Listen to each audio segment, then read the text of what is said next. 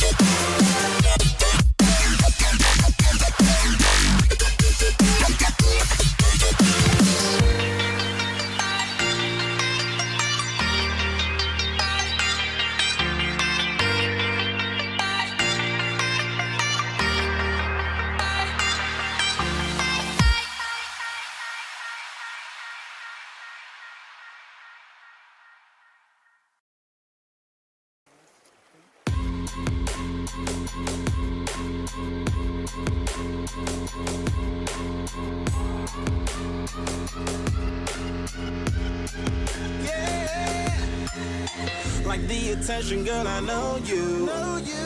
But you're everything I want in life. We're fighting danger like kung fu. The love I feel is deep inside. The others don't matter. It's honestly us against the world. We're the perfect team. You're my dream, but I just want it. I just see myself. I just see myself. I just see myself.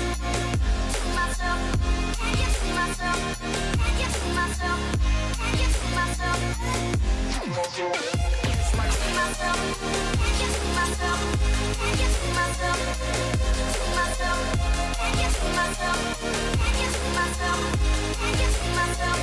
Oh baby, if you ever need a helper, you should know that I'll be there day and night. Nobody else can love you better.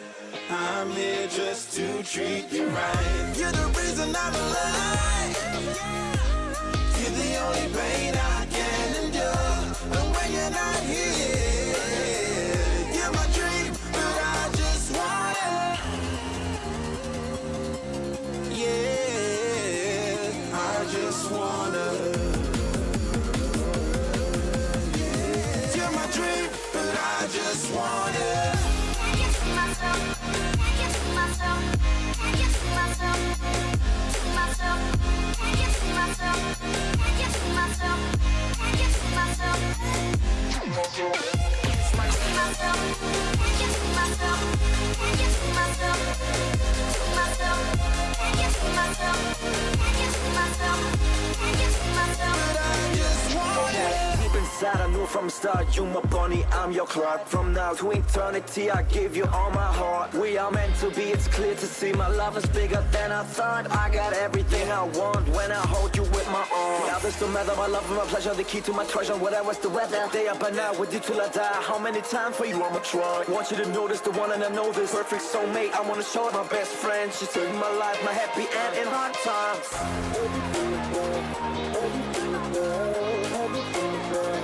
Oh baby, hug it to myself, hug it to myself, hug it to myself. I just want it.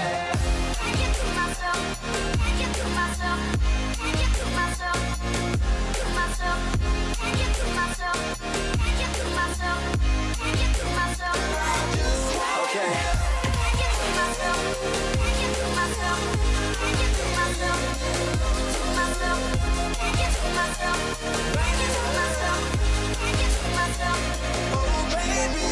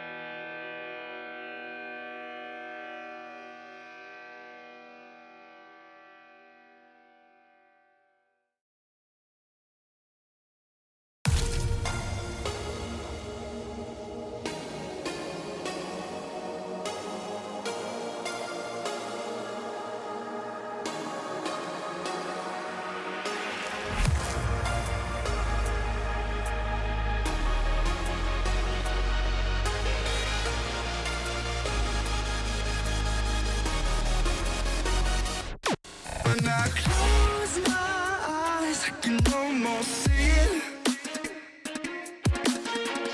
When I take a breath, you fill up my lungs. And if my mind worked backwards just for a minute, I'd hold on to you before the memory's gone. I remember you, you lift my spirit. With you high is all I'm feeling. Remember how we felt alive. I remember you.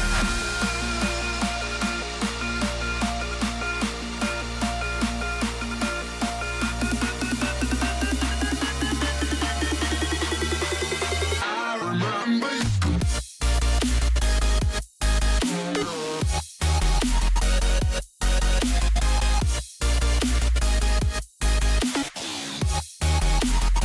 I remember you.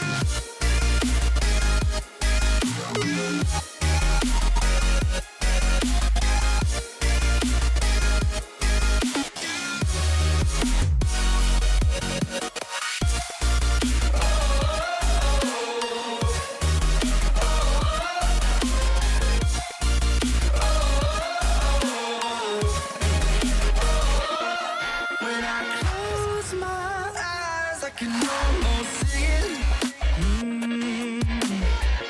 When I take a breath, you fill up my lungs.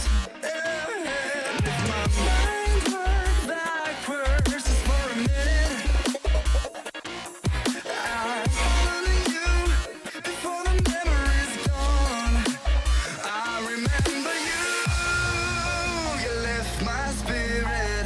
With you high is all I'm feeling. Remember how we felt alive. I remember you.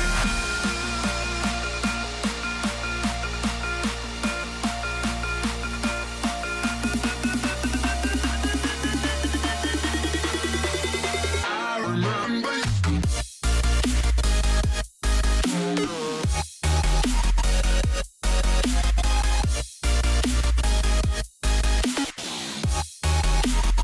I remember you.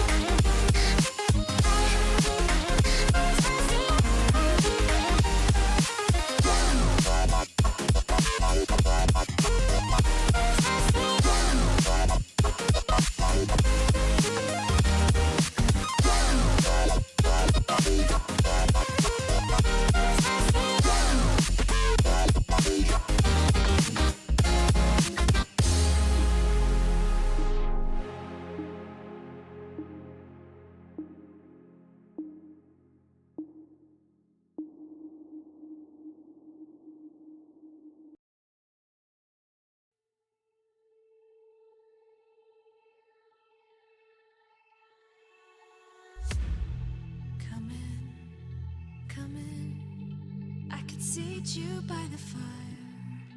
Listen, listen.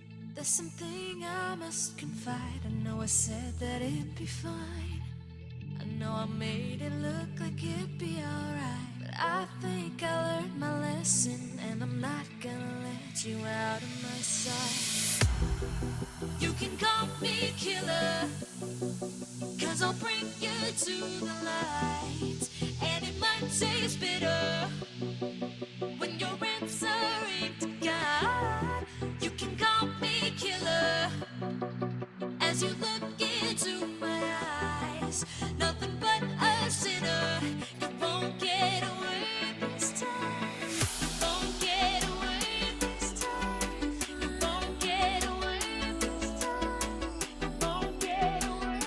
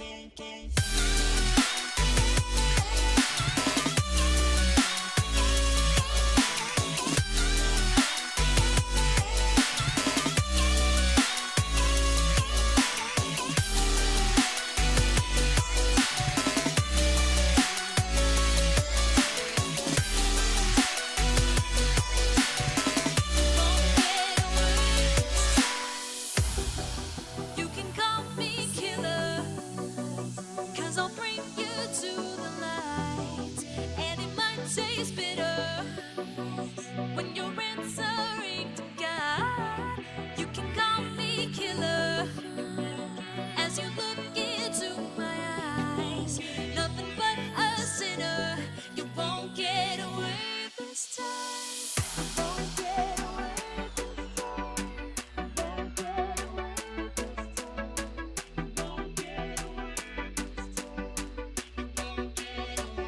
this time. You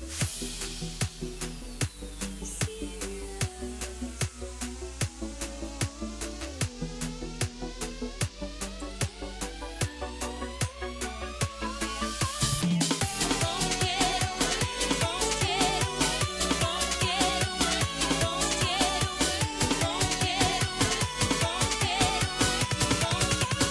time. You won't get away.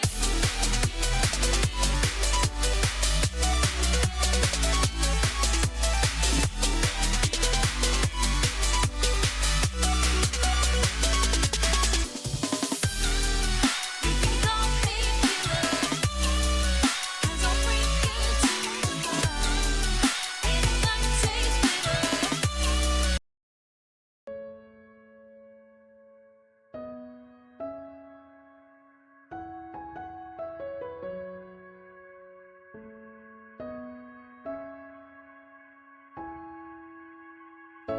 So let me catch you. So let me catch you slipping by.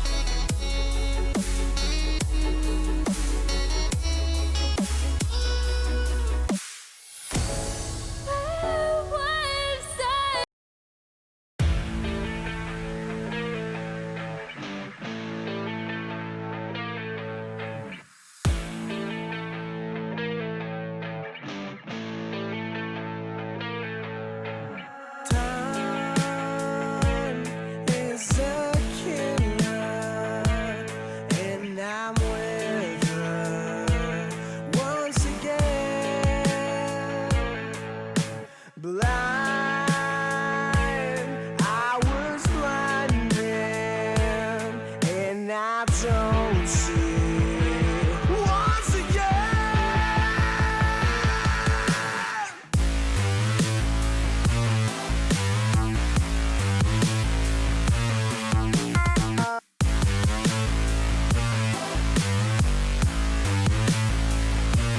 let the beat drop.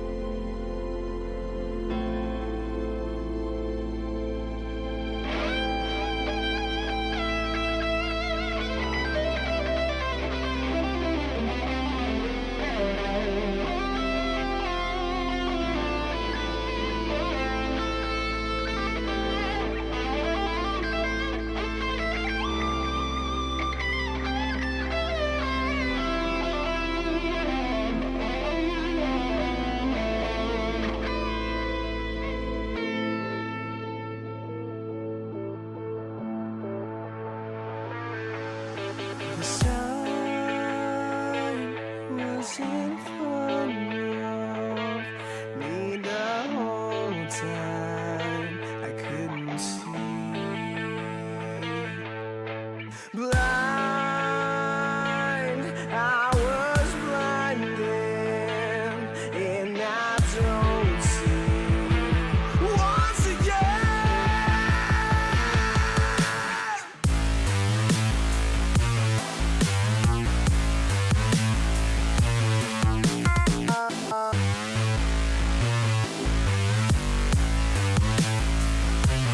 Let the beat drop.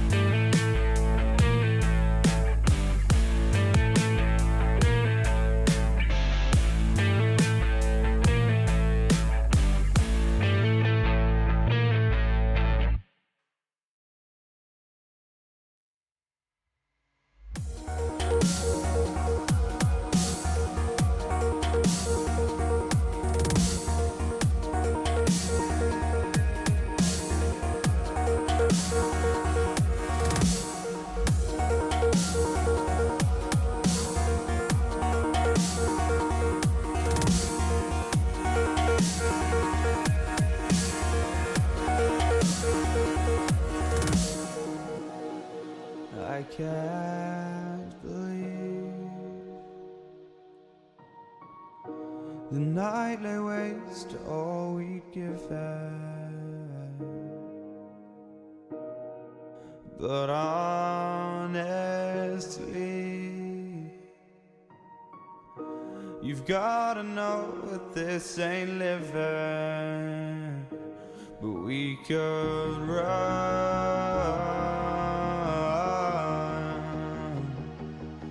from Elysium and let it burn, let it burn. You've gotta know that nothing lasts forever.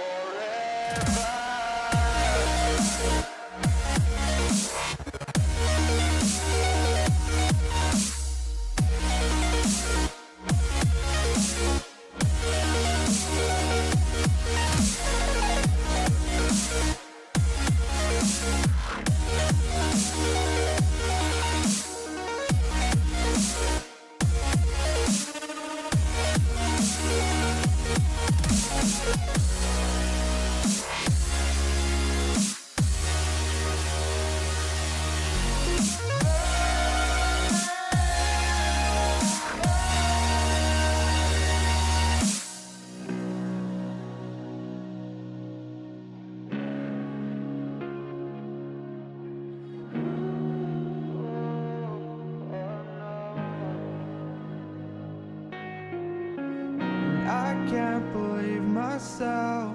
I never thought that this would be our end, but it's nothing new.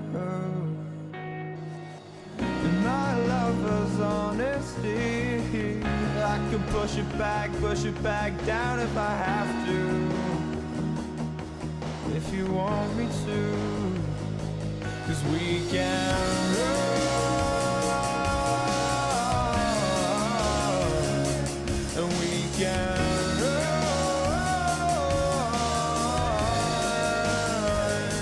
The stars they fall all for you.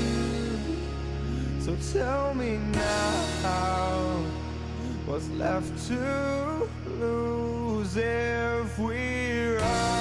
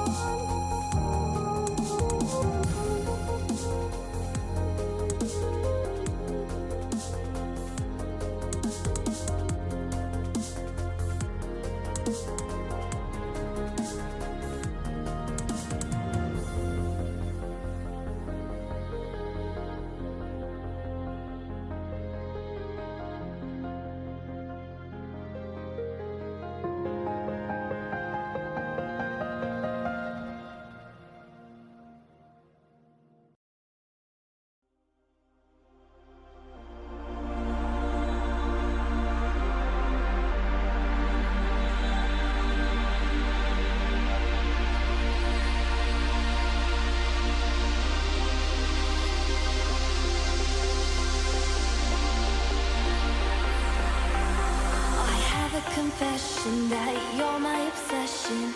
You're pulsing through me.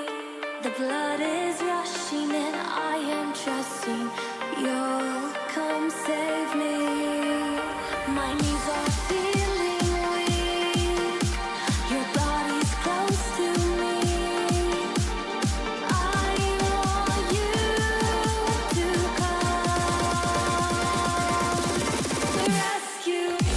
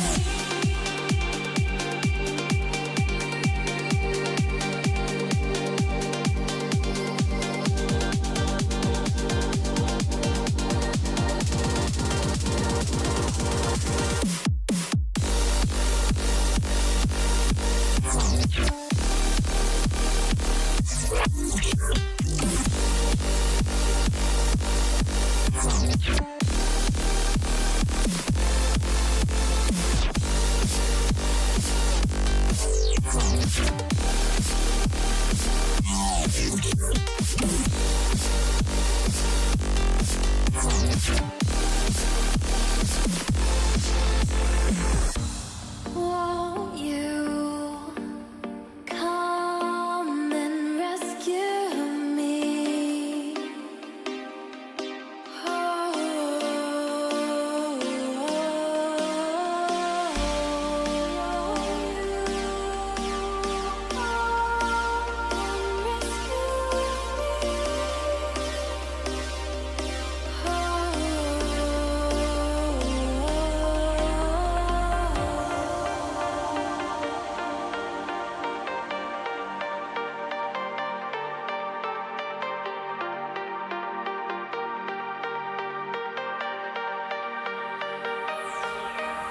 My knees are feeling weak.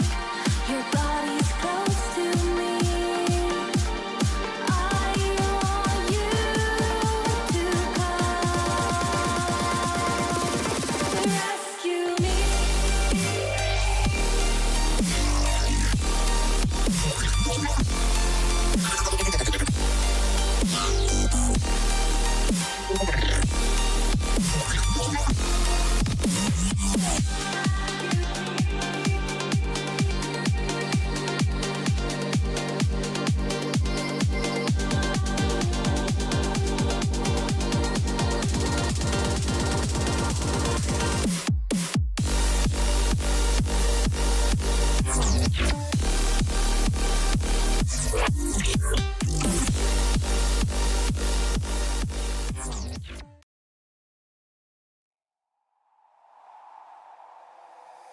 Take me away from home. Show me all the places I've never known. And we'll chase the night. Race all of these broken dreams in flight. And we'll fly.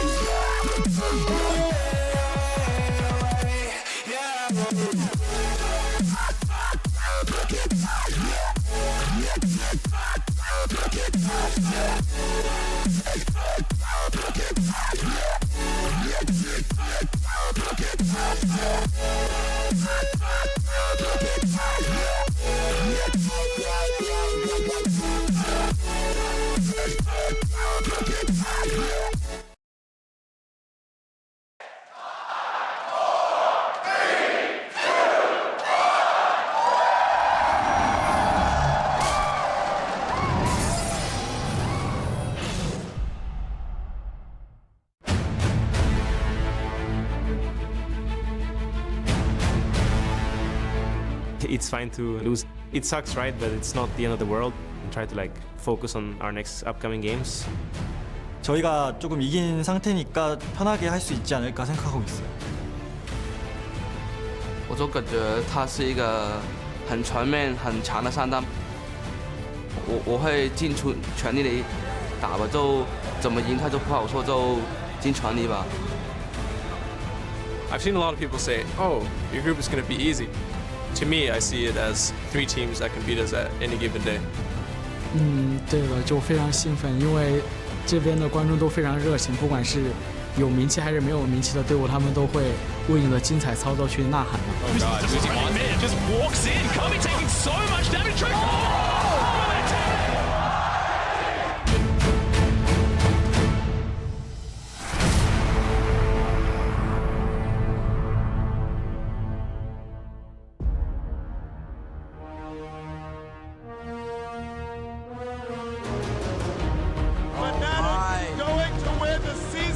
One championship if they can hold. Taipei Assassins are the Season 2 World Champions. This could be a 20-minute game for SK Telecom. And Samsung White are the 2014 World Champions. SKT will be your first ever 2-time World Champions.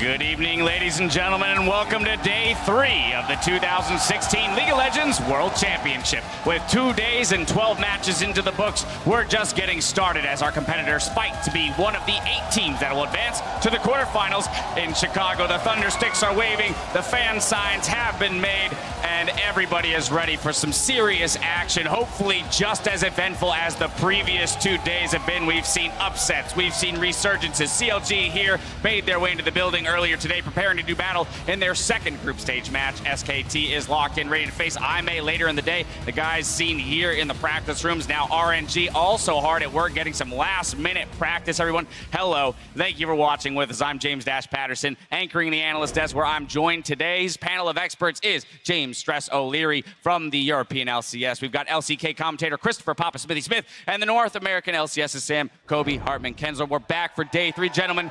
The crowd is hyped. Are you hyped? Is the energy still flowing through your veins? Oh, yes. Very much so, James. All right, well, let's get right into it. Yesterday, we got our first look at the 4 teams in Group B, meaning all 16 squads have been on stage at least once so far. And with that in mind, I want to ask you guys what has stood out so far in our first 2 days of play. I mean, the big story, Day 2, was all about the expected favorites, the strong teams coming in and really performing. Day 1 was about the upsets. The Brazilian team took out the first seed from China. That was the big upset. Did that set the tone for Day 2? No, but we already know now everything's possible.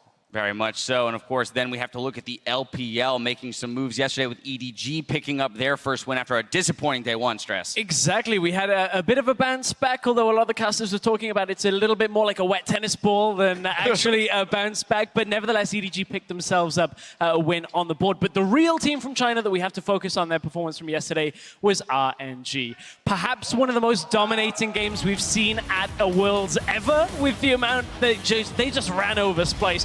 Uzi and Mata in that bottom lane just straight up out 2v2ing the Splice duo, and it just looked clinical from there. The amount of damage Uzi was putting out on that Ezreal was insane. I gotta say, I think Uzi heard when I didn't mention him in the top 3 Ezreals at the tournament. Proved me wrong. Really nice performance from him. Not a legacy Ezreal, but obviously been scrimming it and looked great. Important to note that they are topping their group 2-0 right now, but Kobe, TSM made a resurgence themselves yesterday, too. TSM also did pick themselves up. We mentioned EDG, similar resurgence there for TSM as they went back to a very similar strategy. They had strong lanes. They picked a strong early jungler in Lee Sin again for Svenskeren, being one of the highlights for the team.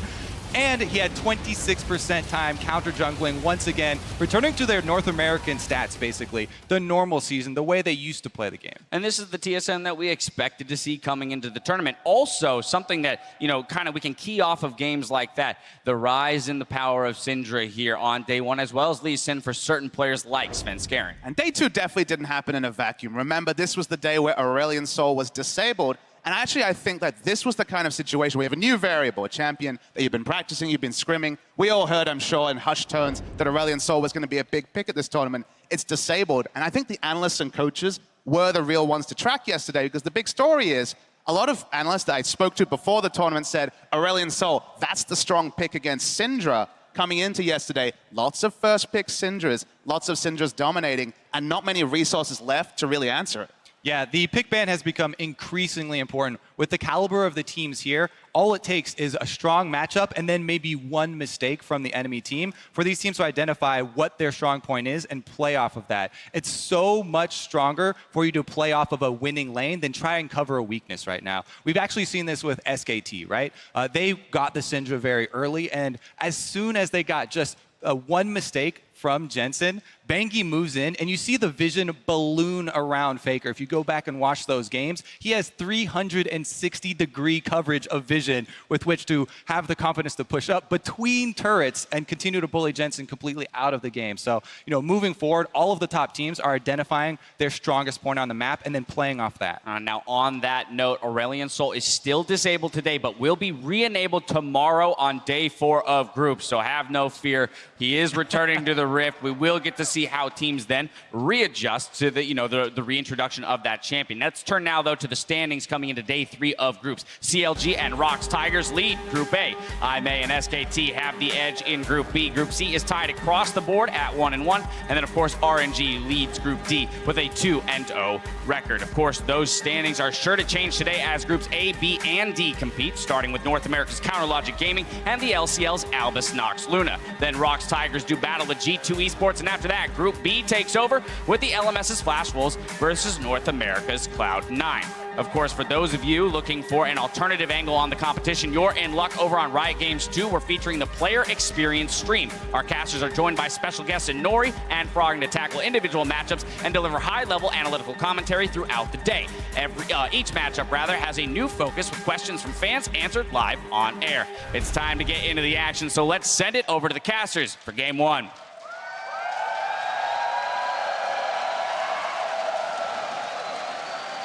Thank you very much, Dash. I'm a fan of your satin tie knot over there. I'm QuickShot, joined by Jat and Azael, and we are getting set for our first match today between the North American contenders, Counterlogic Gaming, and the CIS representatives, Albus Nox Luna. Now, Albus Nox, they actually gave us an exciting kill-heavy start to the tournament, up against ROX Tigers of all teams. Yeah, for the first 13 minutes of the game, they were playing them even, and you were starting to think maybe they'd have a chance there, but they weren't able to keep it under control, so to speak, and the game quickly ran away from them after that. Yeah, they were playing very chaotic, and they need to be able to transition those kills into more control in the game. Even when they were winning fights, they were losing lanes and heavily down in CS. Yeah, so we're looking for control if they can get those early kills against CLG. And talking about CLG, they had an incredibly dominant win over G2. It didn't look like they were really challenged by the European #1s, and it was more like an MSI style. Yeah, it really was. They attacked G2 in the pick and ban. They drafted for very strong 2v2. Afro on the Nami, Stixay on that Caitlyn, and they had Darshan sacrificing his lane, playing for the team. Very reminiscent of CLG at MSI. I really like the way they played. Almost seems like the summer split slump didn't happen, and they're suddenly back in here. Also a note, Aurelion Sol, as they mentioned on the analyst desk, will be re-enabled tomorrow, and it will be unavailable for today's pick and ban. But for CLG, it'll affect them a little bit. I think they'll be fine with Vladimir into Syndra if they wanted to do that like they did in G2. And they're not going to be taking Albus Nox Luna lightly. They lost to Supermassive at MSI. They lost to Pain at Worlds in 2015. So CLG knows that they have to respect these regions that come in through the wildcard qualifier. Especially when you take a look at the fact that win here means they could go 2-0 on the day. Only ROX Tigers left in the group stage. A first-place seed at the end of week 1 is something not many people would have predicted or expected of CLG, but it starts with a clean win. So, yes, CLG, they do have the edge here in San Francisco. They arrived in a familiar position, being the underdog at another international tournament. I mean, even when we were going to MSI, teams were like, why is CLG going to MSI? I think TSM would have done better, and things like that. And we definitely proved them wrong. I feel like we proved a lot of people wrong, and we surprised a lot of people. And I think we're going into this tournament with similar expectations. People don't really have high hopes for us, and I don't really think that changes anything or makes things worse. If anything, it makes things better because people have the perception that we're not good. So then it'll just be that much better when we can prove them wrong and they're not expecting us to be as good as we will be. And it's not just internationally that these guys are overlooked. It's in regional play as well. In the North American LCS, going into the finals against TSM in the last split, no one thought they were going to win. Yeah, they ended up doing it, pulling off the surprises. Can they do more? We'll find out. Let's take a quick look at the starting rosters on the blue side. For today, from the North American LCS, it is Counterlogic Gaming. Darshan, the man we just heard from in the top lane, Xmithy in the jungle, Huhi in the mid lane, Stixay AD carry, and his support Aframu with Zix, their coach. And on the red side, from the CIS, it's Albus, Nox, Luna. In the top lane, it's Smurf. In the jungle, PvP Stayhouse, Kira, your mid laner, and the bot lane duo, A Miracle and Lacrit, with Coach Ansva here to help. Yeah, and you also wonder how Albus, Nox, Luna is going to be approaching this game. Will they be doing anything a little bit crazy? The brand was essentially the thing that they would have that is their pocket that no one else has. That's very easy to ban away, especially with COG being on the blue side and Huhi being an experienced Syndra player. I see a decent edge that COG has here. They very easily are able to ban away the brand, and they can kind of bait them into either banning the Syndra or being able to take it right away. Yeah, they can also contest the Bard, which is another high priority champion for Lacrit because Afro is so good on it. So it is going to be tough for them to get those edges, and we'll see if they do have anything in store. About to jump into picks and bans. 12 for 12, Nidalee has been banned, predominantly on the red side. There is that Bard, that's brand rather. No real surprise. Siva following suit, so no surprises yet.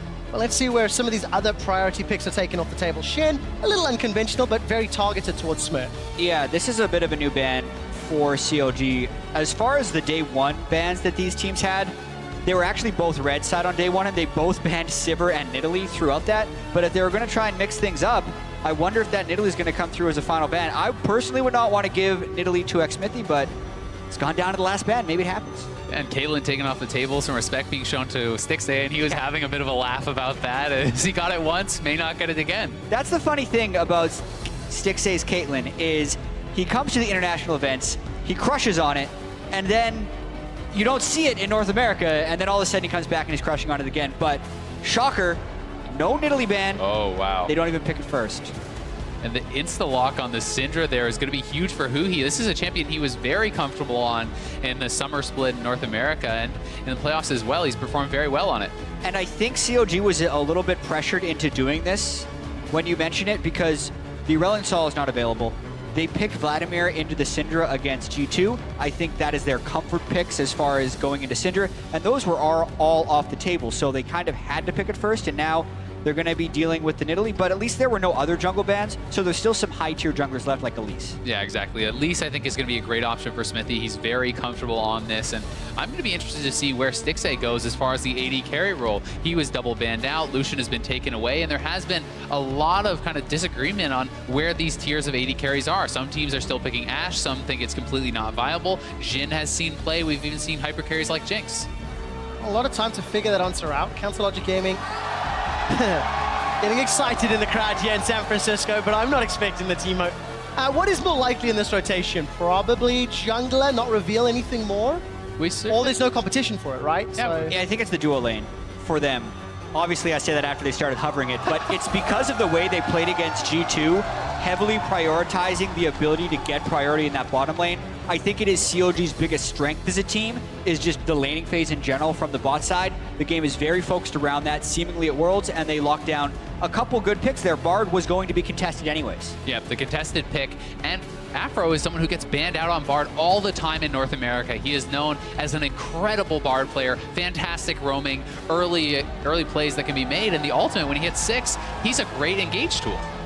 Definitely track record that screams great plays on that champion. Kira was hovering the Anivia. It's actually something he's very well known for.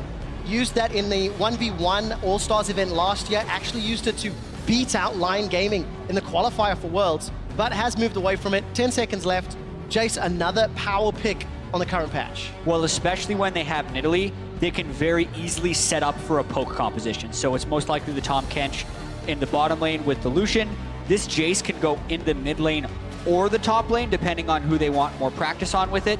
So those are generally good for ANX as they're lining up for this. Maybe even Rumble in the top lane for Smurf could make a pretty solid composition, depending on what Darshan's going to be picking against it.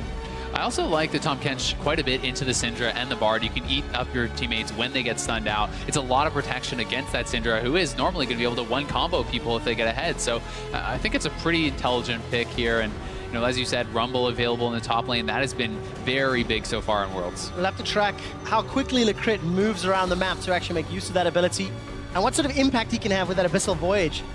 Has the possibility of being very game-changing. So this could be Jace into Syndra or Jace into Darshan champion. Most likely going to be this Poppy. And they played Poppy into Jace before. They're not afraid of the matchup, even though it is an unfavorable one. Because I think in this case, COG is very much picking towards their composition and their team play. Yeah. They love the fact that Darshan is a playmaker on it, and they don't really care what he's going to be laning against in this situation. I think it's very intelligent here, and we saw in the previous game he was willing to really sacrifice his lane. He didn't have high damage, but he had high impact because it's about the teleports, it's about the flanking and the playmaking ability that Poppy provides. Yeah, and if you think back to that G2 game, it was that teleport down into the bottom lane, which Sven was freezing. It was a good call. It was team play for CLG. They came out on top. Albus, Nox, Luna, backs against the wall now. Last rotation. Top lane or mid lane? That is what they're discussing.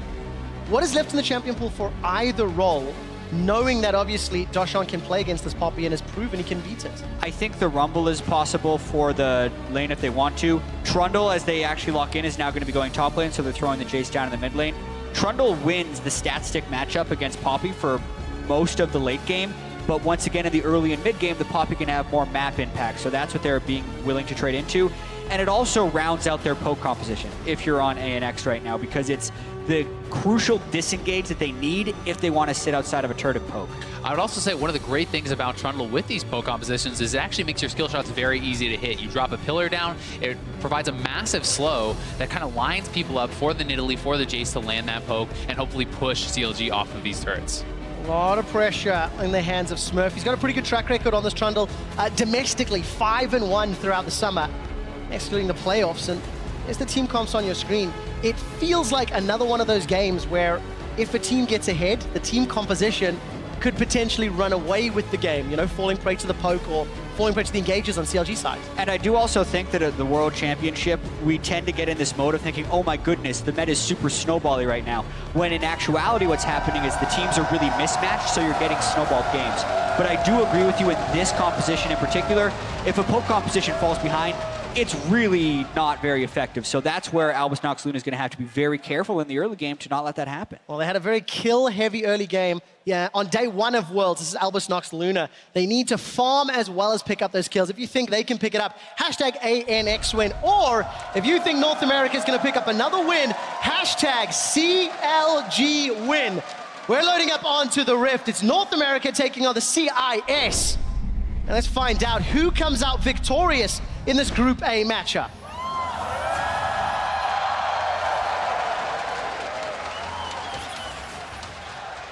And I'm really looking forward to seeing our first Nidalee here at Worlds, because I know that throughout the end of the regular season, it had actually fallen down in some priority for people in favor of Gragas and Rek'Sai.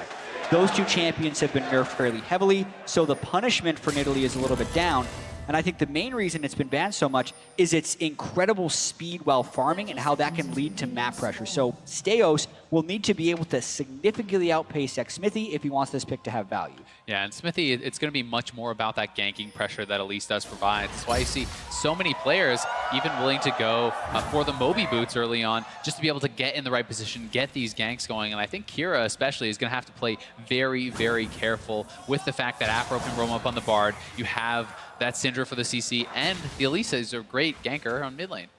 A little bit of trading early on. Feels like they're contesting for some early vision. Smithy and Steos going down. He's just going to walk away. No real commit here because there's not a lot of CC to work with. COG is also very willing to bluff early game, the way they're kind of taking a bunch of poke right here. The bottom lanes haven't been spotted out for either team, so both of these teams are actually kind of faking like they have a 5-person invade. And in actuality, what's happening since Suhi's gone to lane is Smithy's getting pushed out of his jungle early. Yeah, a lot of poke going down. Smithy below half health. Steos and Smurf can at least start off the Sentinel and then start to back away, but it feels like this really contest tense. is still going on.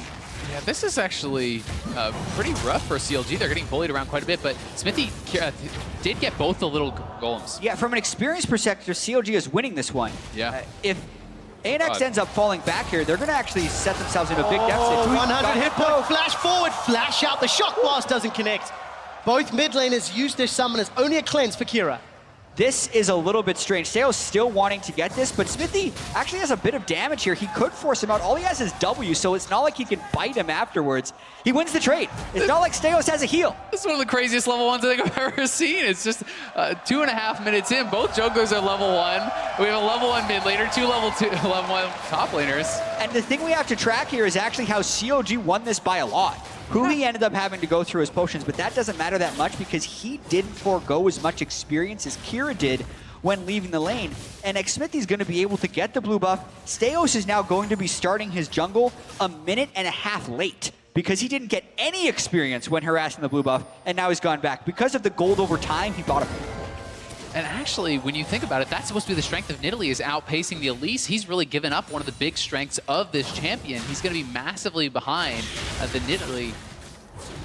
We'll find out what he can do with this deficit. Luckily, can close the gap, but now he's playing to go even. Actually going very low. Yep. On the Imperial Wolves here. He gets his first CS 3 minutes and 17 seconds into the game as a jungle Nidalee, who normally, if you just would have been patient, stuck to his own jungle, you were level 3 with double buffs at that time.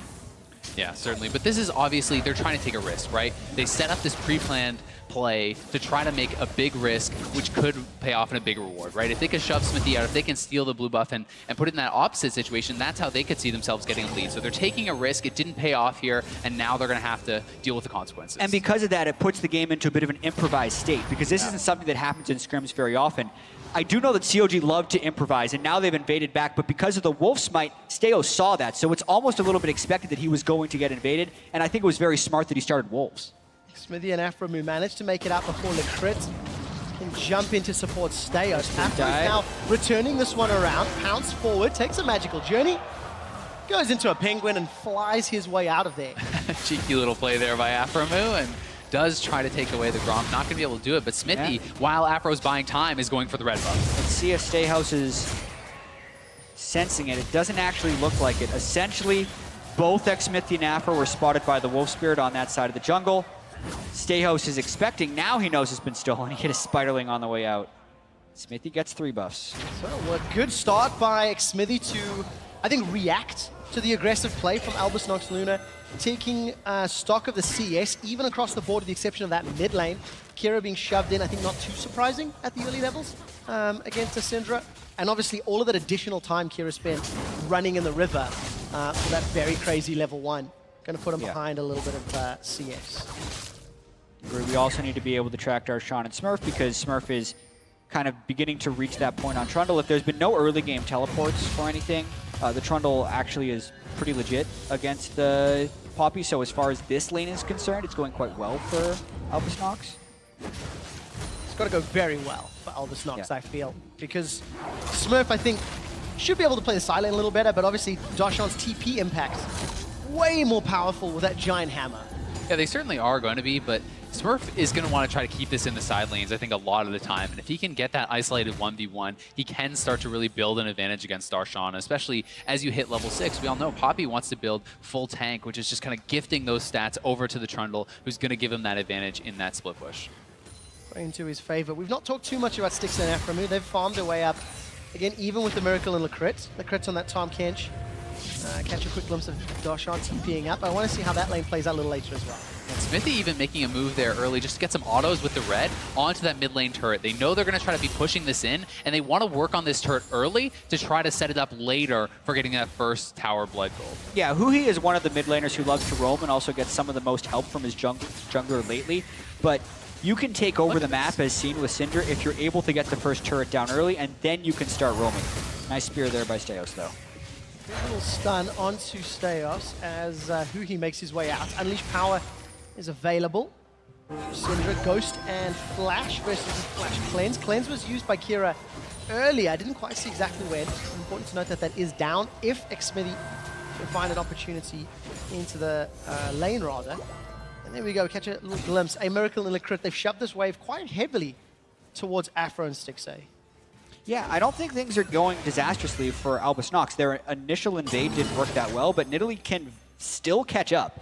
The kit itself on Nidalee is insane as far as farming is concerned, and if he just commits to it, he will get an experience advantage onto Xmithy as long as his lanes aren't dying to these ganks. Yeah, the gold is actually dead even. Smurf is going to blow his teleport, just get back there and be able to farm. So both top laners without a teleport here early on, so less playmaking ability, and this may unlock some of the bot lanes to go a little bit more aggressive. What a quick glimpse there of Smurf. Two wards rather, after teleporting to the top lane. Pink in the river. And Invisi ward over towards that Tribrush. Going to get some additional information. Steos also on this corner of the map. Got himself that Tracker's Knife. And Smithy leaving base similar. Amtome to boot. Seen a couple of very early pink wards on the side of Albus Nox. See if they can get some value out of it. Fairly defensive near the river, just there behind that red buff. And I think it's pretty intelligent. A lot of this is just trying to keep Smurf safe in that isolated 1v1. Do not allow Smithy to get behind him, sneak around, which is exactly what Smithy's kind of looking to do here right now. So far, I think the ward coverage and the smite plays by Steos have been pretty good, and maybe they can actually get a collapse here, although Kira's got to be careful about getting comboed. Remember, there's no cleanse. Kira is able to walk away. Who he threw down the ultimate and who he flashed forward for the Smithy's got a flash available, makes it across the wall. CLG down 2 flashes for no summoners on the side of Albus Nox. Yeah, they popped the Hex Drinker, and that's about it. So I like the collapse by Albus Nox, and that's because they had the proper pink ward in the brush there. Exactly. Smithy didn't check the brush, and he's going to pay the price for that. Both summoners are down. I also feel like it's not really respecting the power of that early Hex Drinker. Oh, Theos gets gobbled up, and that's the strength of Tom Kench, who he gets spat on, and Albus Nox get first blood. Here comes Stixxay, Grey Health popped. The Crit's looking for a way out, flashes into the river. Stixxay fancies his chances, doesn't go aggro yet. Kira's running low on mana, pinned against the wall. Here comes Stixxay. Kira goes down, 1-for-1 trade, and Afro's looking for more. Gets the auto down onto the Crit, but the Crit makes it a tower, 1-for-1 at the end of the day. First blood, though, goes to ANX. They're the ones with the gold lead here, doing very well in the early game. I feel like as far as kill distribution, unfortunately for ANX, since it was support versus an AD carry, COG will still win that trade, but they don't really deserve to win the trade, in my opinion, because Steos was, I think, properly invading here since they had more people here at the very start of the fight after we tried to come up, but it was definitely too late. And then, if a Miracle would have been faster on that roam, I think they can win this fight as well. And Kira could have ran away if he just follows his teammates, but only because he turned the wrong direction. Oh, they're caught. going for Darshan, but Just Smithy's here. This is so scary. Oh, no. The Crit devours Smurf, spits him back out. CLG are donated a kill, and Smurf's able to flash away to safety, but that was optimistic. Gotta bring a friend. Yeah, that was a huge overextension. Even if Smithy wasn't there, I don't see how Darshan actually dies in that 2v1, as both the Trundle and the Tom Kench were low. And this sets up a counter dive because they know Tom Kench isn't there. Turret's off. There ain't no tower. A Miracle's gonna need a miracle. Gets caught out, summon a heal, flashes away. Stixxay takes a tower shot, and Afro forced to flash to safety. Pretty well handled there by Miracle, but it's 2 summoners down, and he is gonna be very vulnerable. Oh! I love the fact that Stixxay moved to the side so there was no damage fall off on his ultimate, because if he shoots that through the minion wave, it wouldn't have had enough damage to kill. The gank got both summoners. The True Shot Barrage finished the kill. Very clever, and it's 3 members of ANX moving down to the bot line. They want to make Stixxay pay. Oh, Jace coming in on the side. How hungry is he? No flash available. Comes the poke. Very good slow, and eats a Mystic Shot as well. Stixxay's able to walk away. It's such good play from Stixxay on that True Shot Barrage. I'm going to be very interested to see if Stixxay is actually going to go towards the Triforce, as we've seen as kind of that snowball-y option. A lot of people have been going for that. Obviously, Iceborne Gauntlet's still very popular, and we're not going to get any information on that just yet as he picks up the pickaxe. Yeah, pickaxe indeed. Going to get towards that Mirror Mana. And Immune rather. And up the top lane, Darshan was shoving the wave in very heavily against Smurf. Both top laners have their TPs available. Oh, look at that damage! Cleanse comes out, who he's down. That was just so much burst. I liked what they did there, and I also like the ward coverage that ANX has, but I have to criticize COG for not checking the brushes where the pink wards are being placed. This is also very dangerous. They don't have a mid laner, and the collapse is coming in here. Smithy gets eaten up. That's a devour. Darshan cancels the TP. Smithy's looking for a magical journey, but he can't find it. Kira's got another. That was so disrespectful. They know that who he just died in the mid lane. They're fighting, and Kira just simply walks over. They're going to be outnumbered. Very poor play there from CLG. And now it's an uncontestable Ocean Drake while we're still in the laning phase. One of the best Drakes to get this early in the game, so it's a little bit of a disastrous turn of events there for CLG. But you have to credit Albus Nox for punishing CLG's mistakes. I think it all starts when Huhi does the roam top lane, doesn't check for wards on the backside, and then they're down a player while Smithy's going for a Tahm Kench who will take forever to kill if anything's going to happen. Yeah, I'm not even sure what he was thinking. And Darshan gets interrupted on that TP as well, so bad goes to worse. They lose the summoner, they lose the kill, and the dragon. And teleport advantage to Smurf as well now for a couple of minutes, if an opportunity can present itself. Darshan's going to get bullied out just a little, got a minion wave to fight with. Smurf decides against this fight. He doesn't have access to his ulti, so that's probably a good, big reason why. Flash from Smith, Steos just pounces away, keeps his cool. Yeah, I really think that CLG would have needed a little bit more patience right there. Steos was going to be going for the counter jungle, and they just kind of jumped the gun, not respecting Steos' ability to react. Albus Nox definitely staying in this one, and CLG knows better than anyone else how very real these games can turn into losses. Teleport comes out here from Smurf, and for Albus Nox, that's the second time we've seen them at Worlds, and the second time they've had a fairly chaotic early game. It's not quite as dramatic as day one, but it is working a little bit more in their favor as they're even out 13 minutes. And top lane, bot lane are quite even. There is a very big CS discrepancy in the mid lane despite those 2 kills, so that is the one area that they are kind of falling behind, and that's partly what is keeping CLG so close as far as the kills goes. But I do want to compare and contrast this a little bit to the game against Rox. The game against Rox was much higher in kills, and there was also a much larger CS discrepancy where it was definitely going to matter. It was about a 50 CS difference in the bottom lane, and Praise Lucian was clearly going to take off. However, in this CLG game, where Huhi has the CS advantage, he's down in deaths, and Kira's been able to keep up kills and assists. So instead of it being several thousand gold difference, Kira's up 200 gold on Huhi. So it's not like there's an individual disadvantage that Albus Nox is facing here, and if they play the map properly, they do have the lead.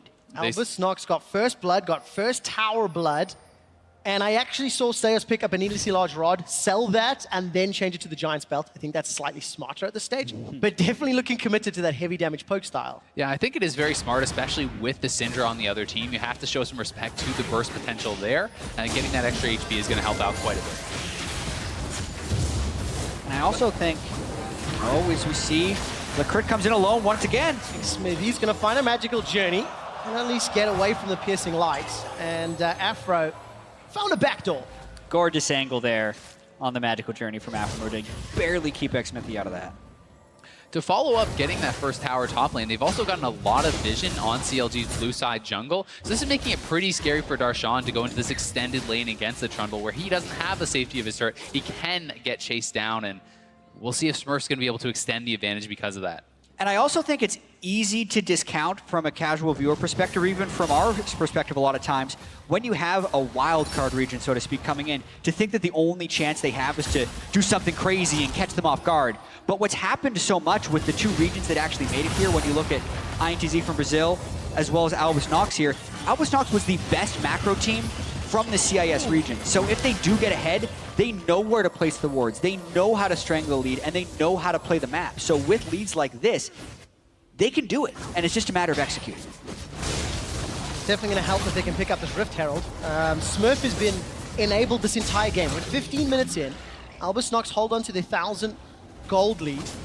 And it will be contested, however. Darshan's going to come in, swings up the Keeper's verdict, and the verdict is, you are out of here! Smurf is sent packing down the mid lane. Kira jumps onto Huhi. Remember, he's got the Maw of Malmortius. A shield will pop shortly. Cleanse is available if needed. Huhi's going to sidestep that shock blast. And Kira's going to walk away. Down in the bottom lane, Xmithy comes to put pressure on a Miracle in the crits. And CLG should be able to grab their first turret, and the little victories on both sides of the map. I'm actually pretty impressed with how Darshan played that. Knocking out the Trundle meant Nidalee could not stick around to finish off the Rift Herald. Very well done by him, and that could be key. Yeah, Darshan just had to hit one, and because he caught them doing the Rift Herald, CLG was able to just kind of walk into the bottom lane. It's one of the strengths of Xmithy, being in the right place at the right time. Even if it doesn't have to be clever, it's just right, and it works. Ooh, big damage. Poke works too. He does have to be careful. Needs to get in to clear the wave. 50% of his towers dropped. CLG got that bottom outer turret, so that will even that up at 1-1. But as it stands, Albus Nox still with the minor lead. Teleport's coming back up again. Darshan's got his. Smurf is on cooldown. Big item points again. Frozen Fist, Man Immune, Morellonomicon. starting to build up. So both of these teams scaling in power. They certainly are, but Darshan really has been kind of pinned down to his lane. He hasn't been able to make that kind of playmaking ability that he had against G2. He hasn't been able to TP around the map, has been stuck in his lane, trying to constantly clear the waves and keep this Trundle at bay. And I think a lot of that just has to do with, A, the Nidalee getting through and actually, despite having a slow start, still being able to invade the jungle, and B, CLG just not having the wards with which to teleport to. They don't have necessarily enough map pressure to let that happen, and Lecrit just loves using his Tahm Kench ultimate. I'll give that a C. C. No, I was going to go C plus or minus. It's right there. It's just a solid C. That's the grade. Lecrit, there you Not a good ult. And you still gave it a C? He didn't die. Okay, okay. So that would have been a D. He or still a E? pushed him back a little bit. C minus? Got it. A little bit of pressure on Stixxay. Force him away at least. But the lane's still heavily in favor of Stixxay and Afromu. Plus 20 odd CS. Big item difference for now. And that Ezreal continues to power up. An 18-minute 2-item spike, I think, is pretty good for CLG, but look at the setup. CLG is looking to fight here. We have Hui on the roam. Bard ulti is available. We'll see if they go for it. Theos is down. He just gets burst out. No wards available. He gets eaten alive. Hui's going to look to unleash his power somewhere, but no target available. Really nice pick there. CLG gets vision control in the river. They set that up with the push from Hui and the roam up from Afro. Very well played, and this is going to unlock them to go straight for the dragon.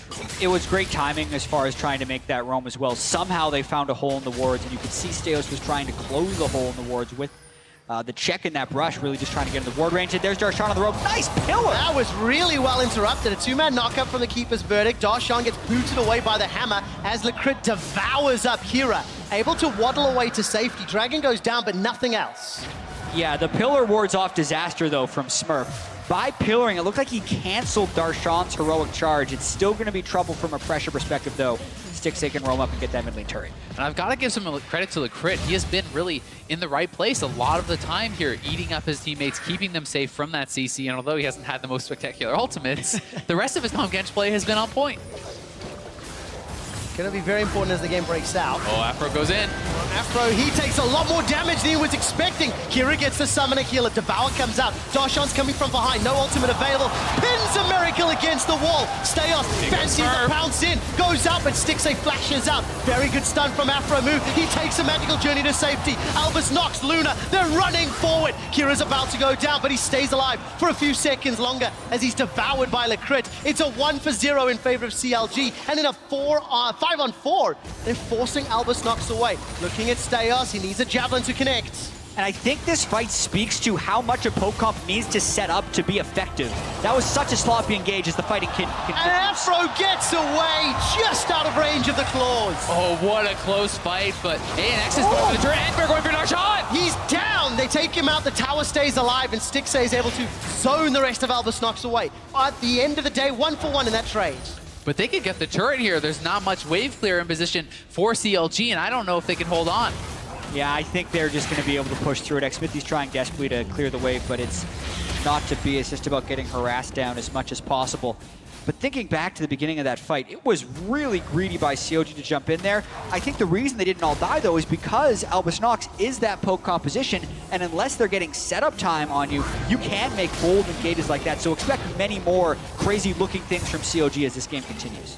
It's also one of those things where maybe it's giving them a little bit too much respect. They're like, oh, CLG wouldn't do this? That's crazy. It must be something we don't see. But yeah, I mean, Stixxay going through the portal into their team, I think they could have capitalized on it. Bard, Elise, and then Ezreal. It's not like Poppy's coming through that portal. It's just a bunch of clown car, Jet. Just keep coming. Afro nearly dies, but they do get the stun onto Kira. Stixxay comes through immediately just to shift back, but it was Darshan coming in to make the play and kill a miracle. Ends up being a 1-for-1. The gold is now even. We've gone over 21 minutes, and the tension is still building. CLG not looking as dominant as maybe they were to be expected. However, they are dictating the tempo of the game, and they are now sieging up. Steos gets caught by a cocoon. Teleport for Smurf matched by Darshan in that bottom lane. And the game is still even marginally in favor of Albus Nox, but truthfully, without that setup, without the distance in the right situation, it's much harder for Albus Nox's team comp to truly shine. And I also want to talk about where these teams are strong from a composition perspective. Stixxay is by far the strongest player on CLG right now with the 2 kills on Ezreal and the Iceborne Gauntlet completed. So he is really the carry for this one, and CLG also has good engage as well as a large ability to get picks. Albus Nox is... Speaking of those picks. Yeah. Albus Nox is in trouble. Good flash away from a Miracle. He stays alive. Aframu gets devoured. A Miracle takes him down. Very good timing. A second kill in the stick save. I didn't even see Steos coming in. Smurf is going to be a recipient of a death as who he sends into the fountain. It's a 1 for 2 in favor of Albus Nox. And Albus Nox was actually pinging briefly onto the Baron there. Got me a little bit scared for them as it's pretty early to go for that, but getting 2 kills on the top side, playing very well. These guys, you have to respect their play, both as far as the actual individual skills and the macro play. They're matching up extremely well against CLG. Yeah, and their gold distribution is actually a lot more equal, which we kind of got to see an example of that right there. You would think that Albus Nox's composition is about bottom lane, but really, they're getting a lot of kills just in these skirmishes. It's a straight-up 2v2 right here, and Licrit is the one that engages this, so we caught up to this later. It wasn't a pick as much as Albus Nox was trying to pick off CLG right here, and they do. Nidalee paths here before Xmithy. They kill Aframu first, and very easily are able to pick up Stixxay second. And CLG was able to get the return kill on the bot side as Darshan had already forced out the ultimate, but it's a smaller prize. As we come out of that replay, important to note, Licrit right now has dealt more damage to enemy champions than a Miracle or Steos. Big indicator of his playstyle and frontline preferences. Is that real? Like, is that a real statistic? My stats whisperers inform me so. Wow. That's impressive. Tom Kench is not the guy. So essentially, we have some backstory on this as well. Licrit by far and away did a higher percentage of his team's damage than any other support at Worlds, but most of that is attributed to him playing brand support. When he's able to do it on Tom Kench in a poke composition as well, it's rather impressive. Smurf does not care about Darshan. Subjugate's available if he needs a quick heal. He's going to be able to just back away after a little chomp, and he's just looking for the tower. It's 2-2 in tower kills, and CLG, they find themselves in a slightly awkward position. It's 25 minutes of the game. We're starting to crest mid-game. I think Albus Nox have still got a very strong poke composition, but they can't afford to get jumped on, so no overextending. Smurf is going to be very careful if he's that brave on the towers alone. Their composition is honestly pretty well-rounded. They do have good poke, but they also have safety from that Tom Kench. They've split push from the Trundle, so it's not a one-dimensional setup. Yeah, and another swing and a miss there from CLG. The Bard ult missed while Darshan was trying to come in from the side. For Albus Nox, it's about keeping their wards up and then actually poking CLG when CLG is at objectives, because I think that's what CLG will try and use to draw the poke up in.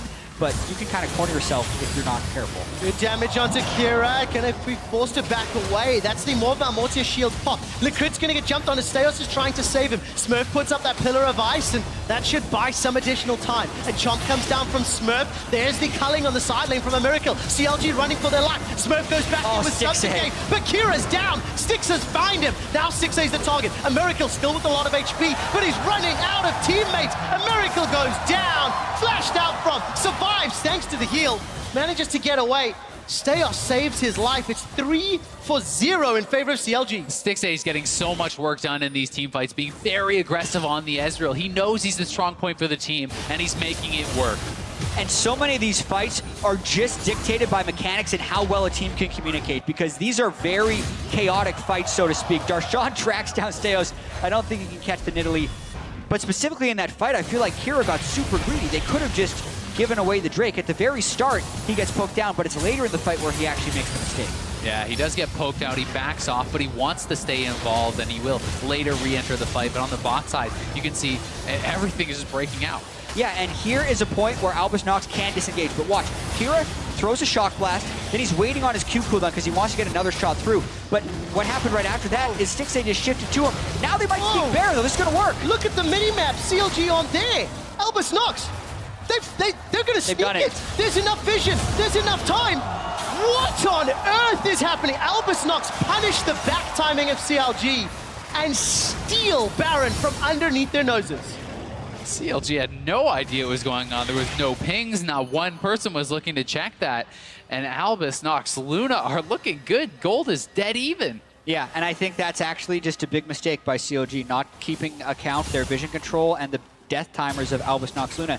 They had won the previous fight by getting 3 people dead and then also seeing Steos on the top side of the map. So what CLG can do if they want to prevent that from happening, the Baron rush, is they take their own Drake with fewer people and they stagger their backs to get a quick ward on Baron or have people there to stop it. They did none of those things though, which basically means they were caught sleeping. I also love the fact that they're kind of mitigating some of the strength that CLG has with the double Mountain Dragon, because that is really one of the biggest strengths of that is taking Baron, and now that objective is off the map. That is indeed. Smurf will likely go down. Actually, he definitely will. 4 members of CLG coming to run him down. 6A gets the kill with the help of Aframu. The tower's still standing, but at what cost? When CLG throw a party in the top lane, Albus Nox takes down the tower in the bottom. Yeah, and the mid lane, there's Baron minions here, so they're much more powerful as far as pushing is concerned. Not to mention they have a Nidalee empowered Lucian for attack speed and a Jace. They're going to take turrets faster. CLG is getting demolished in this trade. The Keeper's Verdict did nothing. The minions weren't even hammered away. Darshan's doing what he can, but it's simply not enough. That's 3 towers to 1. Yes, CLG also got another kill, but Albus Nox have blown this map wide open. And I really have to credit Albus Nox, especially when CLG's reputation is the teamwork team, because Albus Nox is out-rotating CLG for most of the last 5 minutes, from the Baron rush to that last turret trade. Teams are often scared of trying this against CLG, and it's how CLG wins a lot of their games in NA. Well, that's not how they're winning here. Well, Lecrit's brought some friends this time around. Darshan's teleporting into safe Stixxay, but Darshan doesn't know that the rest of Albus Nox are here. Teleport cancelled. That's a big cooldown blown. It was actually pretty smart, though. It did make Albus Nox Luna hesitate a little bit. It keeps Stixxay alive, keeps him safe, and that is their big carry at the moment. They funneled both the turrets' local gold into him on his top side as well, so they are really putting all their eggs in this one basket. Yeah, he has a 1,000 gold lead on anyone else on the enemy team. Huhi, because of his farm as well, is also that strong, but when we're watching the team fight, it's definitely Stixxay who is really what all of COD's damage is coming out from. About 20 minutes ago, the Twitter vote said it was 80% favored for CLG. I wonder if those votes have swung. Counter Logic Gaming set up in and around the Dragon Pit. They managed to get out alive thanks to the magical journey. And itemization is great. We're approaching 30 minutes and Albus Nox still maintain a minor lead. And this game can still be extremely swingy, especially when you consider that COD is running no real sustain aside from the Bard health packs he can leave on the ground. And there's a huge amount of poke coming out from Albus Nox. So if Kira can get one good shock blast from the Fog of War, it can completely push COG off of an objective, and they have to be incredibly careful about where they move.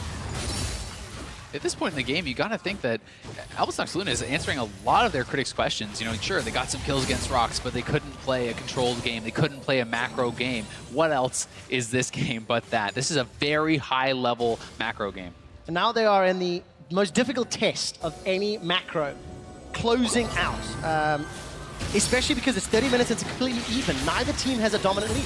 And I would say it's an even more difficult task to close out an even game, because it's very much that. It's 1 Drake to 2, 5 turrets to 5, and a 1,000 gold differential. So it is really just a match of wits now between COG and Albus, and both these guys are team play teams. What's interesting is COG's winning the close team fights. It's Albus Nox that are getting their advantages from team play. Yeah, Albus Nox playing the map. Very big javelin tosses from Steos. Albus Nox going to secure an uncontested tower thanks to keeping multiple members of CLG in the mid lane. So again, another example of Albus Nox understanding how to play the comp, how to play the map, and they've got every single outer turret down from CLG. Only the inhibitors left to knock on. It's also the fact that Darshan's is getting straight up outscaled at this point. It's going to be very hard for him to really match up against that Trundle in a side lane. And wave clear on Poppy is not very good at all. So it's making it even more difficult to actually set up any type of teleport flank, which is what COD would generally need to engage a clean team fight. Albus Nox still has pretty good defensive ward coverage. There's only 1 ward that's behind them, and they're being pretty cautious of warding their flanks when they are trying to move up to siege a turret. Warding the flanks is what CLG has to maintain control of. We heard right at the beginning of the game, Darshan talking about being the underdog. Surprising by how well they can play. They were not the underdog in this game. The opposite was true, and now all of a sudden, Albus Nox stepping up. And I say it as a joke often, but there's a lot of truth to it. CLG performs inversely to their expectations. When people expect them to lose, they win. And as soon as you give them credit, like when they're the 2-time defending champions, and that's all we want to say in North America, they finish 4th. And then they come into Worlds and no one thinks they'd win. They beat the #1 seed from Europe. Hey, they're great again. Now, they're in an incredibly close game against the team from the CIS. So it is you never know what you're going to get with CLG. It's the story of CLG, and even speaking with Zix, their coach, he talks about that is their struggle, the highs and the lows, the inconsistencies of CLG, and just ironing that out to be able to consistently play at that highest level. Yeah, but this is actually a really interesting moment in the game. The Cloud Drake's going down. It's a double Mountain Drake CLG. This turret will melt. It is going down. A third of the hit points missing. Lecrit's come up from the mid lane, bringing some support. Kira's managed to make it back to base. Okay, Dragon secured. That is the Cloud Drake. Next one will be Elder. 6 minutes time, and the top lane's being pushed in by Darshan. Albus Nox, when aggressive, have had good macro. Now they need to show macro on defensive play is good as well, because CLG have got control of the top half of the map. And the game has such slim margins as well. Remember how we're talking about how low CLG sustain is and how potent Albus Nox's poke can be. When CLG is making these moves, if they catch one stray spear or shock blast, it could shut down the entire push. That would mean a recall and 40-second delay, depending if it landed on someone like Huhi.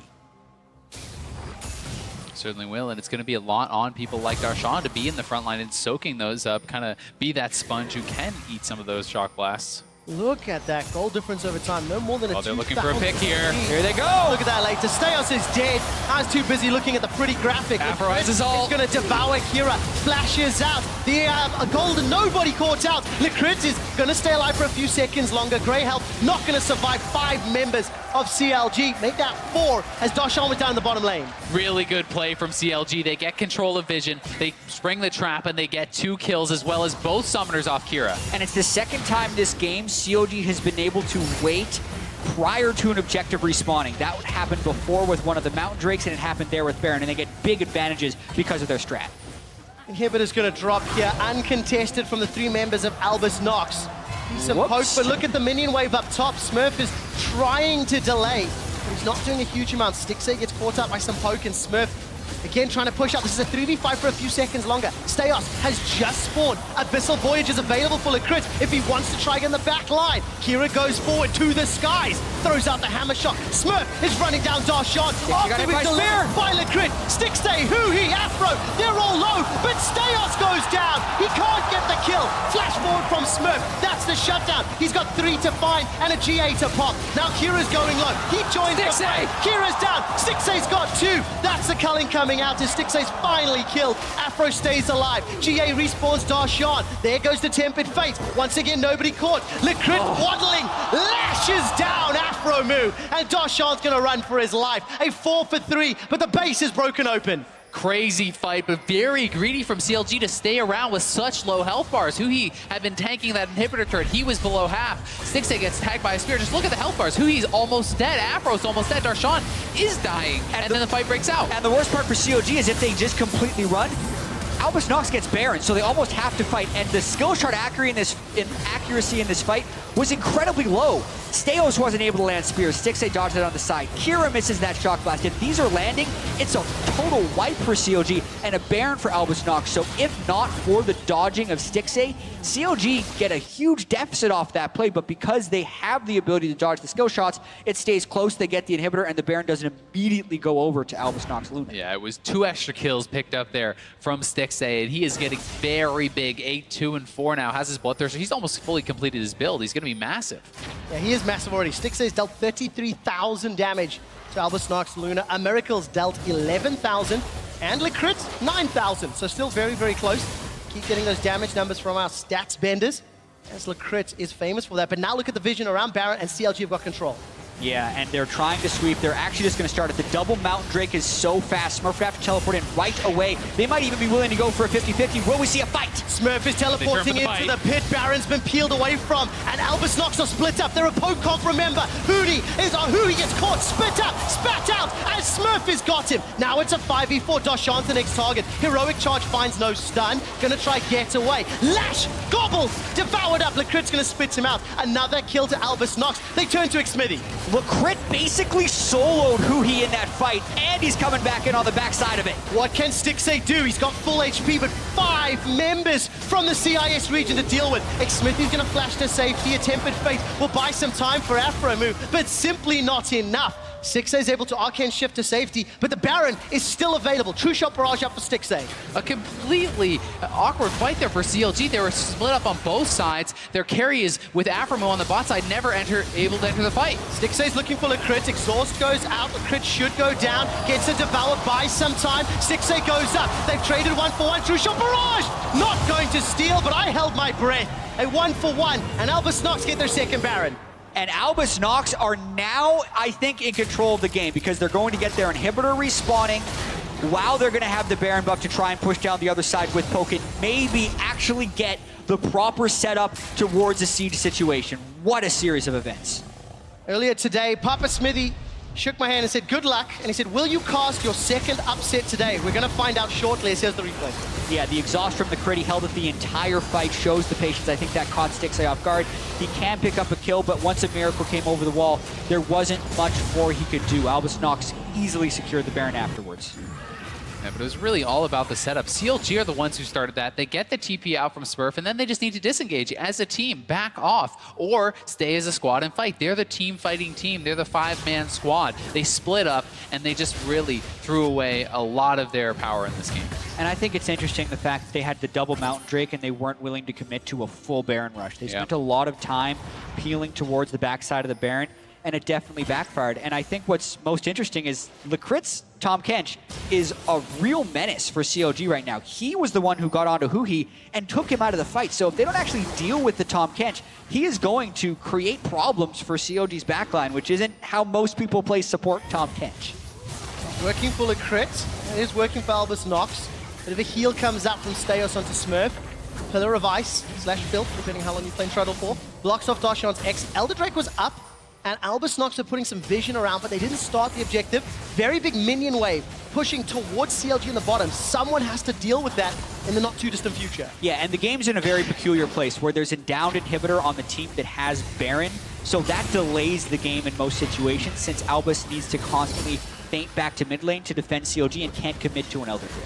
Seconds ago, it did respawn. Steos is able to get devoured. Single target. Huhi's in a bad spot. Huhi's in a terrible spot. Hourglass to save his life. Stixxay's the target, though. He's trying to run for his life. Very good Tempered Fate. Double stun a little early. Huhi shot his low too soon. Darshan's down. Stixxay's forced to run for his life. But look at that accelerated shot blast. It's a double kill for Kira. And Albus Nox, they're pushing CLG. They've got Baron, and it's a 5-on-2. Well, these death timers, they could actually try to go for the win here. Yeah. They are looking to make the upset over CLG. The later the game got, the better Albus Nox got at team fighting. And with these massive death timers and the Baron buff, they're going to look to push for the win. Lecrit is hungry and he wants to be fed. He won't find Huhi, though. I think Huhi is going to get caught out. No! He's done it! Lecrit's interrupted. The rest of Albus Nox, they're looking at the Nexus. They've taken down the turret. They've taken down another. And for the second time at Worlds, a wildcard team has taken down another North American team.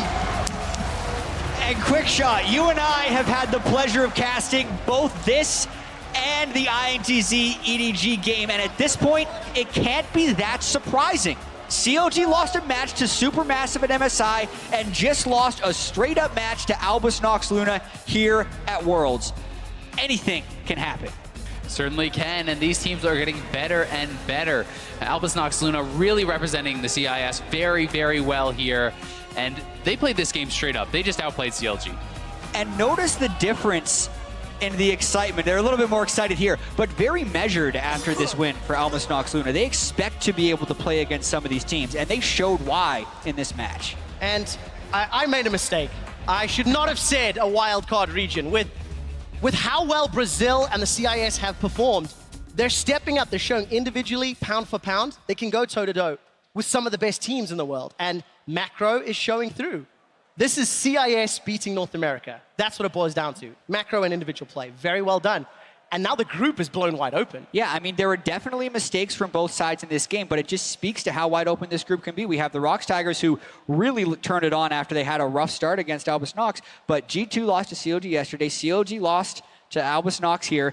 A lot can happen potentially for that second seed in the group. We obviously have so many more games to play right here, but there were some very good plays by Albus Nox in this, their ability to set up vision, and then Lecrit's zoning and teamfights on Tahm Kench, there were very few flaws aside from the ultimates on his kit that you'd be able to criticize in his gameplay. Yeah, and he honestly had a lot of really good ultimates too. He did have some bad ones, but looking over to CLG, this is something that they're going to have to be able to clean up. They need to be more consistent if they want to be a world's contender. If they want to be fighting for these spots to get out of the group, they took down the #1 European seed, and now losing to Albus Luna here, it speaks so much to their inconsistency. Yeah, it really does. And I'm actually quite nervous now for G2 because CLG took down, G2 yesterday, day one, fairly convincingly. We know that G2 have had macro-based problems in the past, and now Albus Nox show a very clean, very good game. They will, of course, be playing Rox Tigers, G2 tomorrow. And this is going to completely rewrite how these teams are preparing, because if anybody under-prepared for INTZ or Albus Nox coming into week one, that's not going to be the case looking forward. I agree. This is a very exciting group now, and we have a lot of exciting groups here at Worlds. Oh, yes. Day 3, and we've got more surprising results. Now that Albus Nox have started their day on a very high note, they send it to Shox for a word with Lecrit. Thank you very much, guys. Congratulations, Lecrit, putting that win on the board for Albus Nox Luna in an absolutely crazy game over CLG. Tell me about your strategy with that poke comp and just trying to make them crazy and win the game. Well, the thing I want to start with is not about the game. I just want to apologize to Rox Tigers and all fans who watched the game yesterday because I didn't shake hands. That was a bad behavior from me, and I'm really sorry, guys. Okay, and now about the game. You know, guys, in Russia, Dota is kind of a popular game. I'm not sure that I'm allowed to to say that, but in Russia, we don't care about slow game or if something is risky or not. In Russia, we just play the game, because otherwise, it's not interesting, nor for us, nor for viewers. So that we just try to do our best and to entertain you guys as much as possible. I am definitely entertained. I think everyone here is entertained, and I think the strategy worked. And I love that you say that, because the thing we know about you is that you love to play hard and fast with that brand, with that Bard, and now with an incredible Tahm Kench. What is your philosophy on support and how it should be played? Well, my philosophy is pretty easy. You must do as much as possible. That's kind of all, but the thing is that when a guy has a nickname Liquid Picks Tahm for like a year, you may expect something. So we just went full nuts, and that's it. You absolutely did, and you were given a lot of tools to do it as well. Were you surprised that you got your hands on the Nidalee for you and the Tahm Kench?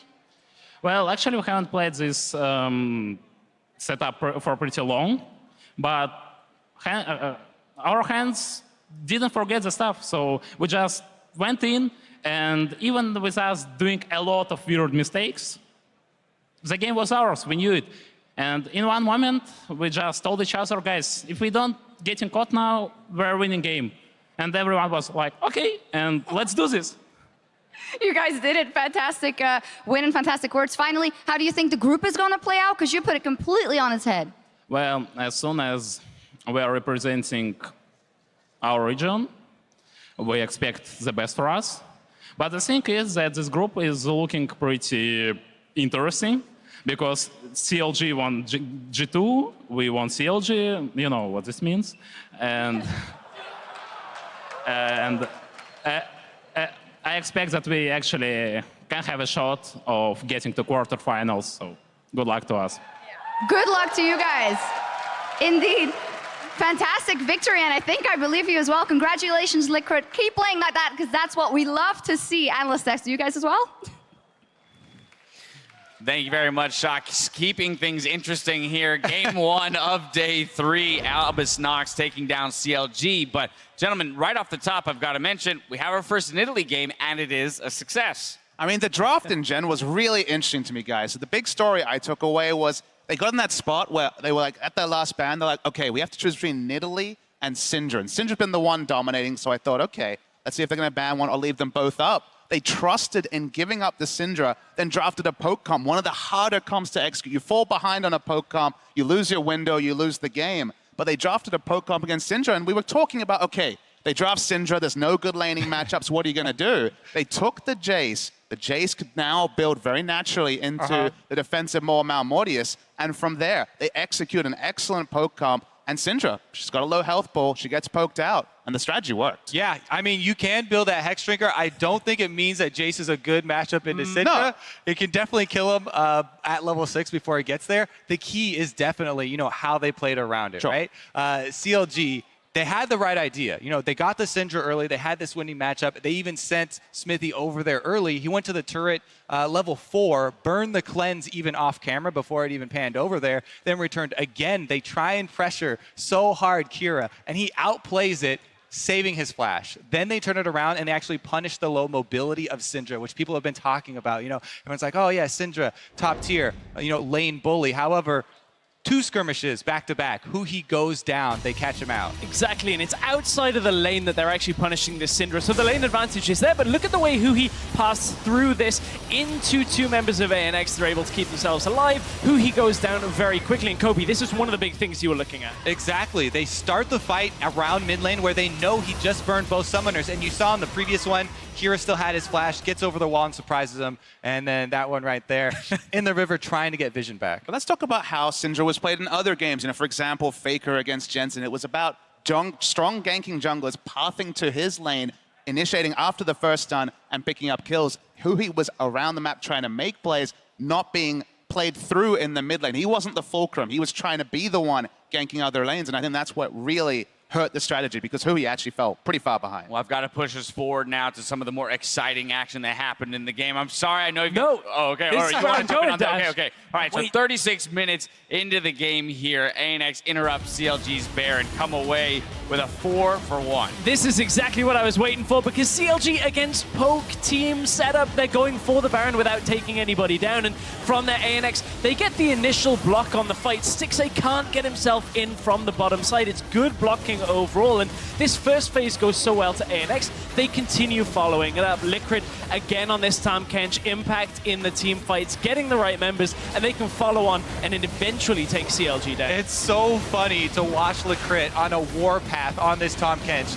Beeline for the backline there, and Smurf had some very good Trundle pillars throughout this game to set up a lot of the kills. It didn't even end here. The fact that Liquid on 300-400 health stood around was actually the blocker for Stixxay, stopped him from coming in to steal away and try and get a snipe on the Baron. He knew his role, started off tanking 3, then more, then even turned around for the AD carry. What a play. Huge fight for ANX, picking up the 4 kills plus the Baron. Now let's take a look at the fight that secured the win for Albus Nox Luna, brought to you by Acer. So we're late into the game. It's ANX continuing their aggression through this, and you can see the Bard ultimate does hit too, but CLG try and turn it around. Look at how far Darshan is pushed out of this fight, and the health bars are so low, and this time in the fight, the skill shots are all landing for ANX. We saw a couple of messy fights from them, but continually going right into the fight from there with a Baron buff. They can look to close it out. 2 proactive Baron power plays were the story. The first one against the Tide. The vision had fallen down after CLG won their first fight. Took that Baron. The second one, that fight, icing on the cake. Yeah, they caught out Nidalee, and Hui got kind of baited into the middle of that fight there, walks right up on Syndra, and then he's in a bad spot. CLG have to retreat, and they just get chased down. Player of the game going to Liquid, the man on the stage there for that Tahm Kench play. I mean, we were looking at the Bard and the Brands coming into the tournament, now showcasing his ability to play this champion. Aside from maybe 1 or 2 ultimates that didn't necessarily hit, showing quite some prowess there.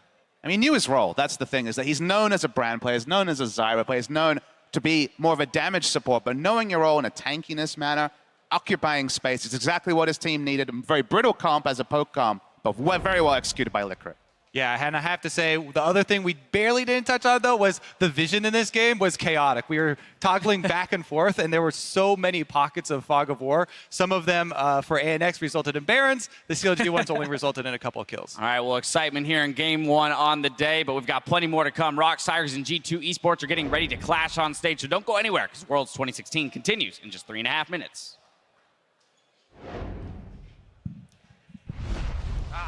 So what were you trying to tell me there? Right now. You wanted to insert that yourself? Sign in the crowd. Oh, really? Yeah. PogChamp. Yeah, the crowd's hella PogChamp. That's all loud. Oh, Chaos gets gobbled up, and that's the flash of Tahm Kench. Hui gets spat on, and Albus Nox get first blood. It's 2 summoners down, and he is going to be very vulnerable. Oh! Она без Поппи, флеша. Поппи. Заставил. Отлично. Закричить, Сожрал. справа чувака, зачейзить. And for the second time at Worlds, a wildcard team has taken down another North American team.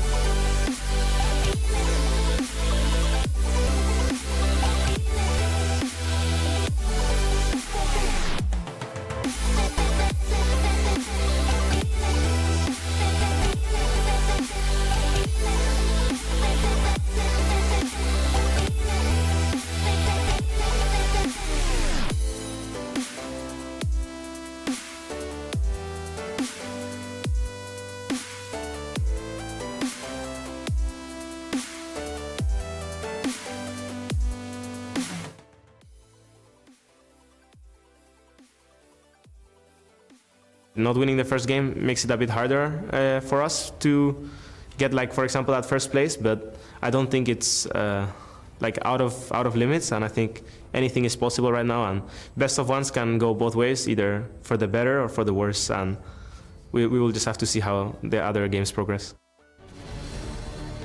Welcome back, everyone. We're about to see two #1 teams from their respective regions going at it as Korea's ROX Tigers face off against Europe's G2 eSports. Yeah, I mean, it has been a long time since G2 played, basically since it was the first game of the tournament, and they did have a pretty rocky opening versus CLG. Very slow to react to the cross-map plays, and I have to say they were not able to take a proactive approach, which makes it a very scary turnaround to have to play ROX Tigers as your next opponent. Yeah, it's just really unfortunate because you come in against CLG, this team famous for bringing out new strategies. Aurelion Sol it was at MSI. And then it wasn't new strategies. It was just honestly CLG showing a better knowledge of macro than they've perhaps shown since MSI, deservedly beating G2. And then your turnaround, you have that, 10 games in between that they've been watching is against the ROX Tigers, the tournament favorites. So a lot riding. And will they win this game? Perhaps not, but at least they're going to have to carry whatever they can improve on here into the next one. Well, that's what we got to look at now, right? Is when you come into this tournament, putting the CLG loss out of your mind, they wouldn't necessarily have expected that this is a certain victory for G2. So already you're kind of looking at it. What can we get from this? What exactly, can we learn when it comes to strategies from teams like the ROX Tigers? But one thing is, they can actually take a bit of a sigh of relief after the last result. The pressure is somewhat back on CLG, and if they get a win in this best of one, it does turn the pressure right back onto the North American squad. I have to say, one of the scariest things for me, if you're looking at it from G2's perspective, going against the Tigers, is the top lane, Smeb. We've been talking about this guy even before the tournament started, and Expect is gonna have his hands full up there. Right, now we talk about, going up against the ROX Tigers, possible tournament favorites. I would be nervous. I imagine they're nervous as well that this has to be their rebound game. Has to be the rebound game, but a difficult one to do it in. I'm talking about if they get a big victory here. The difficulty is ROX Tigers are so good at punishing the exact mistakes that G2 were making in the game against CLG. When you look at it, ANX against ROX Tigers day one, ANX started out with a lead. ROX Tigers come back from a deficit, and in 27 minutes, close out the game. When you look at the mistakes G2 are making across the map, ROX Tigers are going to catch them, they're going to punish them, and turn it all around. And one fun storyline just before we get in.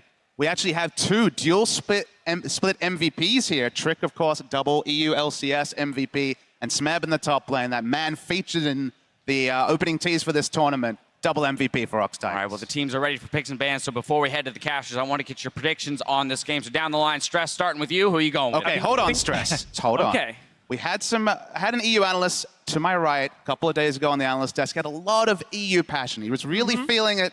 Didn't go so well to Crepo, so got a little something here to help jog your memory. Is it going to be the ROX Tigers or G2? I know you have the EU pride, but it's hard to pass props. guys. I mean, the $1 million man would say everybody's got that price. Unfortunately, my price is pretty low because I just like the analysis factor on the ROX Tigers. I think they're going to win it. Even without the banner, I honestly think ROX Tigers are the stronger team. They're going to take the victory. I guess, my vote's pretty much up there. I've actually come prepared. Tigers win is the way I'm going to go. These guys are the favorites for the tournament.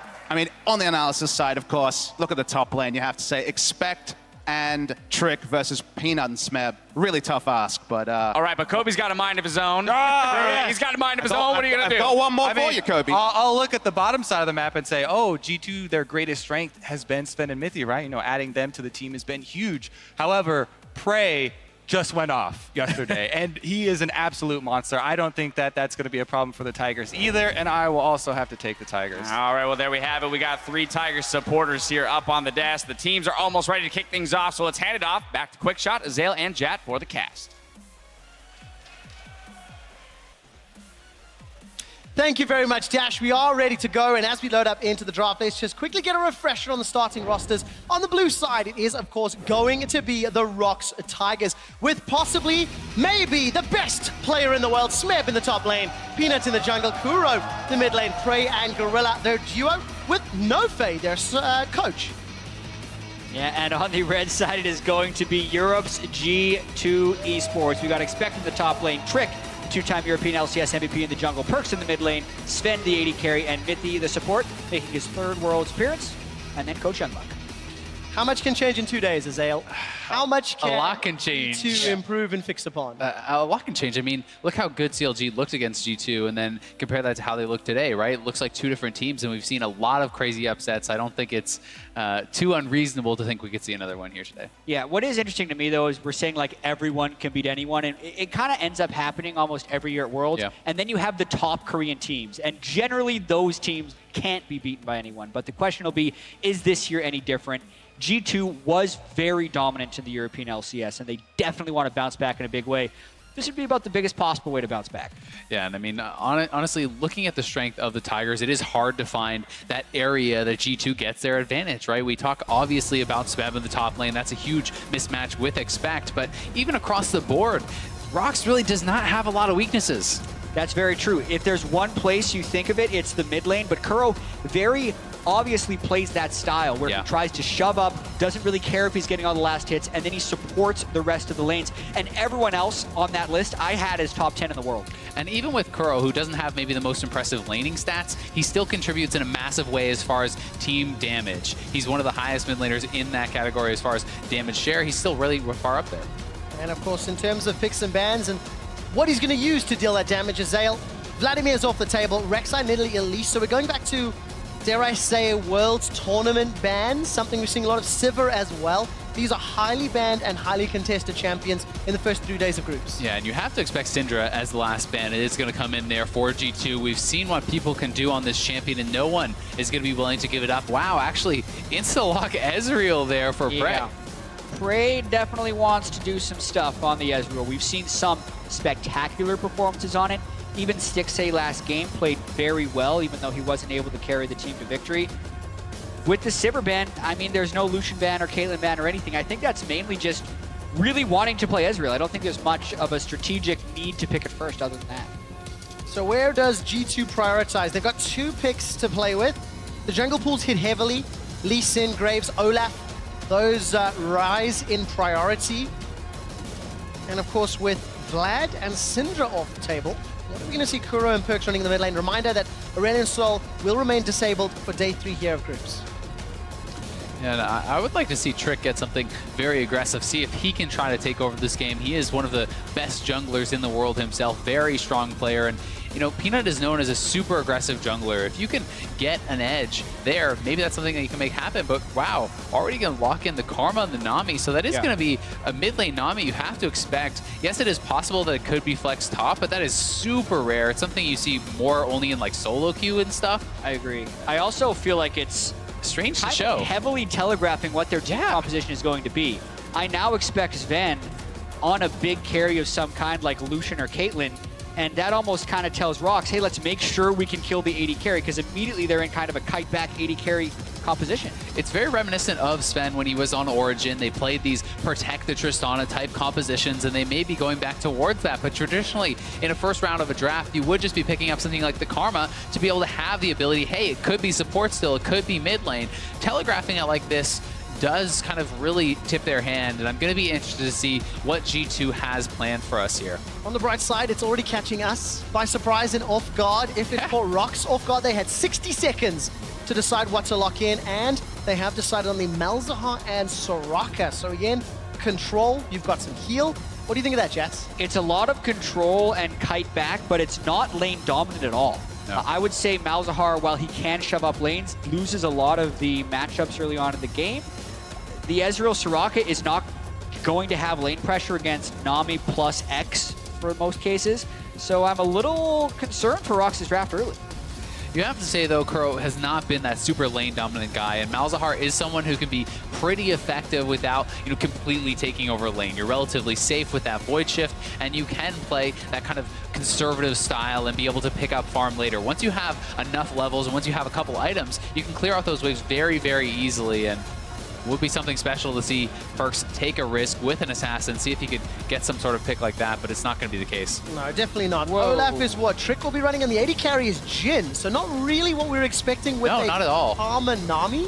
I was really expecting Lucian or Caitlyn in this situation, but I will say Jhin is good against Soraka in team fights, and that the Karma and the Nami can still be used to speed up Trick in the jungle. So that part of it makes sense. One thing I am a little bit concerned about, though, is we haven't seen the jungle, we haven't seen the top lane for Smeb and for Peanut yet, and this is not a team that has a lot of damage. If you draft some beefy frontliners for them to try to deal with, where's the damage going to come from to actually kill off these champions? It's a pretty low damage team right now. Obviously, Spec still has his champion left to play, but I am a little bit concerned about how low their damage comp is kind of looking.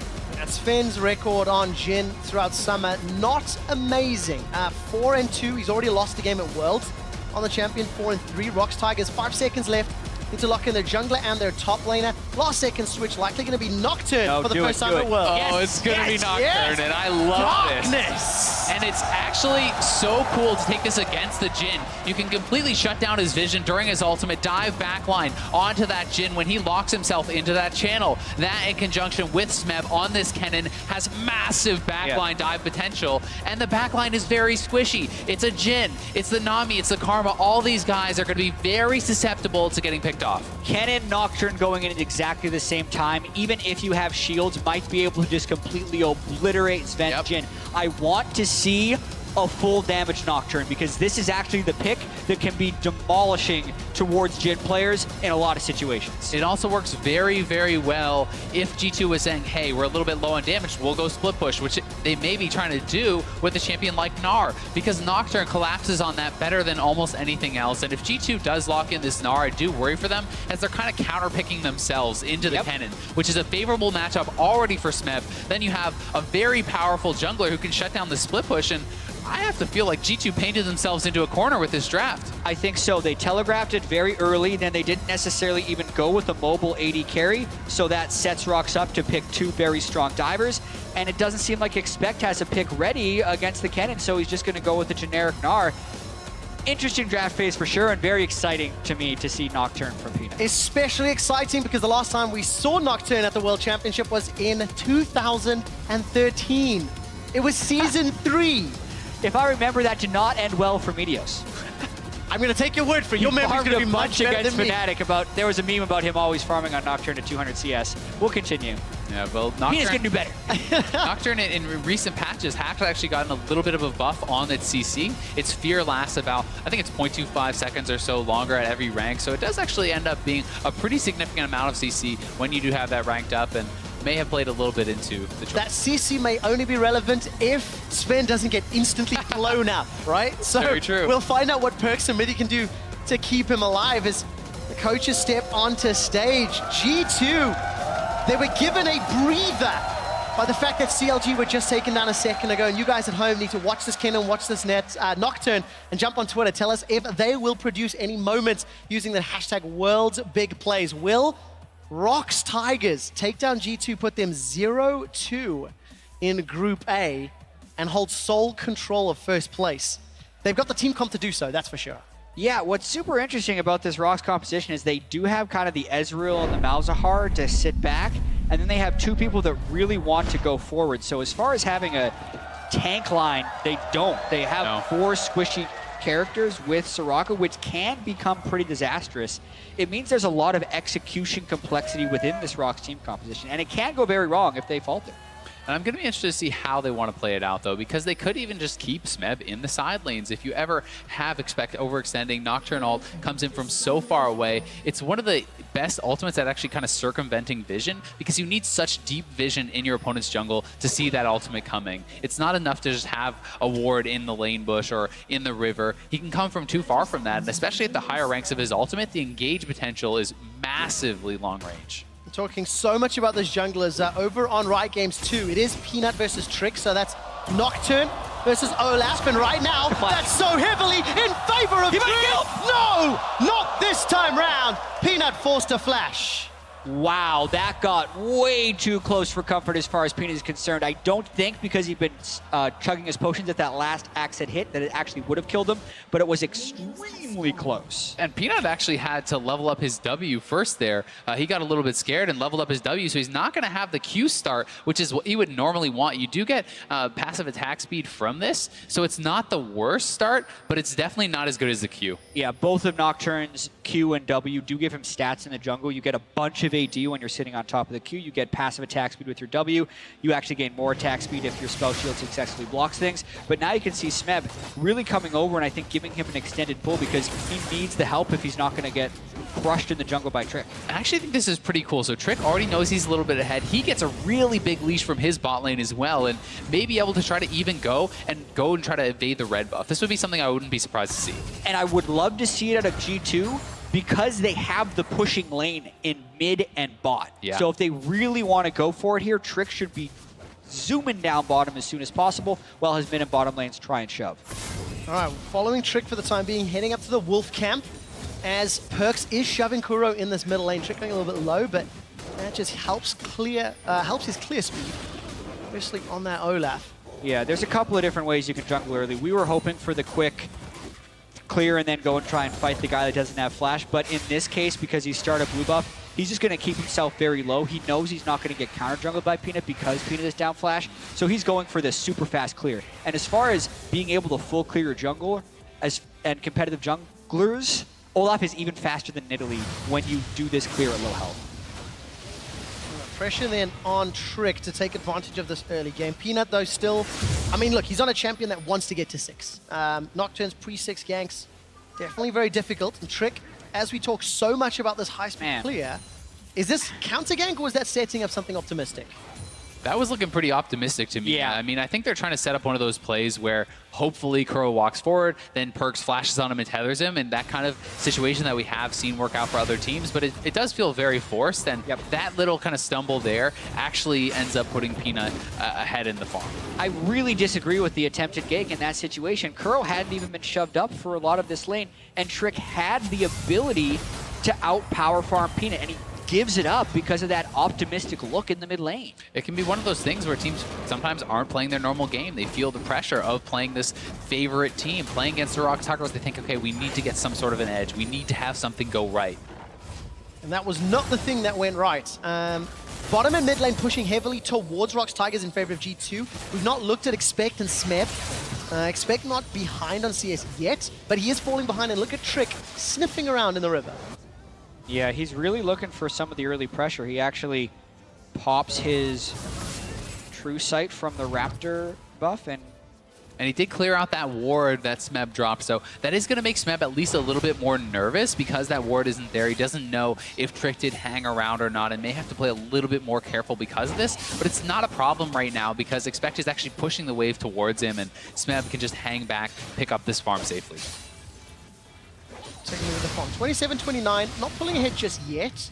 Obviously, he's going to be able to harass and bully out Expect all stages of the game, even across the board. Small advantage for Perks, thanks to that favorable matchup for the time being. But there is a wave pushing towards. And there we go. Praise caught up. Flash and heal. Flashes away from the root. The silence doesn't lock Trick down. That's 2 flashes for a Ghost. Worth if I've ever seen it. That is an extremely good trade, and this is one of the places where Olaf can best Nocturne is in the early ganks because of the repeated slow from the undertow. Nice job. He's going to have to make that return. I also love the aggressive trading of the Ghost for those summoners because Ghost is such a lower cooldown, and we have Sven and Mithy both with CC. You have some playmaking ability when that return gank does come in. You can look for things like flash bubbles into that route. G2 are going to need to do that because they need this composition to stay ahead. Take a look at the bottom lane. Peanut, level 5. Doesn't have Paranoia yet, but there we go. Just started level 5. Gonna need to do a couple more camps before he can get his hands on that ulti and then look for a potential gank. And there's so much tension right now for G2 because of this composition that they've drafted for themselves. They cannot afford to make any mistakes. No, they certainly can. And when Peanut does hit that level 6, it's going to be very key. The first ultimate that you use matters so much in terms of actually starting to snowball, especially if he is going for that full damage Nocturne like you talked about, Jet, because the cooldown is just really, really long. You must make this first gank work. It's one of those champions where you want to power farm, gank every time your ultimate is up, and making that first one work is key. And it's even better if there can be a lane where the summoner spells have been burned earlier. But currently, that's not the case. Smeb does have his CS advantage as expected in the top lane, but then the other lanes are also kind of going as expected. The double flash that got burned in the bottom side is putting Prey and Gorilla on the back foot, and it's also very difficult to gank for Soraka lanes, which does make it a little bit more difficult for Peanut. Oftentimes, when we used to see Nocturne picked way back in 2013, you'd see it with stuff like Ashe in the bottom lane. So you just double ultimate and almost get guaranteed kills. There is no synergy or setup from that bottom side if he wants to gank there. Yeah, and talking about the bottom so heavily, the CS is still in favor of Sven, the wave being pushed towards Sven and Mithy. This time around, Mithy left. Here's the return gank. There's no flashes. No flash, remember. No Ghost either, though. Gorilla's going to be the target. Root has to connect. Gilla's TP coming in. Gorilla's in trouble. First blood picked up by Mithy. Teleport was cancelled, and Trick gets a second. G2-0 in their opening game against Rocks. Trick comes up huge for G2. He nails the return gank. Sven was on point with the root. This is exactly the kind of start that G2 needed against Rocks Tigers. Yeah, such a nice return. We were criticizing Trick a little bit for the very early jungle pathing, and those are a little bit nitpicky, but this was a beautiful gank. He didn't even have to use Ghost. He ganked before it was even up, walked straight through the ward, is undeterred, lands the first undertow. They immediately burst down Gorilla, and they dissuade the teleport from the cannon as well. And it seemed like Prey, he was trying to return damage. He did not expect this much damage to come through on the backside, and Peanut was looking top for Expect, not able to find that ultimate just yet, but they could go for a dive as both ultimates are ready. We'll see if Expect can outplay. Here they go. He's trying to come in. He's going to be too late to the party. Expect flashes away. Maybe Miffy can. The air, the flow, the bubble! Throws up Peanut into the air. Expect's burning down, looking for a boomerang. Duskbringer will not kill him. Now Miffy's looking for more. There's no support. And Miffy knew that was happening. Miffy read that so well, just barely in time he gets there. And we talked about it, how key nailing that first Nocturne gank was. They both pull their flashes, they both pull their ultimates. Expect gets away with just one summoner. And one of the biggest strengths of Miffy's game is his ability to just appear on the map where he's going to mess you up on the other team. And Peanut and Smeb, that's the duo. That's why they picked that combo, because they think they can just straight up turret dive. Trick had just been bottom, they didn't expect him to be there, but Miffy shows up in the nick of time. Yeah, Afromu had talked about it in those features. He's so worried every time Miffy disappears off the map. You never know where this guy is going to show up, and Rock certainly did not expect him to be showing up in the top lane. So a lot of credit to Miffy, because it was ironic that his back timing against CLG started the snowball that cost them the game. This time around, stopped the snowball that Rocks were looking to set up. Taking a look at Trick, 1 kill, 1 assist. He's got those Lucy boots, got himself a early Sightstone as well. So very clear game plan and controlling the map here for G2. And I love the Sightstone specifically against the Nocturne pick, because we talked about how important vision control, and specifically deep vision control, is against this Nocturne. You need to ward him out, similar to Rengar, before he actually makes the move with his ultimate, when he's at his camps.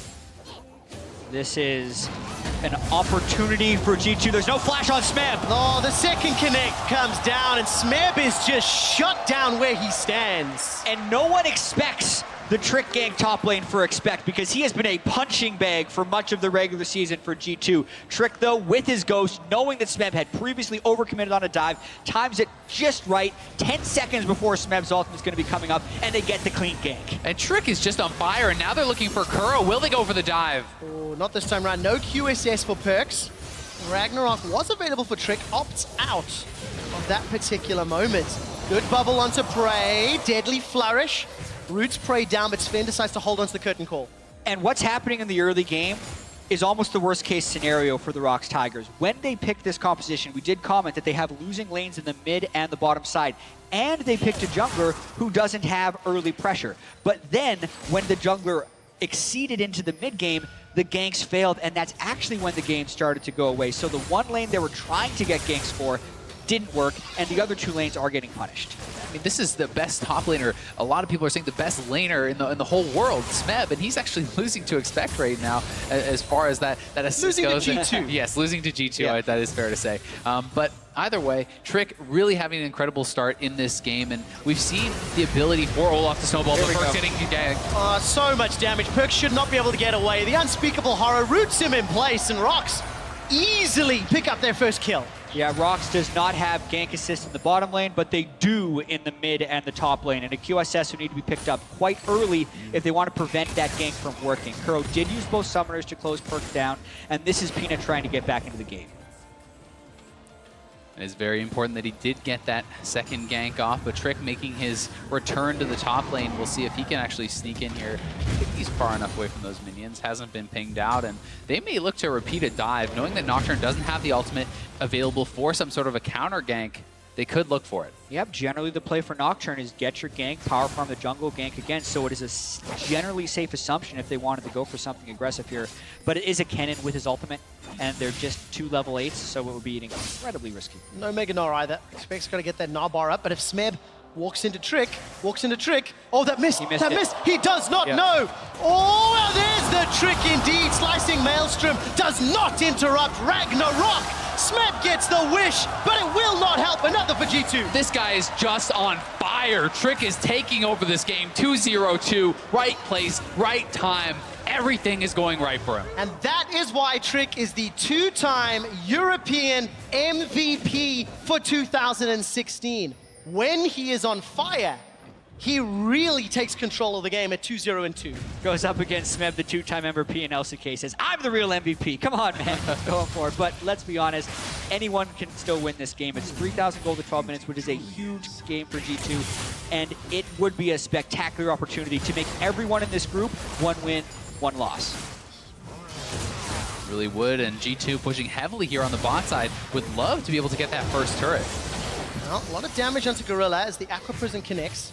Gorilla should be able to back away, use those star calls, get some HP back, and Sven's actually running relatively low, 126 to 99. Considering how strong Frey looked on day one, this is a good performance from Sven and Mithi, but it is to be expected in the matchup if played correctly. And so much does have to be attributed to Trick, Yeah. who's made repeat ganks and was the one who burned these summoners. Ezreal Soraka is also not a lane that wins, it's a lane that splits. So they're trying their best to split here. Trick, can he get away? Trying to run, gonna get a shield from Perkz. Perkz has decided to path the wrong way though. Trick gets run down from the Malefic Vision. Perkz decides to go for the kill. He's the only player at Worlds with no kills, with no assists, and he's looking to get on the board. Kuro gets caught by the bubble. Deadly Flourish roots nobody. The curtain call finds Gorilla. That's a big crit. That's Perkz has done it. Expect gets the Gnar against the wall. Smeb is gonna lightning rush to safety, but here comes Prey, and G2 are praying for their lives. They're able to escape at no cost. 1 for 2 on the back of the fight. G2 is showing up on day 2 to try and take down the Rocks Tigers. 3,000 gold now at 14 minutes. Yeah, and Trick, it looks like a pretty crazy play here. And Perkz actually makes the call that he thinks his jungler's just dead. So he's going to go straight onto Kuro. He wants to just try to take down Rox' mid laner and expect first one to TP. This guy, a lot of questions about him, but he comes up big. And it's also about who's first to roam. Mithi made it here first and nearly kills Kuro, but then watch the damage that comes through right here. The empowered Q there from Perkz does hit. Expect nearly gets the 3-man stun. Smeb and Peanut didn't quite collide with the wall, so they couldn't close down those kills. And it gets a little bit dicey here as Prey finally arrived, but at the end of the day, it is a 2-for-1. You have to summarize the game. 15 minutes in, 3,000 gold lead, 4 kill advantage, and this could be tower first blood as well. Sven and Mithi, no contest. This will extend their gold lead even further. Flying the EULCS G2 logo high as they do secure tower first blood as well. And Sven actually got the solo gold there. The 650 popped up on his head, so all that gold being funneled into their AD carry, and you've got to say, things getting a little bit nerve-wracking here for Rocks Tigers, especially if you look at the top lane, Kennen, it's an early kind of lane counter or whatever, but at this point, Expect is looking great. If he picks up some MR, he can start to take over this lane. Absolutely, the Frozen Mallet Gnar can beat anyone. The Kennen's an early lane matchup, but with the Frozen Mallet and MR, it can go that way. And just from an overall perspective, Rocks are the prohibitive favorites for this tournament. The #1 seed from Korea, the 2-time MVP in Smeb, heralded by many as and myself as the best player in the world coming into this tournament. They go for Sven though. Oh, Sven's in so much trouble. Survives for a few seconds, but simply not long enough. Rocks another easy kill. And to continue on that point, this is their game plan. It's Peanut going off. He's successfully getting these gank kills with the Malzahar and never count the Rocks Tigers out of the game. Even before they became an early game juggernaut with the acquisition of Peanut, they were able to come back from massive gold discrepancies in the LCK and on the world stage. So this is a tough one to close out if you're G2. 3,000, 4,000 gold is a great start, but I'm still excited for the rest of this game. Certainly, and this is how they've got to do it. Just keep making those Nocturne ultimates count. Every single time that comes up, they want to get a kill, and where it can go really bad for them if G2 actually can counteract that, if they can be in the right place at the right time, anticipate those ganks, and start to shut them down, that's where they can really start to outpace the Rocks Tigers. And in that case, I really like the Nami pick, because you're going to have Kennen and Nocturne flying in, and if you can cut off the rest of the Rocks Tigers with the Nami ultimate, then Perkz can get his shields going, they can get the damage through, and they can counter-engage extremely well. I need those shields to be very important. Sven has gone for an early QSS. Not uncommon against Malzahars. Very, very important. And of course, any of the stuns that can't come down from Smeb's Kennen. Specifically, I like the QSS from Sven. I also want to see Perkz finish it almost yesterday, because when you have a gold lead, you have the luxury to get the QSS. They're already playing with the stronger jungler who's in a bit of a power spike if he's able to get his ganks off. And if your squishies get QSSs, you can eliminate the ganks from Peanut, which is the way Rocks can get back in the game. And while Rocks is a pretty strong team from behind, they're actually 5 and 6 when behind at 15 minutes, which is pretty solid. This is the biggest lead disadvantage they've ever been at. And that's what Perkz needed, the QSS. He manages to survive because Rocks don't commit. Paranoia's available. Peanut, does he want to pull the trigger? The answer for now is no. G2 maintain control. Expect's going to shut down the tower in the top lane, and no contest will come out there. And to clarify that, this is the biggest disadvantage Rox has been at the entire summer, including playoffs, at 15 minutes. So a big lead for G2. And I think Curl made a pretty big mistake right there. Peanut's ultimate wasn't off of cooldown when he pressed the Malzahar ultimate. They were hoping for another combo onto Perkz, but they didn't time their spells. He needed to wait about another 3 seconds before that happened. And now that gank cycle has been broken. It's much harder for them to do a Kennen and Nocturne ultimate onto Expect, as Expect is getting more and more magic resistance as well as tenacity. The gank might not even work if they do it there. Really, Perkz was the last guy they could have done it to, and they waste the Malzahar ult. How long until Perkz gets himself an Hourglass or a QSS? That's what we're going to find out. Got himself the Nidisi Large Rod and an Amp Tome. Perkz backs away from the lane as Prey looks to push the minions into that bottom outer turret and peel away himself. But we're approaching 20 minutes, and G2 have got a substantial lead going into the mid-game. They certainly do, and traditionally a lot of Karmas love Deathcap second, especially with his supportive role to buff up the shields, but he may elect to go for the Rylai's. We saw some of that yesterday, have a little bit more tankiness, a little bit more survivability from those Malzahar ultis and those Nocturne ultis. A lot of damage from those Malefic Visions that spend. 173 CS, that big CS advantage has been equalized by Prey. And obviously with that second defensive item, feel like Prey is going to get into a more of a damage dealing role slightly sooner than Sven. But obviously if Sven can survive the paranoia, slightly more effective long range in those extended team fights. Absolutely, and he needs to be really long range because especially if Peanut's doing the build I think he's going to be doing, which is going to be Maw into Dust Blade. There's not much an AD carry can do to live through that, as far as Peanut being able to dive into the backline. So G2 does need to make sure they're keeping track of Peanut and not letting him just get free kills on his men. All right, Malzahar's passive was popped by that Deadly Flourish. Kuro's running low on mana, but the third tower falls, and G2 have got all outers down before the 20-minute mark. They maintain control, and they've not given up any more kills. Now the game has progressed and it's slightly more open. Yeah, but a lot of this credit has to go to the fact that G2 has controlled the side lane waves so well. They brought the double TP here, and they're being able to force people like Prey to answer that bot lane wave that was pushed in, and that gives them the advantage, the inside track on these mid lane turrets, and we'll see if they're going to be able to use that split push well throughout the rest of the game, because it is very scary to do it against the Nocturne, one of the best champions at really kind of closing that gap and picking off people who step a little bit too far. But the interesting thing there for G2 is because of the 6,000 gold lead, they can just brute force up a lane. Certainly. And consistently take turrets and objectives, and I think that's what they're going to be waiting for. They have one mountain, a second one is on the way. That means Baron could become a very real forcing tool for G2 very early on. Especially with a composition like this, which I think is pretty mid-game focused with the Olaf, with the Karma, people who aren't necessarily massive damage dealers later into that game. And even you can see Expect is actually stopped building towards the Black Cleaver and is going straight for a GA. So he wants to obviously fight right now and is going to be looking to get very aggressive with that. And I can't help but smile and shake my head at Perkz' build at the same time. He's gone Luden's Echo, which is about the mid-gamiest of an item he could do right now. It doesn't give him survivability that I think he desperately needs against the Nocturne and the Malzahar, but it does give him a whole bunch more poke right now. So if G2 does want to group up his 5 and just start poking turrets, that's kind of the only situation where I think it's a good buy.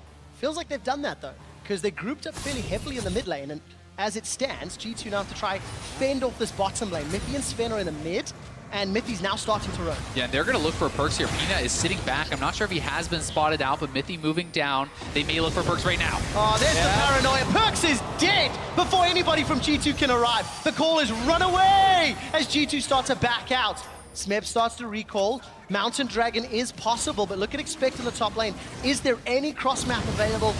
It doesn't feel like it just yet. Yeah, I think G2 should just give this up, allow Expect to try to push for this turret, but that's what you have to respect. You have to respect that long-range engage from the Nocturne. We've talked about it time and time again. It's one of the best champions in the game at shutting down that split push because of that right there. And you have to wonder at 21 minutes why they're split pushing with their Karma in the bottom lane without a QSS. That is a very silly play by G2 making when they're in a position to just brute force and just beat the Rox Tigers by grouping. That said, they get a turret top lane. It's a turret for a kill. It's an advantageous trade for them. Rox spent the ultimates. They even spent a summoner or two there. So it actually ends up being pretty good for G2. Kill plus Mountain Drake. How important could that be? Are they just gonna go? They want to go. Oh, wow. Ezreal ultimate just scouted before they had started it, so they're thinking they can rush it down. This is dangerous. But Rox is coming here right now. They have Kennen ultimate and a Malzahar. They're There's peeling. no paranoia, but Gorilla's gonna get dropped. He's already dead. Look at the slicing maelstrom. G2 are locked up, but Smith is down.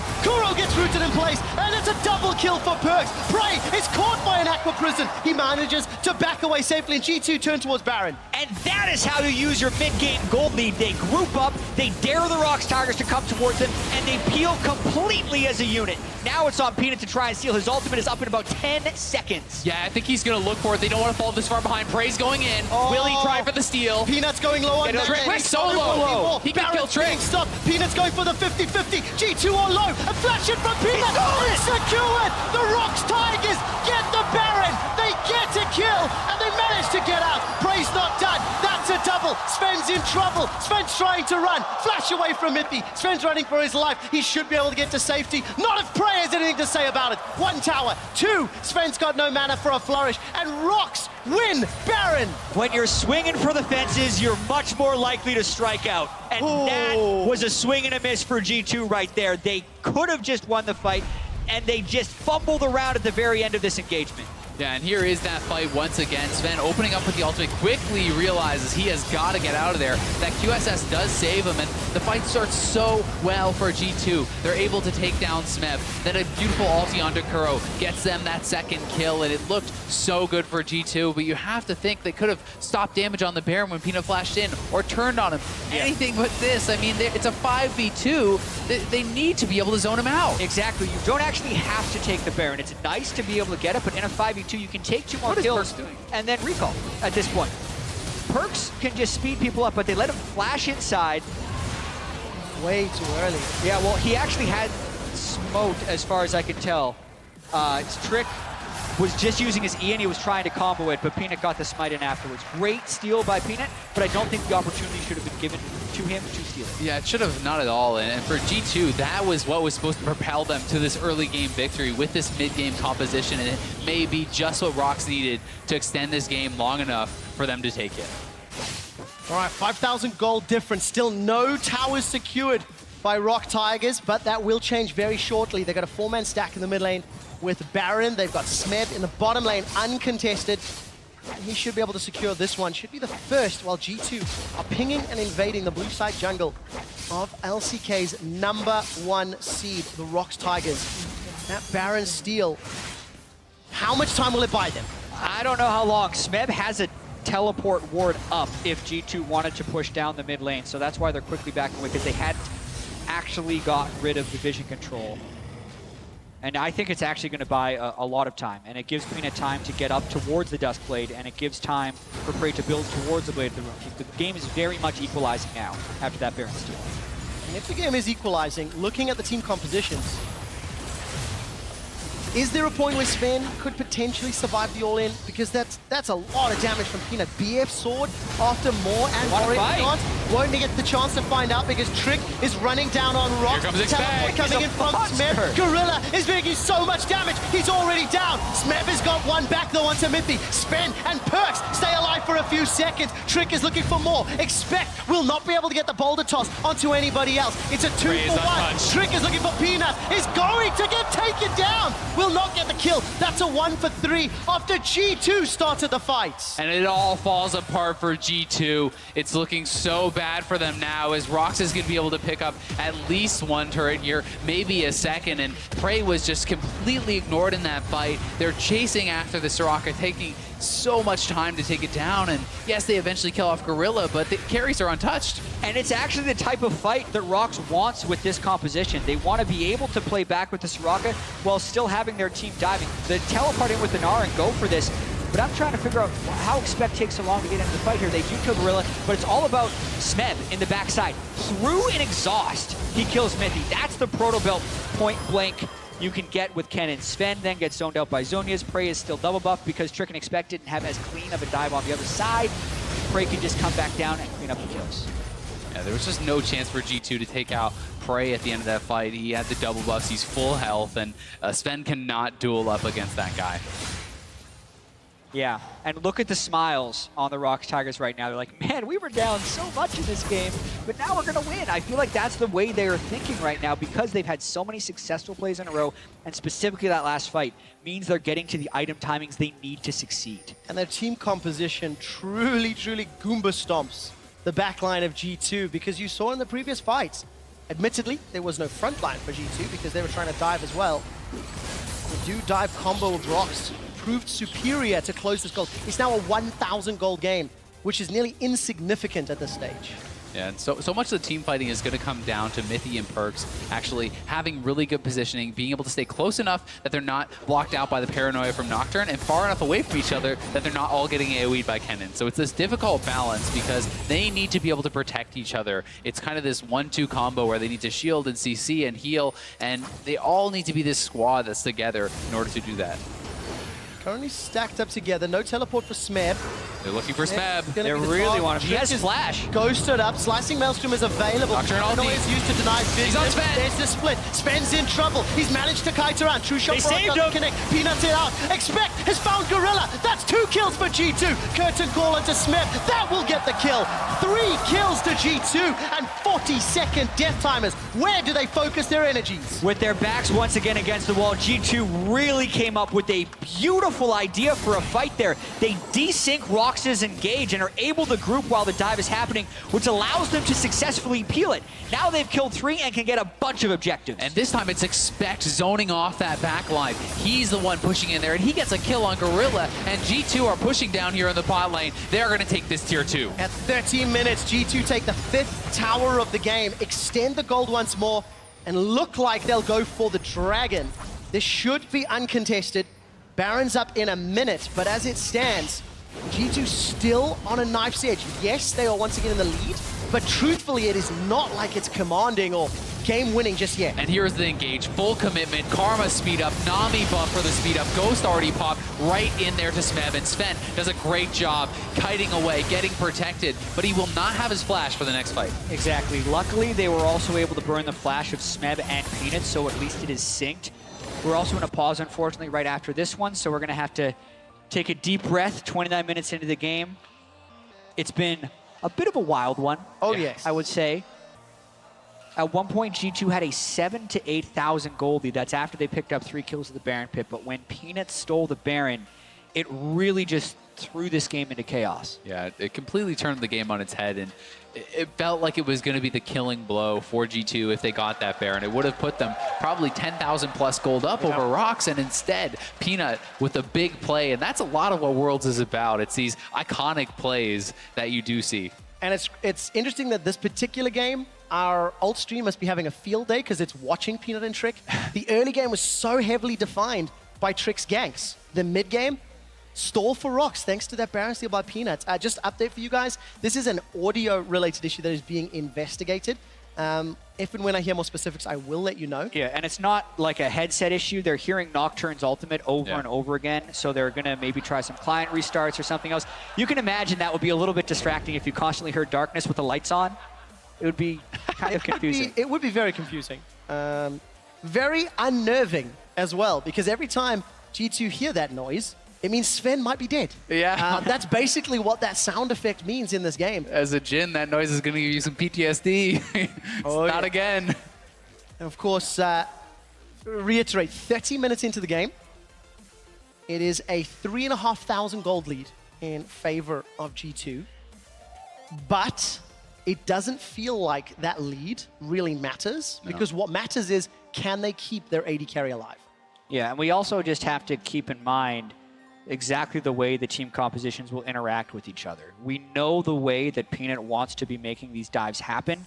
He's a full damage Nocturne. He has a spell shield that blocks 1 spell and lasts 1.5 seconds. Yeah. So there's very small windows with which for him to do work. The way it will work is if G2 are too spread out. So they have to be incredibly careful to do the right thing, because at the same time, the Kennen wants them to stay together, which is why they work so well in tandem as dive buddies, and why that gank earlier when Strick was able to run down bottom lane with the rest of the team, which desynced the Kennen and the Nocturne, was so effective. Yeah, it really was. And it's so difficult to play into that Nocturne because he's flying in with the ultimate and it becomes this mind game. You want to exhaust him right away to avoid your AD carry from not dying instantly, but if you exhaust into the spell shield, it's pretty bad. He can actually absorb that, so you want to be able to knock that off. You want to be able to land the CC, and it's a fast sequence of abilities that Mithy is going to have to be able to do to kind of keep his AD carry alive. Mithy has disconnected and reconnected. You can see on screen they're working through the paranoia. That is the current audio repeat that is happening in game. And if we just step back and theorize for a second, if G2 are able to win today, we will have every single team in this group with a 1-1 win-loss record. Yeah, and I was thinking after the COG game happened with Albus Nox Luna, we're thinking wildcard team has been getting thrown around as kind of a derogatory term so much. And there was even a comment I read like, guess what, joke's on you, there's 3 wildcard teams in this group. Well, if G2 then beats ROX Tigers, like, yeah, there's a lot of wildcards in this group in a sense that anything can happen. Yeah. And I think that would just be extremely exciting to me as this group if everyone starts 1-1. I think ROX, you can see the way they're staying in this game, how savvy and strong they are as a team. But it does mean that they too were vulnerable. They had a singular win condition here, it felt like, for Peanut to get going and have successful ganks. And when those ganks started faltering, you could tell they're in danger of losing this game. And you can also say this is a pretty triumphant return to the scene for G2. You know, after their disappointing game 1, you know, the opening game was not what people were expecting, not what they were hoping, and they are really pushing ROX Tigers, the tournament favorites, to the limit here. This is a game that is right down to the wire, and win or lose, they've shown a very, very good game. Yeah, and I think if you look at the big picture of the game, even just that Baron split call, you know, whether they stay on it or back away, it feels like most of the other decisions that G2 have put on the table have been the right ones. It's good ganks, it's, you know, very nitpicky problems. Now, we've praised G2 a lot because they were the underdogs in this game. ROX Tigers were the underdogs for 15 to 20 minutes because they were losing, they were behind in gold, and yet they still have this potential to jump back in there. Support, of course, for Giant Faker sign. Trying to get in the heads of the ROX Tigers, who haven't been able to defeat Faker in a final. Luckily, KT did it, and then they were able to squeak out a final against KT Rolster to qualify as the #1 seed here. Yeah, speaking of Baron Smites, 2 HP on that KT final game. All right, so I am hearing that we will be loading the game back up as a test to see whether or not the issue has been resolved. So if it persists, we may re-pause the game. We'll give you guys an update in a moment or two. But as we reload, quick recap, 30 minutes in, it is a 3,500 gold lead in favor of G2, and G2 just secured the Mountain Drake. After successfully pushing down the bottom lane, it appears to be fine. Yeah, no pause yet. Thank goodness we've been able to resolve this issue because this has been such a good game up until this point. 30 minutes in. Baron control looks like it's ceding over to ROX Tigers, though, after G2 takes that. So with it up in 15 seconds, this could get very dangerous for G2. I have to figure out where that goes.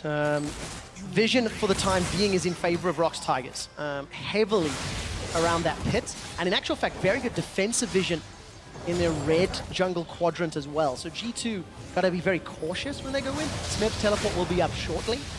And that has been the game-changing ability. Teleport, Slicing Maelstrom, plus Paranoia, and that's why that giant gold graph has swung back in favor of us. And G2 are paying a lot of respect to this engage, to the fact they don't have vision control. That's why they're moving as a 4-man squad to regain it. They know that any solo player could easily get picked off here and cost them the Baron and subsequently the game. So even Expect is going to have to be very, very careful as this tanky Gnar in the bottom. Look at the items really quickly. Again, still fairly look at that poke on aggressive across the board. That's because Perkz has got himself a Haunting, guys, as well as that Ludens. And yeah, very aggressive not build. what we were anticipating. However, this is Perkz. He is an aggressive, I gotta win type of player. Exactly. If he gets caught out by Malzahar ultimate, he is dead.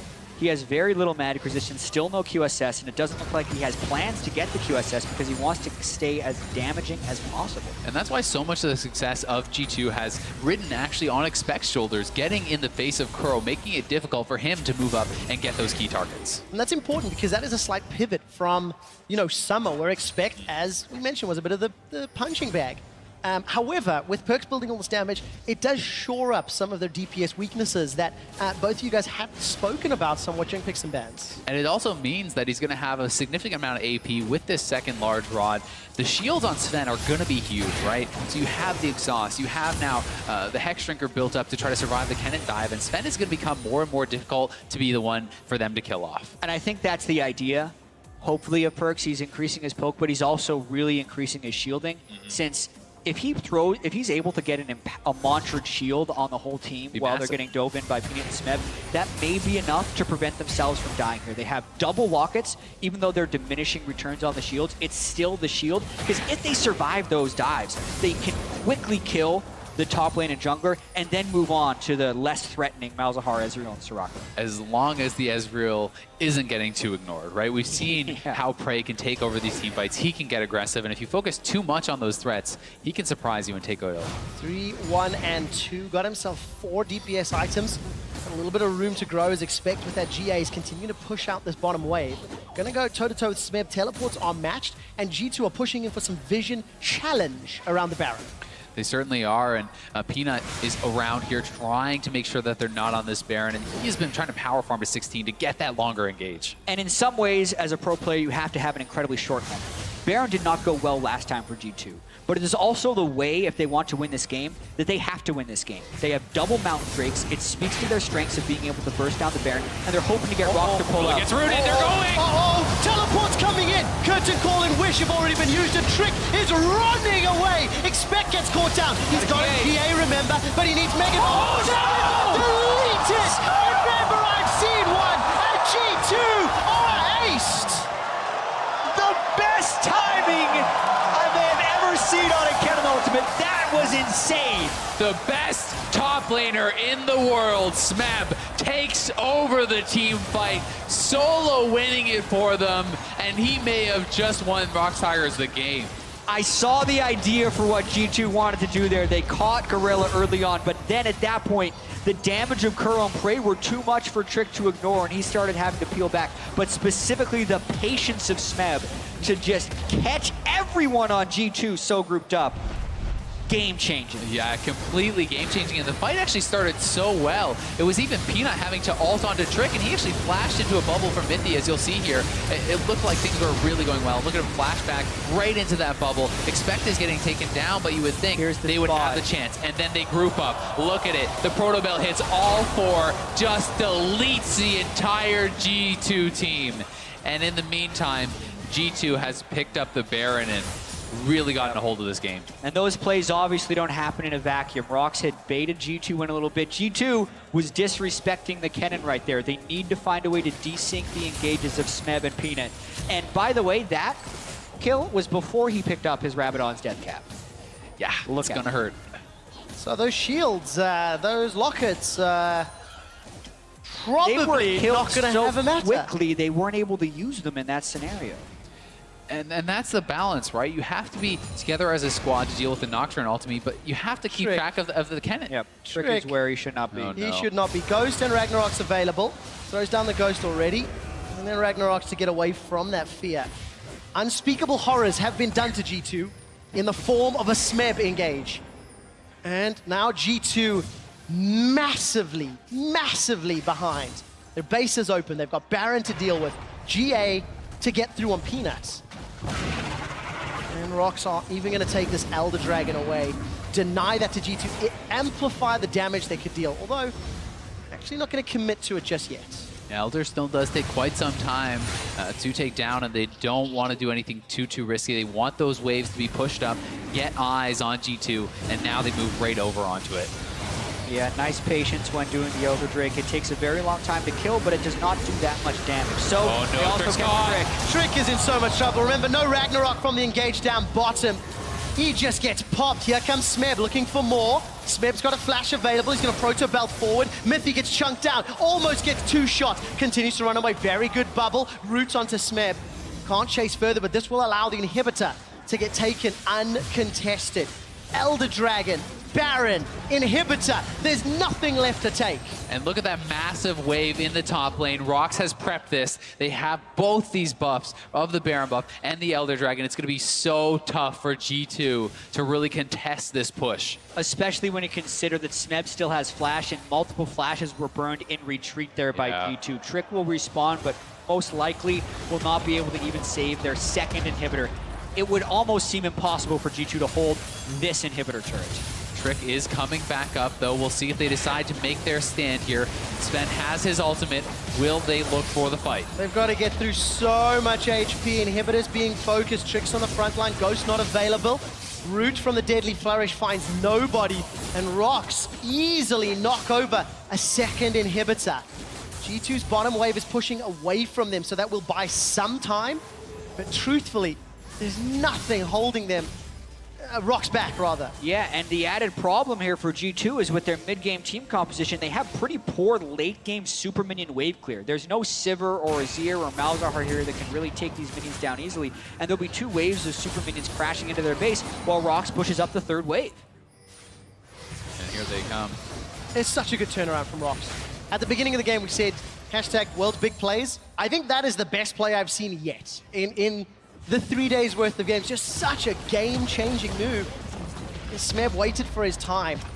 Allows Rox to take their 8th tower and look now for their 3rd inhibitor. And Expect is basing pretty late here. They're going to go for the ult. He's TPing in. Paranoia to deny the vision. Isn't going to follow it up. So Peanut decides not to engage. Trick throws down the Ragnarok. Smeb gets caught by the travel. Not going to burst him just yet. Expect, I think his teleport was cancelled. He's on cooldown, decides not to follow in. Look at Myth, he's in trouble. Prey goes forward, he gets dropped down, flashes away. Kuro gets caught by the Aqua Prison. Super minions crashing into the base. Expect is silenced up, takes a Mystic Shot. Prey's running low on mana, and with Rox running out of cooldowns and maybe mana bars, they back away. G2 survive, but by such a close margin. Rox playing it very safe. Very tense fight there, and Expect kind of making a bit of a critical mistake. He was not in position to fight with his team, and then he uses his TP, cancels it. Not really sure what happened there, if it was a miscommunication or what, but it could matter a lot in the late game. Yeah, I think if G2 was going to take that fight, it was going to be the final fight of the game, and based off of what happened in the previous time they tried to force onto Rox as a group, I don't think they were willing to follow through, and I think that's why he canceled his TP. I think it was a successful defense by G2, saving their 3rd inhibitor. It was certainly, and one thing going for them is both the summoners are now gone off Prey, so if they can land some sort of CC on him, he could be in a lot of trouble. He's full build, but he did not build into a QSS, so if they can get that CC, it would be critical. And it looks like Rox can get that CC. They've done it multiple times this game, and you know, we talked about how Rox, even with deficits, have come back multiple times during the course of the summer season. Banshee's Veil for perks, you can see him just running around on your screen, and the gold lead for Rox Tigers. They're setting up for the last inhibitor push. But Perk sold his Haunting guys to get it.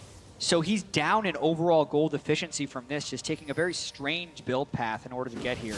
Expect is really far up top lane No again. TP. Doesn't have TP. I think he kind of needs to get back to base. They're really trying to prevent multiple waves of super minions from crashing at the same time. It's just very scary against Nocturne Cannon. There's a huge amount of dive potential, and if your team gets Doval, your top lane, you don't have TP, that's the end of the game. Absolutely agree. On the other hand, if supers get into your base, certainly, that makes it even easier. So G2 balancing it on Knife's edge. Expect this time round making a beeline for the bottom lane. That Gnar bar's at about 50%. Gonna need that to work out. Inhibitor turret should drop shortly. Prey decides to back away. Expect they're in the middle lane now. Starting to get that Gnar bar up. Looks like he's about to transform. Flash is available as well. Rox are gonna be a little careful around that timing window.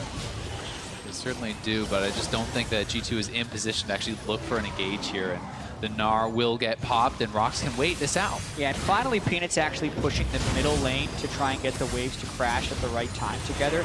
It doesn't matter if Peanut's on the side because he's going to be ulting into a fight anyway. They're going. Could happen. Expect gets caught out. GA still available. Curtain Call being fired. Kuro takes 2 of the 4 shots. 4th one, I think, tags Gorilla. That drops him down to 10%. Wish is still available, but the tower goes. Rox are happy with this. Inhibitor mid lane and top lane will be respawning shortly, but Smith and Kuro and Prey, they don't care. There's the Paranoia, denying vision. Inhibitor falls. Expect's got no Mega Gnar. GA still not popped. The target is Prey. The gates are open, and Expect's Gets forced to hop away. Smebs on the back line. He gets dodged around. Hourglass will buy a few more seconds for Gorilla and Kuro to jump in. G2 have got no room for error. Inhibitors the focus for Rox as Prey is keeping G2 at bay. And despite no kills being secured, the objectives are for the Rox Tigers. Thankfully for G2, though, their top lane inhibitor will be back soon. If they could just hold on a little bit longer, they will still be alive in this game. But with the Baron on the map, it's going to be so tough. So many waves of supers with this Baron buff will be coming in. They were able to dodge out of Smeb's ultimate quite well, but they weren't actually able to kill him at the end of it. They couldn't quite chain the Jhin W as he was coming out of zonias, and allowed him to kind of slither away at the very end of that fight. Temporarily 3 inhibitors down with the Baron buff, but the top lane and mid lane inhibitors will be up, so it will be 1 inhibitor down. The question will be, though, G2 have to fight. Because if they get 3 inhibitors down at the same time, which could happen with Baron, it's definitely over. It's just mostly over right now, unless G2 pulls off a spectacular fight. We're talking 98% versus 90%. So which it feels like a matter of time. Rox have got so many tools and they've had so much control. And this game could be so disappointing for G2 if they're closed out in this fashion, just because if we think all the way back to the Baron steal, if Peanut is unsuccessful in that steal, G2 probably gets a 9,000 gold advantage and snowballs the game to victory. But that did not happen. They tried to go too big too quickly, Rox stopped them, and Rox are the ones that are using their advantages properly. If they can win on this push, it's still well-deserved. Yep, and here comes Rox pushing in for that final inhib. Peanut over in the mid lane, shoving in.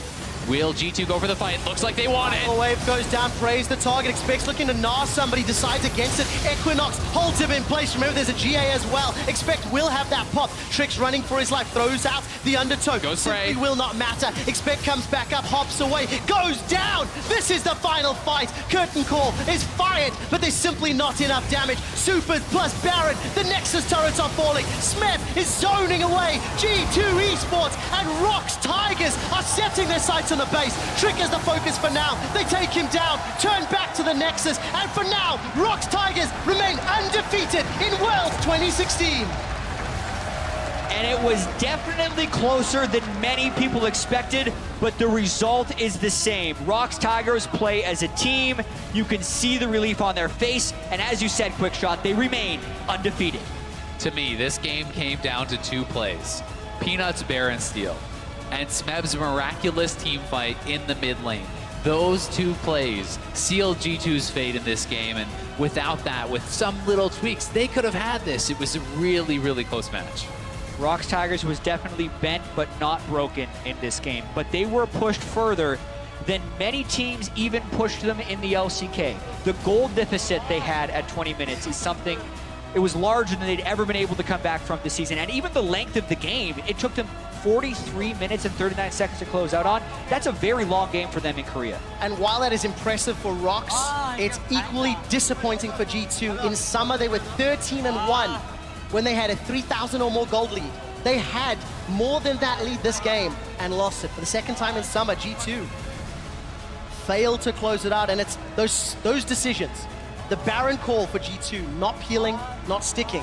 And obviously that engage in the mid lane where allowed Rox Tigers back in. Yeah, and I mean, Rox, I think they just had the better late game composition, and because they were able to stall it out with those brilliant plays, it got them to that late game stage where they just had more damage. They had the more consistent team fight, and you could not just run people down as Olaf anymore at this point in the game, and it's kind of just felt like G2's time in that game was over. Yeah, it definitely seemed to be the case. Team composition, it was risky. There was a lot of things that had to go right for G2 in the early game. They managed to pull it off. And I asked how much can change in 2 days. A lot for G2, but this makes their possibilities of getting out of groups significantly harder with a 0-2 record. That said, CLG did lose today, so even though they are a 0-2, if they could beat Albus Nox Luna, they are essentially right back in the mix with CLG, and they're going to have to look to their next matchup with CLG. Yeah, because there's a lot of different ways this group can fall out, but essentially if Rox Tigers beats CLG tomorrow, and what Isaac just said happens, you have a 3-0 at the top of the group, and 3 teams tied at 1-2 moving into week 2, so group stage still has a lot of games to play and a lot of results to fall out. Obviously, they're going to be kicking themselves about not winning this one, but it is promising. This type of loss is better than getting absolutely steamrolled. There's a lot of positives for G2. Expect looked very good. The decision making was good. Unfortunately, Rocks were better on the day, and it's time to head down to Shox, who's joined by the man that turned the entire game around for the Tigers.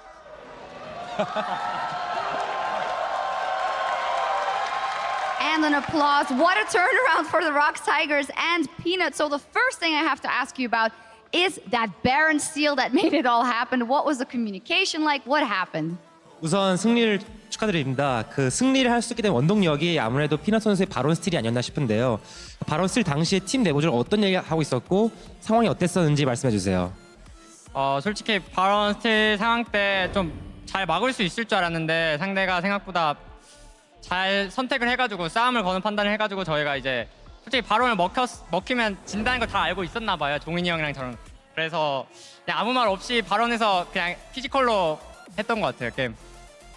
At that time, we thought we could prevent them from hitting the Baron in the first place, but they made a really good decision to pick a fight on us. And after we lost a team fight, we were like, both Prey and I, we knew that this game would be over if they take the Baron. So we were just like silent, we were just like waiting for the best timing. And I think like Prey and I, we just like had to use our own mechanics to steal the Baron.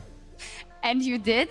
So you needed that Baron steal. So can you explain to me what happened in the early game for you guys? 그렇게 바론 스틸을 해야 할 만큼 경기가 초반에 매우 불리했는데 경기 초반에 어떻게 상황이 전개되는지 말씀해 주세요. 일단 제가 저희 녹턴 픽을 3, 4픽쯤에 얘기를 꺼내가지고 이제 저희 이미 서포 픽을 소라카로 한 다음 약간 픽도 약간 꼬였던 것 같고 제가 괜히 녹턴 얘기를 꺼냈나 싶었기도 했고 이제 게임이 너무 초반에 답답해서 녹턴이라 그래서 게임이 힘들었던 것 같아요.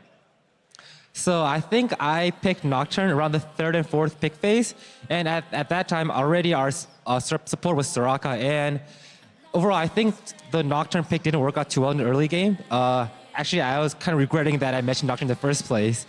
So yeah, I think the Nocturne pick and my own plays made our early game pretty difficult. Yeah, it was intense, but you do have the win. You're looking very good. You're favorite for the tournament, but your eternal rival from the LCK, SKT, they showed a dominant performance in their first game. Faker said that they will be doing good. Does that concern you going into the rest of the tournament? 그지 락스타일 팀이 지금 비록 이제 전승을 하고 있지만 이제 영원한 라이벌인 SKT 팀은 지금 또 첫 경기에서 매우 좋은 경기를 보여주고 있었고 페이커 선수도 이제 인터뷰에서 지금 많이 상황이 나아졌다 LCK 있을 때보다라고 얘기를 했어요. 그래서 이렇게 선전하고 있는 SKT 팀을 보면 어떤 생각이 드시나요? 경기가 되는지. 네, 당연히 경계가 되고요. 역시 SKT라는 생각이 또 한 번 더 들게 되는 것 같아요. 그 경기력을 보고. Like watching SKT play, we just thought that of course this is like SKT, like this is their team, and yeah, like they're in our radar. I can imagine that. Well, a long way away for that. A lot of group stage matches left to come. 2-0 so far. Congratulations, Peanut. Great game from the Rocks Tigers. Take it away, guys.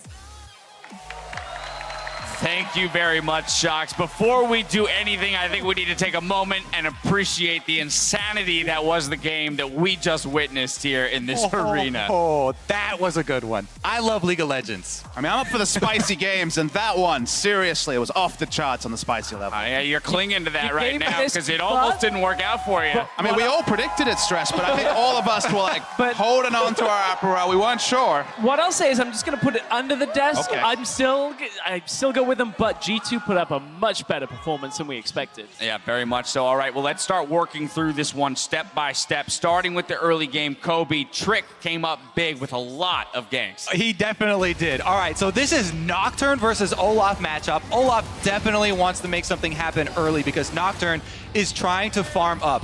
The other thing, to level 6, the other thing is that Nocturne, he wants to gank lanes that already have CC. So Trick knows he's not going to go bottom lane, especially pre-6. So he goes down there twice, burns the flashes with the Ghost the first time, returns for the kills and gets both of them. Such a huge lead. Then he's got this momentum against Smeb in the top lane. What we didn't show here is actually another highlight of Expect escaping the counter gank that Peanut tried to do on the top side, which was just as important.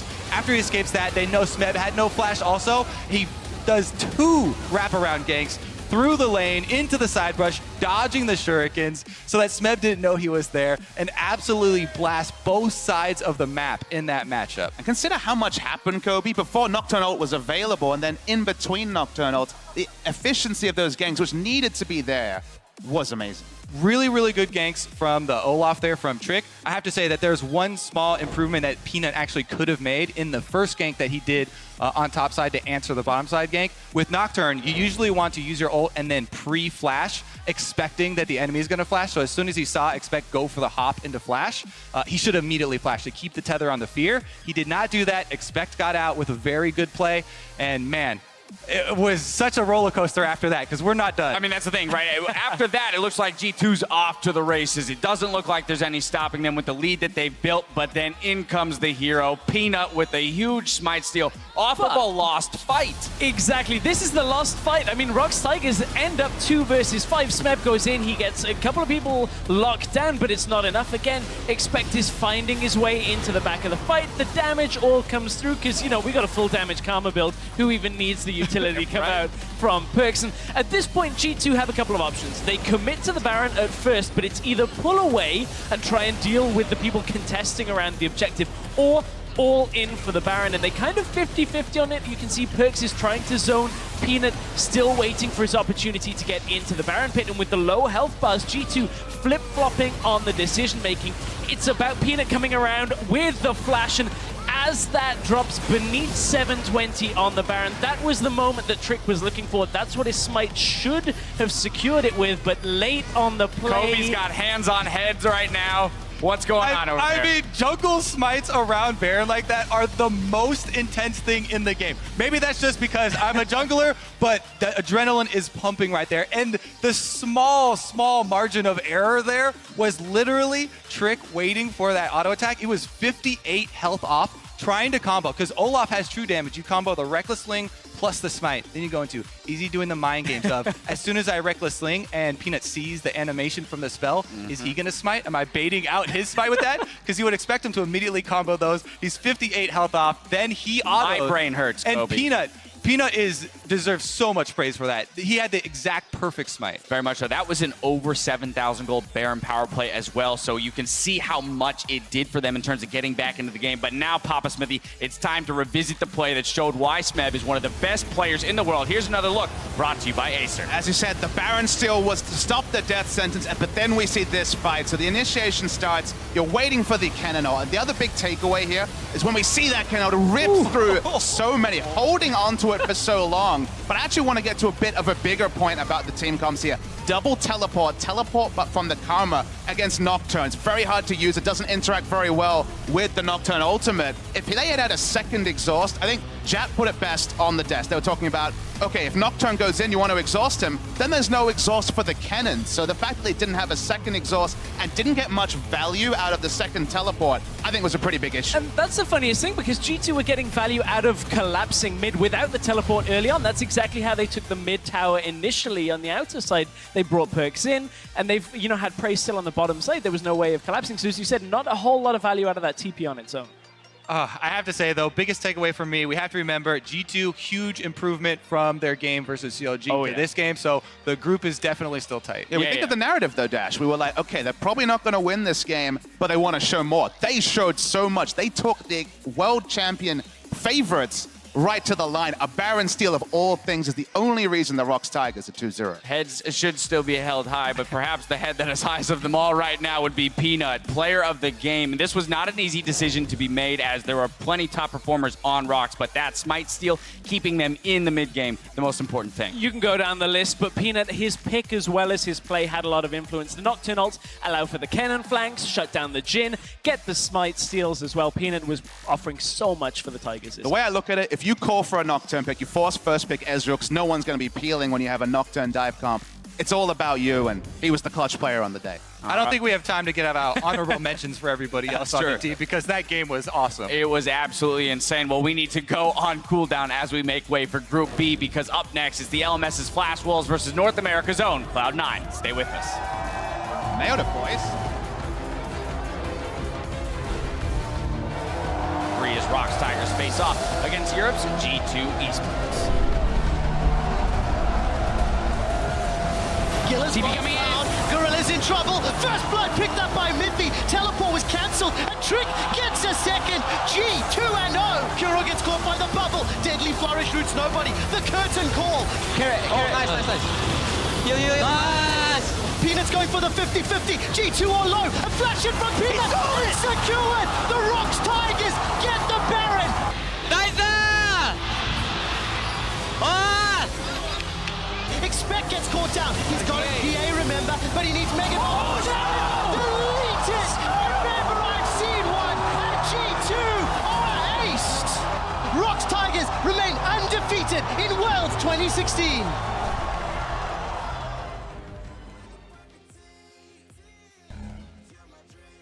I just want it. Can't get to myself. Can't get to myself. Can't get to myself. To myself. Can't get to myself. Can't get to myself. Can't get to myself. To myself. Can't get to myself. Can't get to myself. To myself. Can't get to myself. Can't get to myself. Can't get to myself. Oh baby, if you ever need a helper, you should know that I'll be there day and night. Nobody else can love you better. I'm here just to treat you right. You're the reason I'm alive. You're the only pain I can endure. And when you're not here, you're my dream, but I just want it. Yeah, I just wanna. I just want it. Can't get to myself. Can't get to myself. Can't get to myself. To myself. Can't get to myself. Can't get to myself. Can't get to myself. To myself. Can't get to myself. Can't get to myself. To myself. Can't get to myself. Can't get to myself. Can't get to myself. But I just want it. Deep inside, I knew from the start, you my bunny, I'm your Clark. From now to eternity, I give you all my heart. We are meant to be, it's clear to see. My love is bigger than I thought. I got everything I want when I hold you with my arms. The others don't matter, my love and my pleasure, the key to my treasure. Whatever's the weather, day up and out with you till I die. How many times for you I'ma try? Want you to notice the one and I know this. Perfect soulmate, I wanna show it. My best friend, she saved my life, my happy end in hard times.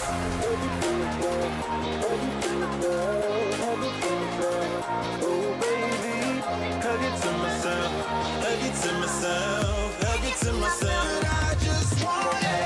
Can't get to myself, can't get to myself, can't get to myself, to myself, can't get to myself, can't get to myself, can't get to myself. I just want it.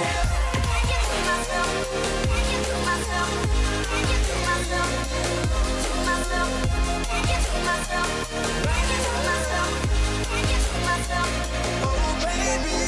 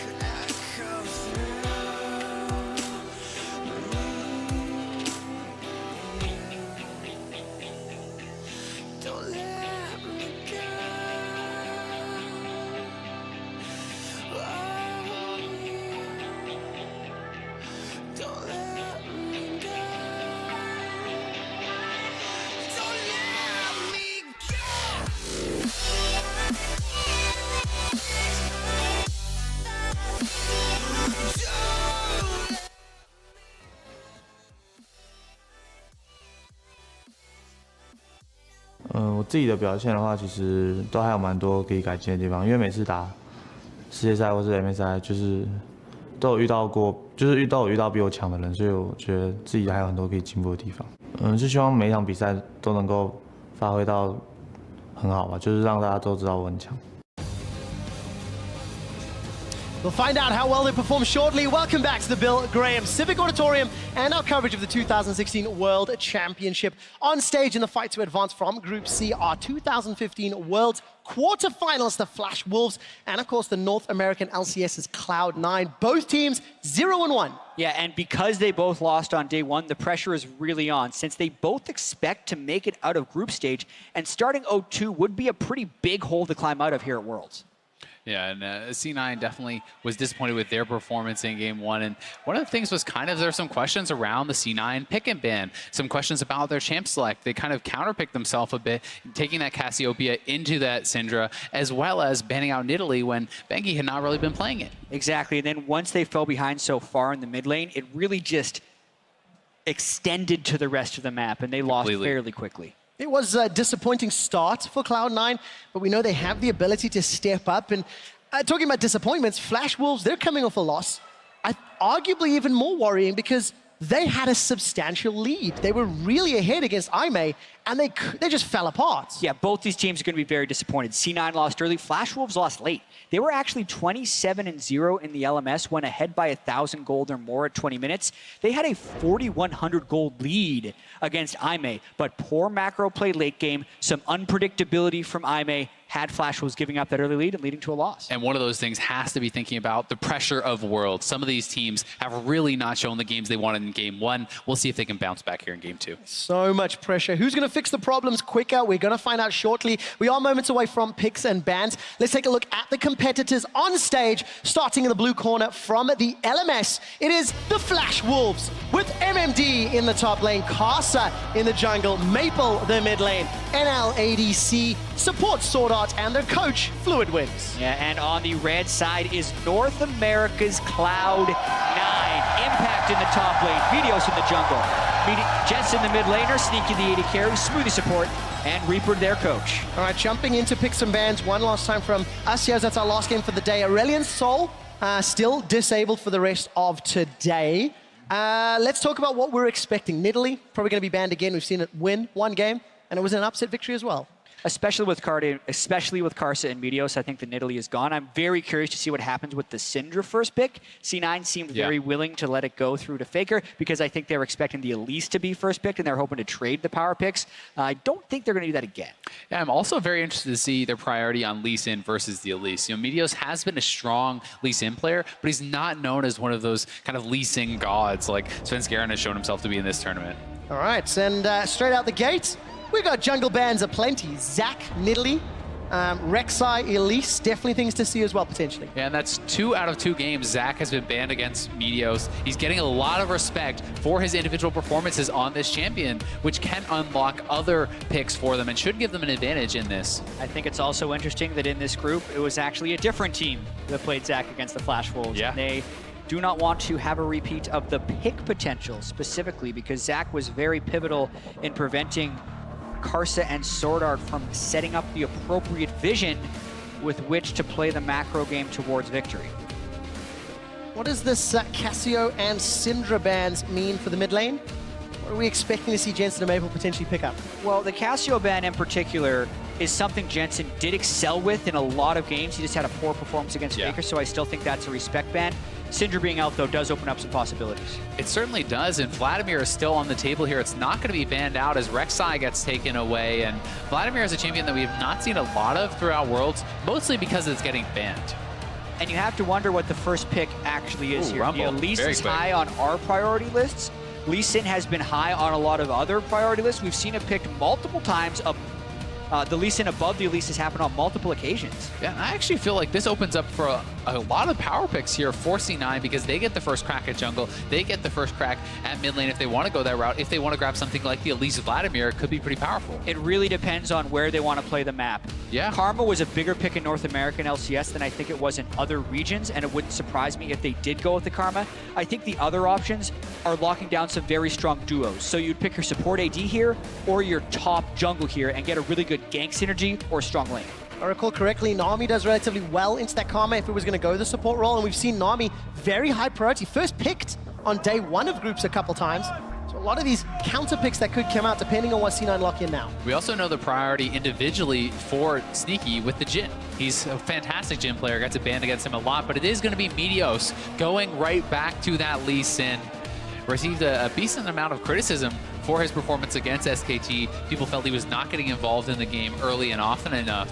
We'll see if he can bounce back here. But we also do have to talk about the draft that they had the first time he picked Lee Sin. He didn't have any setup CC. They picked it with the Rumble and a Cassiopeia. I really hope that this game, Cloud9 can have a Kennen or some type of CC setup in one of their lanes so that Meteos can have more effective ganks and take advantage of Lee Sin's insane early game damage.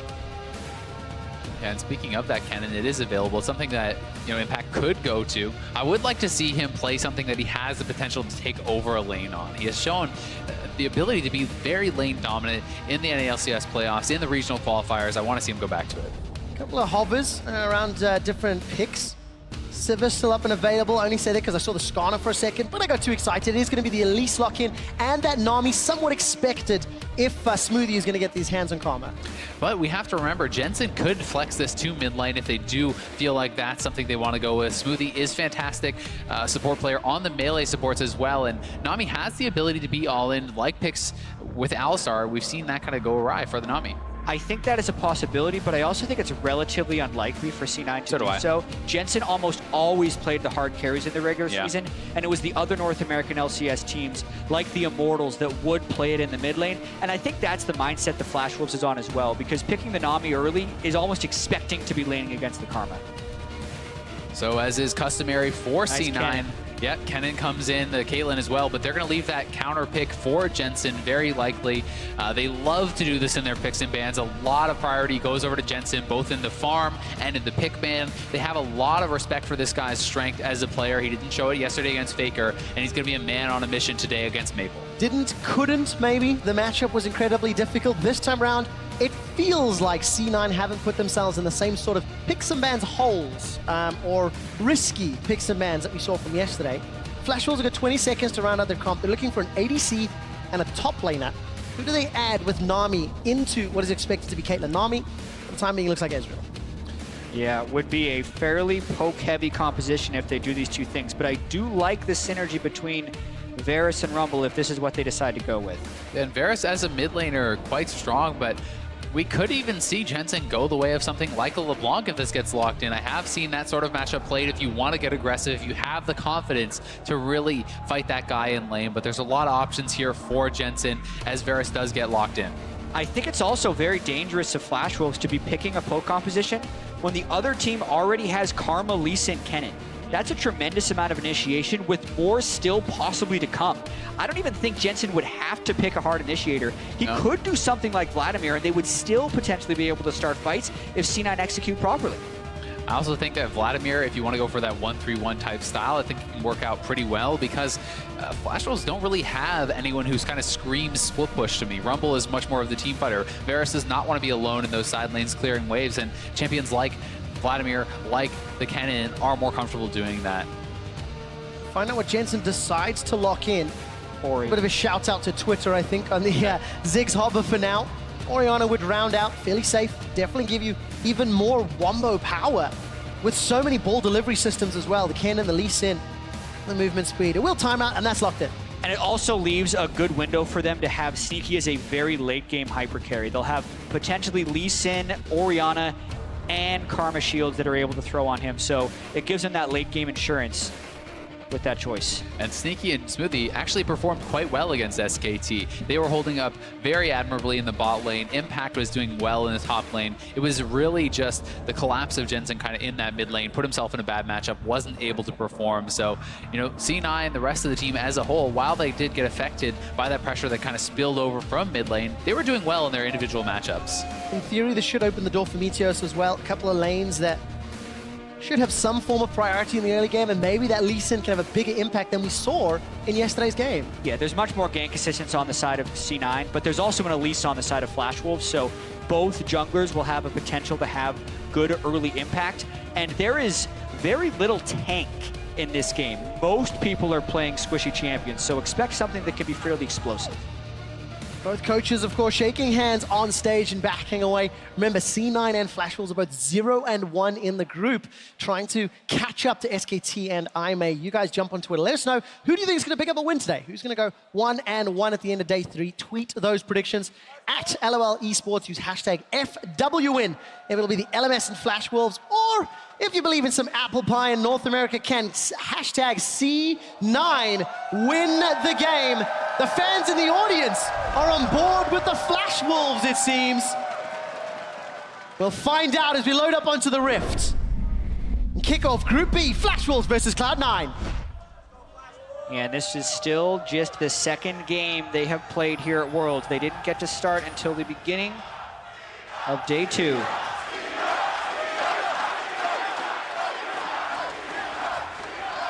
For what it's worth, that's a fairly split call. I'm hearing some whispers of Flash Wolves. This is an esports problem, in my opinion, specifically in League. People know how to chant 3-syllable names, but as soon as it's a 2-syllable name, all the rhythm is messed up. C9, 9C, and it's messed up. Gotta learn how to chant the 2-syllable names. Jet, why are you trash talking the fans? I'm trying to give them tips. I believe San Francisco, I believe in you. I'm waiting for like a let's go C9. Oh, there you go, there you go. That is more rhythmic. You know what? I'm waiting for a let's go Flash Wolves. We'll see which one cheers a little bit louder. As we see a little bit of a poke in the bottom lane. The battle begins. They added a clap. That's good. We'll move on. I will clarify my point later. All right, so as the game is going to be starting off, looks like Meteos wants to be topside here with Impact, and I'm going to be closely tracking these junglers' early routes. And interesting to note as well, Jensen going to be playing with Cleanse this time, giving a lot more respect over to that Elise. Yeah, and of course, Chain of Corruption's added to the equation. Jensen got that Doran's Ring. It's a Biscuits Corrupting Potion for Maple as far as starting items go. We did see a tiny bit of poke in the bottom tri-bush, but it doesn't equate to much. A good mantra Q from Smoothie to start off this laning phase. The early push in this lane is very important, especially with both junglers starting on the top side, so they're going to be moving towards the Scuttle Crab when it will be spawning. And also because Nami does have the sustained advantage, so if you're C9, you need to be able to get this shove in early so that you can then back up and still have the lane priority. See how that works out in terms of the early game. Meteos starting off in the top half of the map, got himself Krugs, got himself red buff. And Karsa is doing a very quick clear here, went straight for the double buff, and this does unlock the ability to go for these quick level 3 ganks if he sees any opportunities. And right now, C9 is pushed in heavily in the bot lane, so that could be somewhere he wants to try to target. Jensen comes off worse for wear in that trade, despite the Clockwork Wind-Up passive from Orianna, which traditionally does fairly well in those auto-attack trades. Using spells doesn't help your case. Sneaky and Smoothie shoving very hard, using every ability under the sun, and just forcing NL and Sword Art to play fairly defensive at the tower. And one of the reasons they want to do that is it allows the Karma to hit those Qs so much more easily. You can harass these people under the turret. When you clear out those minions, there's a lot more difficulty in avoiding those skill shots. Yeah, not much pathing happening towards that bottom side, mainly because C9 was able to get that early ward off in the river. Very curious to see how these lanes end up working, because I'm looking at the matchups and I see C9 has a lot of pushing and winning matchups, which should be very favorable for Meteos. Certainly should, and Karsa has had a very interesting path here. The quick double buff, then goes back to the race to the Wolves, and now he's moving up into the top side jungle, so very unlikely that C9 and Meteos would be tracking this guy as to being on this side of the map. Really blue buff going to Jensen is just going to help him even more. The only issue that could happen here is if Karsa, with this big investment, could get a gank in onto Impact. He's completely snuck behind the ward, so Impact might end up getting aggressive, overcommit in lane, and have Karsa... This is such smart pathing. There's no way Impact is going to expect this guy to be up here, but he does have that tri-bush ward. We'll see how quickly he's able to react, and Meteos moving up topside as well. Karsa needs to hug the wall. Oh, here he comes. Last time he can be seen. Flash is available, look for the cocoon, it connects! Impact will go down! First blood dead for Karsa. Huge mistake from Impact. He flashed when he saw the Harpoon. He needed to wait for the Cocoon there to have any chance of surviving. And Karsa, with a brilliant early jungle path, gets first blood for his team. I have to credit MMD, though, for immediately going for the flash and making the Harpoon happen, because if he lands the slow, even after the flash, you can land the Cocoon. All right, now I do have to give you guys a quick update. Yesterday, it took Meteor 16 minutes and 40 seconds to connect a Sonic Wave on an enemy champion. He's broken that record by 12 minutes today. Not that it matters in the engage. Clap, clap, clap, clap, clap. Is how it's supposed to be done. But unfortunately for Meteos, arriving too late to the party, and Impact goes down. Kill goes to Karsa as well. Yeah, and here it is once again, and so unfortunate, especially because he uses the Lightning Rush aggressively here, and he flashes reactively, but it's just the only chance he had of getting out was flashing the Cocoon, and even then, it probably would have been death because he was so far up and had already used his rush. But so much credit has to be given to Karsa. Yeah, using the minion wave may have helped Impact as well, but it's specifically because of that wacky path that Karsa decided to go with. It was incredibly hard to predict from Impact's side, and that is one of Impact's greatest strengths that I think Karsa was trying to work around. Impact really understands junglers for the most part and can feel when they're up top. It's a game timing thing. It's just being able to sense what type of path they've been going with. Karsa completely surprised Impact there. He thought he was a completely different place on the map. And that said, Impact still is carving out a nice CS advantage here. MMD holding on to that teleport, though, will give them some playmaking ability on the bot side, especially if they want to try to go for something like an early Dragon. Yeah, Infernal Drake is the flavor of the first Drake. And we've seen internationally it is the quickest taken Dragon throughout the course of summer, and we'll expand to that in a second. Karsa, no flash available. Moving down towards Smoothie and Sneaky. And of course, Smoothie and Sneaky, they sense they went out. They're going to water the Tri-Bush as well, so they back away. Max range Cocoon doesn't mean anything. There's no follow-up from NL. Yeah, for now, it looks like a relatively weak gank, but it looks like they're just trying to shove up so they can get a good base without having to wave freeze in a bad spot. Yeah, and they also want to get an early base so NL can get his tier stacking, because the longer Caitlyn delays the Ezreal, the better it is for this Caitlyn. The Caitlyn wants the BF sword, wants these big buys, whereas Ezreal wants to base early for that tier. Cloud9 have to be so careful. There is now a ward directly behind their duo, so if MMD wants to jump in there and spit some flames, he's got the option to do so. With the backing from Flash Wolves, Cloud9 start Infernal. And remember the TP. This is very risky, but the bot lane duo has based, and C9, because of that bot lane advantage, may get this for free. They completed their backs, and it's a bold play by C9, but I actually think it's a smart one. Yeah. As far as TPs being down for Impact but not MMD, because even if MMD does teleport down, since everyone on Flash Wolves was so low, C9 could have just backed away with the Karma, and that would have only increased Impact's advantage in the top lane. So really good job actually using their top lane and bottom lane advantages to take an uncontested Drake. And it's these little things that compound. The pushing in, the constant poke that they get, the running out of potions here for Flash Wolves in this bot lane means they get that Infernal Dragon. Little differences can mean a lot. Yeah, an early Dragon. Next one's going to be Infernal as well, no less. And I'll spot it out on a ward. Tear of the Goddess for him, Tear of the Goddess for Maple, and look at the minimap. Smoothie and Meteos making their way up to support Impact. Yeah, if they could be here, if they can bait in the dive and counter gank this could be huge, but they need to move there right now. Meteos is spending some time. This is going to get so scary. Sneaky's making his way up as well. This is a potential 4-on-4. You have to feel Flash Wolves know they've not seen anybody in the bottom half of the map for a while. Yeah, and C9 was fast enough to the play, too risky to actually make that attempted dive into a cannon with ultimate, even 4v3. And I think it was just a great ward by Impact in the top lane to place it in the lane right there. Understanding that with the turret changes, one of the common plays was to, on your first back of an 80 carry, especially in a losing matchup, just send your team top lane and try and surprise them to shove down a turret. But the ward was there, C9 was on the game, they knew they had winning lanes, and they kept their winning lanes. Losing matchup, and now itemization is against NL as well. Cull and Tia versus BF Sword. That is difficult. Tia in the mid lane.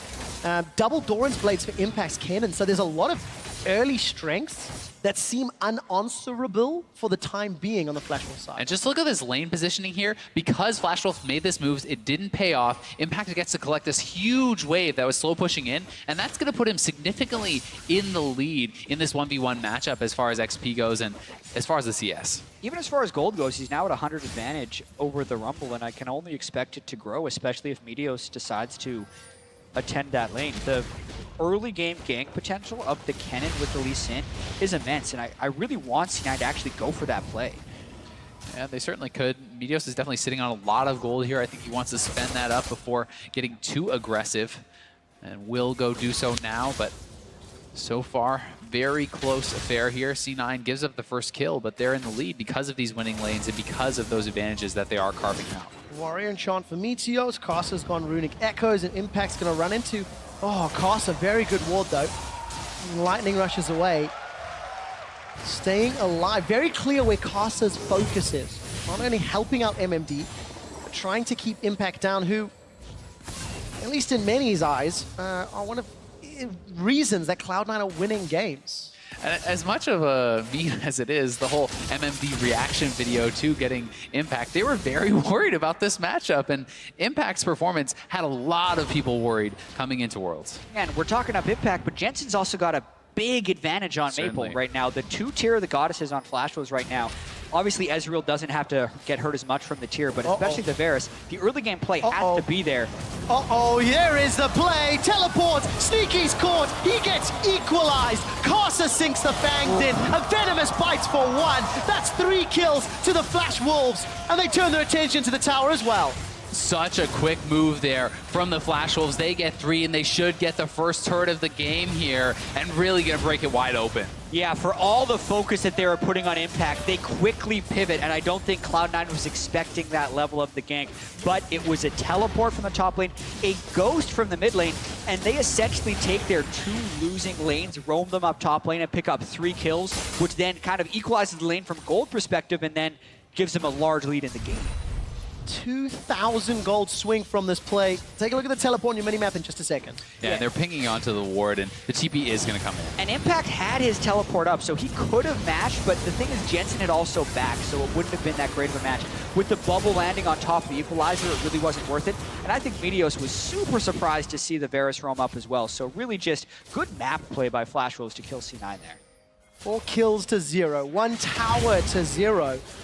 All of that 10 minutes laning advantages seem to be completely undone. And Flash Wolves are setting up control. It's 1.5 minutes till the next Infernal Drake. Very early, very powerful Drake. Shockwaves onto Maple. Cleanse and Flash is available. Command attack goes out, and Jensen's forced to back away.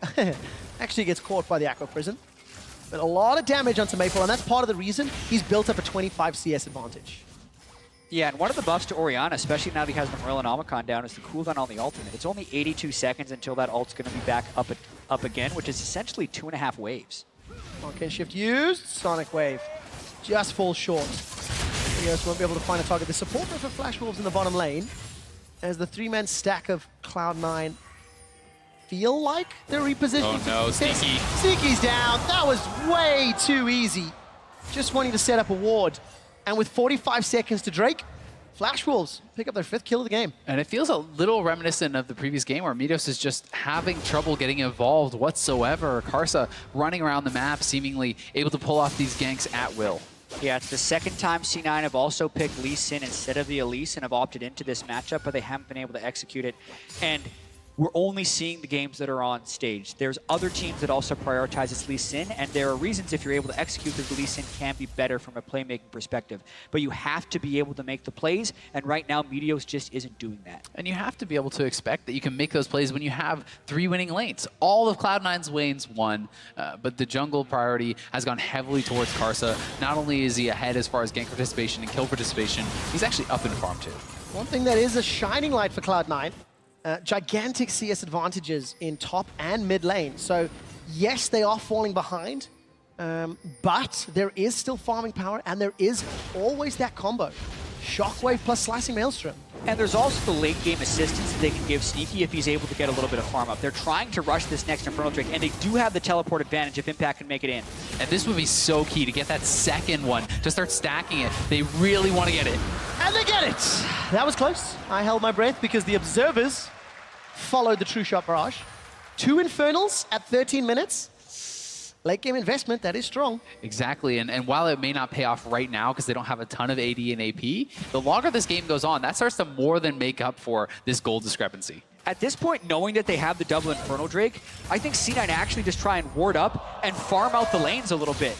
Got the minions. Remember, it's a shorter cooldown. Jats has told us this. It is now fired with It's the not that short, Trevor. It's not that short. You know, you can throw those optimistic ones out. It's not Luxol. You can't just use it on every wave. Okay, maybe I'm a bit too forgiving then in that regard. But as it stands, Protobelt picked up now for MMD on that Rumble. I love seeing Rumble with Protobelt. Jump forward, Flame Spitter in the face. I'd like to see Hourglass next. Big items still to be completed for both Maple and NL. So, you know, Flash Wolves are going to be content to have a slower paced farm game until both of those guys can be a little more impactful with their itemization.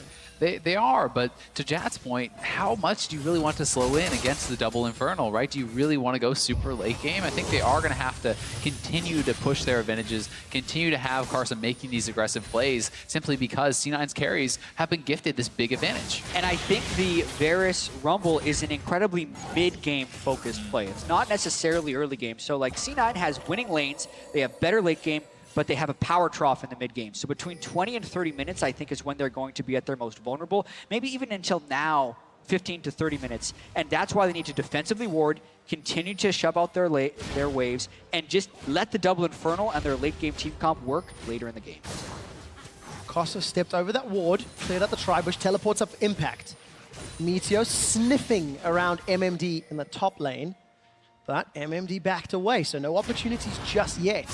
3,000 gold down. Flash Wolves have an advantage. Reminder that they were up 4,000 gold against IMA yesterday and still managed to lose that game because of IMA's resilience. So Flash Wolves need to fix their shot calling in a very short space of time to make it work. Oh, Meteos, look at the Maple, not going to find it. All right, Tower fell, Chain of Corruption misses as it does many, many times. Flash away from Meteos. MMD used that Protobelt, he's overheating, and the Equalizer has been used. And once again, it's, you know, Meteos goes topside, he can't even find the counter jungle. MMD simply backs off. Meanwhile, Karsa forces the C9 bot lane off the turret, gets that turret, and then Meteos has to blow his flash and retreat. So Karsa is just being so effective compared to Meteos in this game so far. All it took was the ghost of Maple to just kind of easily walk away. No. Jensen's got a good shockwave, but he's out of mana now, needs to back away. Sneaky gets chunked down heavily by Karsa, and Meteos is in place. Only safeguard in and clear the wave out, but slightly awkward trades on two sides of the river. Yeah, and C9 only has the mid lane turret up now, so as far as stalling out the game, this is a very dangerous time because they need to kind of protect their jungle from being invaded, because if the vision gets set up there by Flash Wolves, it becomes easier for them to deny all of C9's vision and start diving the interior turrets as well as the outer mid lane turret. First items picked up for Maple in NL now. The Frozen Fist, the Ghost Blade, Aegis completed for Karsa, Haunting Guys for MMD. So they're starting to come into their own, and this gold lead going to be a lot more powerful in the mid game. Dragon's up in what, about 3-ish minutes? And it looks like Cloud9 have had very high Dragon priority, probably because it is that Inferno, of course. Chain of Corruption catches Jensen, Cleanse allows him to sidestep the bubble. Gold claps all around for that. Yeah, good cleanse, nice sidestep right afterwards. Hardly takes any damage and can actually stay in lane right now and continue to try and shove out.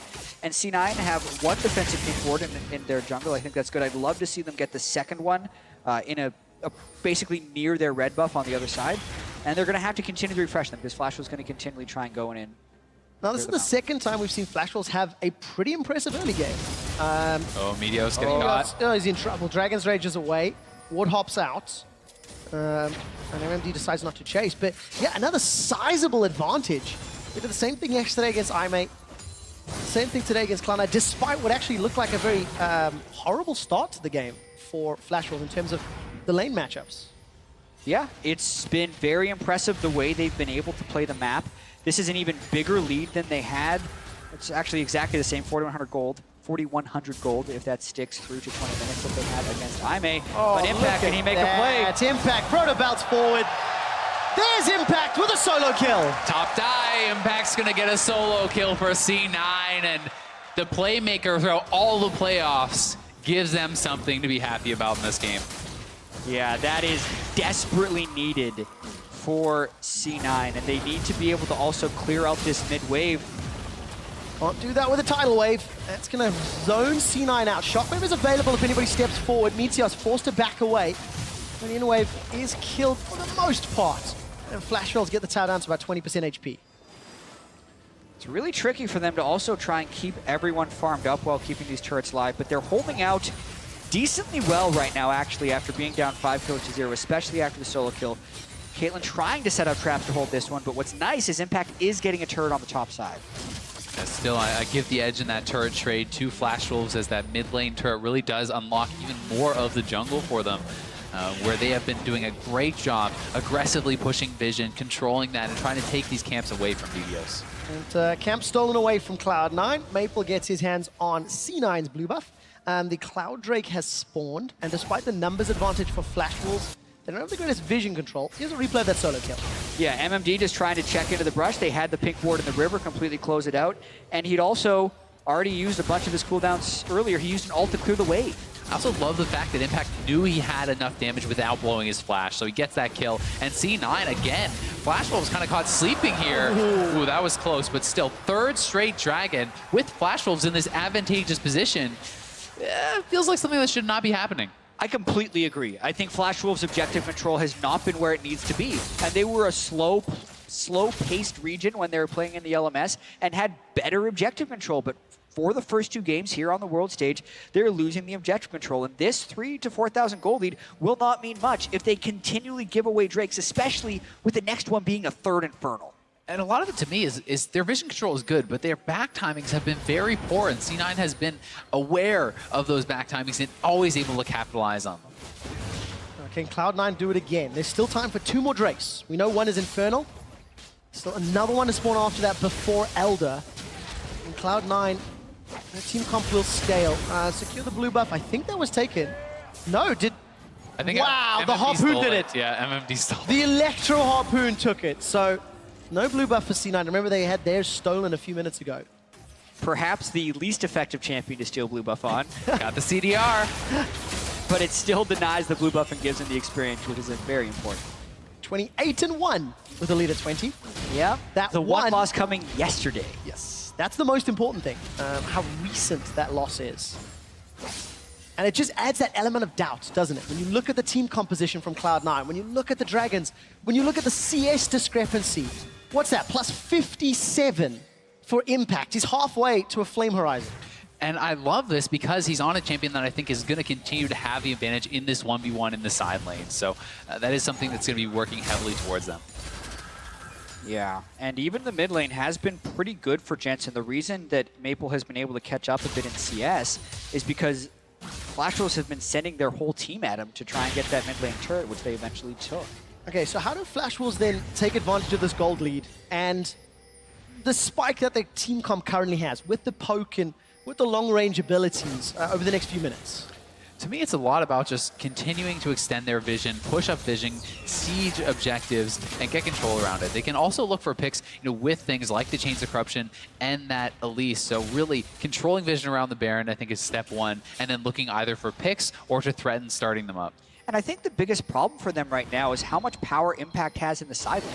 They can't necessarily get their waves pushing at the right time, and they don't have anyone on their team right now that can be near him. If anyone is near Impact, Impact is going to get a kill. So they either need to send 2 people down and kill Impact, then set up a siege, or just find a window in which they can group 5 people and hard push a turret. Especially the experience advantage in addition to the gold. If it was just the CS that MMD was behind, it would not be as bad. But I mean, Impact is a good level and a half ahead, and is going to be very, very frightening as he closes in on level 16. You can see MMD doesn't even want to come close. He's just going to have to drop the equalizer to clear the wave. And this is the other thing. That's another equalizer used on the wave, which diminishes their team fight threat and makes it so they can't make powerful plays on the map, and that only extends the game, which C9 is fine with. They certainly are, and we can see MMD roaming back up towards mid lane. C9 spotted him out, but don't have to be too scared with that equalizer down. Cloud9 going to be sitting fairly comfortably, knowing the equalizer's down, knowing they've got this Dragon investment. It obviously becomes much more valuable. Oh, good Sneaky catch! gets caught out, and he will go down. NL snipes. Such nice coordination. Cocoon into the bubble. The Ezreal ulti already coming in. Azael, 3 minutes ago, I said, how does Flash Wolves extend their lead? You said vision, into picks, into a tower. They pulled it off flawlessly. 3 minutes ago, they didn't even have the vision, but now C9 is trying to fight back. All right, flash into Maple. He's got caught out. Shockwave still not used. Jensen's looking for a target. Not going to find it yet. That's a good piercing arrow from Maple. Chunks down Impact. Impact's looking for a target. Looking to pull a Smeb. Looking for a 5-man slicing Maelstrom. But Flash Wolves are not presenting a target. And C9 don't actually want to go hard on a 4v5. They know that Sneaky was already down in that fight, and they really are just trying to play around this third Infernal Drake, I think.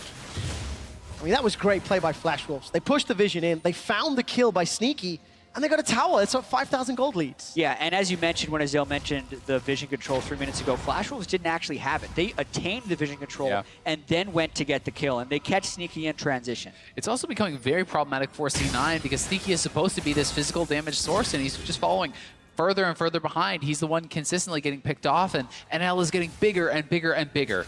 And this is also a C9 tendency from the regular season. We have to remember. As far as all the teams attending Worlds, almost unanimously, the AD carry would have a larger share of the 15 to 30-minute CS. But C9 was the team where that was not true.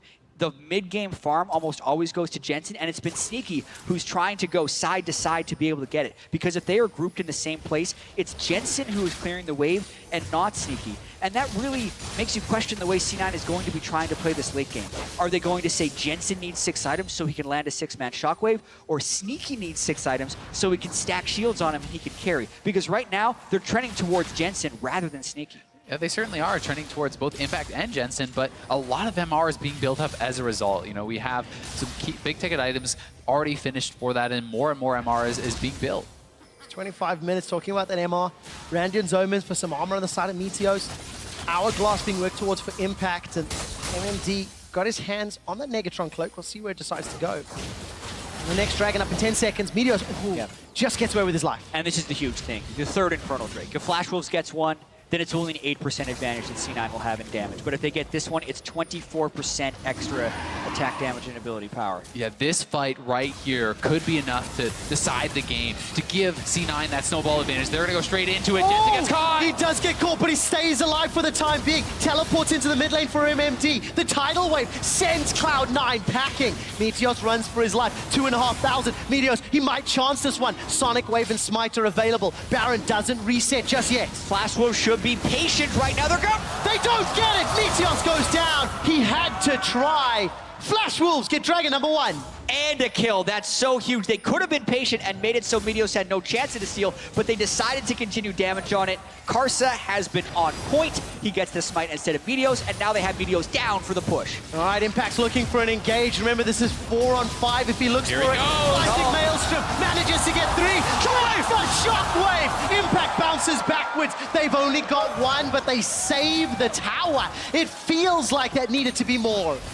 It really does, and you know, with that Dragon advantage kind of neutralized here, you know, it could have been 24% advantage. Now it's only that 8. It's not that big of a deal for Flash Wolves. They have a lot more confidence with that going forward, and C9 expending a lot of their playmaking abilities here were not able to get enough.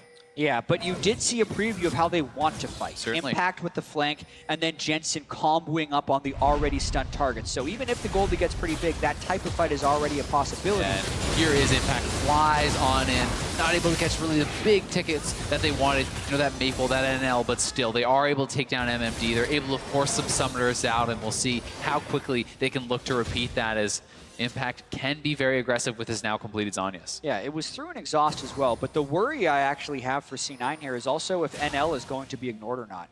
Yeah. NL has not been seen as a strong AD carry, but even in their game yesterday, which they lost to Aime, he was the primary damage dealer on Lucian, had a pretty good game. Here, he's been laning quite well against Sneaky and Smoothie. He's picked up more kills than anyone else on Flash Wolves. He's at the important items as far as the blue build Ezreal goes, and he is doing a bunch of damage. So if they can't actually close on to NL in fights, NL would be able to clean them up.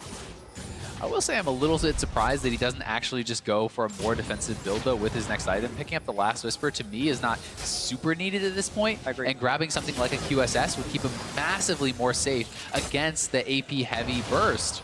Especially with no Mikhails on start yet, I think the QSS is the almost obvious choice. The only person he's cutting through with that Last Whisper is Meteos, who has been mostly a non-factor in a lot of these fights. He needed the QSS, in my opinion.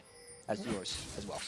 We'll see if it matters. There we go. QSS would have helped a whole lot there. Manages to flash heal his way out just a moment later. Decent equalizer. Very good chain of corruptions. This time it catches Meteors. No kill secured yet. MMD's looking for more. Got that proto belt available if he can find a target. And now it's about Flash Wolves going back towards the Baron. They know that C9 is low, and they're going to try to make a move for now.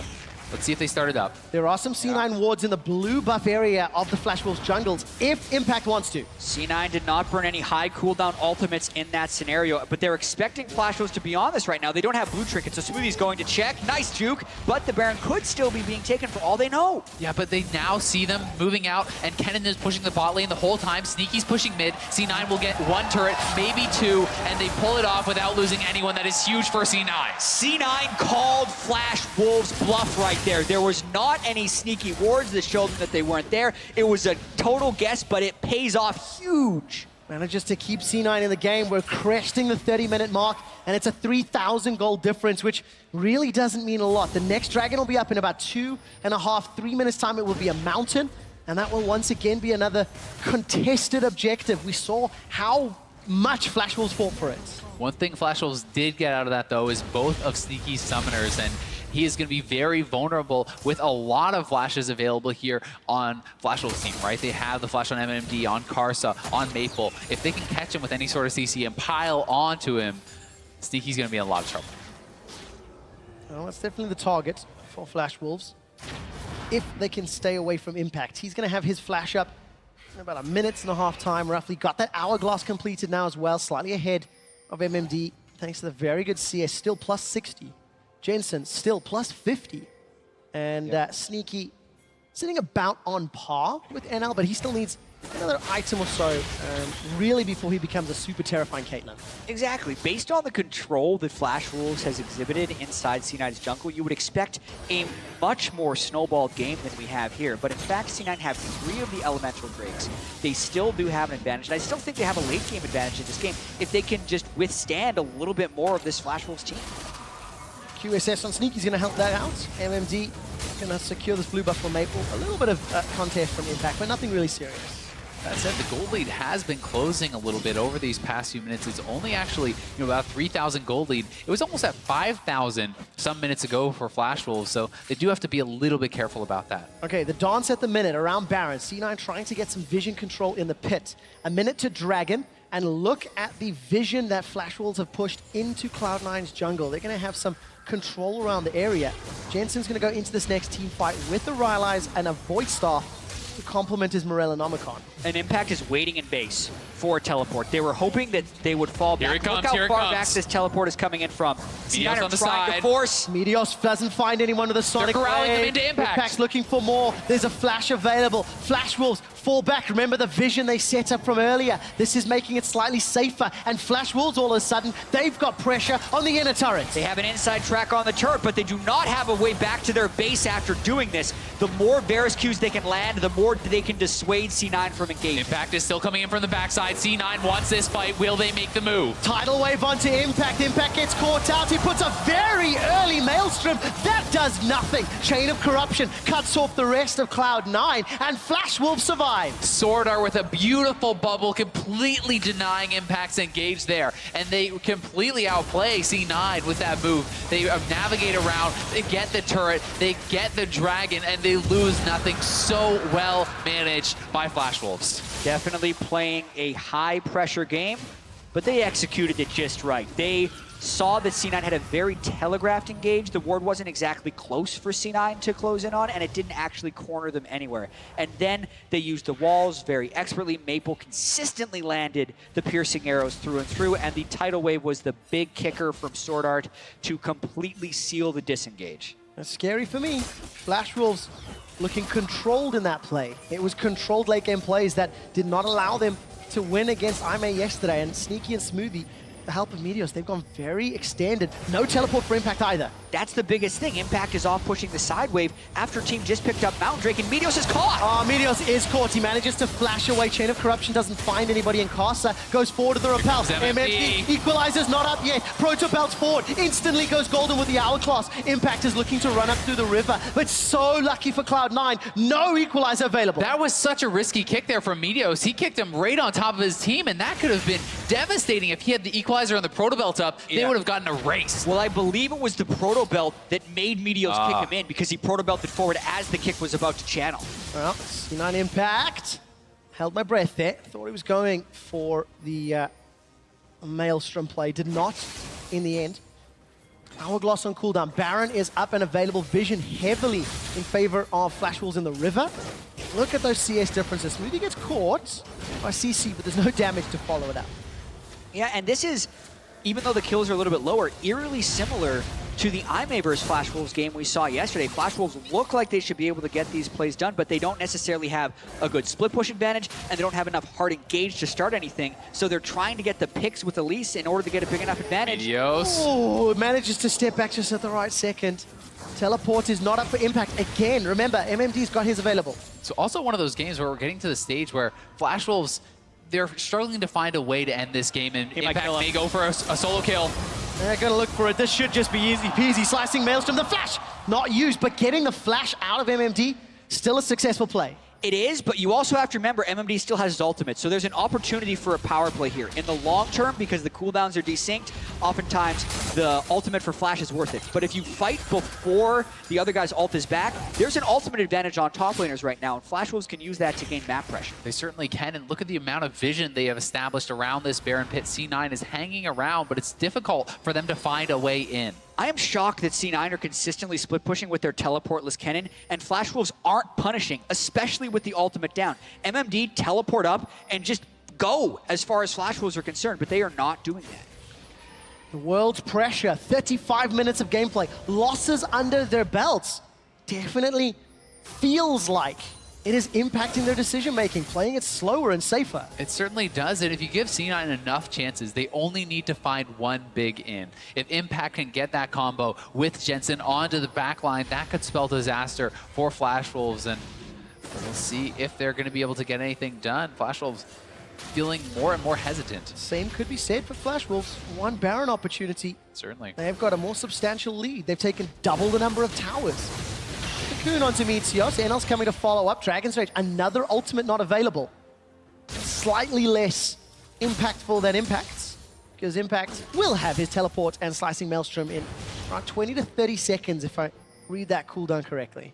You can also feel the pressure that C9 is under to not really consistently base. They're staying out on the map because they're always worried about the Baron. You know, Sneaky sitting around with a lot of gold. Jensen has been sitting around with quite a bit of gold himself too. And you know, it's something where they don't always have the ideal back times because they're feeling the pressure to be out on the map and be able to respond to a Baron. Yeah, the objectives are very real as a threat. Elder Drake will be up in 2 minutes as well. That can be another thing that moves the game forward towards completion. But the fact of the matter is their inhibitors are completely safe on Cloud9's side. They're yet to be assaulted, and unless Flash Wolves is willing to actually commit to doing a Baron, C9 doesn't have that much to worry about. I wonder if the earlier play in the game, where Flash Wolves were trying to bait Baron and C9 just took turrets, is still in the heads of Flash Wolves, because they've had plenty of opportunities, I feel like, to at least start the Baron. They have sustain even with the Nami. They've got some more defensive abilities as well. MMD went for the Banshee's Veil, whereas Impact went for the Void Staff. Definitely signals a difference in style. Certainly does, and I think with that Void Staff, he could go for MMD, who is flashless. Protobelt for Protobelt. Slicing Maelstrom comes out. Impact's looking for more. Still 1,000 HP to work through. Impact moves forward. The Equalizer comes out. Got it. Hourglass used, but look at the support. Impact looks for more. That's a giant shield from the overheat. Now Impact's in trouble. Doesn't get the kill. Through the exhaust in a 1-on-3. Takes him down. Because is looking for more. Q could deliver the shockwave. Kosa's caught out. Smoothie and Sneaky looking for more. The repel, the flash, the sonic wave. This time it hits. This time it kills. Cloud9 makes San Francisco go wild as NL's looking for more. It's in a 4-on-1. Meteos is in trouble. Piercing arrow and bubble. That's a little bit of trouble. Maple's running away with his life, and Sneaky manages to arrive just in time. 2 for 1 at the end of the day. It all starts from Impact's play on the other side of the map, where he not only forces the Zonias in the alternate of MND, but he also gets the kill while absorbing the roam for anyone else. And then, like shot from a cannon, Meteos suddenly starts landing all his Qs. Not to mention that, he gets 3 summoners. Ghost was blown to run down here. Both support summoners were used to try to save MMD. He gets the kill anyway. This guy has been incredible for Cloud9. And look at him flashing in, using the exhaust. That's 2 summoners blown. That's the ultimate down. He gets the kill anyway. The last auto attack after the exhaust had been out. And then here, the engage was very good from Meteos, getting the Q, kicking him backwards, and then landing another one to finish the kill. And as a result of all this, Flash Wolves has lost their Baron vision control, and it's C9 now getting that aggressive stance, and it's Sneaky at 3 items on the Caitlyn. Critical break point for him. He is going to be getting to a much stronger point. They're going to start it up. This is very risky. Teleport is available for Impact, so is the Maelstrom. Got all of his items as well. Baron peeled away from. Decent poke. The Piltover Peacemaker of Sneaky, and those traps being cleared out one by one. Impact continues to push. Right, and this is actually how you should be playing with your teleport in this situation, because they have the teleport advantage. They know MMD is here, so you fall back, and you hope to not get picked off until Impact can get his push, because that will force MMD to go back to base, and then if that happens, Impact could teleport in. So it's all about trading advantages and playing the slow macro game, but they have to be careful not to get caught. Oh, tidal wave into Equalizer. Jensen and Sneaky, they're cut off. I saw Flash Wolves pings on the middle inhibitor, and Flash Wolves are looking to peel back. Impact has not moved from the bottom lane. Impact's still pushing, but Flash Wolves have the inside track on this inhibitor turret. Some of their key ultimates are down, but C9 needs to get back and defend the base. They're trying to. C9 have made it in through the gates up top. Meteos is looking for a flank. Meteos is in the lane. The base is opened up. Meteos Dragon's Rage is available, but no flashes. There is a game that C9 is playing right now, because Impact is still pushing. They have been on the game to just let Impact go. And I think he gets it. I think this is a straight up trade. Does Impact need to teleport to get out? That's the question. Look at the minimap. He's going to try Lightning Rush away. No flash available, but I think he's done it. And C9, if they see more people coming down here, can reestablish their Baron vision control. They're playing a very dangerous game here, but so far they are pulling it off. And look at Impact. He's hanging around for now, but does decide to base. Game of chicken. Gold leads do not matter at 40 minutes with exposed inhibitors.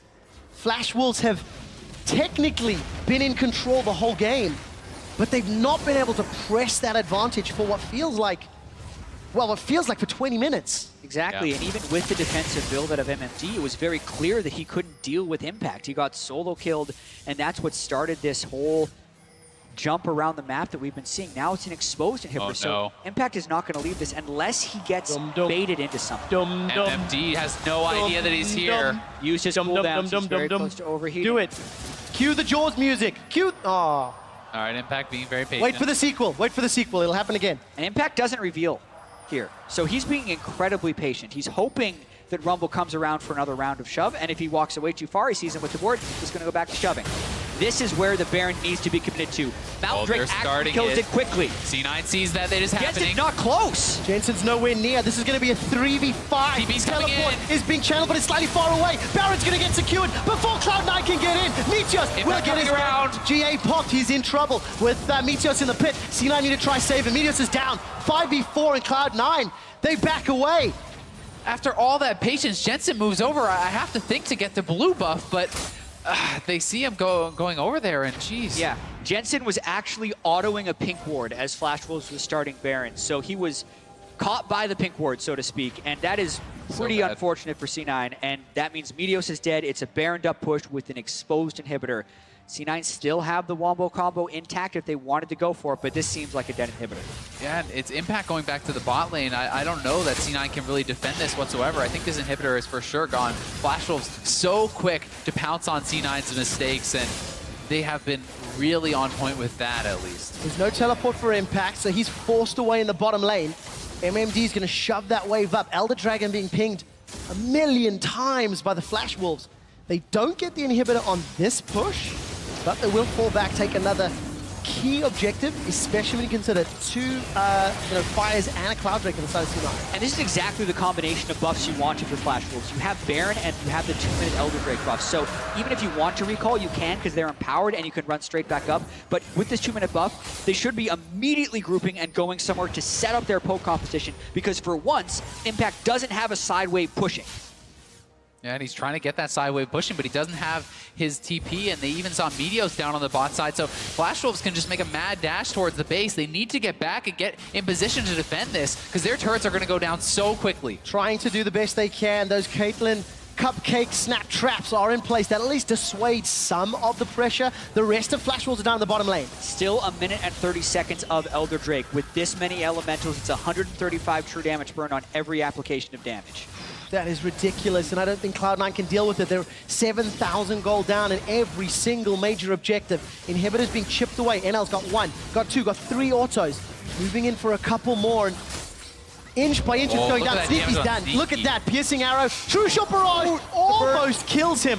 Then manages to get the shield. Inhibitor secured cleanly by Flash Wolves. That Elder Dragon on Maple is just doing such ridiculous damage. 1 Q did almost all of Sneaky's life, and it's going to be hard for C9 to even hold on to this next inhibitor turret. We'll see if they make the call to go for an engage. Yeah, they would have to kill them quickly because there's still 45 seconds left on the Elder Drake. The argument could be made to completely give up 2 inhibitors because then the buff would be gone. But C9 has shown the ability to pull the trigger on these fights. Impact does have Flash and Proto Belt available. There's only about 20 seconds left on this buff, but Meteos hanging around the backside. Impact poised, looking for a possible engage. Flash Wolves not playing it risky. They know the buff's going to time and back away. Content with supers in one lane. Cloud9 live to fight another day. The question becomes for Flash Wolves, though, was it enough? If you can't end the game with Elder and Baron, your gold lead stops really mattering at all at this point. Next time those objectives are going to come up, C9 is going to be full builds across the board. Exactly. When you're playing this incredibly slow game like Flash Wolves is right here, and you're at 45 minutes before you get the right combination of buffs, you have to make that count. Sneaky has been a little bit behind for a lot of the game, gotten a lot more CS lately with super minions pouring into the base, and I think C9 can actually be very happy with the end result of what just happened there, because they will be hitting 6 items shortly, as long as they can keep everyone on their team alive. Maple's looking for Meteos. It's Flash versus Ghost, so Maple going to lose at least one of those summoners. Remember, Meteos G8 not available for this next fight. Baron will be up in a couple minutes' time. And as it stands, C9 still playing from behind, still looking for that opportunity. Luckily for C9, Flash Wolves' passivity in terms of how hard they press is allowing C9 more and more opportunities. Exactly. If you look at the items and the right next to the champions, and you don't think about the way the game has been being played, you give a large advantage to C9 right now. They have nearly full builds on both of their huge carries, and they also have a Caitlyn nearing 6 items. Those are just better things to have on your team at this stage of the game. So if C9 can withstand this inhibitor being down and get some map pressure back, they can very well win this game. Yeah, they still have to be very careful, though. This game is on a knife's edge at this time, and Impact looking for a flank around the top side. A couple of splits, actually. If you look at the mini-map, Flash Wolves don't have the full contingent up in the top lane. As Maple and NL are down bottom, Tidal Wave comes out, flash away from Impact. That's very important, and the Proto Belt. That's so much of the engage potential completely gone for Impact now. It's going to be very tough for him to get in without that available, and Flash Wolves are going to be pressing here in the bot lane. You can have all the advantages in the world in the late game if you're Cloud9, but without the tools to make them work, without avoiding the poke like that piercing arrow, it's not going to happen. Maple is doing so much damage. True Shot Barrage pushes the wave out. Supers still moving down the mid lane. That inhibitor's got about a minute and a bit before it respawns. And the rest of Flash Wolves trying to pressure the bottom lane with all of that vision. There is one ward that is being pinged behind the Flash Wolves, though. Impact does have TP. It's possible to look for that. Still really difficult to push against C9. Sneaky does have a Mercurial Scimitar, so he gets hit by a Varus Q, but heals up fairly well. Flash Wolves is trying to posture to get them off of that turret, but they're not seeming to make very much ground. Sneaky just bought, so he's full build now. Completed that 6-item Caitlyn. One more item needs to come in for Jensen, and then Cloud9 is essentially done across the board. Now, everyone here in San Francisco is silenced because this game will be decided by one skill shot or mistake and all of a sudden, game is over. Impact still got a ward to teleport to if Flash Wolves decide to peel back. However, there's a 3-man stack in the top lane. Jensen moving in to try wave clear. This tower should go down. Caster clears it out. Good cocoon onto Jensen. Impact, no flash available. Has Protopel, decides against it, and the ward is timed out down bottom, so that opportunity to get behind is gone. The Chains of Corruption just missed there from Maple. He tried to go for Meteor, so that is gone, but Flash Wolves is playing this very well, bouncing C9 back and forth, and C9 is having trouble actually answering on both sides. They need to commit to a fight, or they're just going to lose this inhibitor. And this is even without the Baron buff, so it's actually a really good bounce back and forth, and with no flash on Impact, it's really hard for them to get the right type of engage. Important. Tidal Wave is blown, and Flash Wolves instantly back away. Unfortunately, the ward down bottom timed, as I mentioned, so if you look at Maple and NL, there's no threat of jumping on them. Baron is up in 5 seconds. Elder Dragon's going to be up a couple minutes after that. Meteos. He goes in. He follows it. Sword Art's the target. He's going to find an Aqua Prison. A lot of damage on the Sword Art. The rest of Cloud9, they've been tagged. Equalizer gets thrown down only onto Smoothie. Meteos ward hops away to safety, but a lot of ultimates blown. Yeah, very good for Cloud9 there. They didn't expend almost anything, and that's Rumble ultimate down. A lot of key ultimates down for Flash Wolves. And now the question is, does C9 just do Baron? Because they have all of their inhibitors up, and all of the key ultimates are actually down for the Flash Wolves, so at the very least, they can push up and get control of these waves again. I think they just are going to go for this tier 2 mid turret. Looks like they're pushing forward to Siege. All of Cloud9 is here. They know key ultimates are down. Can they capitalize? It looks like they'll at least get the 1 turret. Easily secure the tower. How brave are they feeling? Those cooldown timers coming back up. Tidal Wave shortly for Sword Art. Equalizer about a third of the way left for MMD. And Cloud9 with a window of opportunity if they can take it. They're moving over towards that Baron, establishing the vision control. Yeah, the ultimates will be back very soon for Flash. Oh, they're looking. Though. Minion wave in the bottom lane in favor of Cloud9. Looks like MMD's going to catch that. He's got to teleport up as well, but if Cloud9 can go quick, if they can get in there before the 4.5-second channel time. Meteos is behind. They're looking for the flank onto Maple. Sonic Wave needs to connect onto a target. That's a giant spider in front of Maple, though. Sonic Wave goes between the goals. This isn't soccer, and Meteos is forced to back away. Oh my goodness. Just keeps going, quick shot. They're hitting max items very soon here. Jensen is sitting on nearly 3,000 gold. Will be able to complete his item as soon as he goes back to base. Oh, Meteos gets caught. There's a little bit of damage to follow up. Jat, yesterday Flash Wolves set the longest game of Worlds at 47 minutes. They broke that record today. In Cloud9, Shockwave has been used by Jensen, didn't find a target or a kill. MMD, though, got chunked out. I assume it hit him. Yeah, it was that shockwave on MMD, and Jensen just based. I'm not sure if Flash Wolves are aware, but he has now completed all his items and will be getting back out there. No one's starting it up. Looks like Cloud9 is going to be okay for now, and this game is just so ridiculously tense. Flash Wolves and C9, next fight, very likely to decide this game, and no one wants to be the player to make the mistake that ends the game. And it's so much about the setup to these things and getting the right amount of vision control. They don't want it to be a Baron throw, but they have to find a way to get something going.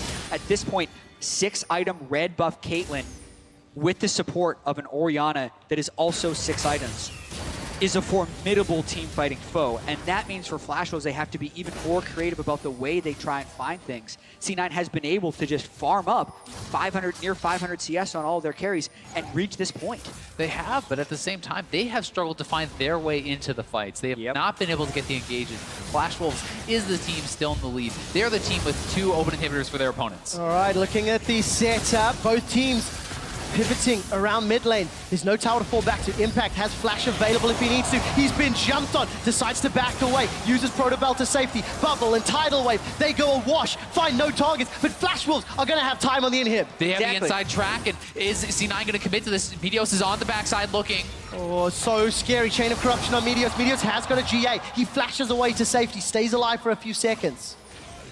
So many cooldowns are being burned here. Meteos' flash, Maple's Chain of Corruption, Sword Art's ultimate.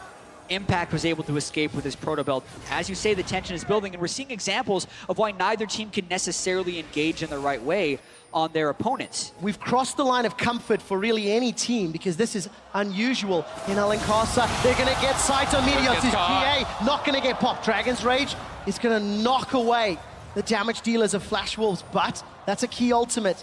Not available. Baron hasn't been started yet, but it gets tagged. Maple and Caster are going to back away, in fact. Just the repel into the pits. Meteos also needs to kind of heal up a little bit here. He's very low on health. If a fight were to break out, it's not the situation that Cloud9 wants. And look at that poke onto Sneaky. And there's no immediate minions to lifesteal up off of, which is key for Sneaky right now, and it's what's giving Flash Wolves the confidence, because if they land one more poke on Sneaky, he's near dead. Baron's getting incredibly Impact low. coming around. This is going to try. Shockwave does nothing. Karsa gets caught out. Meteos lands a Sonic Wave. But simply put, Cloud9 fumble the ball. Flash Wolves get Baron. I actually can't believe that Cloud9 just let them get away with that. They were in position to fight. Impact has his ultimate. Jensen has his ultimate. That's exactly where you want them. Corralled into the Baron pit, and Cloud9 just seem paralyzed. They're not willing to make the call to go, and now it's Flash Wolves with the Baron buff. Can be pushing in on all sides. C9 are really trying to have everyone at high health before they go into fights, and they consistently get Smoothie's down. That's damaging. Impact's looking for more. Hourglass and Protobelt are up. Inhibitor falls. Super's gonna pour through slowly but surely. There's no shockwave for Jensen either. Flash Wolves have finally found the front footing they've wanted for the entire game and take down 2 inhibs. And I think a lot of it is because they've landed enough poke. The accuracy just increased for Maple and NL on these shots, and they're the ones that are killing the C9 team. Only Sneaky has reliable sustain after getting poked, so if Jensen gets very far out here. He needs to be careful. That grub is not worth it. Oh no. Meteos should get burned down here. GA is available. Flash over the wall for NL. Meteos gets his GA popped and will die for a Grump. That is an absolute disaster at this point in the game. What is he doing out there? He may have just cost his team, as Meteos is going to be down for 1 minute and 10 seconds. Such a long death timer, and he loses his GA. Yes, that is not a type of play to be made on the world stage. 54 minutes in now with Baron and 2 inhibitors down. C9 would have to defend 4v5. At the very least, Meteos got a ward down when he came out of Gromp, and maybe Impact would use that as a teleport location. But no, he's in the front line here. And Flash Wolves, they've split up as well. Sneaky throws out the ace in the hole. It does a fair amount of damage to Maple, but it won't matter. These super minions being ushered into the base by Flash Wolves, and the bottom inhibitor is the focus for now, but a good trap line. You can't understate the value of those traps at this stage in the game. Good hit from Sneaky. Easily healed up already by NL, and the tower will fall shortly. Sneaky can't be in 2 places at once, though, and there's super minions on his Nexus turret, so that turret falls, and maybe even more. Impact able to get Sword Art, not just yet. Very good defensive Aqua Prison. Equalizer is out. Inhibitor falls. All 3 are down. Double supers spawning. 3 seconds for Meteos to come up. Sword Art, the shockwave for a support. Chain of Corruption goes out. There's no equalizer. There's the Impact is looking for a target. He stuns up Maple. That's the shutdown. But somebody has to defend supers. NL's running for his life. Meteos is looking for all. MFD is down. 75-second death timers. NL looking for Meteos. Casters come in to support. Meteos forced to dash away. C9 needs to get more now. They need to push. They need to take down inhibitors and try to even out this game, because they are assaulted on all sides. At least try to get the Elder Dragon off the map. 3 inhibitors down requires full-time defenders. And the crowd is cheering him on. There is no bigger challenge to come back from. Maybe no Nexus turrets, but let's be real. Supers in every single lane. 40-second death time is still for Flash Wolves. Karsa and NL up and around the Elder Dragon. Meteos and Smoothie are moving in.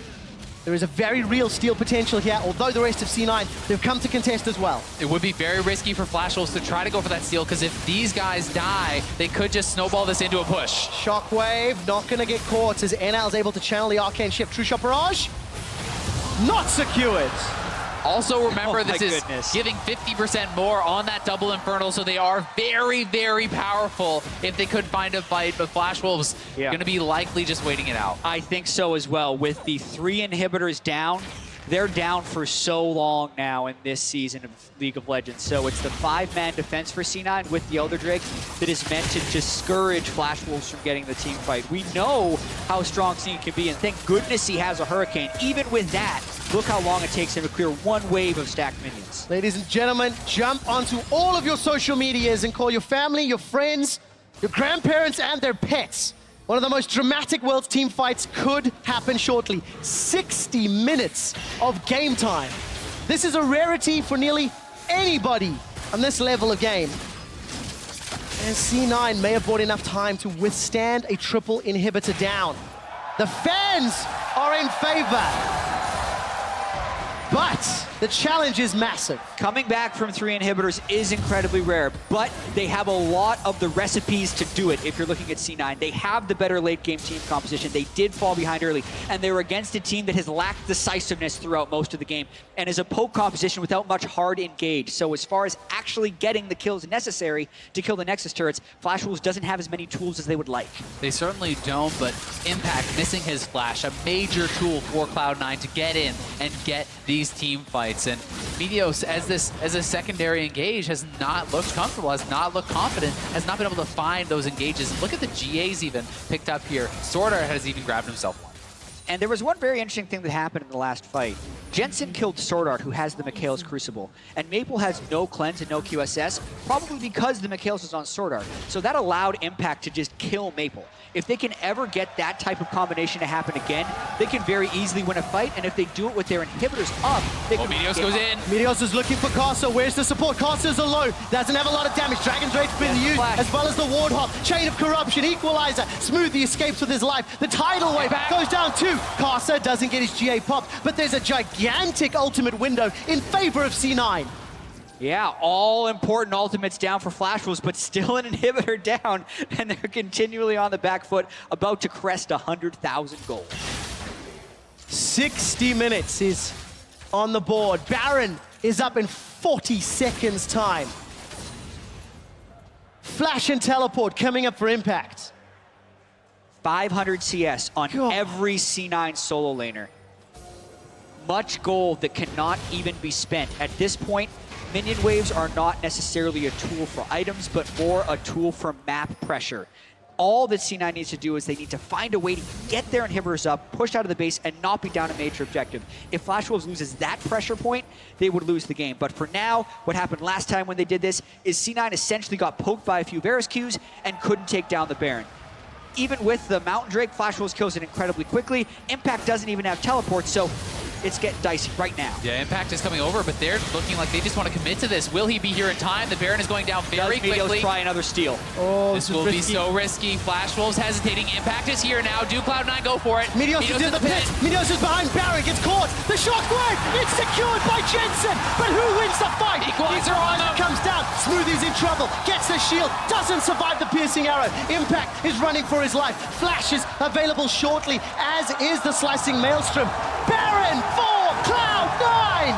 And Jensen and Meteos combined that. They planned this out. They go in early, but they time the shockwave from Jensen with the Q smite from Meteos to steal it from a number that Karsa could not compete with. And Jensen's ult is half off cooldown. Impact still has his with Flash, by the way. So this push, despite being 5v4, is still very dangerous for Flash. Very dangerous. But Smoothie is down for 40. They need to be careful. C9 wants to hang on until their support can return. Also, look at the summoners for Cloud9. Missing almost across the board. Jensen and Sneaky are very vulnerable. Impact's got a flash. Impact's got a maelstrom. Decides not to use it. Looking for the opportunity, and Flash Wolves realize it.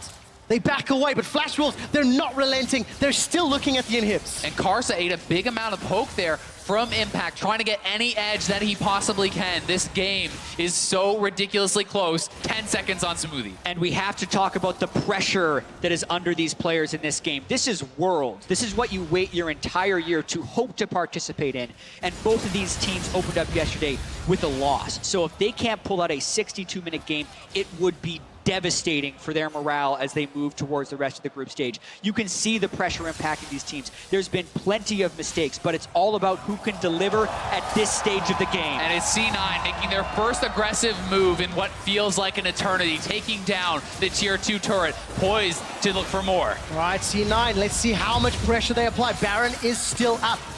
There's going to be a lot of focus in this top lane. True Shot Barrage does little to clear out that wave. 3 cannon minions under the tower. One of them just gets chunked down, and Cloud9 back away. Gentlemen, I know both of you cast the North American LCS, but these crazy, ridiculous 60-minute games happen in Europe frequently. So much so that we have a unique strategy where we sell items, buy Zerot Portal, put it down, and rebuy the item you sold. We're about to enter that funky territory where that's a legit strat. The thing is, that was in the world of tanks of a lot of the regular season. We have AP champions in the top and the mid lane. So if anyone would buy as a raw portal, it would have to be a Lee Sin or an Elise, and that doesn't make as much logical sense as you would want it to. So we're in this murky middle ground where a team has to take a risk in order for the game to change. Sword Art is on the side, could be looking for the Nami ultimate. Impact does have his TP, but sometimes in these late game stages, if you're not there at the start of the fight, it can be too late. So he's gonna get this wave pushing. We'll see if he looks to rejoin the team. There's so much tension. Base is still open. Cocoon goes wide. Meteos manages to survive.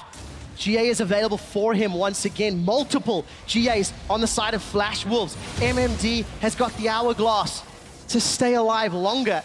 And whoever makes a mistake, that could cost their team the game and an 0-2 record at Worlds. And at this point, Flash Wolves grouping up here, maybe looking for something. Any missed skill shot, any misused summoner can cost your team the game, and C9 pushing in. And Flash Wolves' flank just isn't the same level of C9, so they were trying to just push them through, and Flash Wolves doesn't have the same way of fighting back aside from poke. It's the slow game that Flash Wolves can win team fights with. C9 do need to be careful, though. They're very stacked, and the Rumble ultimate is devastating at this point in the game, so we'll have to see them play it very close to the chest. Impact broke open that base an eternity ago. And that's where C9 are trying to find a way in. Baron has timed out. There are no more buffed up minions. Cloud9 remain fairly grouped for 5-man stack. While Flash Wolves are split up, there's no opportunity for Impact to flash ult engage. Look at the top lane wave, though. It is going to be pushing in there for C9, I do believe, and that may cause someone from Flash Wolves to answer, but Sneaky, look at that poke. He's got to heal up. I really want to see the damage Maple has dealt at the end of this game with all of the piercing arrows he's been able to land in this one. We are approaching some pretty epic territory right now. The longest game in Worlds history was in 2014 when Fnatic and OMG played. That was multiple Nexus defenses later. That was 71 minutes. We are 6 minutes away from surpassing that here in San Francisco. If I recall correctly, they had a Rumble and Elise as well in the game. I have to double check that one. As it stands, 110,000 gold apiece, 2 dragons to 3. Elder is up in 1 minute and 40 seconds. And our stats benders have confirmed there was Rumble Elise. It's irrelevant now, though, because however these guys perform is what matters in 2016. ZZ Rod just got purchased by L, and then he sells it, he rebuys. You can see the ZZ Rods getting dropped around. Right. So they've actually, 2 of them have been purchased here by Flash Wolves, and then they sell it, they rebuy their normal items. That's going to give them a nice little edge. I come from a region where Unicorns of Love and Fnatic pioneered this ridiculous strategy. I was molded and trained for this game, and we need to see if Flash Wolves or Cloud9 can come out on top. I apologize, I misunderstood the strategy. That makes more sense. I hear you properly this time. That is the strategy, makes perfect sense. 1 minute on Elder Drake. Will the Zerat minions actually start pushes on the C9 waves that prevent them from being able to contest the Elder Drake? Is that 2 of them on the map? Is that That's 2? Flash Wolves have watched more EULCS than NALCS. They have learned the ridiculousness. Look at this, though. Both of those waves are pushing right now, and C9 have to send defenders to that, which will make them cede vision control around the major objectives spawning in a minute. 1 minute to Baron, 30 seconds to Elder. Who calls the bluff? Meteos waiting on the flank. Impact is in the top lane. Teleport is up. He's dealing with the minions, but will arrive later than what MMD can perform. Meteos is dancing on the edge of safety. One key thing to note, C9 has a lot of deep wards this time around. A lot of options for Impact and TP in if Flash Wolves try to funnel in towards this Elder Dragon pit. C9 kind of have to go. There's 8,000 gold in the inventory of Sneaky, just to show how much he's been farming here. It's also getting very nerve-wracking for Meteos. He's very far away from his team. If he gets caught, he's going in. He gets in, Maple! Maple flashes away! Cloud9 have done it! But Impact, he throws down the hourglass. The Maelstrom hasn't done enough. Sneaky's looking for more. Sneaky's got help. Flash away! That's No, the that was the GA. GA. That's Pop. Caster's gonna come back to life. Stays alive a few seconds. Jensen gets another one. Cloud9 have got 2 kills! And Meteos, the whole game, he's not able to perform. He comes up clutch, 67 minutes in, kicks in Maple, and that is going to push C9 to go to the Baron. C9 with 2 people dead and an open inhibitor on the bottom side can't push the bottom waves because of the Zerat minion stack. They should give them the Baron, though, and give them a much better chance of winning the game.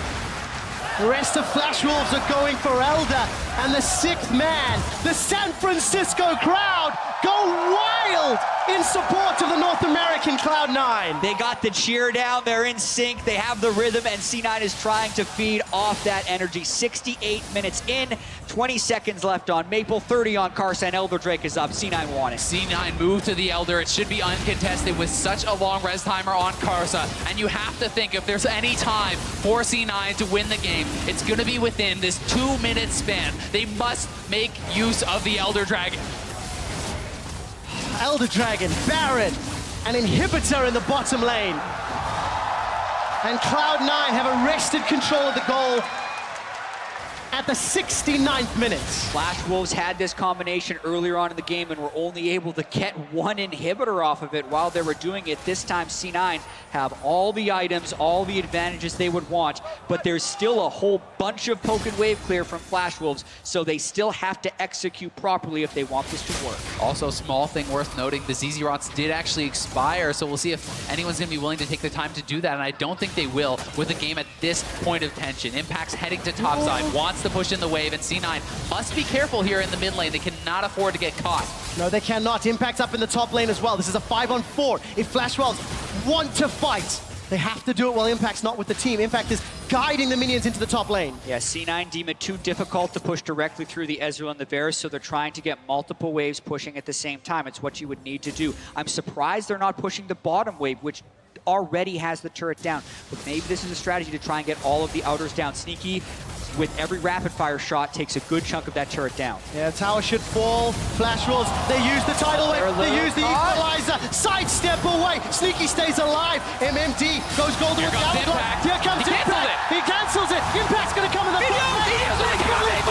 They've got it. They've killed him. That's it. May have just done it. They jump onto Karsa. It's a 5-on-3. Mitos is running for his life. Cocoon goes out. NL's looking for Impact. The super minions will now start pouring through. Baron and Elder, and everything is with Cloud9. At the very least, it's 2 inhibitors, but it could very well be the game if they proceed properly. Look at NL. He has to do the work. There's hundreds of minions in the base. NL is chunked up. He's running for his life. The Nexus turret goes down. The Nexus turret number 2 is killed. And Cloud9, they don't give up. They don't surrender. And they take down Flash Wolves. Cloud9 have done it in one of the most amazing games I have ever seen. 70 minutes. They never give up. And they are the ones who will walk away victorious. The second longest game in the history of Worlds. 247,000 gold spread across the two teams.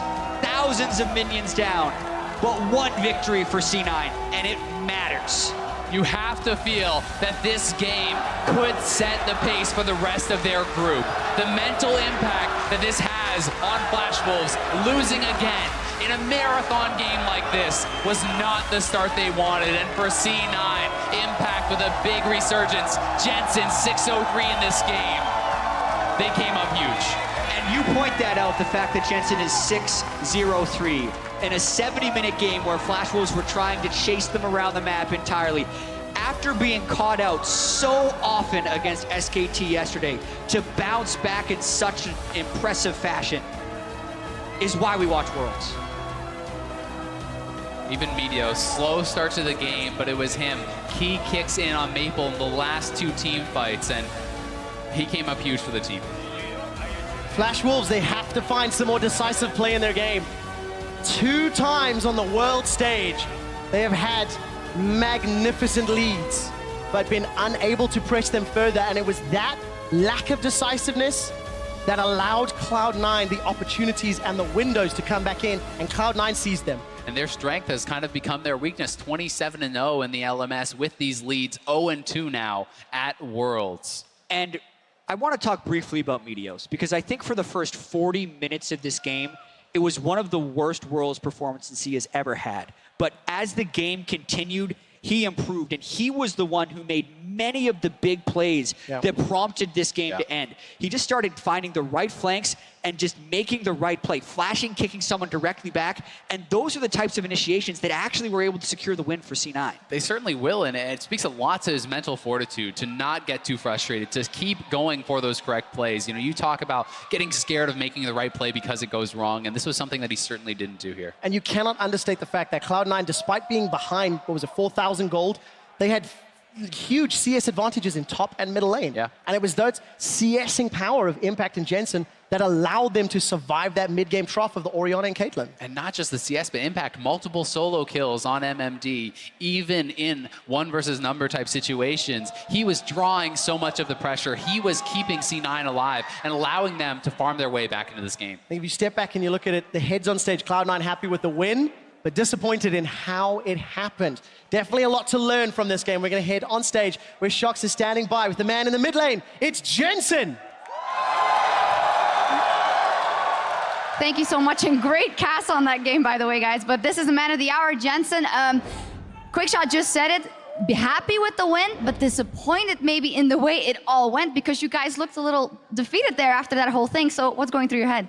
I think we're just like a bit, I don't know, in shock maybe. Like, I don't think we were expecting to come back, and I think we made a lot of misplays early, but we managed to hold on and make a comeback. So it feels good to win, but we definitely have a lot of stuff to work on. I think that's a good takeaway, a lot of stuff to work on. Tell me about the decision-making and the calls in that game. Meteos had a rough early game, but then he makes a couple of insanely important cues at the end of the game. So how did you guys kind of try to keep the morale high? I think the morale was fine throughout the game. There wasn't really an issue with it. I think they were just pressuring us a lot, and we didn't really know how to like deal with it, I guess. And then in the end, we started using the Lee Sin to flank more, and it worked out very well, and yeah, we did it. You guys did it indeed. So let's take a step back and look at the whole group now. Yesterday you had that game versus SKT, who a lot of people thought that might be closer. Do you think you have underperformed there and can improve, or what's going on with C9 now? I think mistake was just giving Faker Syndra. I didn't actually expect them to take it first pick, so it kind of threw us off. Yeah, I think Syndra right now is just a really strong champion, and if you give them Elise and Syndra together, it's very hard to like do stuff mid lane. So I was just under pressure the whole game, and he played it very well. I don't think we are too sad about the loss. Like, we realized what went wrong, and moving forward, I think we can bounce back. Okay, so what will be the key for C9 for getting out to this group and into quarterfinals? Body by Jensen, yeah. There we go, bodied by Jensen, and they make it to the quarterfinals. We'll see if that happens. Well, thank you very much. Congratulations, C9 pull out the win. Thank you very much, Shox. I'm glad we had that interview because it gave us a moment to breathe here on the desk. But before we try and make sense of this game that was balancing on a knife's edge for an eternity, let's go ahead and take a look at the last couple plays that brought home the victory for Cloud9 here, ultimately. This honestly is all about Meteos, the guy who had a very average first 40 minutes, but when the game is extended this long, we know about Lee Sin's playmaking potential. This champion has come back just for Worlds, and I think we're all the benefactor. The crowd, everyone enjoys a good Lee Sin game.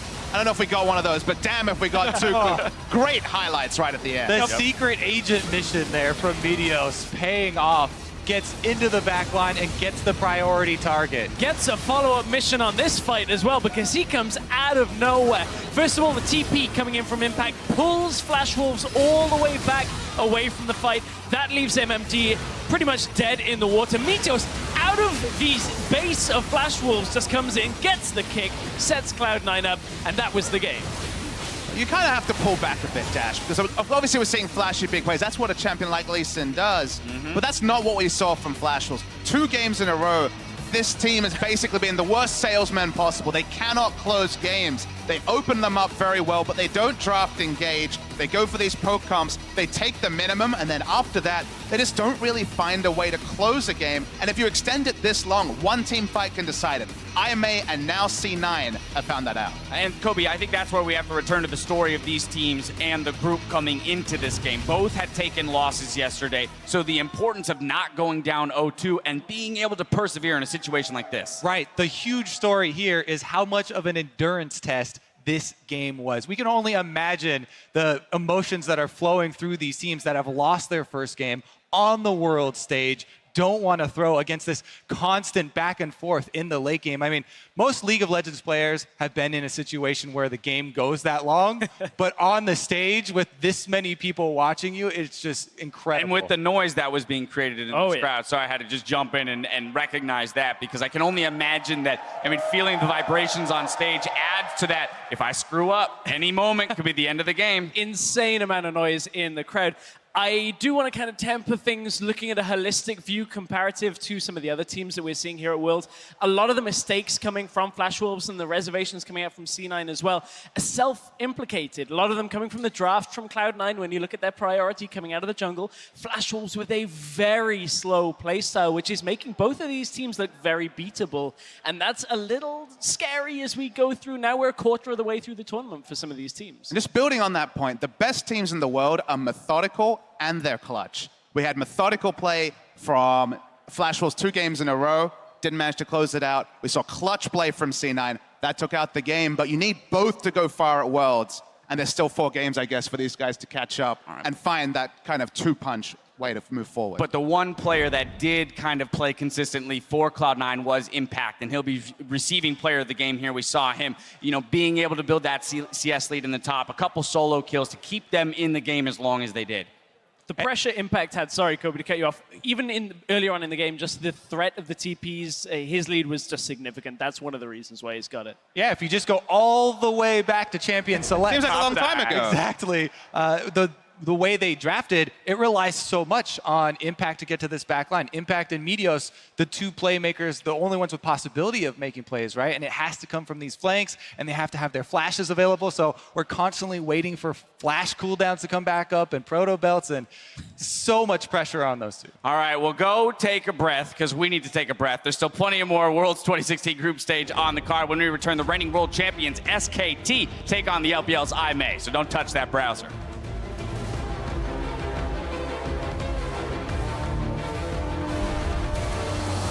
As we load up onto the Rift, Flash Wolves versus Cloud9.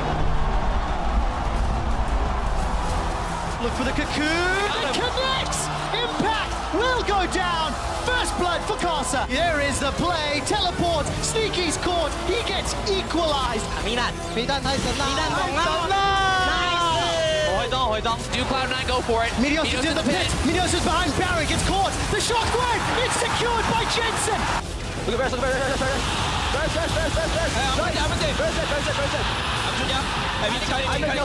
I'm making kills. Hey, I make kills, yeah. I have a traps on. I have traps on. Release that. Go end. Cloud9, they don't give up, they don't surrender, and they take down Flash Wolves!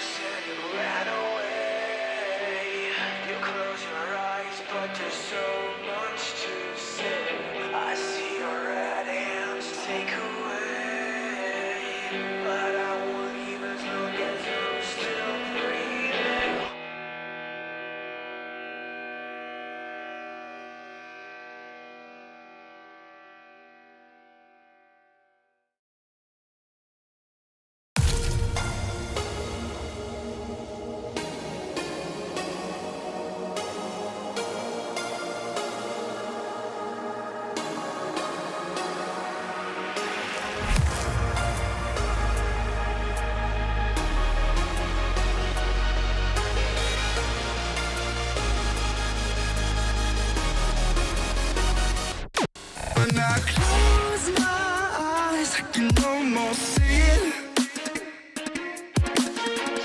When I take a breath, you fill up my lungs. And if my mind worked backwards just for a minute, I'd hold on to you before the memory's gone. I remember you, you lift my spirit. With you high is all I'm feeling. Remember how we felt alive. I remember you.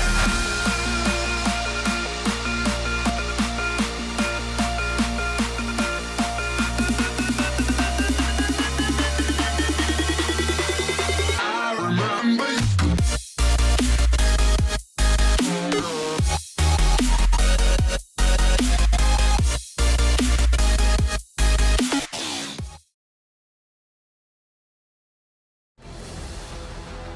Hello, everyone, and welcome back to our continuing coverage of the 2016 League of Legends World Championship. We've had a caster change. I am David Freak Turley, taking over with the OPL and LPLs, Jake Spawn, Tiberi, and the Dashing Dane, as always, Martin Deficio Lunga. Gentlemen, how you doing?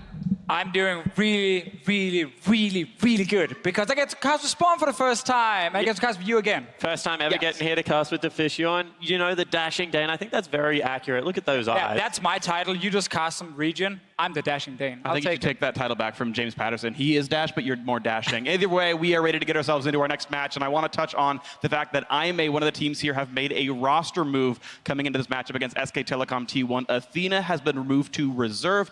Baby will step in for him in the mid lane into the starting lineup. Yeah, so Baimi here and Athena, they have actually swapped doing the split quite a few times. There's never been like a direct reason, but one thing we were looking at with Baimi was his actual solo queue account. Maybe there was like a secret pick he had prepared, and actually he's been playing a ton of Ryze on that account. We haven't seen it yet. The new Ryze obviously was changed a few patches ago. That could be one of the surprise picks. Yeah, and that wouldn't be the first time that IMA has done something like this against WE in their best of 5. They were willing to sub him in, pick up that Aurelion Sol. They played it with a Kog'Maw, and it was a very unique protect the Kog'Maw style composition. And I think that if they are going to throw a curveball, this is a fantastic game to be able to do that. And talking about how this team has performed so far, they are 1-0 in the group stage. Of course, so are their opponents, SK Telecom T1. You talk about IMA's matchup yesterday. They played Flash Wolves. It was a difficult one, but they dragged that out to late, and they did win with late game team fights. Yeah, I think that's what is going to happen in a lot of the IMA games. They do struggle in the early game, and then bring it back in the team fighting phase. But against SK Telecom, that is very hard to do because this team is explosive in the early game.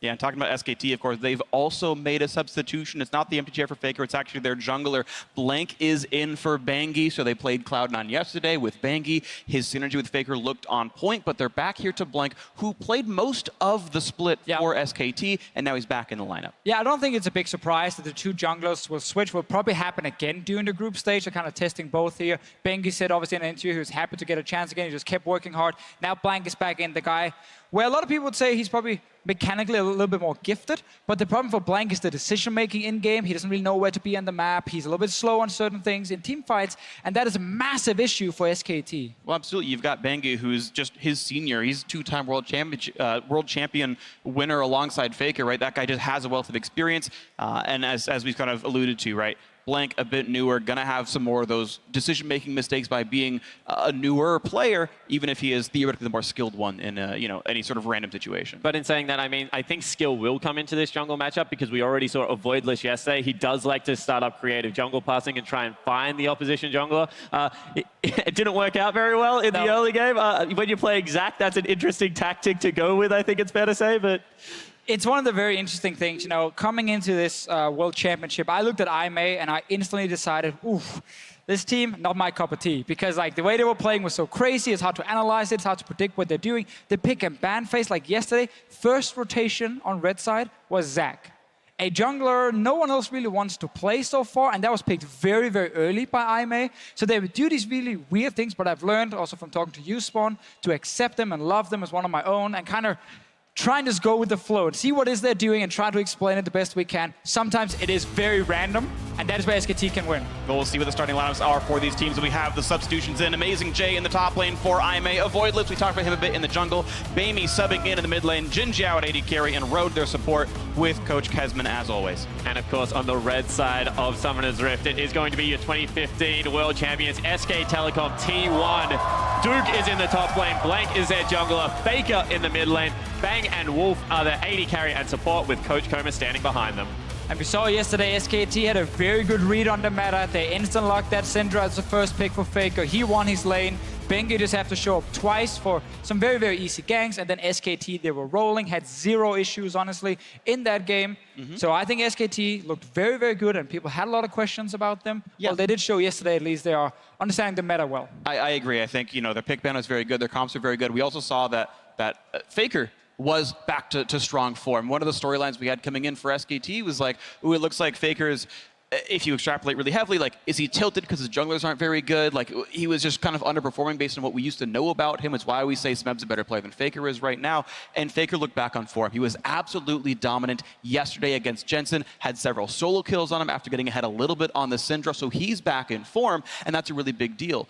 Otherwise, the rest of SKT had went equal in lanes to C9, that everyone else was kind of just holding their own, respective to their North American counterparts. And now I want to see how Aimee stacks up against this new test. And I think that's really fair to say, because SKT, even historically, they just need that big one pressure point on the map, and then they collapse around it in the mid game and close you out very cleanly. So once Faker had that advantage, I'm not surprised that they didn't really try and exploit any other part of the map. It would have been a little bit of an overreach, in saying that Jin Jiao did go down 20 CS at 10 minutes in his laning phase. So that is a little bit of a worry. This young AD carry hasn't stepped up as of yet. No, but I think he's a great team fighter, honestly. And we can say the same for most of Aimee. They can fall behind early. And then in the mid game, they struggle sometimes to pick the right choice, and they go for some 50-50s. They don't have to always, but that is something a lot of the Chinese teams are actually doing. So they can sometimes surprise you. If you're not expecting it, suddenly a Zac flies over the wall. The fight is on. And that's where SKT, in BO1s in the past, have...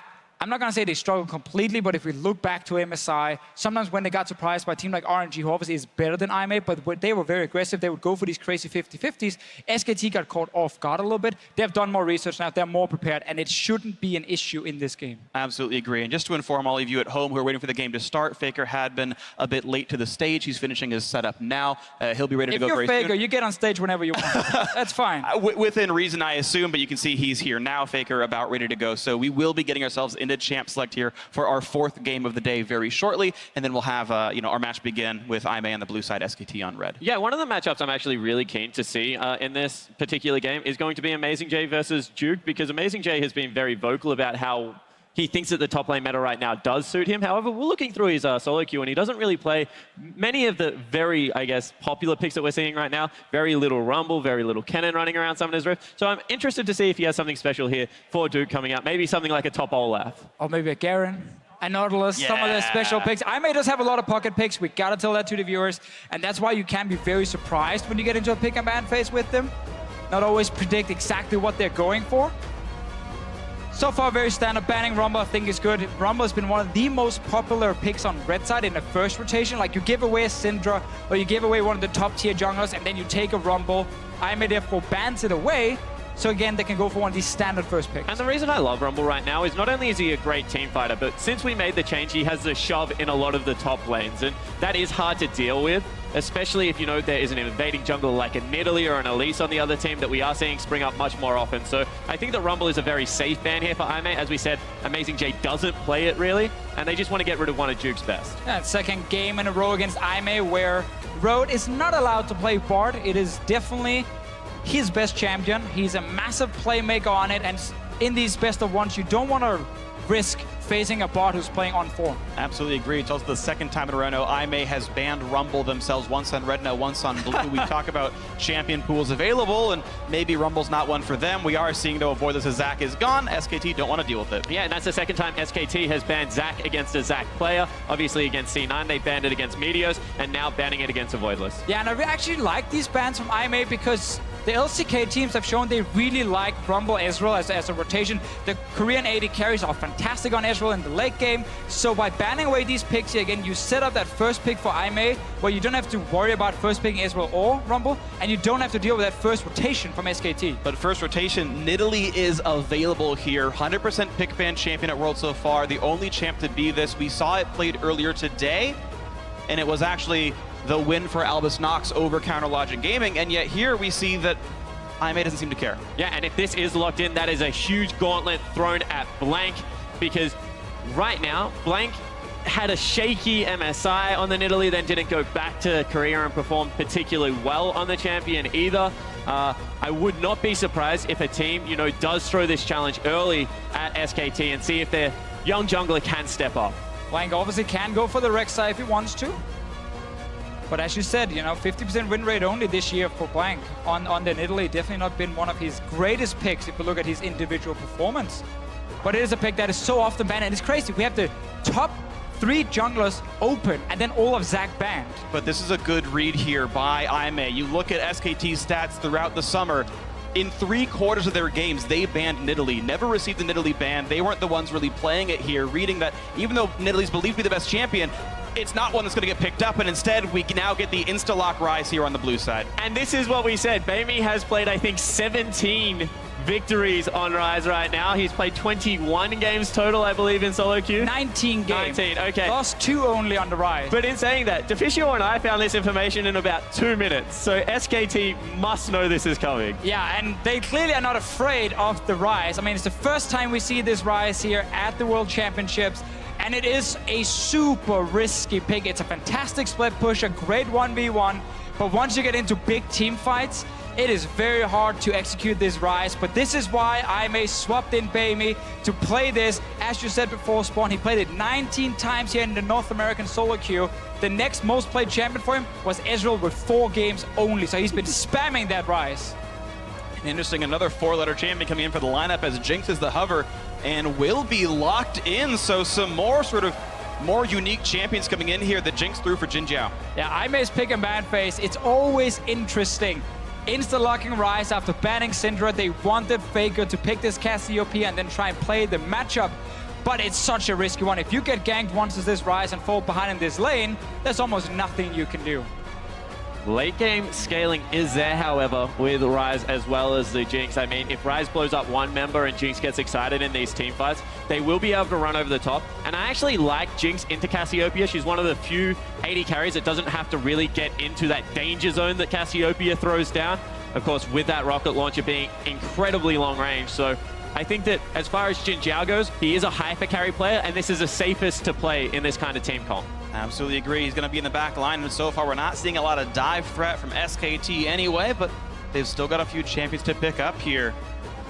Very, very rarely seen Nidalee from SKT, but we are seeing it picked up here now for Blank. Still 100% pick ban in the championship right now, and more of a surprise pick actually for Blank coming in. Yeah, you said it earlier, Freak, how it's not been a great pick for Blank. He's only picked it once all summer split long, and he actually lost that game as well.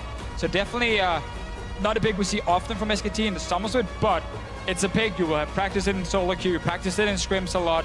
SKT going for very, very strong lanes here who can push early on, and Cassiopeia in the Karma Sivir to try and set up Blank to invade and find Amazing J. But now there is that kind of timer on the game, because unless they go with a heavy CC top laner, there is no one to really shut down Jin Jiao's Jinx if it does get rolling. If this game gets extended to that 3-4 item slot, one of the problems with taking Nidalee in the jungle is if you don't get that incredible farm lead, she does not bring the same kind of utility into those late game team fights. Definitely not, and IMA, again with this almost crazy composition where you see Rise, Jinx, Soul, they showed their hand very, very early, but they wanted to see more picks from SKT and see if they can get more counter picks. Top obviously is left now for Duke to get picked. We've seen Trundle into Poppy. It is a good matchup. Otherwise, you can go for range against it. Kennen can win the lane early versus Poppy especially. Nara can win the lane early versus Poppy.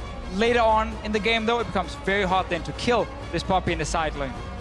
Well, we've seen several picks that have been good into Poppy in top. And we saw a winning Trundle in a Poppy again early today, referencing Albus Nox over CLG. We know it can be a good match. We know split pushing can be great, and SKT are one of the unique teams at Worlds where any one of their lanes can hard carry if you give them a good matchup. Yesterday it was Faker in the mid lane. Today it could easily be Duke up in top, Trundle into Poppy. We'll see if that can happen here. And the reason I love Trundle even further, not only does it win the 1v1, but when you have a look at IMA's composition, that's going to be a pure tank Poppy diving the backline. And without that ultimate, it would be very hard to burn through and could cause Faker a little bit of difficulty as he's trying to position around this fight. So I think that even though it's a winning 1v1 matchup, it also gives that insurance late game to be able to burn through the tank. And I want to see Faker changes to cleanse in the mid lane, because one of the things you can do with Ryze, level 2 already, you can get a 2-second snare if you just use your E first and then snare W right after onto Faker, followed by an early gank from Elise. If Faker doesn't run cleanse, that's a very, very easy first blood. Remember, Ryze is CC, it's point on click. Yeah. You can't just juke it or anything. No, you just get snared, you get locked down by Cocoon. So I want to see if he does change, or if he just plays around it and gets early vision. And Voidless has a heavy tendency to start on camps when he's against a quicker jungler like the Nidalee. So it would not be surprising to see if he just goes, you know, straight into a red buff, into the mid lane game. We'll see if that ends up being what happens here, because early pressure could absolutely be one of the big hallmarks here of both Nidalee and Elise coming into the early match. We'll see what happens, but we are getting ready to jump into our next game, and we're on the hunt for your favorite moments and memories from Worlds 2016. Make sure you share them with us using the hashtag #WorldsBigPlays. Of course, you can also vote for your teams to win here, hashtag IMWin, hashtag SKTWin. But either way, let us know how you've been experiencing Worlds. So far, I have been loving it, absolutely. It's been wonderful casting in front of this amazing crowd, and the games have been no slouch either. So here we go with game 4 of the day, rounding out the group. IMA taking on SK Telecom T1.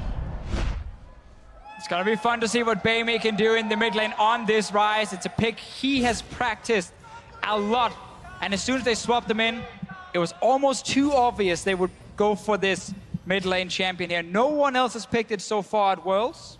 And they have a very similar champion pool in Athena and Baymay.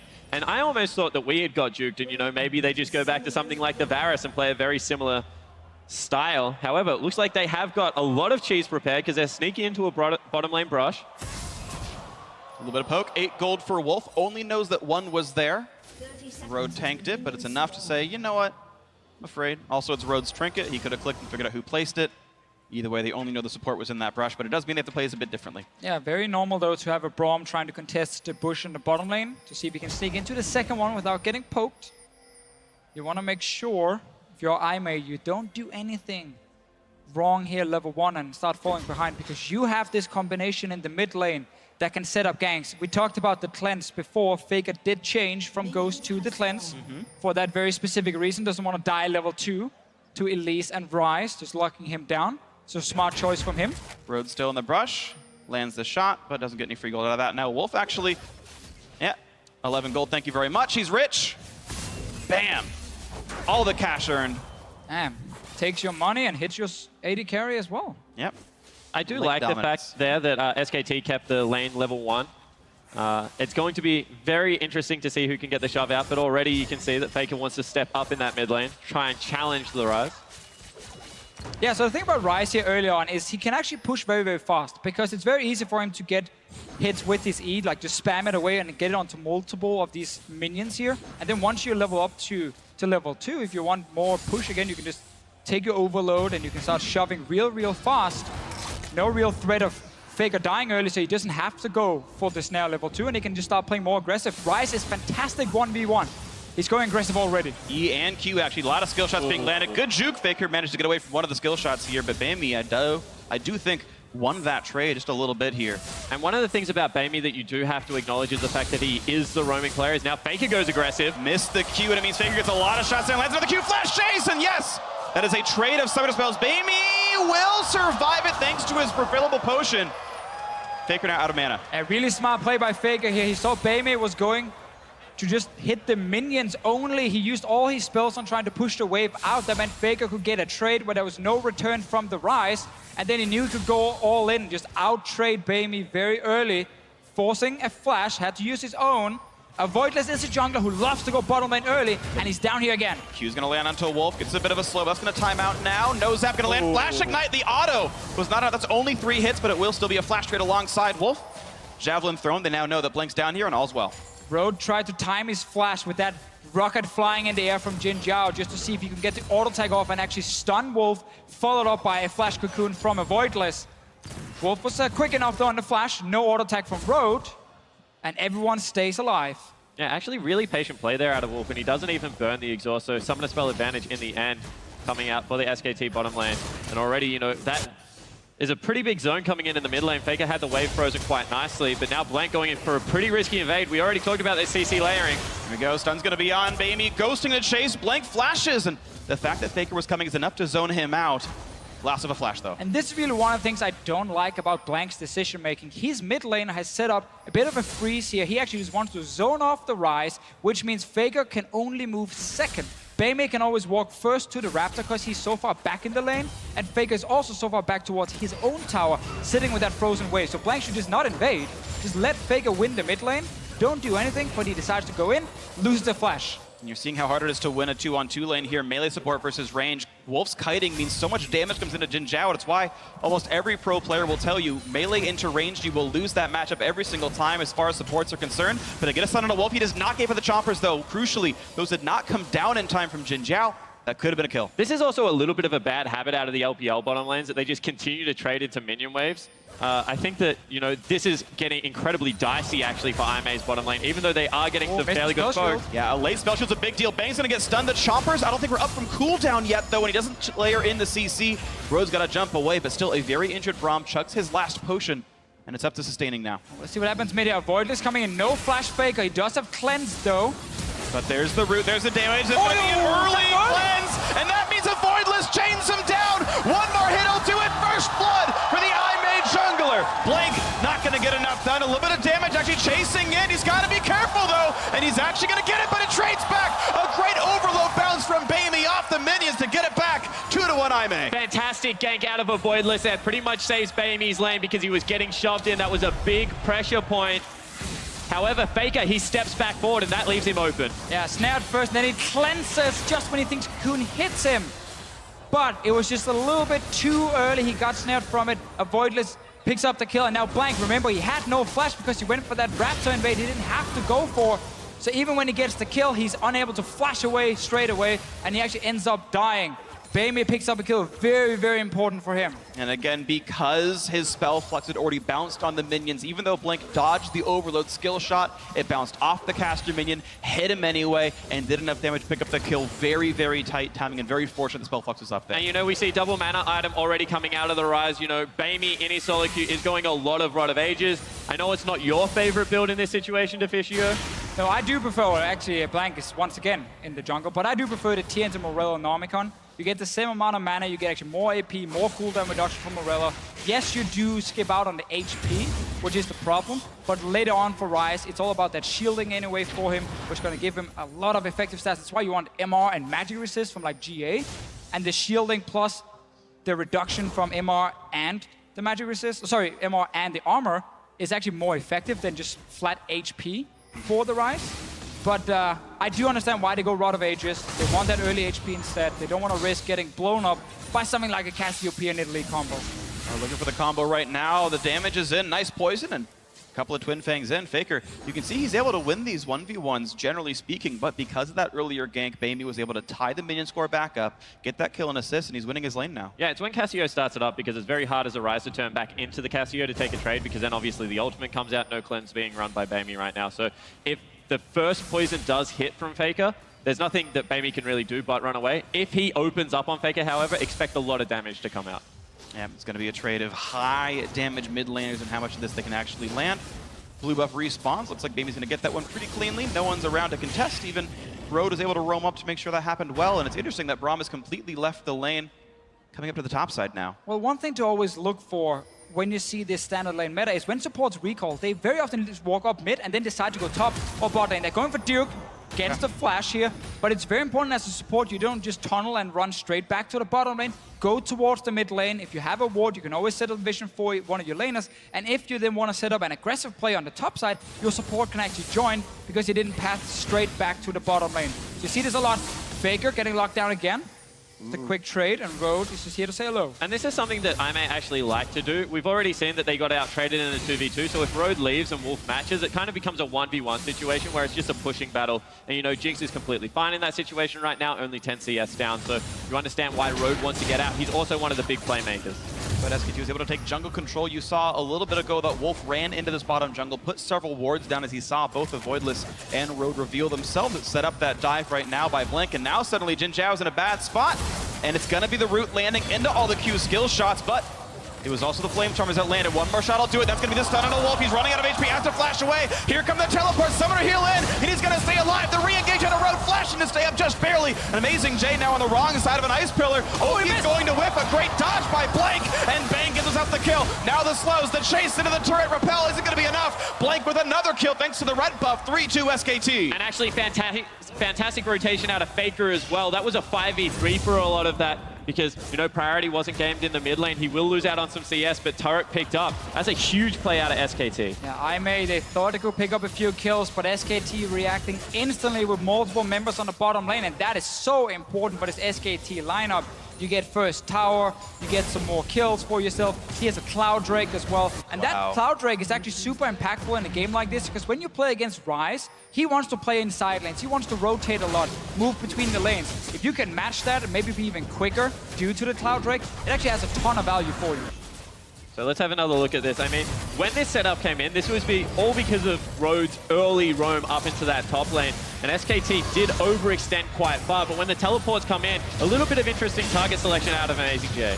Yeah, and just IMA honestly going too aggressive. They didn't have the jungler here, they didn't have the mid laner, and there was no vision in the river, so they didn't even know exactly where Faker was on the map. They knew he left the mid lane, didn't know how close he was to the bottom lane, so they end up going a little bit too aggressive. They actually did the same yesterday against Flash Wolves, where they went for some fights they didn't have to. Think back to a Voidless on the Zac without HP, jumping towards Flash Wolves and dying. So they're not really too unfamiliar with falling behind. This is a different team they're playing, though. Yeah, exactly right. You can see how big the punish is from SKT. They just take everything away from you. It's not just a turret. It's also, you know, big CS discrepancy now in the bottom and top lanes. Dragon also disappears off the map. Jungle is huge, but I guess that's expected. You kind of challenge Nidalee to outpace you while you're ganking as an Elise. And I think that, you know, a Voidless definitely lost that so far in this game. Although he did get a good early gank onto Faker. Once again, looking for ganks on a Faker. Not quite going to find it, though, as the Elise slinks through. I believe did get spotted by the caster minions, and we see more trades. Duke really dominant up in this top lane. 12 minions up already, plus the assist, and you can see he's able to shove Amazing J around. Quick grasp trigger once again, and we have Blank now coming in from behind. Look for the Gromp, it's not there. And will he look for the dive? It doesn't seem that likely. Just going for a bit of control over this side of the map. Yeah, Take the scuttle. He doesn't have enough information on the remaining IMA members. Didn't know where either Voidless or Road were on the map. Dive would have been too risky. Decides to just get deep vision and back away. This top lane matchup, though, is going to be so important for SKT later. Because when you play against a team who wants to play 1-3-1, if you have a winning top lane matchup, it is so good to just shut down the 1-3-1 completely, because you have full pressure in that lane. So this Trundle is such an MVP pick for them, because it's just going to dominate the Poppy all game long. And that means it's basically about Beimei winning the other side lane.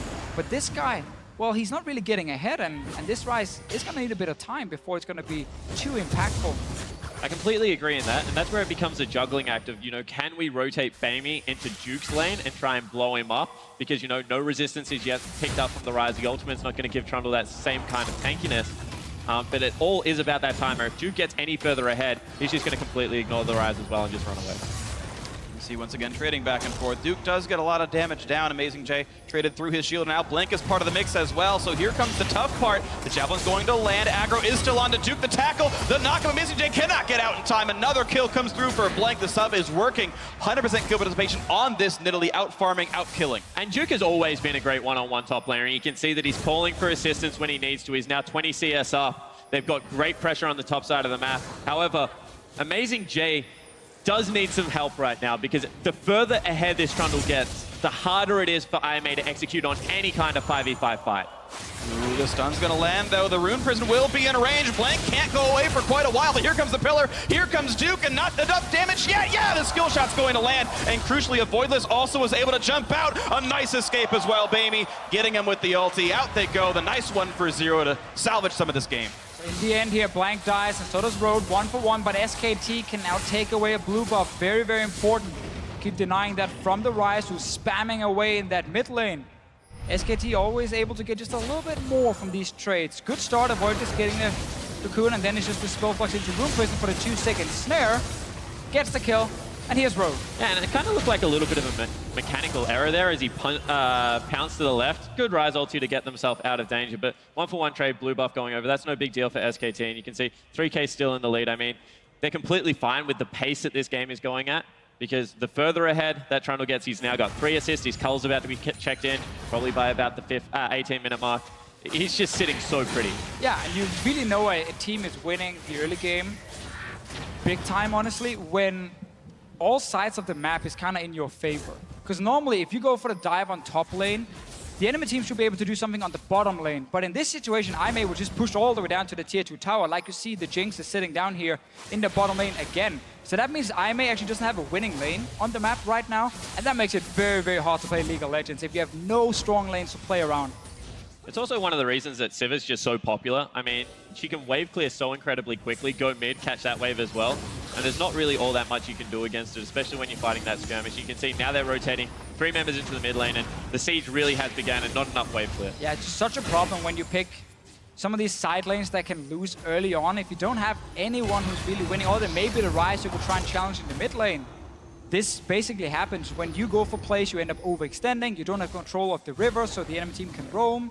And then you suddenly get collapsed on. And SKT, it's honestly slow and steady. They haven't done anything crazy just yet, but they're sitting with a 3K gold lead. Yeah, they really need Hurricane to come out of Jinx, because that's the time that you can get Jinx into the mid lane. She can start wave clearing from pretty long range, you know, try and get the Ryze down bottom or up top and force this 1-3-1 style. However, because of how far behind Jin Jiao did fall, it's 20 CS down in only 15 minutes. He's 1,000 gold full stop away from Hurricane right now. It's going to be several minutes until he has that item, and it means SKT probably finish not only Drake #2, but the next couple out of turf before Jinx has good wave clear tools. Yeah, and then we gotta look at how does Aimee transition the Ryze to the side lane in the first place, because right now top lane is gonna push for SKT all the time, bot lane is gonna push for SKT as well. So Aimee will have to walk in and pick up a lane from the tier 2 tower basically and push it very slowly out, and that buys a lot of time for SKT to set up, you know, keep 4 men in the mid lane. Jinx shows up to wave clear, now you just flash on her straight away, and then she's gone, she can't wave clear.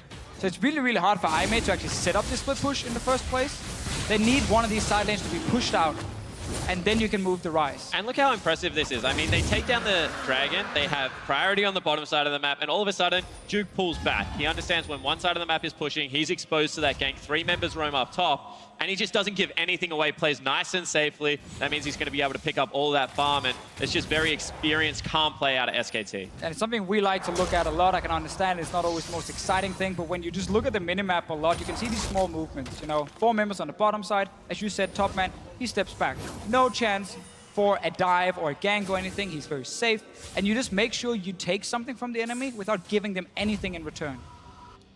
It's been happening repeatedly right now. SKT always been a very smart, very controlled team right here, and they've really given almost nothing up. A couple trades and kills, sure, a couple ganks maybe went back and forth, but perfect on turret, perfect on Drake so far. Nothing really given up here. Aimee, very little turret damage overall. You can see Jin Jiao solo farming under his tier 2 turret, just waiting to get enough gold to be relevant, which by the time he is, the game might just be out of reach anyway.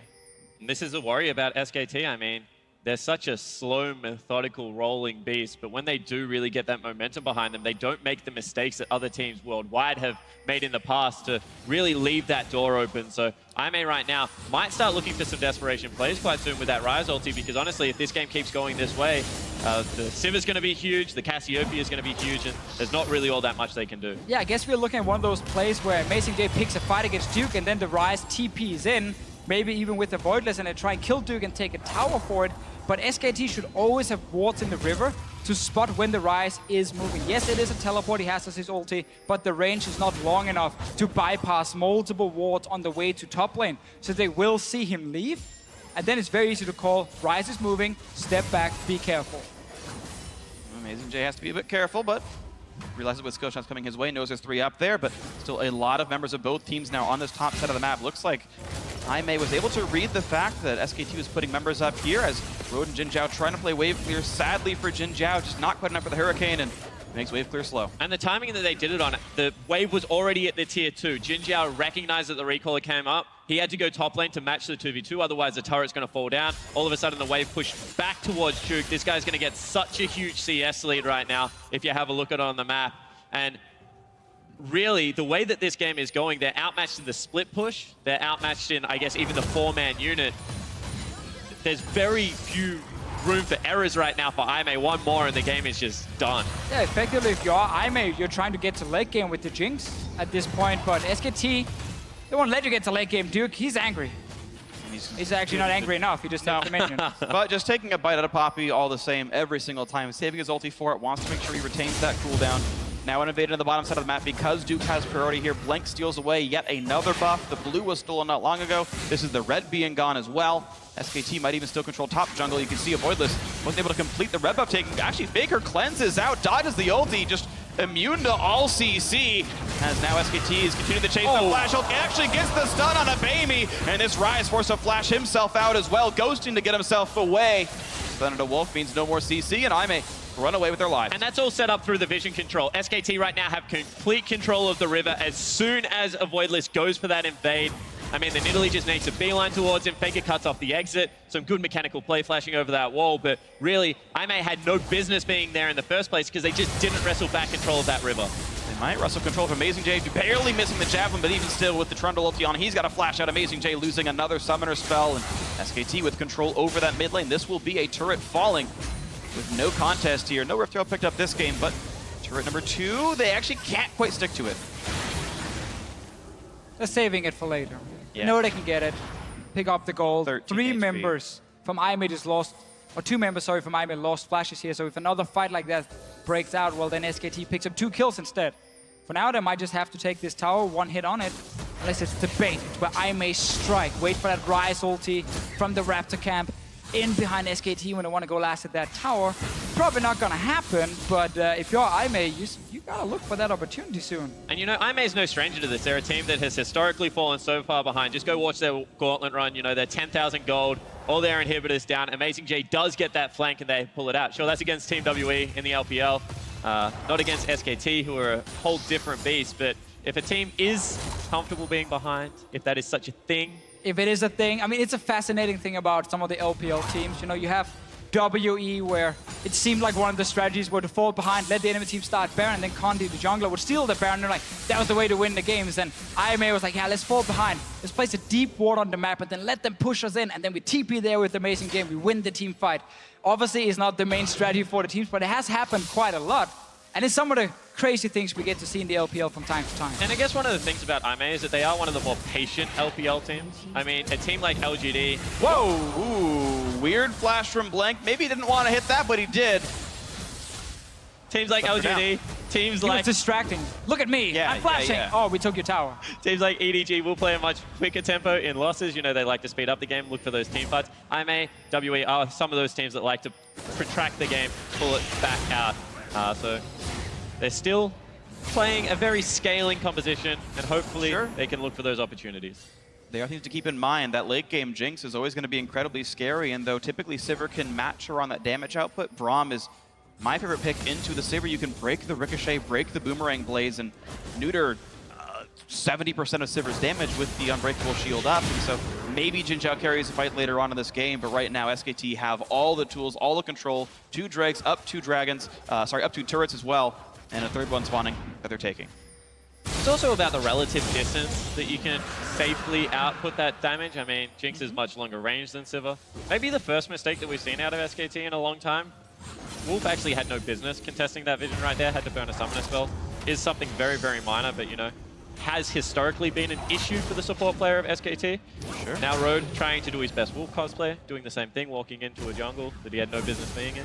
At least he was able to walk away without burning his Ignite or anything, so he's fine. But SKT back on the rotation game, up to the top lane, double Cloud Drake, tons of movement speed, and now that's going to be top lane, tier 1 going down. 3-0 in turrets, 3-0 in Drakes. SKT taking their time, but continuing to build advantage without really any opportunity to get caught out. Yeah, and this is what we talked about earlier, how SKT had full control of the side lanes. They're pushing side lanes, you know, both top and bot lane, they had control in mid lane. So Aimee, has never found a way to move the Ryze to that side, because whenever he went there, the wave would be pushed all the way back to his tower, so he could never really be a split pusher. He's down there now, the Ryze in the bottom lane, and he's trying to find the Duke lane to see if he can actually harass that melee champion. Meets the rest of SKT, they're looking for a fight. He's pasted up by the Karma Shield, doesn't quite land the Q poison, but still plenty of damage onto a Voidless, who's forced to run away. Bang burns the ulti as well. Poison onto the turret, losing health is Aime. A couple of shots in for Bang, not too much else gained. Couple ults down. The problem with this play, sending Ryze into the bottom lane at this stage of the game, is it's too late now. It's 25 minutes, they have no control over the river, and with Cassiopeia, Baron is such a real threat, and Ryze doesn't have teleport. I mean, he has the ultimate, but it's not going to cover that same distance. So in this 1-4 split push game, SKT just naturally win out because of how much control they have over that topside objective.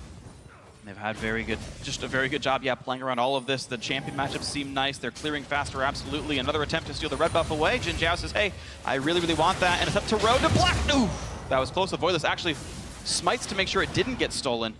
Would have liked to get that on Jin Zhao, but will not be able to.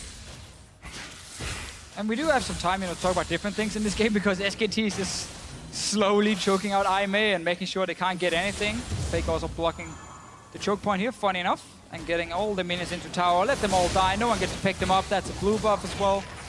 Beimei, if you wonder what he's skilling, he actually took ulti before. Yep. Level 10, some Ryze players don't do that. Take it 10 and 11 because the first one is fairly low range. He took it very early on. He's also maxing Q the overload, which actually is not the most effective thing you can do. It's better to get a few ranks into it, like rank 3, rank 4, and then just go full up in your E, your spell flux, because it increases the overload damage when you use spell flux first by 15% every time. That is more than the base damage on the Ryze goes up, the overload, when you rank that one. So it's actually better later on to just max out spell flux and then put the last few ranks in overload, in case you want to play Ryze. There was a great guide about this, on the TSM subreddit actually, that I read that was fantastically well written. I'm sorry I don't remember who actually wrote it, but he explains all these things into details. So right now, Beimei, it's not been his greatest game of all time, despite being 2-0, because he actually expected to have much more of an impact on this Ryze. They subbed him in to play this pick, and hasn't really done anything. I mean, he's able to get things done in the early game, but this game is just completely stalled out by the fact that SKT have just controlled the map absolutely. You've got a 60 minion lead in the jungle. Blank playing one of his very rare Nidalee games. I believe he said he played it, what, once? Once in the summer split. Yeah, once in the summer split. And so he the lost. Yeah, right. So there you go. Maybe his first Nidalee win of the last 6 months or so, and actually doing, I think, fairly well on the champion. Beimei, kind of 1v5 right now as far as the scoreboard's considered. This has always been the scary thing about SKT. I mean, we saw Faker absolutely dominate a game already at Worlds, but he doesn't have to do that every game when this team is playing well. I mean, also a huge CS advantage in the bottom lane. Duke definitely won out in that 1v1 top lane. Multiple members of this team can and will carry. And then, Faker can just fall back in line and do his role on this team. He's fallen down in CS, but, still a 3-item Cassiopeia doesn't really care. No, and it's been an easy game for Blank, as we talked about. His mechanics are not the problem. It's the decision-making when he's under pressure, especially. When you have multiple winning lanes, it is very easy to jungle, because almost everywhere you go, you can get backup. Someone can move with you and actually help you. There was once he didn't have backup. That's when he had to flash away, and that happened basically, 20 minutes ago? Ever since that, it's been a flawless performance from SKT, where no one is really under pressure. And then I'm sure someone is going to argue 26 minutes in, why haven't they finished the game yet? Well, they're just playing very, very slow and steady. Now's the time to start setting up Baron. You are healthy enough to actually tank the Baron and take it down. You have the damage. And now you can force Aime into a team fight around this Baron here and win that fight. Exactly. The big thing when you're watching a team with a lead play is not the really broad strokes, but is the gold lead constantly going up? Are they taking vision control every minute or so? And this is now the culmination of that effort. They've got complete darkness here on this side of the map, taking down Baron pretty rapidly, and I may have to face check through several layers of wards, and there's not even a chance. Baron already picked up here by SKT, and maybe they find a bit of an engagement. Amazing J Flash again, getting caught out by Faker, though. Puts him not quite into the wall, nothing really being gained. Amazing J about to lose his life, and does so. Sends members of SKT back, but no one else from Aime was ready to follow in off Amazing J's Flash, just went in to die by himself. And notice the small things in the team fight. I mean, Duke completely zones out Beimei, the only person that has any items, and right now he can't duel Duke. That's a very easy Baron pickup now for SKT, and they're just going to try and march it up mid lane. There we go, mid lane tier 2 going to be pretty easy, I believe. Bang pulling aggro, doesn't even care all that much. This will be another turret felled, 52 to 42,000 gold, a 10k gold lead 27 minutes in. Absolutely massive right now by SKT as they continue to push in for the inhibitor turret. Amazing J still dead for 10 seconds. Be another tower here for SKT going down, or at least getting it very low. There's still a few caster minions, and Bang finally decides to step in, get the job done. And now that's how you pick up that Baron. No risk, no chance of IMA actually stealing it. If IMA had been there earlier, SKT would have turned around and picked the fight. So honestly, they were just waiting to be healthy enough, have enough damage, take the objective down, and now they've opened up the base already. This is a desperation team fight. I mean, they've already used 2 big ultimates. Amazing J gets nailed here. They don't have the Rise, and he misses the wall slam, which means that Amazing J is just going to get popped. IMA, they had to try something at that stage. I mean, giving away a Baron and not getting anything in response was always going to be bad news for this team, but now they're 11,000 gold down, and the game's just getting further and further out of reach. Yeah, you talked about it being a desperation team fight. I think Jin Zhao did literally 0 damage during that encounter. The one auto he did get off was nullified by the Poppy ultimate regardless, so absolutely nothing done right there. Zoned by just Karma and Wolf, the 3 members over there. And you know, while we're talking about snowballs, I always think it's important to identify what a team does. If you're really long range, if you're a poke comp and you can siege up and take the game relatively quickly, sure, that's great. But when you have a look at SKT, they have all their carries underneath 500 range, right? So being able to siege into what is a Rise, you know, is a Jinx right now, would have been dangerous without the Baron buff. But at the same time, they have the Cassiopeia, so they set up vision control around that river, and they're able to take it down pretty much on time. So I do agree that, you know, sometimes teams do close out slowly, but you have to always look like, you know, what are they actually trying to accomplish on the map? Right now, they've been accomplishing a 12,000 gold lead 30 minutes in. I'm just enjoying playing against SKT. They want the game to last longer. It's the experience. We just had C9 versus Flash Wolves go, what, over 60 minutes? 71, roughly. And now IMA, they want to do the same. They are not going to match that record. I don't think SKT will allow it. SKT too vicious of a team. Jin Zhao half HP. Blank threatening the dive, doesn't go for it. Jin Zhao will stay alive, but top lane inhibitor turret now down as well. From Duke, split pushing the 1-4 split push working very well. Road tanks the javelin. Big shield on for SKT. More damage to the turret. A quick knockback puts a Blank away, but it's still the siege that's not really being stopped. Smite to kill off the cannon minion. Yes, they'll drop it down, but a new wave of reinforcements is coming. Bamey trying to fight Duke, level 18, level 16 to 17, and just can't do quite enough damage to him walking back in, but the bottom lane siege still going through, and this turret now down to 1/3 HP. And Duke just doesn't care at this stage of the game. I mean, he's already picked up 3 items. He's got the boots in there as well, so the CC not really affecting him. And Trundle at this stage, you know, when he does get ahead, he's just such a menace in the split push because of the passive, because of the Ravenous Hydra. He just heals up off the wave and comes in to repeat it all again. Honestly, this game is just so hard to be able to stop SKT's game plan. And even when a stun lands on Bang right in his face in front of a turret, there's just no follow-up there for IMA. They're not even defending the turret at the same time. Only 3 people were even in range of that fight. Oh, by the way, Duke is top lane and killing an inhibitor, and no one's around to even stop him. Now it's the Rise ulti, the Realm Warp to try to cut him off, but a nice pillar buys some time, and oh, there's no mid lane turret, by the way. He can just walk right past that inhibitor with no surprises here. Road gonna lose the 1v1 against him. Jin Zhao have to have thanks to a crit from Bang, and here comes the Glacial Fissure. Put damage on a Blank, can't quite kill him. The Rocket not doing enough. Blank lives by the skin of his teeth, and now it's Baby dropped out Faker with the Petrifying Gaze. The second kill comes in thanks to Bang. Avoid this running out of HP. Down to the bottom of your screen. One more shot. The crit's gonna do it. Bang gets another. Amazing J's gonna drop 2 and 2 right here. It's only Road left alive, and he's gonna be lonely as it's him walking back to his home camp. Because guess what? SKT with the inhibitors all down now, looking for the game-winning push onto the Nexus turret. Then it was controlled the whole way through. SKT won their lanes. They won the fights. They played the control. And now 2-0 is the reward as SK Telecom T1 are in form, knocking down IMA. You know, ultimately, too smart, too good, and way too disciplined for this IMA team to even have a look in this game. Yeah, honestly, almost no mistakes from SKT. No chance for IMA to get a crazy game going on where they can maybe bounce back.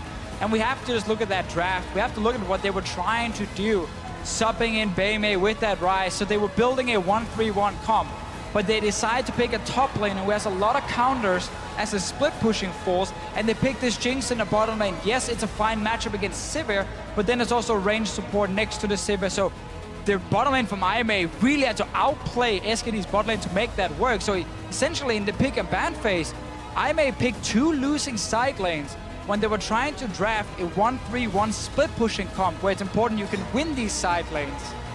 And that is really why they just couldn't do anything when SKT didn't make any mistakes. And you know, to make matters just a little bit worse, they do it with arguably the stronger jungler as well in Italy coming in and allowed Blank access to that jungle of IMA. And from there, he just built such a huge advantage, and Avoidless was stifled the entirety of the game. Yeah, absolutely. You kind of saw these lanes all do very well. The damage number is actually great from SKT as well. You had the Trundle actually out-damage every single player on IMA, and he was the third place, by the way, on the team at that point. SKT just did everything better, and this is, I think, a lot of what we were expecting from SKT coming into Worlds. There were a couple of points of hesitation. How good would their junglers really be? It's been maybe the weak point of the roster, but we knew they were the favorites of the group, probably top 4 at Worlds, and looks like that. Yeah, and this game just shows the very big difference between like the top Korean teams and everyone else in the world. Because when you watch a game like this with SKT, almost 10 minutes in, you kind of feel confident, okay, they will close this out. They won't throw, they won't do anything crazy. They just know exactly what to do.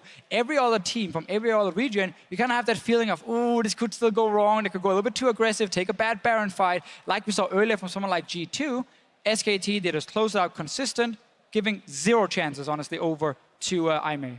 And it was a beautiful game by SKT, so 2-0 for them so far. They'll play again tomorrow, but now we're going to check in with Dash and the guys at the analyst desk for a second look at SKT's win. Thank you very much, Freak.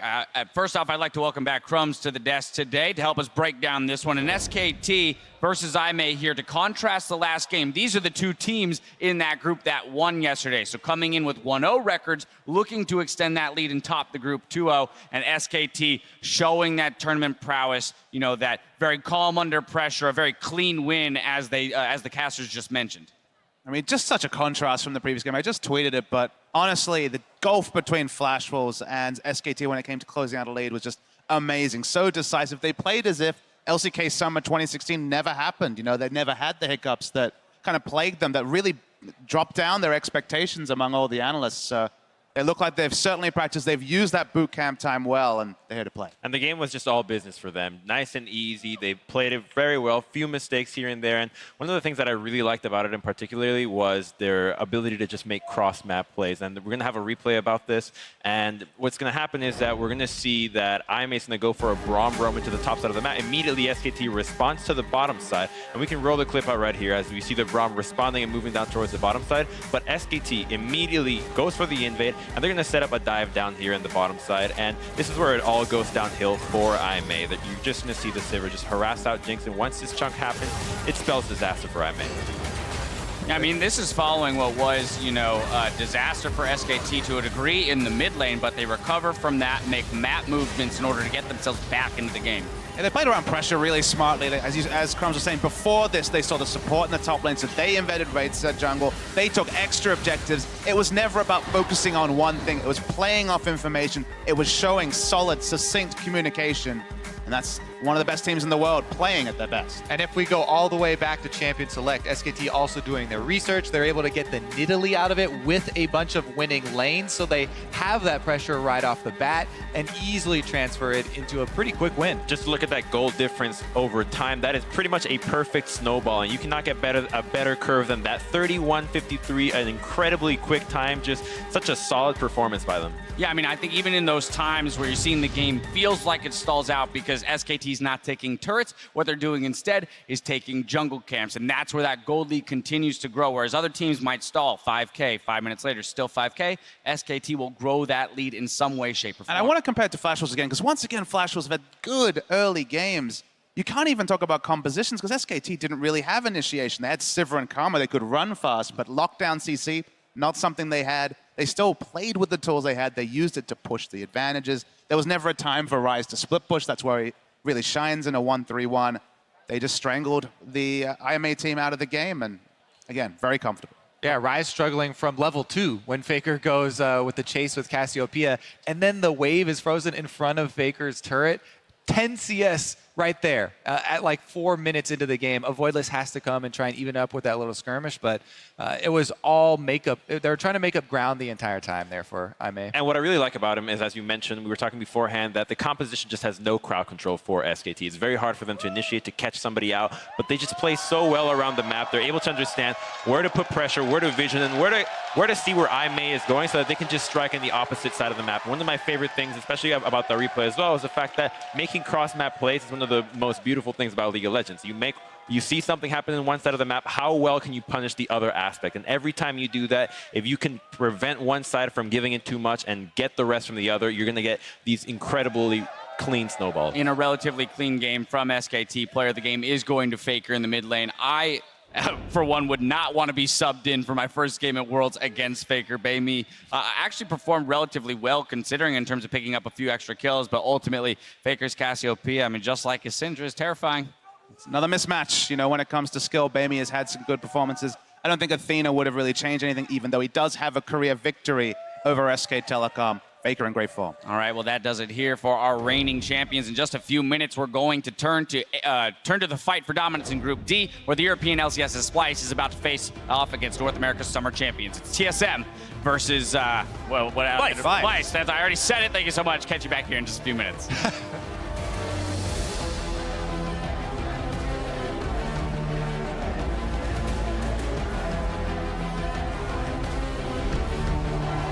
Here we go with game 4 of the day, rounding out the group. IMA taking on SK Telecom T1. But there's the root, there's the damage. It's going to be an early cleanse, and that means a Voidless chains him down. One more hit will do it. First blood for the IMA jungler. Here comes Duke, and not enough damage yet. Yeah, the skill shot's going to land. And crucially, a Voidless also was able to jump out thanks to Bang. A Voidless running out of HP. Down to the bottom of your screen. One more shot. The crit's going to do it. Bang gets another amazing. Jay's going to drop 2 and 2 right here. SK Telecom T1 are in form, knocking down IMA.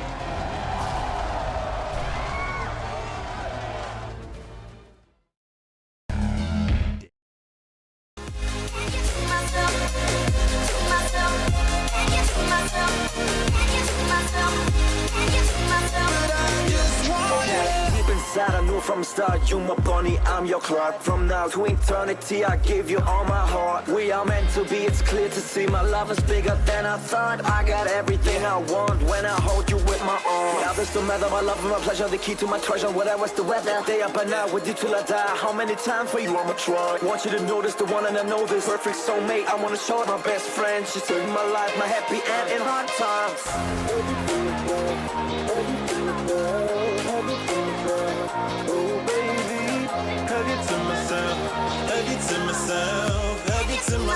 I just want it.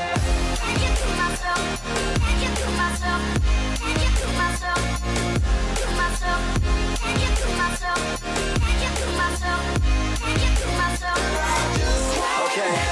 Take it to myself, take it to myself, take it to myself, to myself, take it to myself, take it to myself, take it to myself.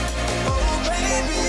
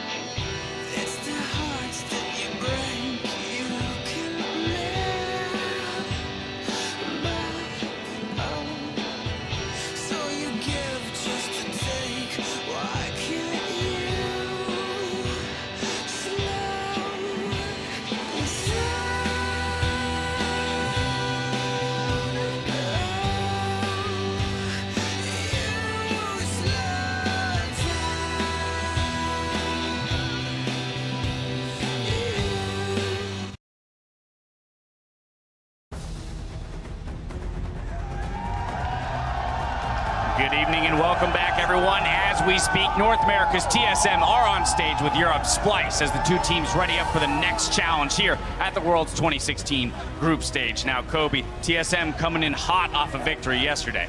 Yeah, I think they do have to be favored coming into this with the recovery we saw versus Samsung. TSM went back to their proactive style, early game power, the Lee Sin, strong lanes, and Splice have been struggling. Their first two games dropping to Royal as well as Samsung. There's a lot of room to make up for them. We've seen some good things with Senkooks on the Cassiopeia in the mid lane, but there's definitely a lot of improvement that they need. And if anyone stands out from TSM, it's got to be Svenskeren. Even on the loss against RNG, he was looking amazing on the Lee Sin. After rewatching the game, his actual pathing and use of vision, and particularly the use of deduction of where the opposing jungler will be, is so on point. And the way he utilizes the pressure for his lanes and understanding, hey, the guy might be here, just wait for Bjergsen to have pressure, wait for everybody to move around and be in a better position, it's just so great to see. I love it because it's also reflected in the statistics. You know, the counter jungling number for Svenskeren is highest among any jungler here. It was highest coming in to the tournament as well, because that's the way that TSM plays. When they get those leads, that's the first objective they go to take over. Now, on the other side of this contest, we have Splice, who have been embattled and kind of underestimated so far, or underrated rather, in this tournament. But my question to you, Papa Smithy, is what could they, if anything, learn from Samsung's game against TSM yesterday? I mean, on a very simple level, Samsung drafted 3 losing lanes, and the late game were kind of blown out in the early game, and they had a jungler ambition who tried to do too much with too little, just based on what they'd picked, and were blown out the water. And you kind of look at Splice's game so far, you know, against Samsung, they did competitively before they fell away in the late game. They were kind of blown away by RNG and the mechanics, and unfortunately for them, it feels like TSM, at least based on that performance yesterday, can pull off a marriage of both those things in the early game, macro and micro, and I just don't know if Splice can stand up to that. And one of the things you have to learn about TSM that the teams have to have taken notice is that they will invade your buffs like clockwork. Every single buff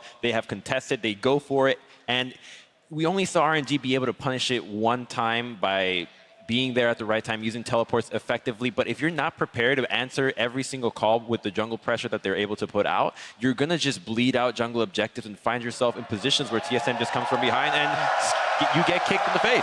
All right, well, as this is a clash between the old guard and the new kids on the block, I want to go down the line, get your guys' predictions here going into this one. So, Crumbs, we're going to start off with you, TSM or Splice? Well, I finally get to kick things off, and it's TSM for me. I think it's going to be a really clean game for them. All righty, there it is, Papa Smithy. So I'm caught between 2 NA analysts and an NA host. Yeah, be It has careful. to be team solo mid here. This is the team that comes in big favorites, and honestly, it'd be a huge surprise for Splice to do anything. All right, Kobe, bring us Yeah, home. I think I'm going to have to go with the conventional wisdom here, go TSM as well. You talked about ways that TSM did lose to RNG, and so much of it was the ability for Mata, in particular, to pull the trigger and punish the carries. I don't think that Splice have that killer instinct. All right, it's going to be an uphill battle for Splice, to say the least. Now it's time to hand it off to Freak, Spawn, and Officio to get this game started.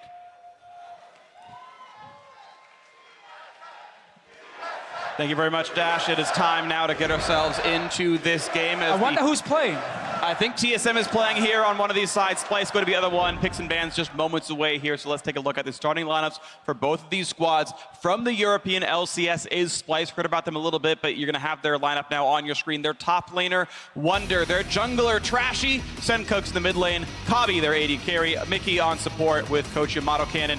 His squad together for about a year here at Worlds. Yeah, and on the red side of the rift, we have the North American champions, TSM. With Hunter in the top lane, Svenskeren in the jungle, Bjergsen the mid laner, double as AD carry, Bifrost the support, and Path, of course, the coach behind them, as always. And this will be a very interesting matchup. I mostly want to highlight, I think, what the analyst test, specifically Crumbs, brought up was that Svenskeren has been playing incredibly well this tournament.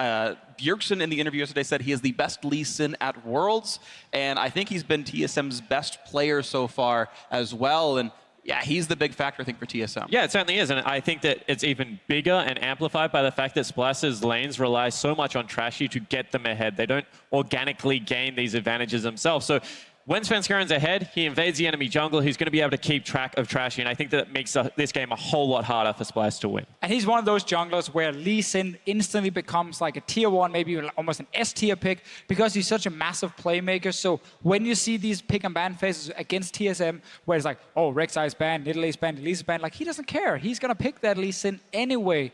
And it's been his best pick. Of course, he only played it twice. Basically played it twice. Play it twice. So we haven't even seen any other pick from him, but his Lee Sin has been great, and I think Splice needs to respect it, because when this team is playing with a mobile jungler and a pushing mid laner, Bjergsen and Svenskeren, they're just all over the map. It's one of the big strengths of Bjergsen. Go ahead. Yeah, I was going to say, and the other dangerous thing about Lee Sin is, he likes to beat against second. So if Trashy does try and go for any cheeky early plays and Svenskeren scouts it out, that puts him in an even bigger hole than what they started with. So I agree. But take it away, force him onto something new and see if it changes the way that TSM approach the early game. I don't think it's going to, but you have to ask the question at least. Of course. Yeah, you never know. Sometimes it's just because of that one champion synergy that makes you play to this level. We've always seen players like that, where that one champion puts them over the edge, you take them off it, and they're just mere mortals at that point. And of course, we've seen so many upsets here at Worlds already. At this point, you would have to consider Splice over TSM to be an upset. Oh, massive TSM, one of the bigger favorites coming into Worlds right here. If you thought a Western team could do it, it probably was going to be TSM coming in here. Yes, they dropped to Royal, but their convincing win over Samsung made a lot of people believers that TSM can walk through this group pretty strongly. But at the same time, Splice has 4 Danes, TSM only has 2 Danes. It is the only advantage. Anything. That is a fact that puts you at a slight advantage. It is definitely a sausage fest here, but the only advantage, as you said, for Splice is the multiple Danes. I don't think it's going to be enough, though. This team definitely has not been performing well enough to take games off the other teams, but they are also in the toughest group of them all, with RNG, TSM, and of course, Samsung. Pick and ban phase, where we talked about Lee Sin being an S-tier pick for Svenskeren, it's already removed. Makes a lot of sense. I'm always appreciative of teams who actually use target bans, who are willing to trade conventionally strong champions back and forth, but they ban the individual player S tiers. You've got the Lee Sin on the one side, the Cassidy on the other for that, and now Splice setting up what it looks to be the Syndra first pick by banning the conventional counter pick of Vladimir. So either you ban the Syndra now, or you have some picks prepared against it. The likes of Tom Kench, Braum as a support. But I think banning it is the safest choice. Wait until week 2, and then you can have your counters. You practice them all week. For now, remove it. I completely agree, and I also like the respect given to the Cassidy still. I mean, if Splice is going to upset any of these teams, it's going to be through protracting the game, going towards 1-3-1, and then punishing late-game decision-making with the chase potential of a Cassidy. And also good to see another Skarner on Summoner's Rift. Yeah, so the reason you see Skarner here, and it was the same we saw yesterday, it's when you play against Rek'Sai, you can actually pick the Skarner because you don't get pressured enough in the early game by the Rek'Sai to really matter. Of course, Rek'Sai can pull off ganks, so she can try and snowball lanes, but most of the time Rek'Sai will get to farm, Skarner gets to farm to level 6, then you can start impacting the map. And the reason people really like this Skarner now is because 1, you're strong dueling when you're in your own jungle, need these crystals, and 2, once you hit level 6 and get that ulti, very often it's guaranteed kills if you get to use it. It's also great synergy with Cassiopeia. I mean, Cassiopeia throws down the miasma, Skarner flashes in, picks you up, takes you away, and with the mid lane bans that have already come out, it is such a strong pick right now. Wouldn't be surprised if TSM go towards that duo to unlock the Bjergsen and Svenskeren. Absolutely. It's also great alongside the Karma we believe to be support as well. Hastening up a Skarner, he only really cares about move speed for kidnapping somebody with that Impale ultimate, and so far, TSM are set up for success here as they lock in 2 more champions. Rumble going to be one of them, Jhin going to be the other, and they're going to wait on mid, slash that Karma Flex pick. Yeah, keeping the flex smart. I actually like the adaptation from Splice here.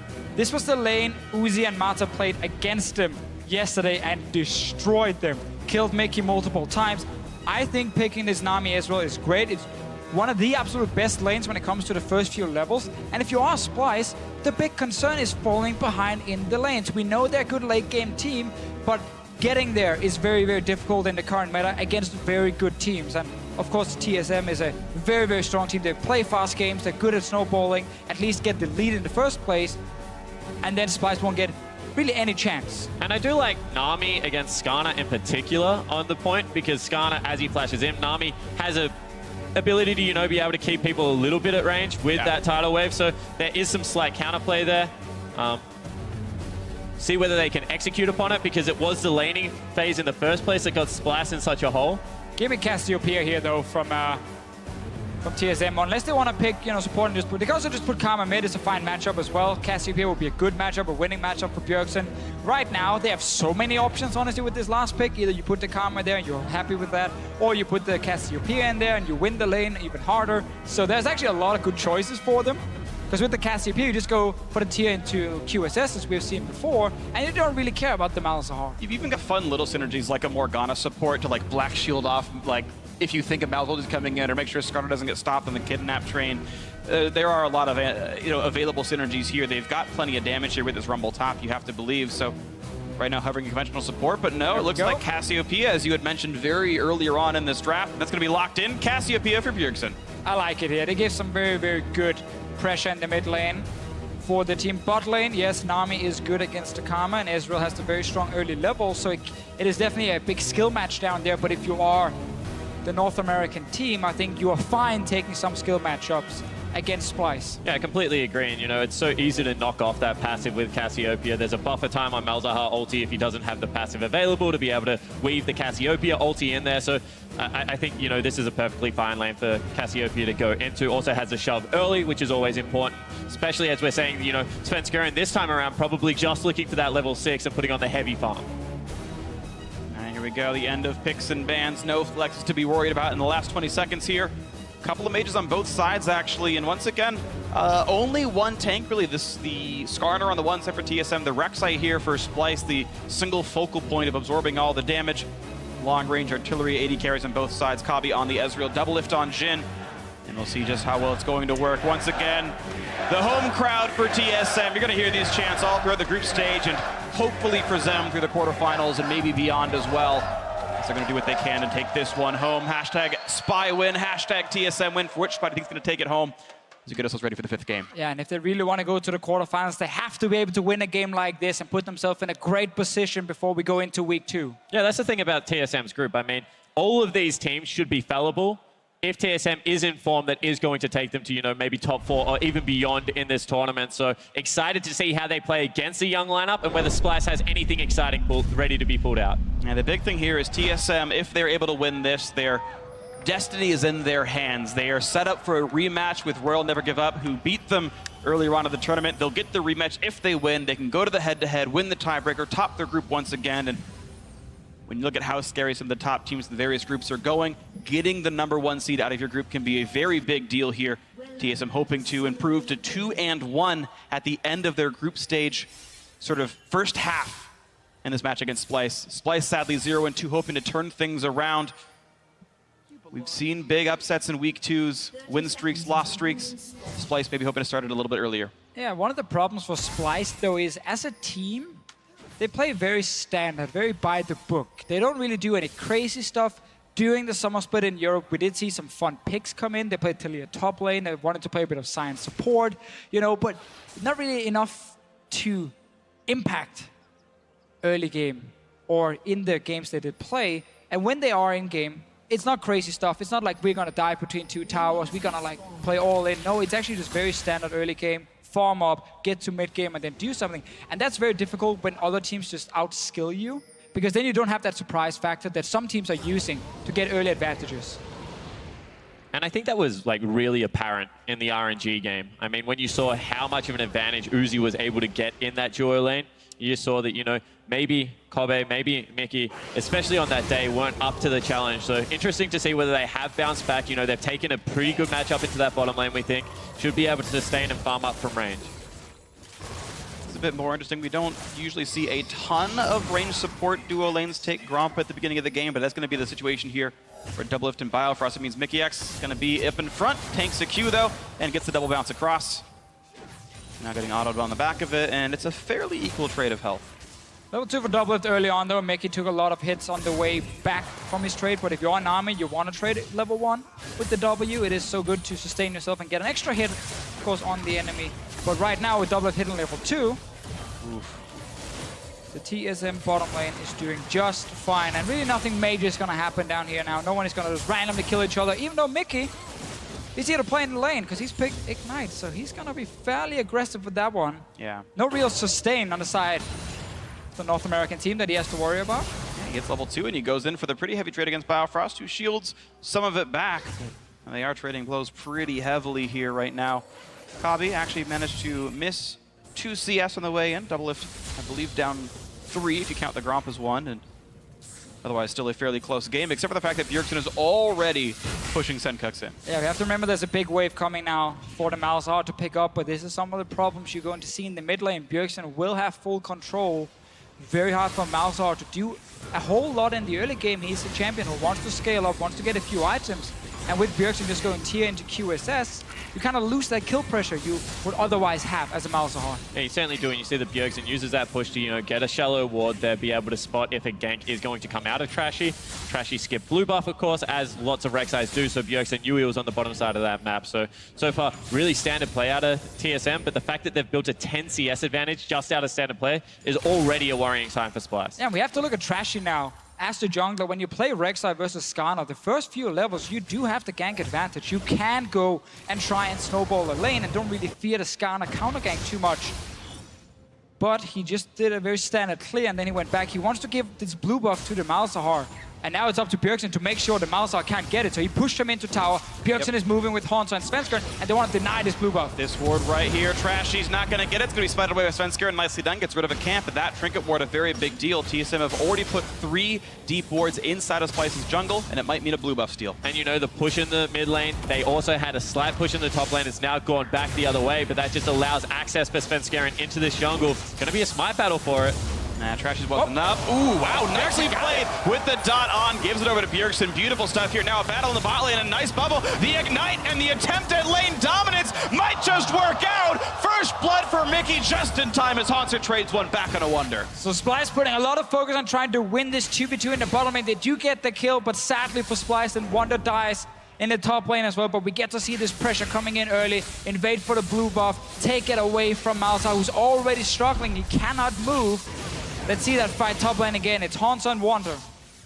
Yeah, Wonder. Let's make it Wonder. Wonder actually just mispositions there and gets caught completely by surprise. Actually flashed when he shouldn't have, because probably was already dead there. Just a miscalculation, honestly, and gets punished heavily because now the wave's pushing and he's going to get return ganked. Oh, here comes Svenskeren. Does not get the stun available to him, but he will have the ability to get a little bit of damage out here. Just not enough to really matter. No slows left. Bit of chunk in. Out goes Sven. Trashy's up here as well. He's only level 4 after that invade where he lost a Gromp and a blue buff. Definitely not happy days for him. And now we have that issue where you want to try and catch up. He might pull off a gank here. Level 4 was level 5, but it's an item lead for Splice. Hansa does not have flash. The knockup is there, and it's going to be enough damage. The trade kill comes in crucially to Wonder himself. And honestly, Trashy did what Sven wasn't willing to. He actually burned the flash to pick up the flashless top laner. If Svenskeren just had a flash to get himself in range, probably would have been able to get it done. But Looking Senkux for the solo kill, but a crucial silence buys a bit more time.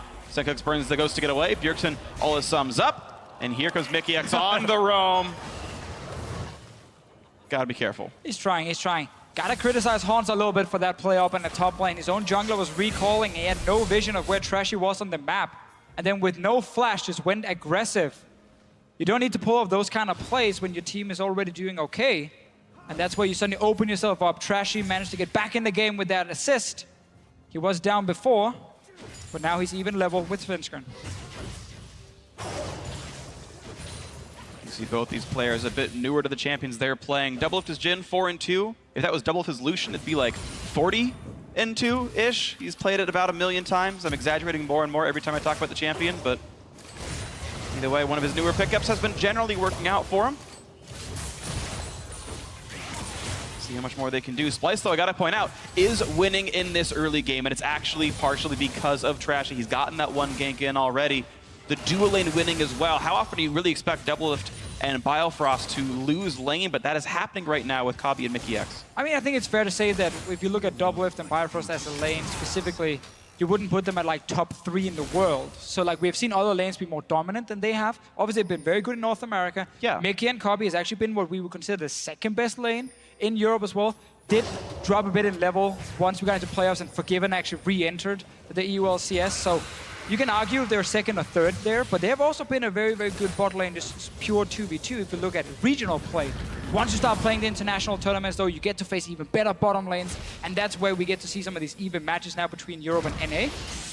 but definitely wouldn't rank either of these bot lanes as like the absolute best in the world. And I think it's fair to say that, you know, both of these lanes struggled against RNG in very different ways. I mean, not being able to deal with the Alistar against TSM, and then the Nami just gave so much lane pressure over to Mata against Splice, so Splice's bottom lane definitely no slouches and showing it right now.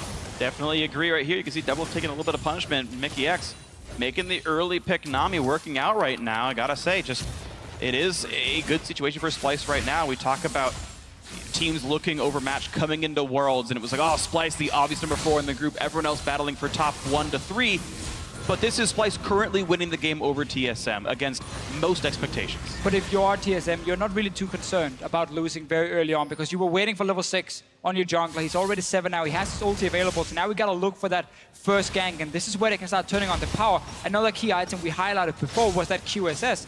So they understand they need to wait for levels and certain items before going all in against Splice. And they're getting very, very close now. Next back for Bjergsen will give him his item. And then you can start seeing some fights happening around the map. And a team fighting back a little bit more because they've accepted, okay, we can go down like a few hundred gold. It doesn't matter anything. No one has ever won the game by just being 400 gold up. And I think it's fair to say that TSM has become a very good team at understanding when they need to accelerate the game and when they can just sit back and play towards their win conditions. They're still going to have fantastic, consistent damage coming out of Cassiopeia and the Rumble as this game progresses, and so much catch potential if they ever get control of the vision the way they like to in the mid game. So I don't think that they're in any way panicked right now. And if anything, Splice picked up a slight reprieve in that top lane. And need to continue to make that work with now the power of the cannon and see if they can get maybe a play into the bottom lane that they've started to, you know, try and wrestle for a bit of a lead. We'll see when it comes in right now. 13 minions up is Wonder. Jungle matchup very close. Trashy once again taking away the Crystal Spires from Svensker. And of course, we've seen Bjergsen continue to do very well. The early blue buff grant definitely helped, but he's plus 20. As now Trashy slinks towards the top side, standing just outside of ward range. Looking for the play top lane.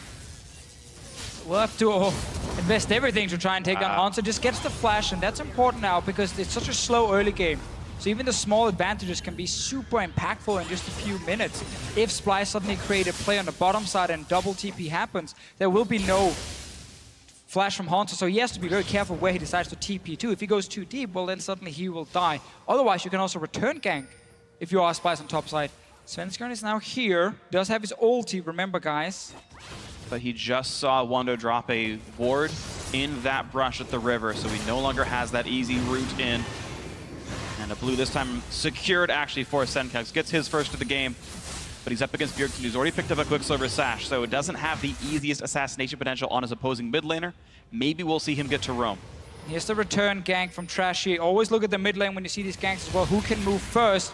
Hanzo realizing he might be the target and just ultis the wave straight away. Won't happen for a potential fight. The rest of his team members are moving down to the bottom lane. Splice can react with teleport. As well as the Rek'Sai ulti. So this is so dangerous to execute against Splice's composition. Oh, Rek'Sai went to the other side. This is bad from Splice. They're not reading the map at all. But TSM heard the scream from Rek'Sai and said, ooh, he might have been bot lane. Let's just call this one off for right now. And they don't go for the dive, actually. Just enough risk on them. Always the pressure when you can see the entire map and see both sides. You're like, oh, what are you guys doing? Why don't you just go for the dive? But obviously, you just hear the sound. You don't have vision of all the tunnels. Decides to just back away and not risk it against a cannon with ulti as well. And one thing that I've seen Rek'Sai do, if they are going to play topside very heavily, is just put a tunnel in the middle of bottom lane between the two turrets. So you can always get back down it, even if they walk through the long way and clear it out. And I like the fact that, you know, TSM are willing to respect that and back away from a play. They still get complete control over the bottom side of the jungle, and they lose absolutely nothing on the other side of the map at the same time. So once again, patient play out of the North American team. And it's always really nice to see that, you know, they're just willing to sit on their items right now. No kill threat at all. But we need to see Splice continue their pressure towards the top lane. They already did some of the work. They got the flash from Hanzo. Trashy just should path up once again. If you don't get the kill, at least you deny him some more CS and you try and build yourself an advantage. He will be spotted by going over here. He finds Hanzo. Right into Hanzo, down to half health already. Was even overheated, so the auto attack dealt several hundred damage. The spell's going to come back up soon. Wonder says, ooh, Trashy, I'm here to help, buddy, but he's down to 600 health. One of the dangers of going Tiamat on Rek'Sai is that you are incredibly squishy in the early game. You farm like a machine, and once more time, TSM looking for the bottom lane play. And they know that Rek'Sai was top lane and very injured, so here comes the ulti looking for it on Akabi. A nice tidal wave stops him 2 bullets in. Mickey is able to dodge most of it. Here's the flash, here's the pull. Do they have the damage? Root's gonna land, Sven running out of HP, but it's gonna be the kill already. Now how about Akabi in the chase? Can't quite get the damage across. Sven's gonna get out Wonder. Flash in the chase, gets a stun, damage on a Biofrost, and that's the kill picked up. Eagles are not doing too much damage just yet, but here is the chase, the follow, the kill. 2-1 TSM on that one. And this is a problem flashing in when Bjergsen had left first. TSM is able to respond to the play so nicely, beat Splice to that punch, and punish them for overreaching. And we have to highlight Splice, how slowly they did react here. They just made a play on the top side. They showed their jungler, and yet the bottom lane didn't react in time, didn't move back. TP came in very late from Wonder as well. If you see him on your minimap, he's still sitting top lane right now. He's not TPing, he's not doing anything. So Mickey is the target. A lot of damage onto the Skana, no TP yet, and now he used it. Imagine if this came in 2 seconds earlier, then this Skana is already dead. And now Wonder instead has to overextend for this 1 kill. Ends up going down because Bjergsen is already here. The Malzahar moved late, and this is just Splice reacting way too late to a very predictable play. And TSM had complete information as we have a gank onto Bjergsen. The flash knock, a bubble not gonna land, but the damage is still pretty good. Bjergsen ulted after the Quicksilver Sash, which by the way does not remove Malefic Visions, burns the CD for nothing, and goes down. So this is much better out of Splice because as we said, TSM set up Vision on the bottom side of the map. They come from top side of mid lane where they have double pink ward and set up a very smart trap for Bjergsen. Like to see them punch back in that fashion. This is the kind of game Splice likes to play. Nothing really happens early on. It's not the most exciting thing to watch, but they want to get past that early laning phase. They want to get to mid game where they can start making much better calls as a team. They have good macros. Well, they understand where to pressure. They understand how to set up team fights. So right now, it is actually looking pretty good for Splice, and they had exactly the kind of game they were looking for. And they might keep the pressure on. They've kept the game at this moderate to small lead, actually up to 1,000 gold now. It's actually grown over the last couple of minutes here as you look for the play. Wonder diving in onto Haunter. Look at the punishment he's got available. This Rumble does not have the damage. And by the way, Trashy's here as well. Lands an assist, and Wonder getting himself yet another one. 2-2, 5-3 the overall score. And look at this, several thousand gold. Splice in the lead. Hunter is struggling a bit and really well played by Wonder here, just going straight for it. He knew Trashy was coming, and these two guys together definitely been putting a lot of pressure towards the top lane. And even when you then try to go to the bottom lane, well, Rek'Sai returns again, pulls off another gank, even though he didn't actually do anything. And I always like watching Splice when Wonder and Trashy both have initiation tools and have been rolling in the early game because it sets up their late game team fighting, in my opinion, much more effectively. We saw when it was only Wonder running around on that Kled, no follow-up coming out of Trashy. They did look disjointed. But this time around, you know, Rek'Sai, Cannon, they're going to be able to dive the backline together, hopefully look for those big flanking plays and see whether they can make this small lead convert into something bigger against TSM. It's going to be the really big test. Can Splice hold on to a strong early game? You think back to their first matchup Worlds up against Samsung, where they had a passable early to mid game. They were close for most of it. It was a winnable match, and then basically had catastrophically bad team fights about 4 times in a row, and the game snowballed away. And I think that was when Splice were actually playing a little bit too antsy. They felt like they had to make plays in that game, whereas this time around they're playing a little bit more reserved. Oh, he is such a cheeky man. Yep, Sven walking right in. Trashy did not have Smite available. No last hit was up for Splice, so nicely done, Sven. Taking away yet another blue buff. Sven's only gotten 1 of 3 so far this game. And let's go over some sad European stats. You know, coming into this game, we were looking at Splice that struggles so much in the 2 games. We might actually get a play on top side, which does delay the stat point a little bit. I think the play is more important. Will be spotted, moves away. But Splice, before this game here, they didn't manage to get first blood, first tower, or first dragon in the 2 games they played. At 20 minutes, on average, they were down 7,000 gold. Not gonna happen in this game here. Much better early game from them, much slower. They didn't get pressured as hard in the lanes like RNG used to do. So they're actually able to now get into a mid game where they're not really far behind, and we get to see what they really can do. Another play on the top lane here. Skana and Cassiopeia on the way. This time around, Splice does back away and just traded for a tower on the bottom lane. Yeah, cross-map coming in. You can see that Rek'Sai moves into the turret, zones away Haunter at the same time.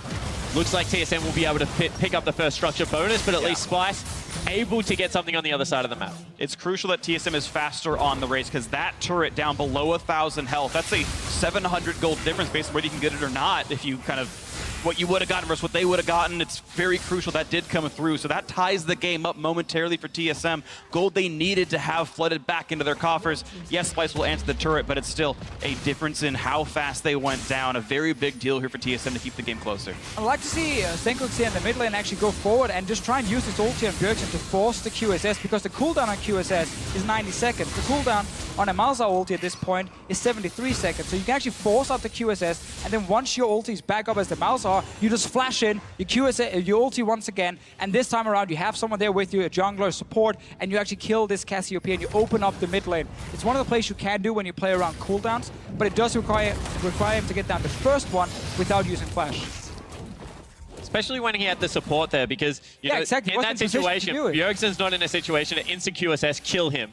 So I completely agree with the play there, especially if you don't have to burn a summoner spell to make it work.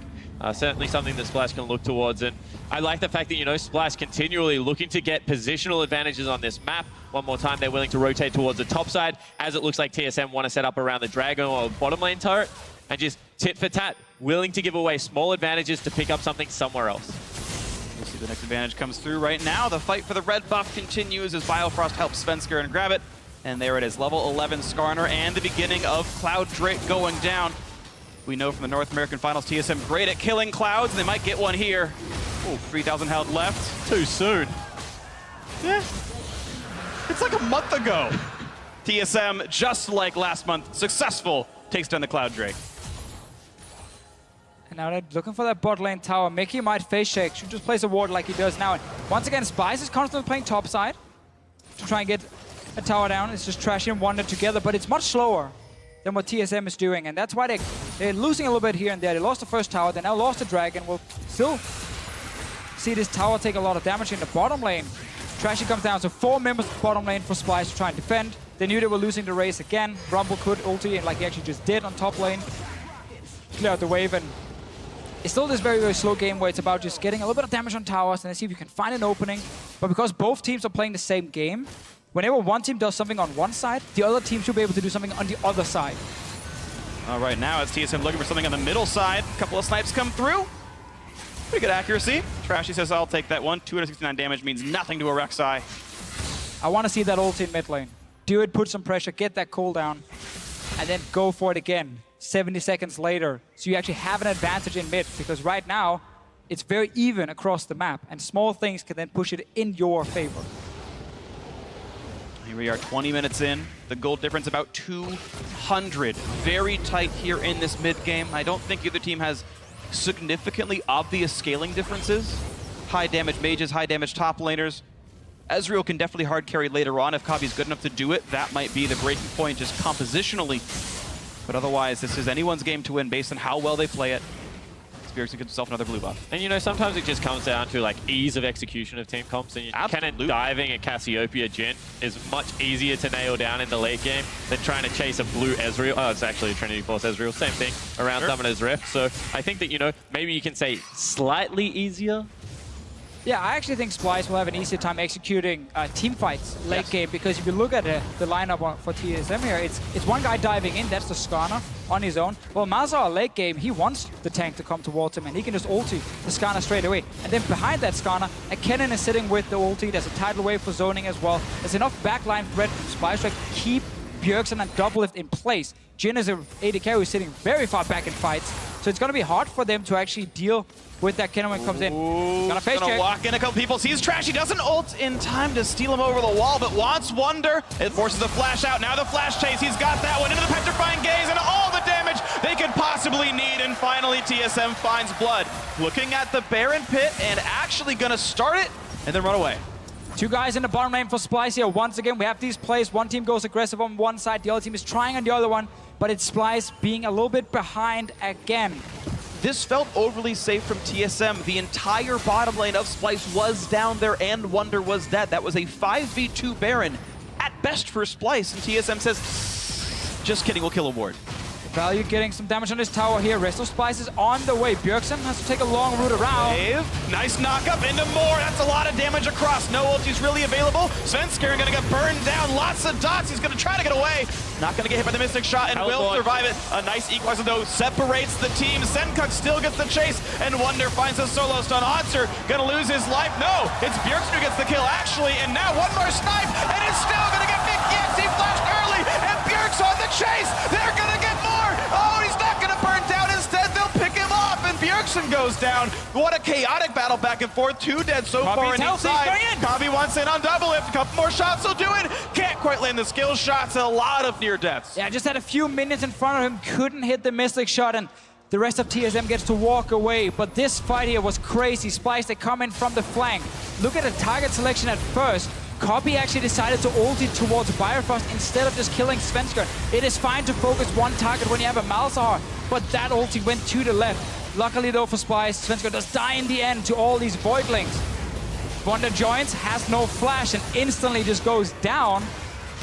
And I think that's one of the times that you just cancel the ulti because double lifts follow and the chase potential out of TSM is still there. Kobe tries to save the back end of this team fight because he does go incredibly aggressive to force multiple members back. And look at him jumping in here. There's a minion just in front of him, blocking one. There's another minion blocking another one from him. So he ends up fighting in the minion wave. Not able to be the hero.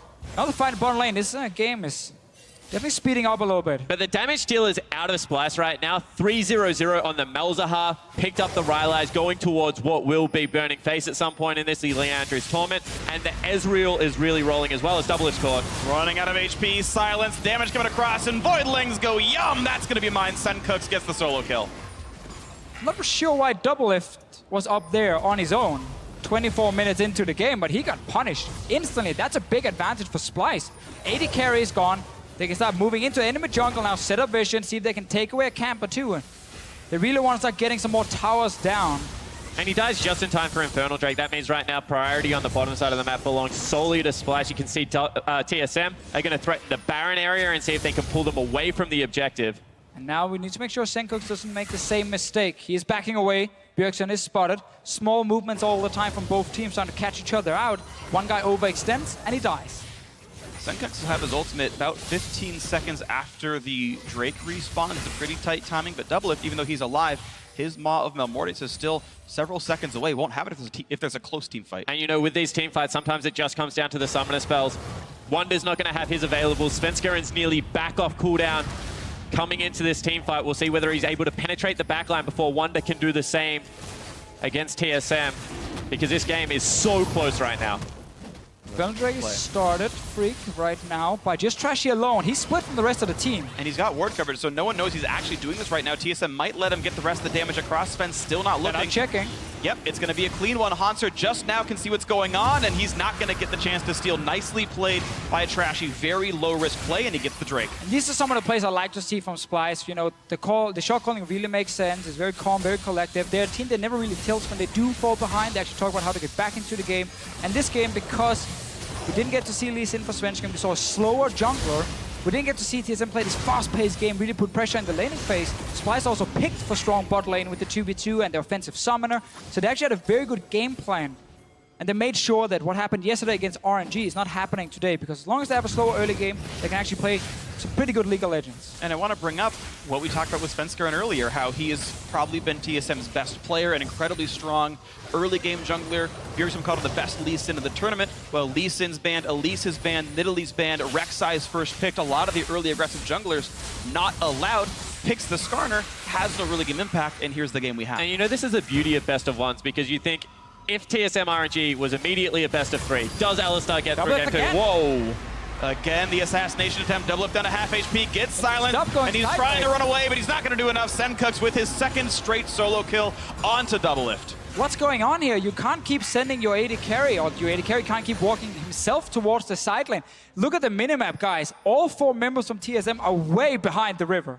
And one more time, it's a little thing. Senkuk burns the ghost straight away as soon as he sees him, hones in on that target, able to close distance that maybe the rate Doublelift didn't expect. Thought he could potentially get out, but no flash just means that he's a sitting duck.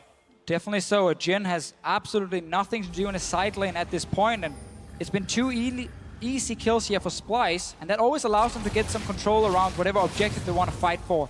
Malzahar is getting close to his 3-item spike, the big power spike for him. He's a great scaling mage.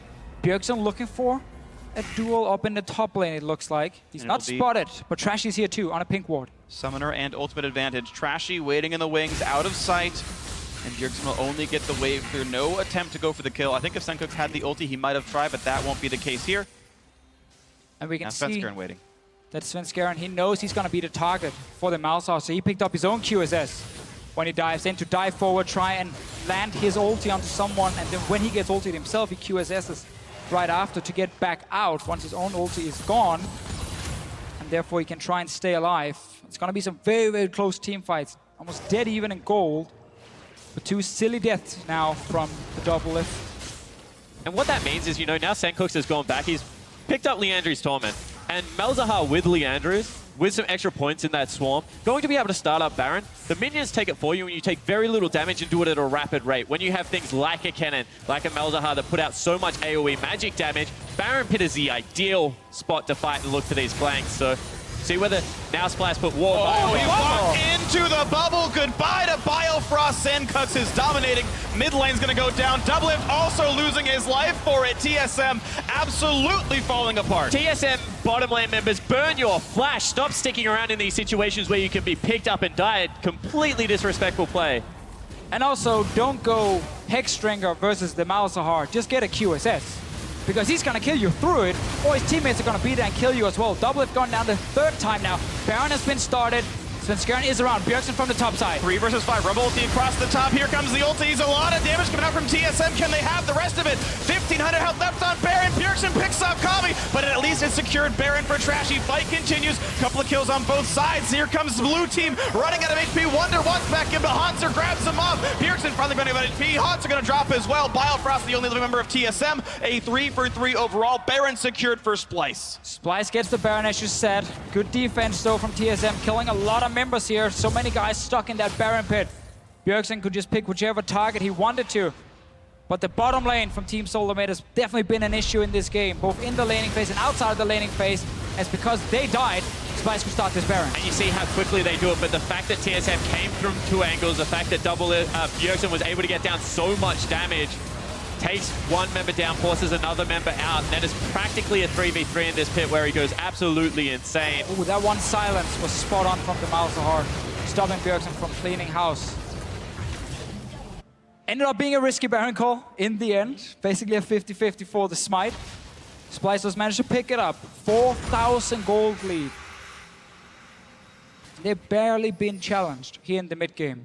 We know from Worlds so far that a 4,000 gold lead can be overturned, but really the story of this game has been the fact that Splice is playing better than TSM. Now, a Baron buff on 2 members. The question is how much they can gain with that. Right now, the Baron power play, only 1,700. Not too huge so far, but they've still got several minutes to work with, including this Mountain Drake respawning. And we know as soon as you get Flash on your Malzahar, then you can go straight for double lift again, because he's sitting with that Hexstringer instead of the QSS, so he has no way out once he gets locked down by Splice. Mid tower does go down. Some gold for the North American team, and we can see Splice does something they like to do a lot, is move Sencooks to the side lane and have him as a split pusher, and he pushes in one way if he tries to challenge 1v1, or he roams in and joins his team. But Splice have the advantage even in 5-on-5s because they can get to that 80 carry every time. And the best thing about this is, Bjergsen or Svenskeren have to be the person to match right now. It's not going to be Svenskeren because he's probably just going to die in the chase anyway. It has to be Bjergsen because they're the only QSFs holders. Ooh, they might catch him though. Looking for the play. Ulti is on. Getting a bit of damage here towards Sencooks. The snipe's going to come through. Running out of HP. Sven gets ulted. Doesn't seem to care. Quicksilver Sash is on, and he's going to hope that he's going to die. But he's actually going to lose his life for it. Sencooks gets a kill in a 1v2. Meanwhile, mid lane's going down dangerously low. Everything is in favor of Splice right now. Svenskeren thought he could either finish him or had backup coming. Bjergsen didn't get to move in time. That's a kill for Splice. That's a tower in top lane. It's a second tower now in the top lane as well. Going down, and Splice, they're getting everything right now. And Sencooks just being delivered those free kills in the mid game has meant now that this 9-1 and 2 Malzahar is just uncontested in the side lanes, and they're using it beautifully. Look at this, Splice doing incredibly well, 6,000 gold up, and it also means if the matches go the way we expect, second place in this group is up for grabs. Royal Never Give Up look amazing. We expect them to beat Samsung, which means we might have a situation where you've got 3 teams at 1 and 2 who've all beat each other, but first you've got some fighting. Wunder stunned up, will get popped off, TSM get a reprieve. They have bought some time, maybe they bring it back in, but Splice, the team winning in this game, are poised to be tied for second in this group. That's a really nice play out of TSM. I mean, it just stops the bleeding. They now get to take a big, deep breath, assess where they're at in the game, you know, maybe tell Doublelift to buy a QSS, because like right now, the game was snowballing out of control so quickly. They were trying to actually play to Splice's pace, and you could see that they were struggling with it. This is a 4v5 Dragon being started. Actually, never mind, Bjergsen is back in the fountain.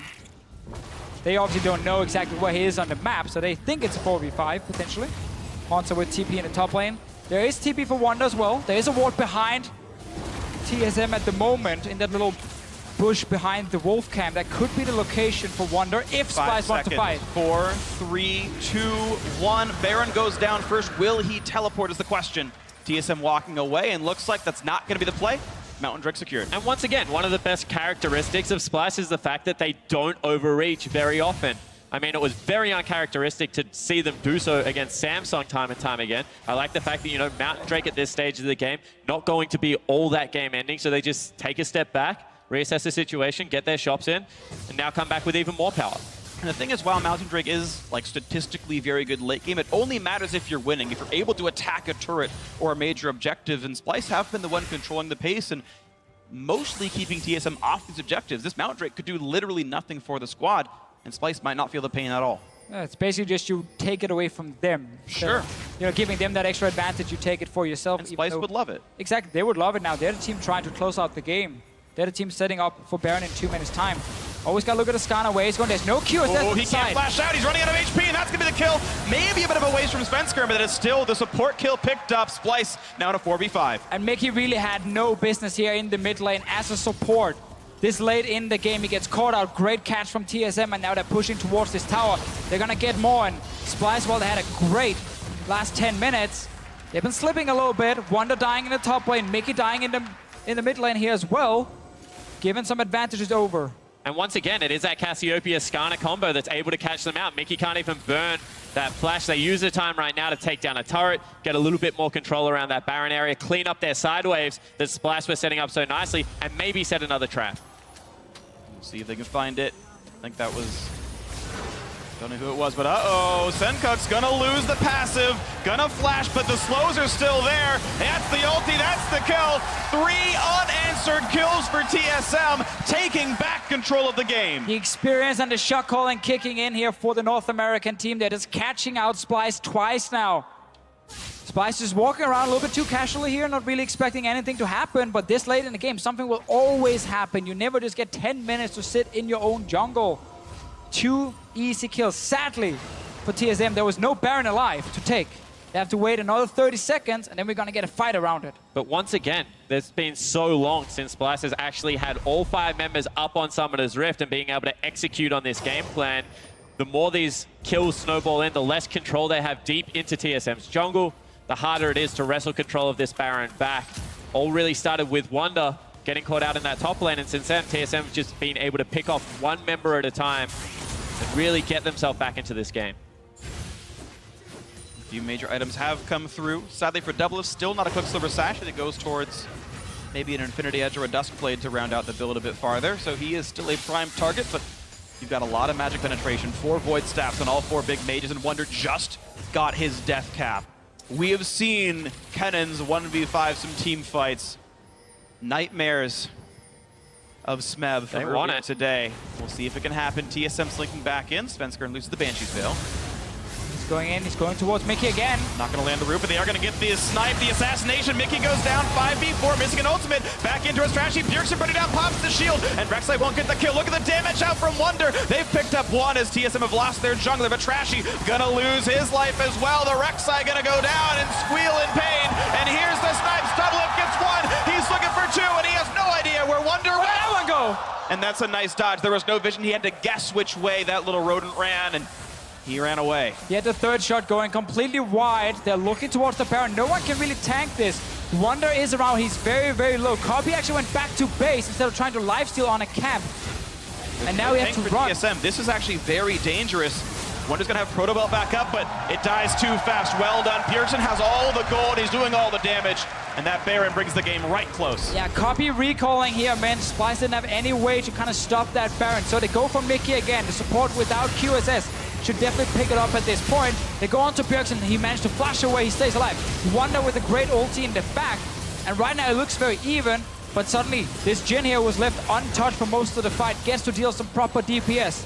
And then let's see, when he challenged the ulti, gets one, misses one. Then the third one goes towards the bush here. He was trying to see maybe if Ezreal was sitting and recalling behind that little corner.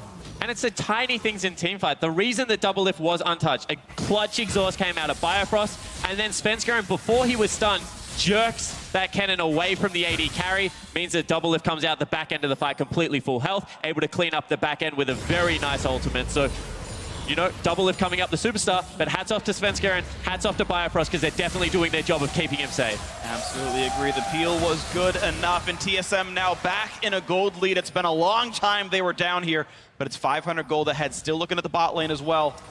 Not yet playing for the turret, though, buying their time, and there we go. They're done biting it. Down goes the turret. The Mountain Drake actually, of course, meaning quite a lot as they took back map control. Baron died fast. His turrets have died fast. They've tied up the turret score itself. 1,500 gold ahead. And almost everything comes from TSM getting those 2 picks earlier. One against Mickey, one against Senkooks. When they got their pick on Senkooks, he used both summoners. So for that last team fight, he couldn't flash in on someone like Double Lift and actually just destroy him instantly. He had to sit very far back, and Spice weren't able to properly team fight. Yeah, okay, they had to sacrifice their support, but that's normally okay. I would still love to see a QSS for Mickey, so he's no longer such an easy target. But really having no summoners because you got caught out in that jungle, it costs you so much in late game team fights. And that's where Spice have just been a little bit too sloppy in the way they've been playing the last few minutes. But you have to give credit to TSM because, you know, ever since they've got that advantage back, big engage potentially looking here. Dodge the ulti. Bubble's gonna land on a Double Lift though. Ooh, down to half health and doesn't have any lifesteal to speak of, so getting his health bar back up will take some significant effort. Just a Doran's Blade. Hoping to do enough to get his health, and you can see the team is letting him hit these Krugs. Just kidding, Bjergsen says it's mine. So the ability to turn the game on one pick, which is what TSM did in the top lane once they took down Wonder, and control the tempo of the game from then on out, playing around death timers, has been incredibly impressive. However, now looking for another 5v5, this is very risky. Kill it pretty fast. Splicer waiting. 7,000 health left on Elder Dragon. This could be the major engage. Could be a game-deciding teamfight. They've rooted up Wonder. They put a lot of damage down towards him. He jumps away, and Trashy gonna tank that ulti. No one's taking meaningful damage from Double Lift here. 3,000 health left on the Dragon. 2,000 looking for the smite. Fight picked up! Nicely done by Svenskeren to grab it, and TSM run right back to the bottom lane. And Splice must answer soon. Getting everything right now. There was no flash for Wonder, so he couldn't really get into the back line.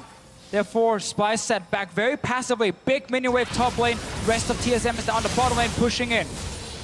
And this turret's already injured. They got hits on it before. Trash the first one here, but the shield is on a Bifrost says, I'll tank the hits. Let's get the damage across in. Splice have not gotten there in time, so an undefended turret kill. TSM. And Wonder's gone top lane without teleport to clean up that huge minion wave. TSM walking forward. TSM see that he's top lane now. They see him on the minimap. Copy. Ooh, jump forward for a poke on a Double, but again, that is an 80 carry without lifesteal, so Double will stay at half health and saying, you know what, this is a bit risky. Baron's timed out. Looks like TSM will reset. That was scary out of Kobe there. He dashes forward without a... he has a Mercurial Scimitar, but, you know, potentially there is still the one-shot potential because of how much damage Jhin does, how much damage Cassiopeia does. If Svenskeren is able to pick him. But it is some of the things you can do on Ezreal in the late game. It's why so many of these great AD carries, they love to play him because they can carry late game team fights by playing very aggressive. We gotta see if Kobe here, who is still such a young player, this is his first year playing professional League of Legends, if he can actually step up in these late game team fights, playing against some players who's been here for multiple years, been through a lot of international tournaments, and we've definitely seen the better shot calling on the side of TSM compared to Splice.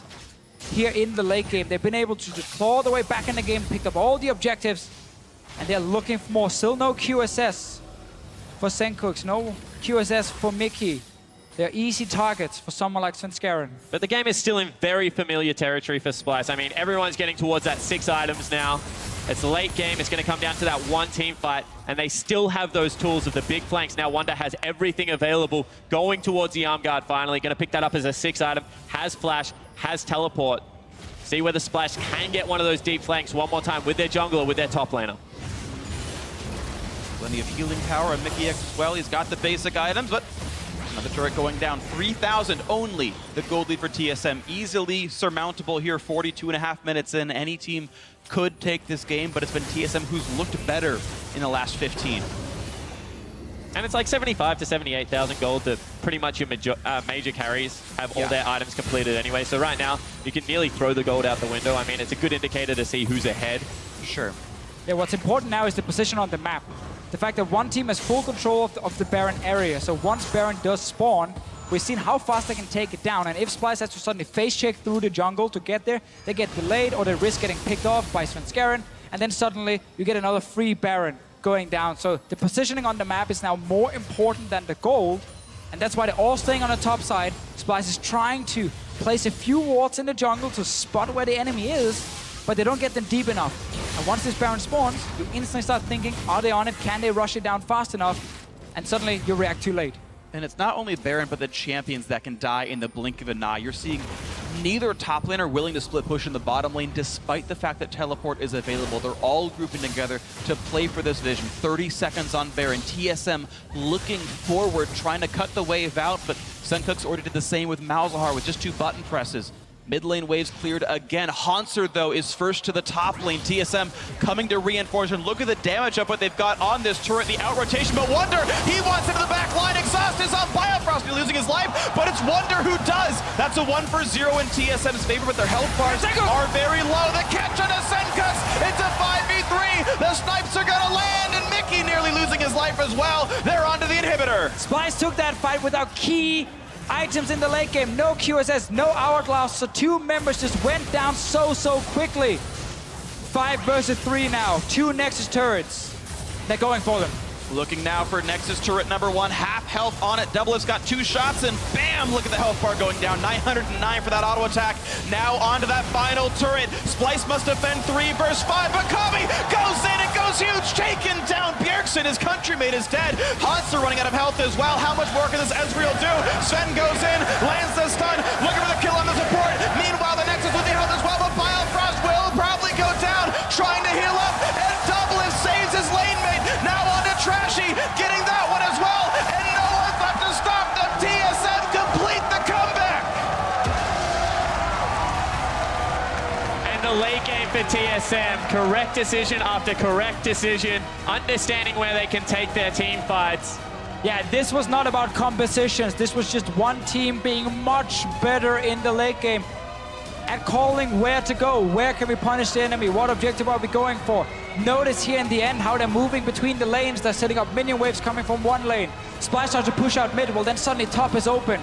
And Splice fighting without key items so late in the game as well. No QSS, no Hourglass. They dive in, they die. Too late in the game to do anything. Great late game shot calling from Team Solomed. Absolutely agree. They played the map better. They definitely deserved the win. We've seen so many games today specifically of these very tight ones, the leads going back and forth. It's either team's game, and it was TSM who held on a little bit better. After about 25 minutes, they started making the better decisions. You were seeing players get caught out. There was a string of 3 to 4 unanswered kills and 3 to 4 objectives grabbed as well, where Splice couldn't find the openings, they couldn't find the positioning, and TSM got pick after pick after pick and finally mounted the lead. And one more time, we see the rush of blood where, you know, you get a couple of objectives, you think that you can push in for one more, that top lane turret, but you get caught out and the game just reverses on you instead of, you know, playing that slow methodical pace, recognizing that you have an advantage at that stage of the game and being willing to just play with that. Put your hand in the cookie jar, get slapped out. I mean, we see the inexperience of Splice. Young players, you know, we talk about a promotion tournament, 2 worlds, crazy, you know, route they've taken, but they show here late game, they just didn't have it in them. You know, too often did individual players that make mistakes, and as a team, they fell apart. And that's just where you see the experience, the training, and you see what some of these absolute top teams do have, which is the coolness in the late game to bounce back, get the picks, and win. Right, and it's 2 games now for Splyce where they were winnable games. Their match against Samsung, this match here against TSM. Splyce with, 3 months more experience, maybe even less than that, could have been a 2-1 team right now in groups. Yeah, but at the same time, it's 2 games where also Sankooks has absolutely gone off in the mid game. I mean, the Cassiopeia game that we saw on the day number 1, now this game on the Malzahar being able to pull out. I think that is a hugely, that is a bright, bright sign for this Splyce lineup, because in the European LCS, this was a guy that, historically fell down very far behind in lane and wasn't able to climb out some of those holes. Now against Bjergsen, able to have a pretty classy game. Yeah, he's definitely become the best player on this team if you look at just this tournament alone, because he's been playing so well, but he needs the rest of his team now around him to step it up as well. We can't have these individual mistakes. Full credit, though, to the opponent, Team Solo Mate. What a great late game from them after they fell behind, after Doublelift got caught so often. Didn't happen the last 15 minutes. He stayed really far back in team fights. There were no summoners on the Malzahar to catch him, and therefore they managed to win. And he actually went from being 0-3 to 6-3 in these late game fights. So Doublelift found what it took to get himself back in. TSM got the comeback as well. Well done to them. Now improving to 2-1 in the group stage. And now for another win on the board, we're going to send it down to Shocks for a perspective from Doublelift. Thank you so much, guys. And he's joined by Doublelift here. Doublelift, very tense game, very strong late game for you guys. Where did it turn around, you think, for you? Well, Splyce didn't seem to really know how to close the game with their lead. I think mostly, it's just true. They should have won. But their Malzahar was extremely fed, but he was split pushing in the side lane instead of grouping up and forcing fights on mid. I feel like at any point he could have just flash ulted Cassio mid. So I think just by stalling out the game, I got caught too many times as well. But just in general, us stalling out the game, their team comp doesn't scale very well because Ezreal gets outscaled by Jhin, and I'm pretty confident in my late game team fighting with Jhin. Also, I feel like Skarner is just really good against uncoordinated teams. We just got a lot of picks with Skarner as well. That was not a good game. That was not a good game. Well, it's important for you guys looking forward to see what went wrong there exactly, and I like to hear that you're kind of owning up to it because you have some very big matches coming up. Of course, that RNG rematch next week comes to mind. What is the biggest thing you have to clean up, you think, going into those important games? Well, this game actually, I'm not sure if anyone knows, but Soren's extremely sick. He can't talk, so I kind of lost my other shot caller. We lost our other shot caller on the team, so it's really hard for us to lose a voice, especially one as vocal as Soren. And I hope he recovers and we're able to I'm able to focus more on my own individual play. I know I got caught a lot. That was really embarrassing, but yeah, it's just I don't know. Vincent, he also dying early in lane is a really it's a big mental hit. And so just trying to get the team back to being coordinated without another shot caller on the team is really, really difficult. I think in the next week, we'll just play more clean early game, and hopefully Soren will have his voice back, so I'll be able to play a lot better. And our team will be able to play a lot better. All right, well, thank you very much, Doublelift. To that, it is very important for you guys to get a good performance here. We heard you say in the very opening video, I don't know how much I have left in the tank, which was a very kind of worrying thing to hear. So is that pressure maybe getting to you as well, knowing that this is your shot? Yeah, this is the biggest opportunity I've ever had to win Worlds, and I'm not going to blow it. So I hope you guys cheer us on. All right, there we go. Doublelift owning up to the mistakes TSM made here, but they still pull out the win, so nothing is lost. Analyst Test, take it away. Thank you very much, Shocks. TSM scraping by in a victory there. You heard it from the man himself, Doublelift on stage. Not a good game. So they're recognizing immediately off the bat that this is not the level of play that they even expect from themselves coming into this tournament. And that's kind of where I want to start. Expectation versus reality for these teams. We talked about Splyce being this young team. We expect them to get outlaned, but if they can get to those late game team fights, maybe they swing something. On the flip side, much higher expectations for TSM, and that just didn't come to fruition in those early portions of the game. And while we don't know to what extent Soren's illness is affecting his ability to shot call during the game, the fact that Splyce targets the early game junglers, Lee Sin, Elise, takes away the Rek'Sai, and TSM is just unable to actually make anything happen in the early and mid game, it's really a worrying thing because we're so used to them playing fast games and just being able to pull the trigger over and over, and if the only guy that you're relying on is just Svenskeren on Flash, the game slowed down so much, and it gets to these points where only the late game fights matter, and anybody can win at that match. So a couple of points. I actually saw Bjergsen in the hotel last night, and he definitely could not speak at all. You know, was croaking out words. So that part is definitely no bluff. But coming back to the draft, like you touched on, this is the first time we've actually seen TSM on red side. They've been on blue side the other 2 games, and I basically called for Splyce to learn from Samsung. I really like how they targeted. So the first 2 bans, Lee Sin, Elise, the strongest playmaking junglers. We know all about Svenskaren's Lee Sin. The final ban is Vlad. You might think, why? Syndra hadn't been banned at that point, and Vlad is kind of seen as the only pick that can really stand up to Syndra with Aurelion Sol disabled. Remember, Aurelion Sol hopefully back tomorrow. So in that situation, you have to ban Syndra. First pick Rek'Sai, and those playmaking junglers are gone. Skarner, sure, he can do certain things, but he's still farming to 6 like we saw from Peanut on Nocturne. So they stifled TSM early. And given that TSM have to play 2 games on the red side still next week and only a single game on the blue side, I'd like to see other teams follow this trend, keep banning the junglers, and hold down Svenskeren, who has been their star so far this tournament. Yeah, I think the focus has to be on complementing Splyce on their plan coming in. Yes, TSM, you know, may have some problems with, you know, illness right now, but attacking the early game, denying TSM these early tools that they've been using to snowball the vision into the jungle control was a really good move. And TSM actually still got a lot of those early jungle moves going for those blue buffs that we were counting, but they weren't able to really maneuver like really strong lanes in coordination with the jungle to really make any sort of big moves early. I was a little disappointed with how Splyce played the early game. I wanted to see more proactivity out of them and be able to really punish the Skarner. Obviously, Skarner not being able to make a lot of early game moves, waiting for that level 6.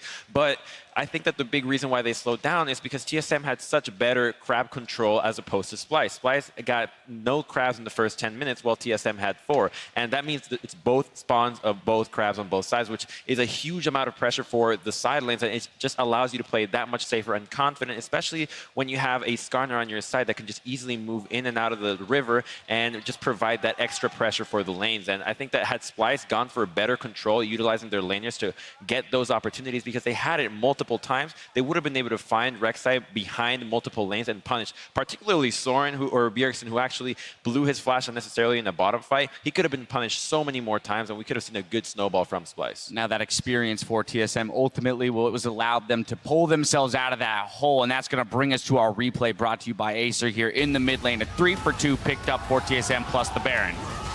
Exactly. TSM, they transitioned into playing off the Fog of War, using that speed to get the pulls. Here it was actually a bit touch and go because they go for the Nami first again, but Bjergsen kites back, he survives, and then Doublelift as well, able to survive, and they are able to chase this down.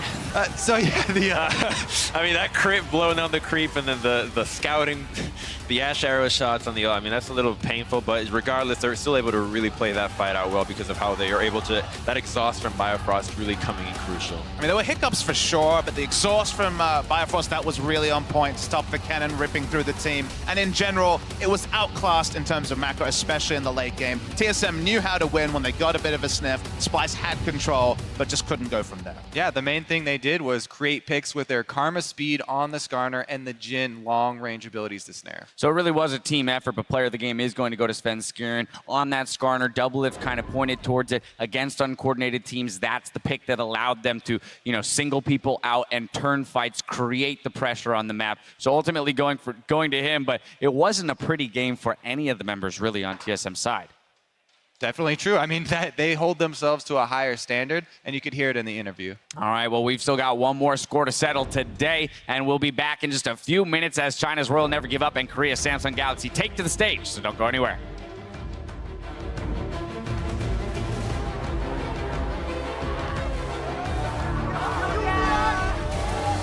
Faker said that it's okay for Bjerg to call himself NA Faker. Yeah, he deserves that name. He owns the copyright for the NA Faker. What you should say is it's okay for Faker to call himself Korean Bjergsen. Now battle in the bot lane, a nice bubble. The ignite and the attempt at lane dominance might just work out. First blood for Mickey just in time. 1,500 health left on Baron. Bjergsen picks up Kami, but at least it secured Baron for Trashy. Fight continues. I'm going to Casio. Casio. Just run, Mickey, run, just run. Okay, dead. We can kill him. Good job. Nice. Alright, two on me. Ezreal super low. You got this. Alright, I'm 1 HP. Nice.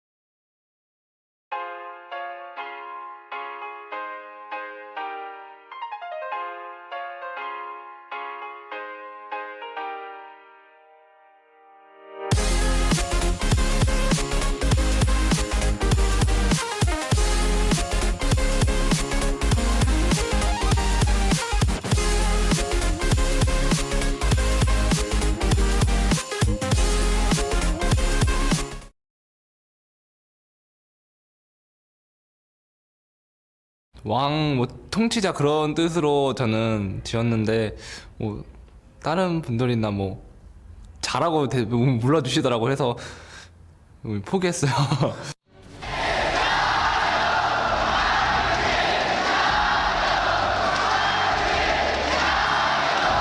Welcome back, everyone. You're getting a look at some RNG fans in Chengdu that are getting ready for their final contest of the first week as Royal Never Give Up takes on the Koreans of Samsung Galaxy. A second ago, of course, you heard from Samsung's AD carry ruler, wanting to be the king and battling up against one of the kings of the AD carries himself, Uzi. Definitely so. Uzi with fantastic numbers already. He's chasing Def, though, when it comes to the damage percent, but that's also because his top lane does a little bit more on the side of RNG. Yeah, it certainly is. And I mean, Uzi had a completely commanding victory over the Splice lineup. I say Uzi himself because he was pretty much popping off all over Summoner's Rift. And I think that right now, when you have a look at AD carries who are performing not only in the laning phase, but the damage output in the late game, Uzi has to be rising to the top of people's favorites. Yeah, because he's playing so well with Mata down the bottom lane, it has made RNG honestly favorites going into this game. A lot of people were debating before Worlds started who was the best RNG. Samsung. We didn't know which RNG would show up. We actually didn't know which Samsung would show up either. And one of the players we thought would play is actually now being subbed in. Yep, their support core JJ stepping in for Wraith. And it's funny,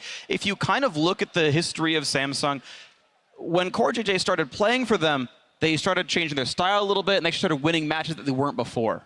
Yeah, exactly. They honestly focused way more on the laning phase and the early game when they played with Core JJ. Gorilla had an interview as well where he talked about how Core JJ is actually very strong laning support.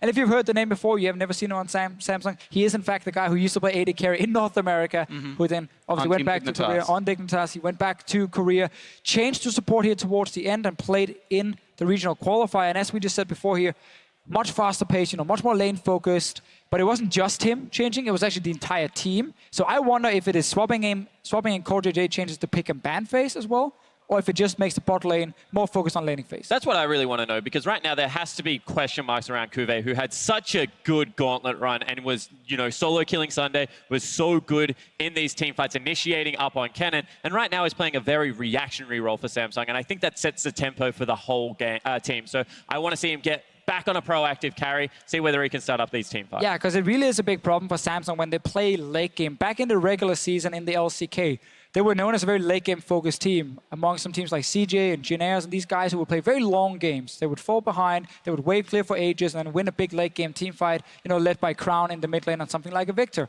But that style only worked against teams weaker than them. Whenever they played the top teams in LCK, they would actually lose, except for one BO3 against the Rocks Tigers, where the Tigers played absolutely disgustingly poorly. So outside of that, it actually never worked against the top teams. And yet here at Worlds, they've been playing that slow style, reactive style, and that's why they've been losing, to a team like TSM yesterday, who were much faster out of the gate. And if there is a team you do not want to fall behind, it is going to be RNG, because you can see that right now they're down like 1,600 gold at 10. RNG at the same time, I mean, they're absolutely crushing people in the early game, and they're doing it with very strong laners and good early skirmishes, which we love to see out of the LPL lineup. So Samsung, they better have brought a different style of game, I feel, into this one, because otherwise, the early game can get out of control very quickly. Absolutely agree. We've talked about World Never Give Up at the team as if their players played to their best, they're maybe the best team in the world. We'll see these players on your screen right now. Let's run down the starting lineups for these two squads. On the blue side is going to be China's Royal Never Give Up, Looper in the top lane, MLXG in the jungle, Xiaohu in mid, AD carry, Uzi, one of the very best in the world,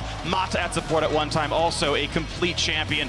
We'll see how well they can do with Coach Fly behind them. And on the red side of Summoner's Rift, it is going to be Samsung Galaxy. Of course, their top laner is Cuvée, their jungler is Ambition, who finally made it to Worlds.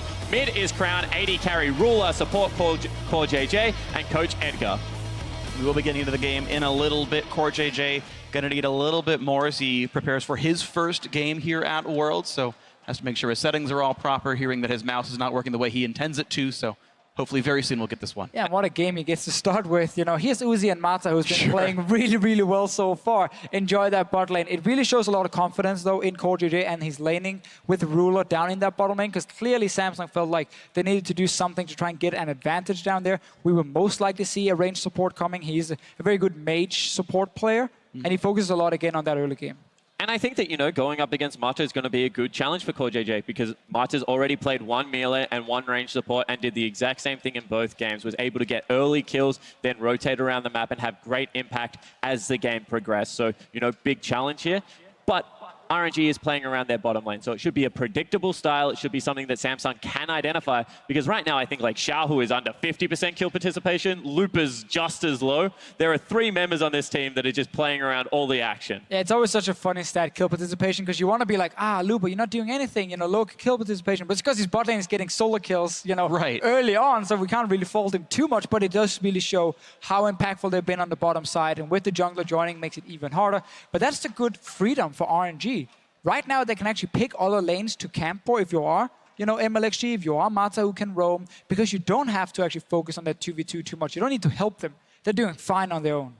Absolutely agree, and we are now getting ourselves into Champion Select here for our last game of the evening here. Don't worry, we've got more games coming up tomorrow, but this will be our 6th of the day. Royal Never Give Up versus Samsung Galaxy, and right off the bat, Crown not allowed his victor. Signature champion for Crown being removed this time around. I love heat check champions, you know? He's so good on it domestically. Let's give it to him once at Worlds. Let's get rid of that. Let's just ban it for now. Don't want to deal with Crown on that one. But Crown has a lot of other champions. I've seen people question his champion pool, but from following him in solo queue, doing the bootcamp, he's been practicing so many different picks. A lot of the meta champions definitely are available for him. Also showed the Varus yesterday. I understood the strategy they were going for, but I think Samsung drafted 2 weak laners, you know, too much late game. You can't do the same against RNG. They will come swinging out of the gate and they will create plays across the map. And Royal Never Give Up hoping to pinch onto the Nidalee. We'll actually get that as the Ezreal is banned away from Uzi, and I think this is the expected first pick, and it will be locked in.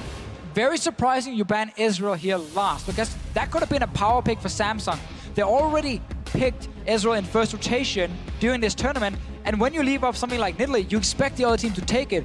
Leave up other power picks for yourself to grab in first rotation, but it seemed like they valued the Jhin above it. And they also have left open arguably RNG's favorite duo anyway in something like a Caitlyn and a Braum that can stifle a lot of the aggression. And you're going to give Mata a Nami again if you want it, which is a good pick against the Karma. So RNG can still draft a very, very strong 2v2 lane. Obviously, that means Karma can go mid lane for Crown. He's played it before, but that puts a lot of focus on Ruler as the main carry. It's interesting though, because I feel like this support pool is influenced by the rest of the metagame, where 80% of the top laners we're seeing are Rumble and Kennen, these big area of effect magic damage dealers. Well, what do you do against that? How about bring a bunch of area of effect shields, bring a Karma, buy a Locket, hit R, self-cast the E, and try to block that damage out. And it seems like it's part of the reason this champion's so highly prioritized, when you know Looper's going to be happy to play a mage up there. And you know, correctly called, Nami gets locked in, so one more time we're going to see a bully lane come out of RNG. Ooh. You feel that it will be the Caitlyn to follow. Another one! Whoa. Instantly grabbed as well. Rise in the mid lane for Crown. And you thought you could bring Cleanse against the Rise Elise combo. Well, that Cleanse won't do a whole lot when you add in a Scanner. This is a combination that in the mid lane can just ruin your day completely. One Scanner hit level 6. That's a flash engage onto someone like Xiaohu, and he will die because Rise, as we talked about before, 1v1, he can deal insane DPS, have Skarner to keep the person in check, and Rise will kill him. But one more time, poke comps have been very successful. You've got the Caitlyn, you've got Jace, Nidalee, and then the 2 disengage options. I love when Cassiopeia sits on top of her carries. She can just stop any aggression that is coming from the top. From straight on, and unless they get a big flanking top lane here, something like a Kennen for Kuve is going to be nigh impossible for Samsung to engage onto this RNG lineup. But once again, we have this situation where Rise is picked, but with a losing side lane already here, Jhin Karma against Uzi and Mata on Caitlyn Nami will not be an easy bot lane for Samsung. They can pick the Kennen top, but Jace can definitely win that matchup as well. So RNG, if they play well in the side lanes, we might have the same situation as when we had SKT versus Aimee, where the Rise might be doing fine in the mid lane, but he looks to the left and to the right, and he sees 2 lanes under fire. And one more time, you see a huge invading jungle coming in against Skarner, who pretty much is a sitting duck pre-6 in these matchups. Nidalee going to be able to come into his house, take all of his belongings, and get out quite easily just because of the increased mobility there. So a lot of pressure on Ambition, Crown to be able to shove up mid lane and try and get into the side lanes to help out the other members. Exactly. Unless your mid lane actually gets to move first, you are going to be prey for MLXG's Nidalee here. It's going to be difficult. So a lot of weight put onto Crown's shoulders in this Ryze, but it's the second time we've now seen Ryze picked into Cassiopeia. And if those lanes do look okay, you come into the mid game and you've got Realm Warp, you've got the Mantra Shields, you've got a Skarner for Assassination, you've got Kennen Teleport Flanks, you've got the Jhin Ultimate. Every single person on this roster has a way to start the engage, to get onto that poke comp. So much pick potential. So much pick potential from Samsung, but the problem with pick comps is once they start falling behind, getting that one pick is very, very difficult because you don't have proper vision on the map, you don't have proper setup. Samsung cannot fall too far behind if they want to execute this composition. And one more time, you know, they can just run out of damage that little bit if they can't get the snowball rolling, because Kennen, if he falls behind, does become quite useless. Well, we'll see how it's going to go. No tanks on the Royal Never Give Up lineup, but it's still going to be a very tight game. So now weigh in with which squad is going to do it. Tweet to @LOL eSports. Use the hashtag RNGWin or hashtag SSGWin. Right now, Royal are in control of the group. They're 2-0. They could end the first week with a perfect record. Samsung sitting at 1-1, hoping to reach up to where TSM and Royal are sitting right now with 2 wins. See if they can do it as we're into game 6. Gotta start here by talking a little bit more about the comps. You said they could maybe run out of damage. Have to challenge that at least a little bit, because I think with 3 carries on the side of Samsung and 0 tanks, as Freak just highlighted, on the side of RNG, late game team fights can become very hard for RNG to navigate with the amount of CC and damage on Samsung's side. Yeah, completely agree now that I've seen that Mata didn't swap over to Exhaust, because that's normally the response to Kennen. It's all about the lane. RNG is focusing so hard on this early game. Boop. Damage, plus 11. Better trade for Mata. Kortej going for the auto attack. It means almost nothing, but it actually made him go down 8 gold. Mata got more hits off. You should do the sound for League of Legends a little bit more. I like the boop. I don't know if that's really the sound it makes. I just like going boop. See, that one missed. There's no sound available for that one. Smart. Yeah. I am. Thank you. Glad you noticed. MLXG smart. He's sitting on the platform. Yeah. Look at the pose. I know, right? So the Keystones. Nothing really standing out. I like Storm Raiders on Ryze a lot, because Ryze really is all about mobility, especially in the late game. Your main damage ability is your overload. It is a skill shot, which means if someone is in front of you, you don't want to hit, well, sadly, you don't really have a choice unless you can move around him. So by having Ghost, having Storm Raiders, you get so much mobility. You can even get more yourself if you use Spell Flux and your Rune Prison into then an overload. So you actually get the 2 stacks first before you overload. You can once again get even more movement speed and a shield. Some damage from Core JJ onto Mata and Uzi. They didn't get to do a camp, so they're coming down late here. They moved in to make sure that Samsung didn't do a camp. Didn't actually get to place any wards in the jungle. So now they are putting themselves slightly behind with the early push. See how much more else can come through here. Right now seeing perfect CS from Kuve. Looper missing 2, but not the end of the world. Mata taking a bit of poke, but of course this is a healing lane from Royal Never Give Up. It would be very difficult. Uzi even has Warlord's Bloodlust to make sure that he's almost impervious to being chunked out. The rush for level 2, though, is always super important in these double range lanes, because now you can see our Samsung's bot lane here. They can move forward, they can play more aggressive. When you're trading 1 level up, 1 extra ability is worth so much. This melee will go down, and level 2 for RNG will be in the house. And now you can even it out, but you took a bit of damage. No potion was used just yet. Yeah, you have to say stickier damage on the side of RNG, however, because, you know, Nonami in that lane is only going to be a Karma. And I want to see at the pace of which these 2 junglers are able to play around, as Xiao, who actually takes a lot of punishment from Crown. Crown would make some nice plays here on this one and, you know, dodging away. The really big thing is that Cassiopeia must land poison to get any decent damage out of her Twin Fang, and those are skill shots that can be dodged. Crown just presses EWQ, gets a shield for it, undodgeable damage, and look at the trade. Of course, Crown's about out of mana now, but it is pretty easy to fight as Ryze. Yeah, it's 2 mages. When they do trade aggressively, they run out of mana very quickly, and they want to go back and get a tier and just keep doing what they're doing right now, this constant 1v1 trading. limited AoE damage on both of these, especially when we look at later team fights. It's picking one target and finish that one target. I love watching MLXG at this stage of the game because, you know, he didn't fight for bottom lane control. Instead, he times the Krugs, gets a perfect invade, takes over Scuttle Crab, and maybe, just maybe, I don't want to say it, he'll throw Looper a bone up in the top lane. No. You can see his character, as soon as he gets close to top lane, will just turn around and move him further down the map. What a bad time to gank, I mean. Yeah, I mean, you could only, you know, throw in a spear over the wall, probably force the flash, but ganking top lane, if you are RNG, rarely happens. MLXG really wanted to fight Ambition, and with Rise out of mana, can't help at all. MLXG getting control over this large rafter.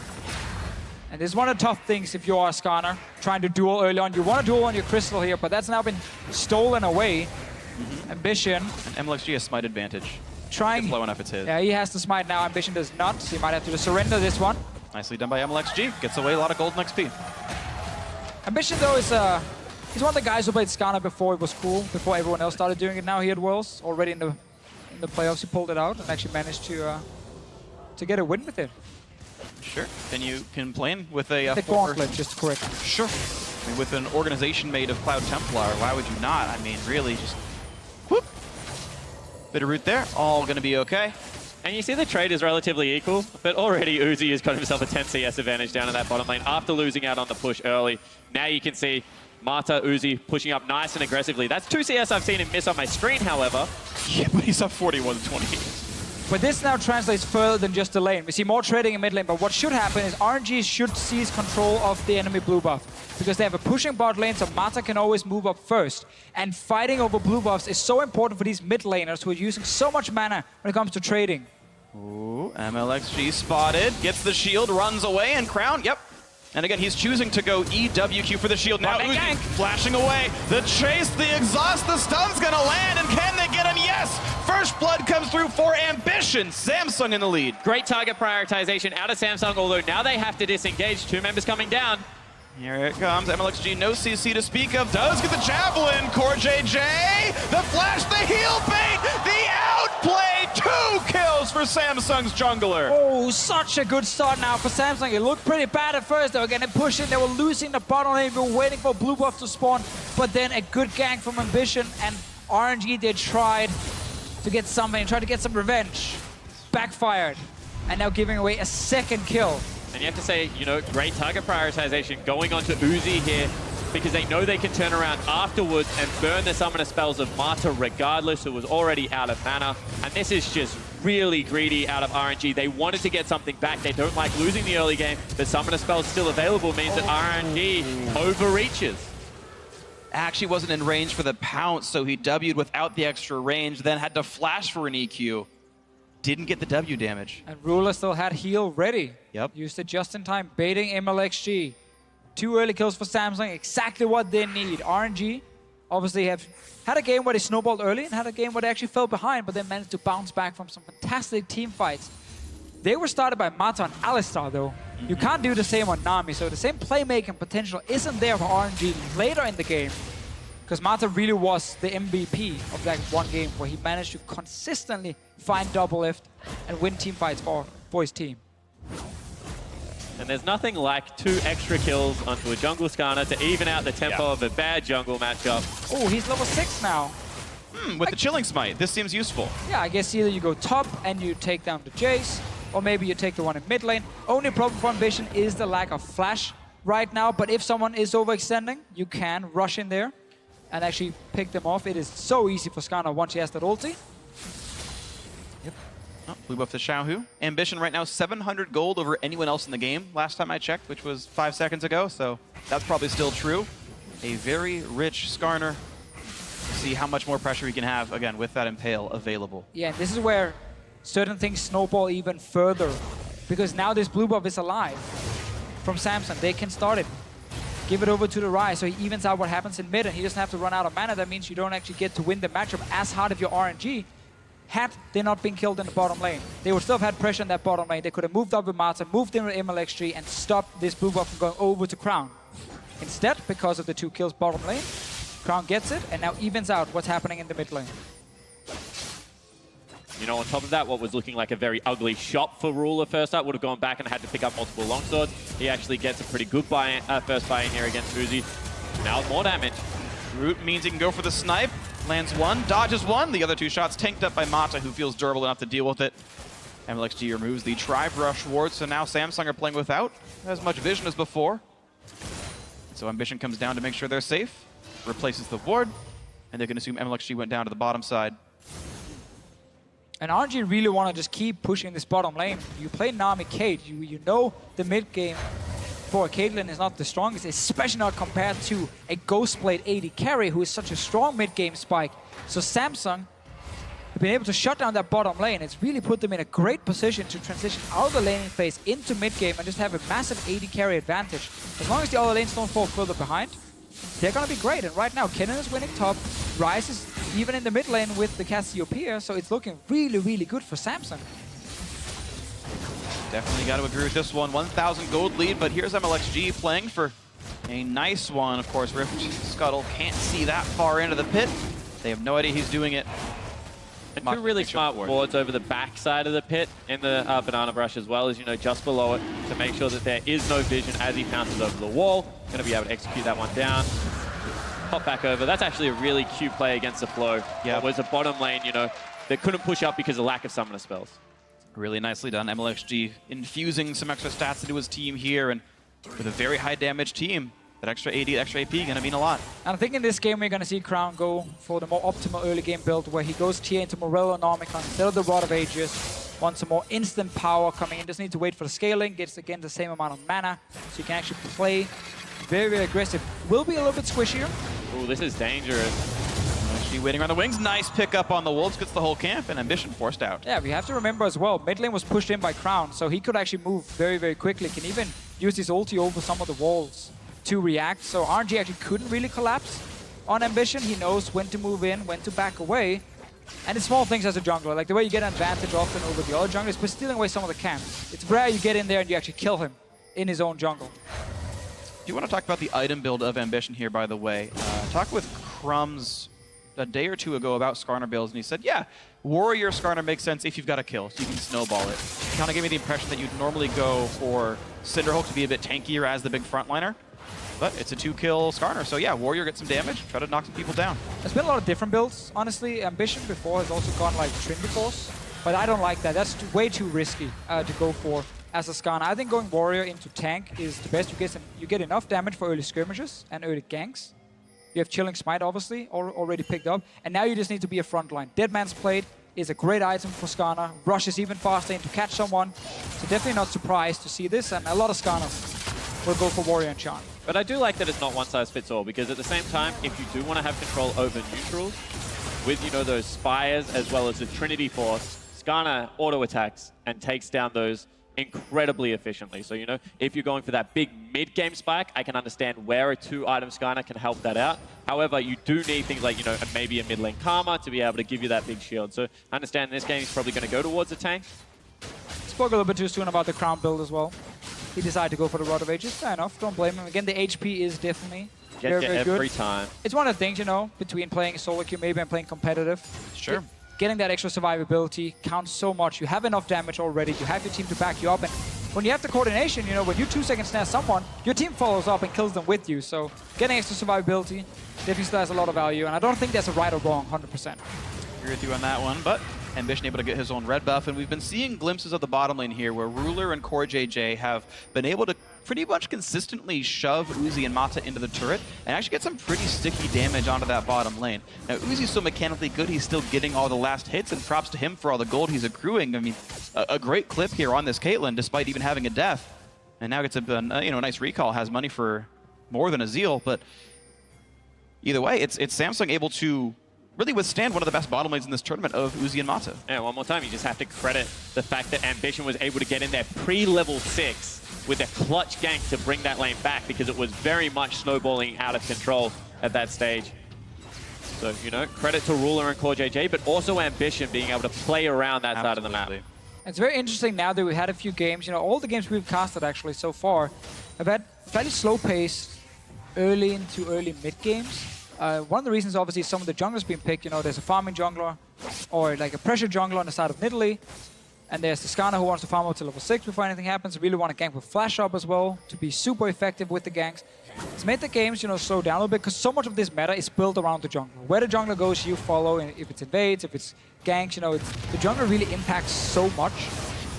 And because Elise has not been here, we haven't seen Elise in the last few games either. It has slowed down the games a little bit. And the teams have kind of waited for 1 or 2 items before we get these big fights. And obviously for RNG, they would love to play faster. But they can't because that bot lane gank happened and it evened out to 2v2. Yeah, really, all these lanes are in holding patterns as far as Royal Never Give Up is concerned. Good farm or not, you've got plus 11 for the top laner. Kuve having himself a good matchup, but I don't believe we've had really any intervention on this top lane at all. It's just the heads-up matchup. They saved the Kennen pick for later, locked it in, up into the Jace. Oh, Ruler, this is risky. Small advantage. Now the Tidal Wave gonna come in. Ruler gonna get knocked into the air, flashes the bubble afterwards, even jukes away, but now Cassiopeia has joined the fray. That's gonna be enough damage. Looper steals it away. Teleported in to land the Shock Blast.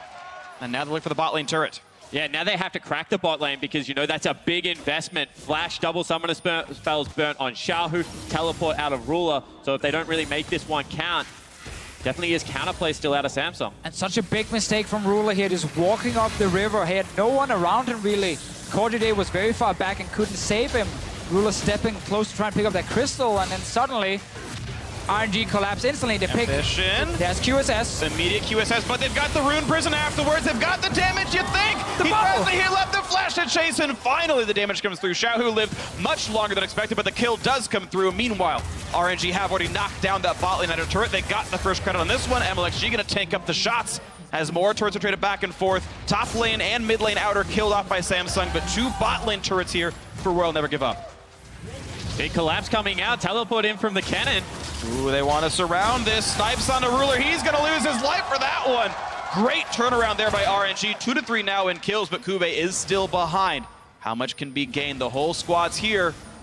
8 members in the bottom lane. Ambition is going in his QA. The in gets stunned in the 2. A lot of damage on the Uzi, who tries to lifesteal tank it, forces out Kuve, and they get the 1-for-1 so far. The battle continues. Ambition forced out, running for dear life, and Looper actually, I think, hit the wrong target with the Thundering Blow on the backside, but the chase still coming in for Core JJ. Come for auto attacks out of Mana Crown, not able to get CC, forcing the flash, though, out of Mata. And somehow, against the flow, RNG able to pick off Ruler first with great target prioritization, then isolate and take down Kuve, who dived into the backline. There have been some bad minutes for Ruler here, getting caught up before this fight even started. Nice Kennen ulti, and Uzi managed to stay alive with the heal, the lifesteal as well, and does manage to take down the Kennen. And they end up trading very, very even. Looper doesn't manage to pick up the kill. I don't think it would have killed him regardless, and it did get rid of a member that was trying to chase him quite heavily, so I don't mind the target selection, or he's just an incredibly lucky man. Could have been important. Yeah, it could have been on purpose. But this man right here on your screen, Ruler, he's the man we're looking at. He got caught in the river. Got caught before the fight even started. He was walking down alone to join the team. They were flanking on RNG, and they just turn around and kill him instead. Meaning that RNG actually get out. Stay even in gold. Yeah. Dragon is being started. I think they're okay giving this one away because there was a very risky play before, and they could have lost way more. And the prioritization on Air Drake in the LPL region is not the highest at the moment. So, they're happy to give that one up. They're looking for maybe an advantage on the top side of the map. You can see Looper, Xiaohu, MLXG all moving up there. Need to make sure they don't lose too much mid lane priority here, however. I do think Cloud Drake actually means a lot, though, when there's a Skarner in the game. If RNG has it, they can practically just outrun his W and just never be in range of anything and not get caught out. They've got to make sure they attack Ambition, and he does go looking for someone. My choices are not the LPL choices. Of course. I completely agree with you on this one. I wouldn't be an NALCS cast without pimping out Cloud Drake and saying that it's one of my favorites. Europe also hates it, so I guess me and Spawn together against you, Freak.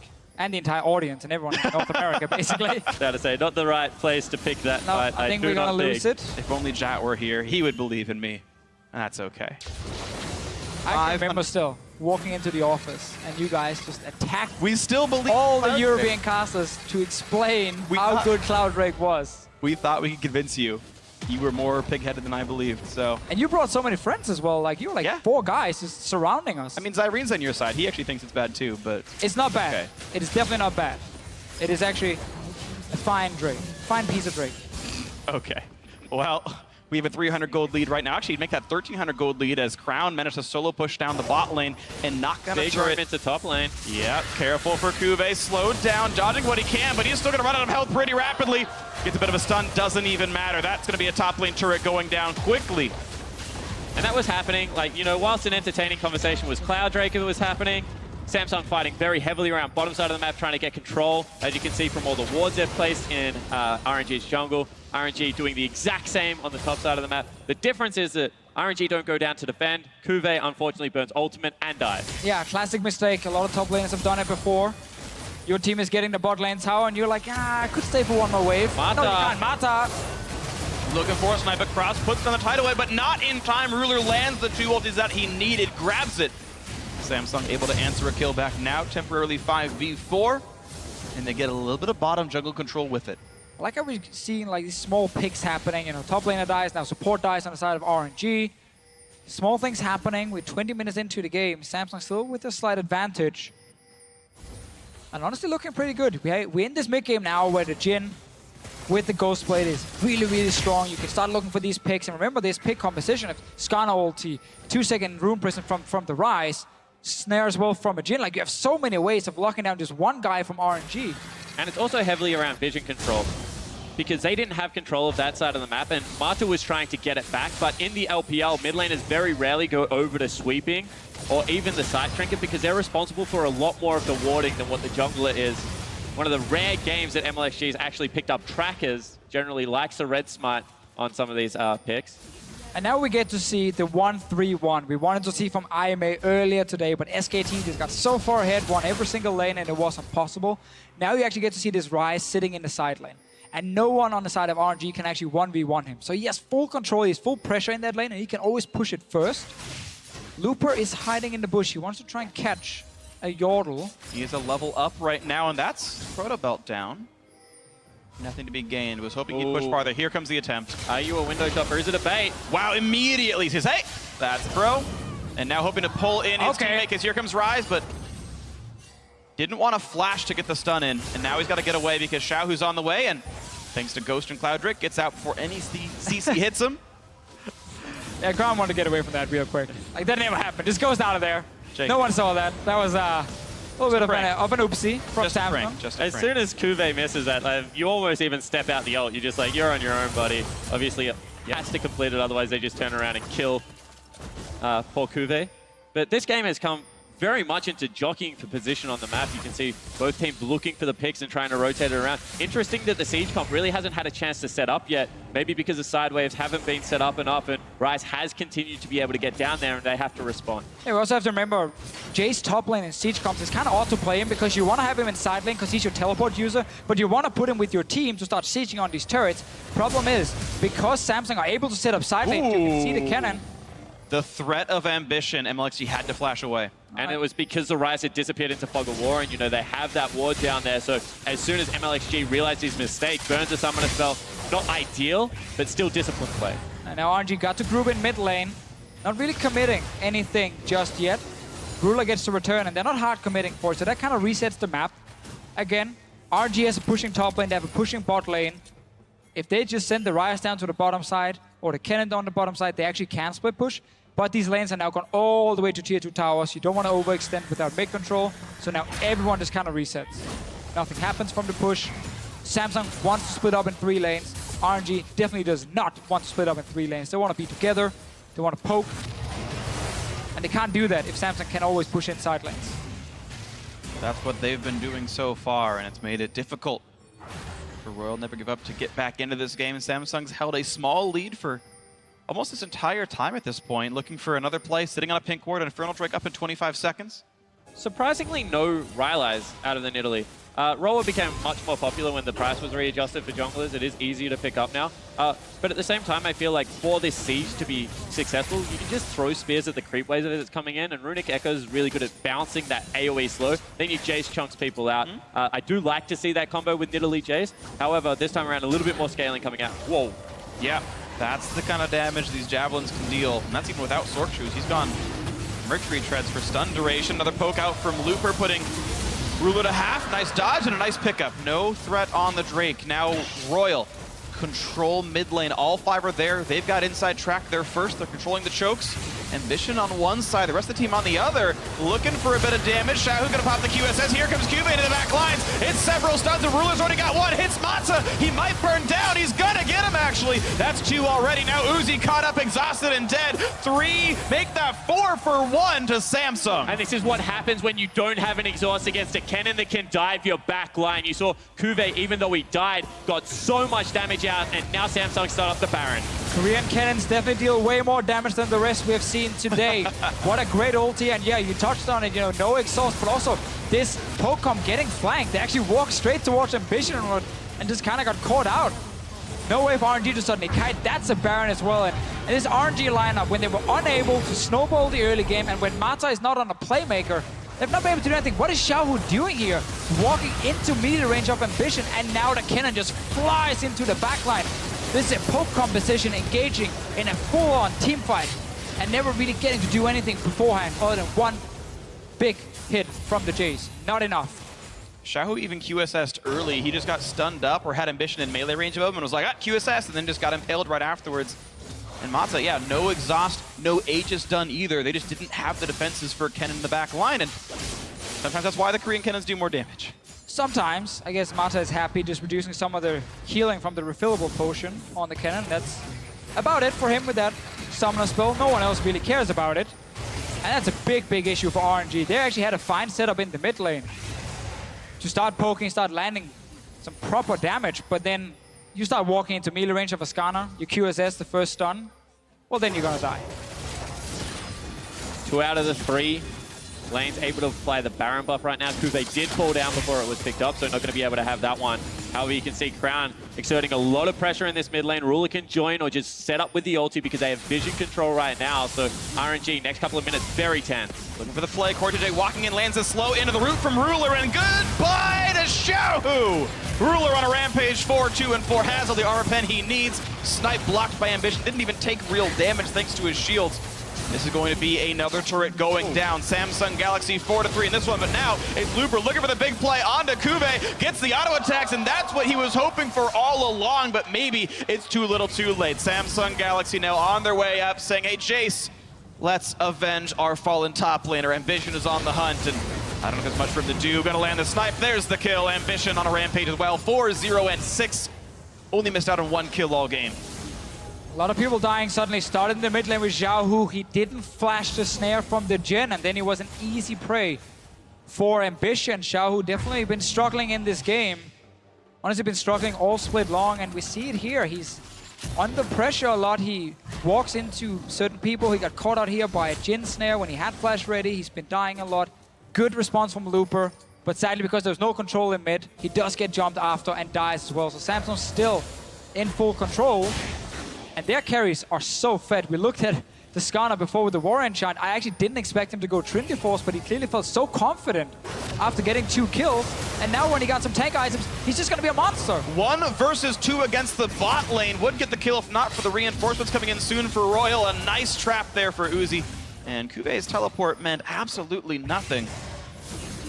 So that's not much gained there, but it's still complete control here for Samsung Galaxy. 5 kills up, 6,000 gold up.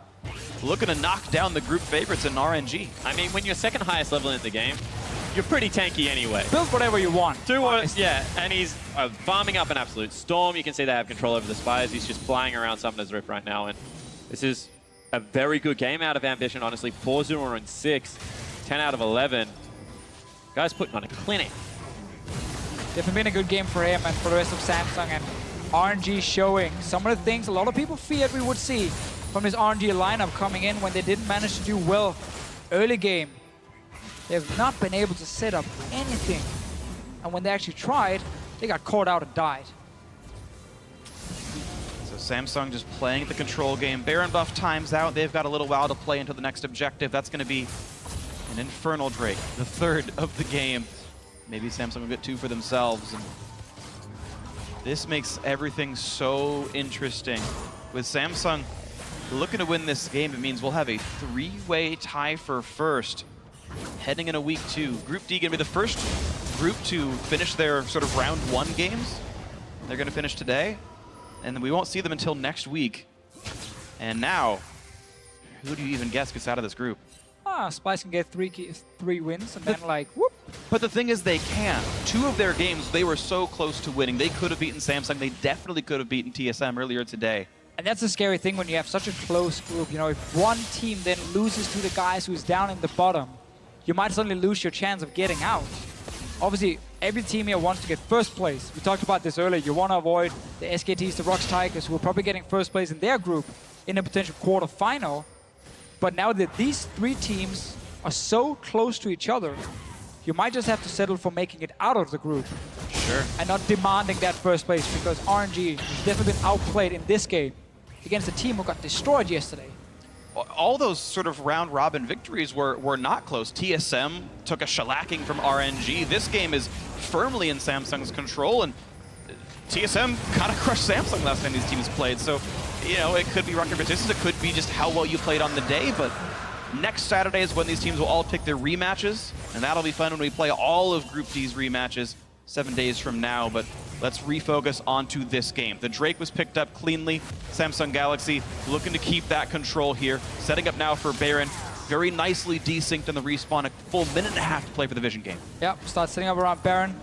We're looking at MLXG and Looper as 2 easy targets for this Skarner here. Hourglass won't help you if he jumps you and actually impales you straight away. You will die so quickly if you're MLXG. No QSS, of course, for Looper. So 2 targets for Ambition. You can just flash forward and grab one of them. And that makes it very, very scary if you're RNG, because you have to move these poke champions in towards a potential Baron. You have 0 vision in the area. You don't really know where they're coming from. An instant flash forward and the jungler has you and you will die. So it's so difficult to play a poke comp when you have to contest these areas with 0 vision in them. And one more time, you just have to love the fact that when Kuve gets a very proactive top laner, how willing Samsung is actually to start up these fights. It's completely against the flow of what we saw in the first 2 games. Really just, I don't know, Core JJ, they're allowed to pick Cannon when he's on the Summoner's Rift. I have no idea what it is, but looking very good in this game. And they did it on a blueprint that was based off the LPL as well. I mean, get down bottom lane early as they're pushing in, sub level 6, start the party up there. Uzi doesn't like it when people pick on his bottom lane. They basically took a page out of EDG's book from the LPL final, where it's like, yeah, let's go bot lane again and again and again, 500 times, just keep going bot lane. Uzi Mata will push, gank them, put them behind. Ambition, looking for somebody to target. The snipe coming across, he's found MLXG. Nidalee gonna lose a lot of health. Gets the zone up in time and a shutdown. Uzi gets the pickup, but it's a trade of junglers. Here comes QV into the back line, a lot of low health bars, but Mata slinks out just barely alive. It's only been 1 for 1, but Crown gets the overload across, picks up that kill. So far, +1 to Samsung Galaxy, but missing their jungler means Baron is a risk, so instead they siege mid. And one more time, Kuve just slices through the entirety of the RNG lineup. Ooh, now they go for the threaten to make them run away from the turret, and that's enough to get the damage across. 4 versus 3, Crown hit by a double bubble. Here's the re-engage. Xiaohu switches targets and instead loses his life. Ruler hoping to be a king. So far he is. 45 seconds on Uzi and Xiaohu here. These 2 carries, they won't be back alive because Samsung, they're pushing for the turrets. Royal never give up. Might have to in this one. 2 members alive. Moderate respawn timers. Turret number 1 is dead. Looper back in 8 seconds. Kuve dangerously low. He has teleport. He could heal up, but instead MLXG is caught out. It's Mata and Looper to hold on in this game as the Nexus is losing its life. The snipe gets 1, but their health bars won't hold on long enough. The Nexus goes down. Samsung ties the group in first place. And what a crazy group it is now. We see some of these teams gets absolutely destroyed, and then the next day, they show up big time. RNG showed why the game yesterday versus Splice is not what we should expect every single time from this team. They did outclass Splice and just destroyed them in the laning phase. They tried to do the same here against Samsung. Jay's top lane, Nami Caitlyn in the bottom lane. But once the gank happened, bottom lane from Ambition, and he killed 2 members,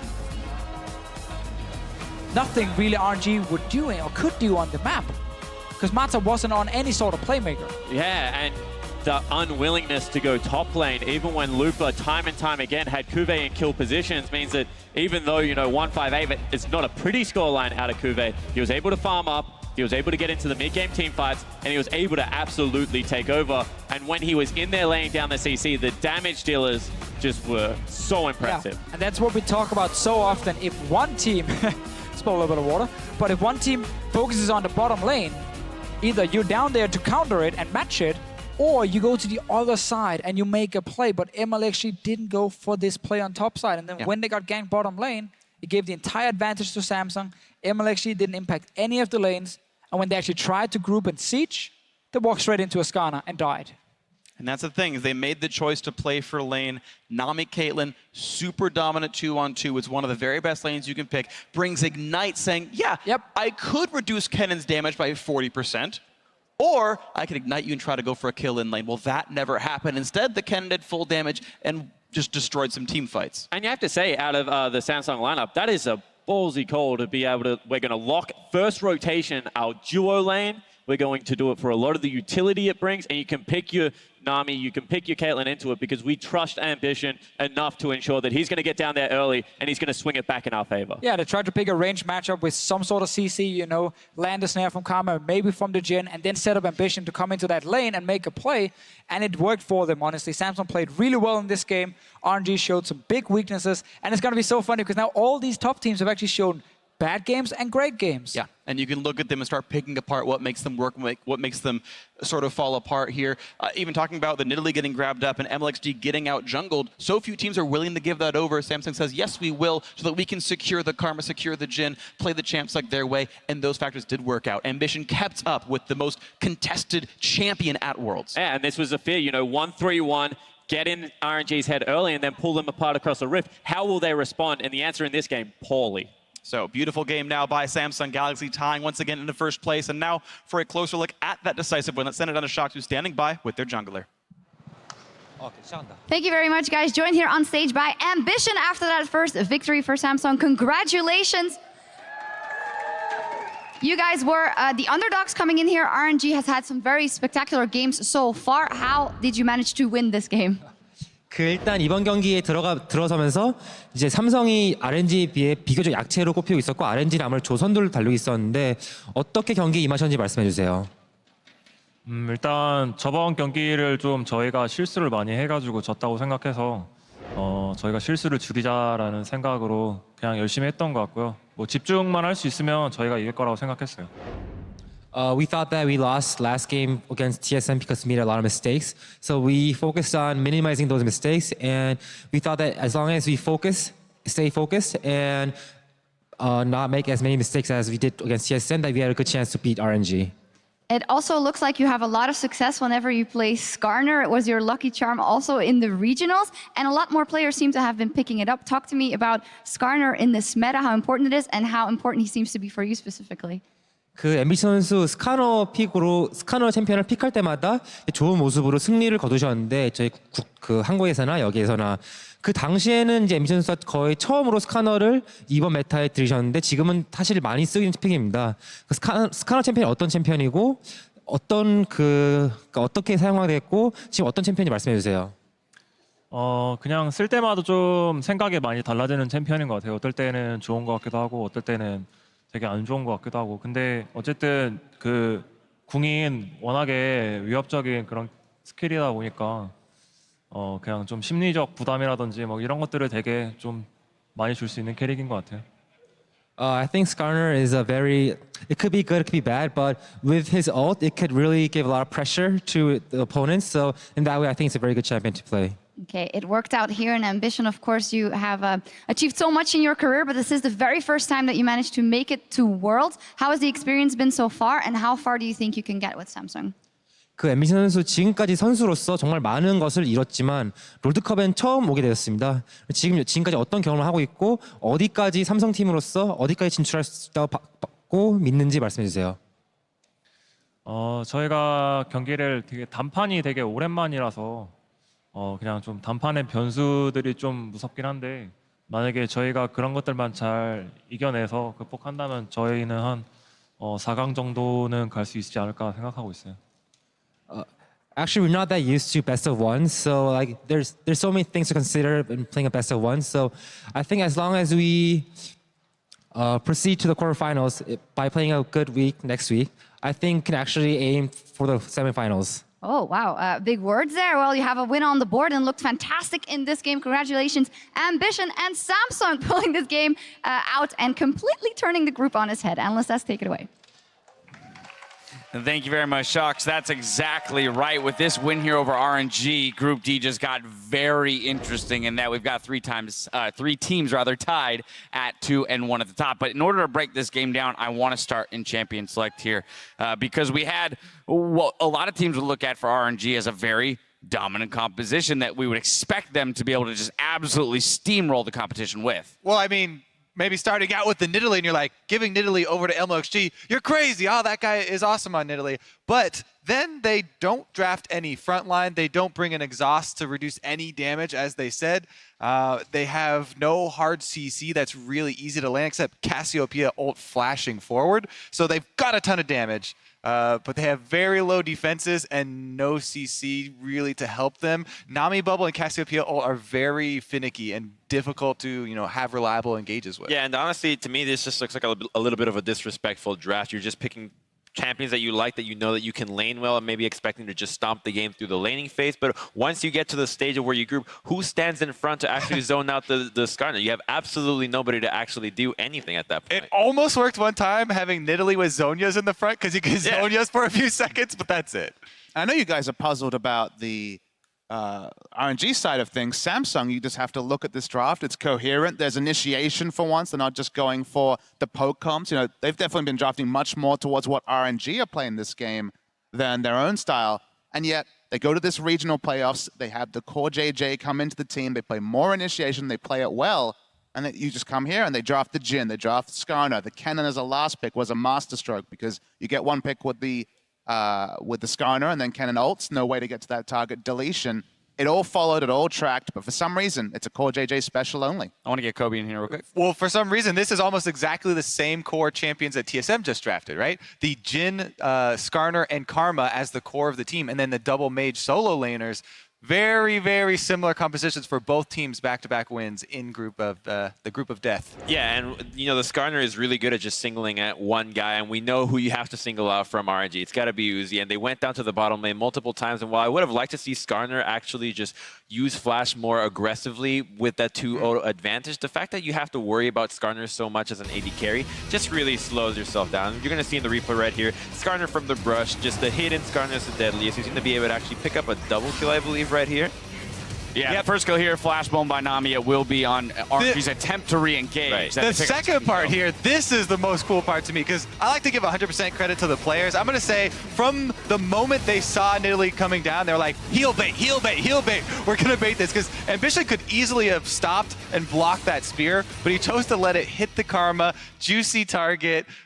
MLXG takes it, hook, line, and sinker. That's some crazy creativity about it. I won't block it for you. I'll let you bait him in. I mean, either way, though, what this move showed, though, was that Samsung Galaxy was responding to what RNG had done in previous games, in that Uzi and Mata had taken very powerful lanes and had shoved in early and created those giant CS leads for Uzi. Ambition decides to do something about it this time, comes away with 2 kills for himself. That gives him the level advantage. We talk about, MLXG on Nidalee expecting to create a lead. Well, all of a sudden that lead is gone because 2 kills go over to Ambition. And it's a pre-6 gank from Skarner. I guess Caitlyn probably didn't even respect that could possibly happen. That's just the reality. It was good timing there. And then the overextension for that second kill, that's not the RNG we saw the last 2 days. That's the kind of disrespectful play that we saw against EDG that kind of held them back in the summer season. And yet they returned to it on the 3rd time out against Samsung. All right, so now let's push ourselves forward to our next replay, which is going to come 23 minutes into the game. This is a 4-for-1 for Samsung Galaxy plus a Baron. This is the big one. And this is right after taking that Dragon. But for some reason, Xiaohu is just dancing with Skarner right in front. And Kennen, he doesn't even need to TP to flank this fight. You're going to have Ruler being able to have a really nice ultimate setup from here, just completely untouched. And it's just clean up duty for Crown. And from this play, they're going to be able to pick up a Baron that is just going to snowball them to the victory. I think ultimately we saw that Samsung Galaxy is a team that is comfortable with that lead, with that Baron buff. They knew how to use it. I'm going to push us forward now to our game-winning fight just to close out the gameplay itself. Let's take a look. At this point, Samsung are way, way ahead, but it was all about the pick coming through from Ambition. They have so many initiation tools. They just tunnel in on MLXG. He's able to drop aggro for just a little bit, but at this point, Q. That was what such a a big nice flash Proto Bell in, and you just see them get so low, and this Karma Shield speed is going to help Crown be able to flash for that final kill. And believe it or not, they're going to be able to push from that kill to actually end the game off 1-1 fight near the blue buff. Look at that gold graph just explode. That was that 4-for-1 in the mid lane plus the Baron snowballing to the end. That's that slow playstyle, being able to just play it calm and collected. I mean, I was kind of criticizing it at first, but if that's your style and it gets you the win, by all means, go for it. And I don't think it's going to surprise anyone that Ambition is going to pick up our player of the game here with that early move on Skarner and then kind of leading the charge for the team in those engages and picks and ultimately driving them to victory. His first time here at Worlds, Kobe, and he's showing up. I mean, both Sven and Ambition pick Skarner, get MVP. Good champion? Well, I mean, when you can just click R and start the fight, I guess it's okay. It's a lot easier to look good. But now I want to zoom out here and talk about this Group D for just a brief moment, because as we mentioned, we now have ourselves a three-way tie here up at 2-1 for each of the teams. But I thought what the casters mentioned was very interesting in that in two of the games that Splice played, they were at times in contention or in a position to maybe take a victory, which makes week 2 all that much more scary for those three teams sitting at the top of the table.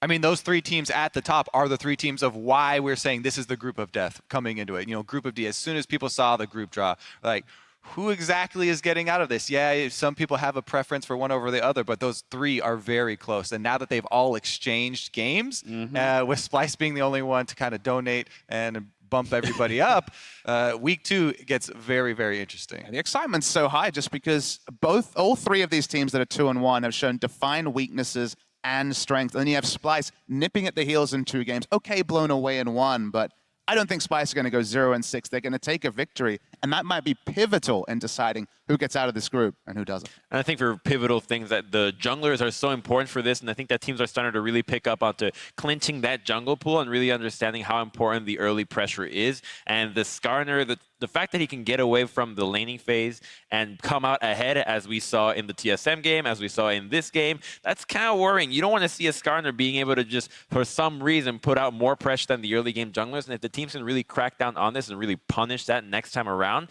we're going to see a lot more, maybe, what's the... I don't know. I don't know where you're going. I don't know where I'm going with this. I wish I could help you. Yeah, right. 2 words? 3 syllables? We're going to see more proactivity from the early game jungle. There it is. I love it. All right. Well, that's probably my signal to close out the day. And at the end of the third day of competition, let's have a look at how our groups stand. Now, the Rocks Tigers are on top of Group A with their 2-0 record. Korea's second seed holds first place in Group B. Group C will get the chance to shake up their 4-way tie tomorrow. And 3 2-1 teams, RNG, TSM, and Samsung, are knotted up in Group D. That brings us to tomorrow, because the fight continues as we complete the first round robin of the group stages here at the 2016 World Championship. First, it's Group C, where AHQ will go up against INTZ eSports, followed by EDG versus H2K. Then Albus Nox Luna takes on G2 as Group A takes to the stage. And later on, it's SKT versus Flash Wolves in Group D. Now, those matches kick off at 4 p.m. Pacific time tomorrow. That's 1 a.m. for those of you observing CEST. Now, there's more coverage coming your way in just a few minutes as Shocks, Stress, and Freak look back on the day's key moments, and in another edition of Worlds Tonight. My goodness, it is a long day. All right, but that's going to do it for us. So on behalf of everyone here covering the action in San Francisco, thank you for joining us, and we'll see you right back here tomorrow as the fight for the Summoners Cup continues at Worlds 2016.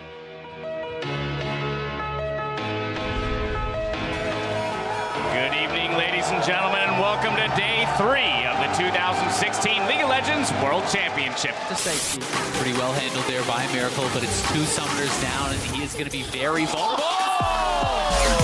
CLG running for the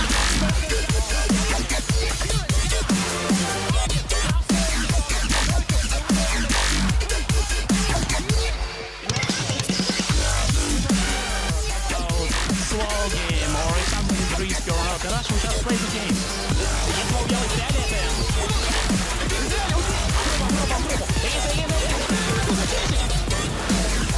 Because otherwise, it's not interesting, nor for us, nor for viewers.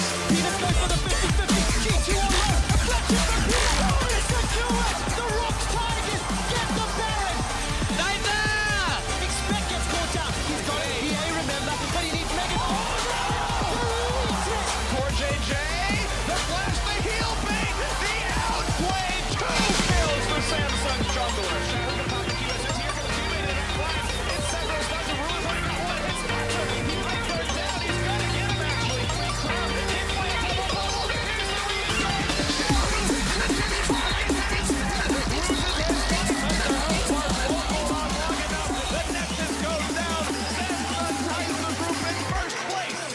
Vega said that it's okay for Pierre to call himself NA Vega. Yeah, he deserves that name. He owns the copyright for the NA Vega. What you should say is it's okay for Faker to call himself Korean Bjergsen. Now one more snipe, and it's still going to get big. Yes, he flashed early, and Bjerg's on the chase. They're going to get more. Oh, he's not going to burn down. Instead, they'll pick him off. And He's looking for a target. He stuns up Maple. That's the shutdown. He's here now. Can you just ult it? No, Nice. It's also getting very nerve-wracking for VODS. He's very far away from the team. He gets body.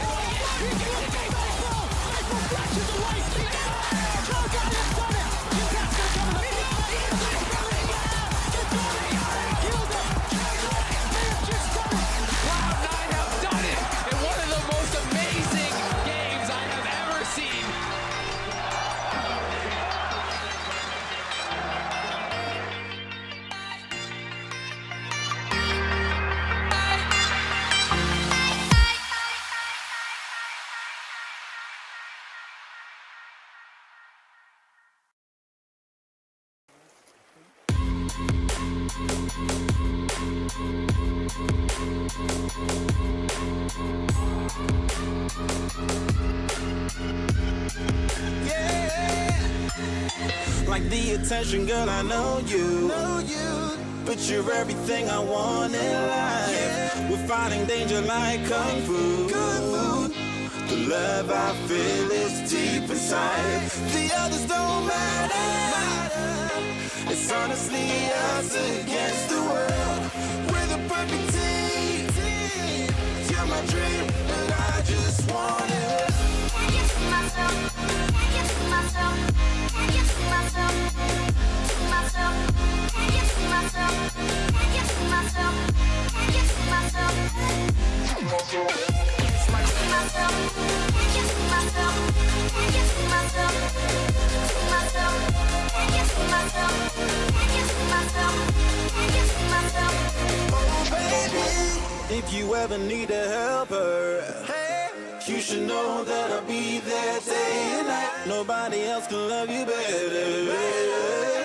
I'm here just to treat you right. You're the reason I'm alive.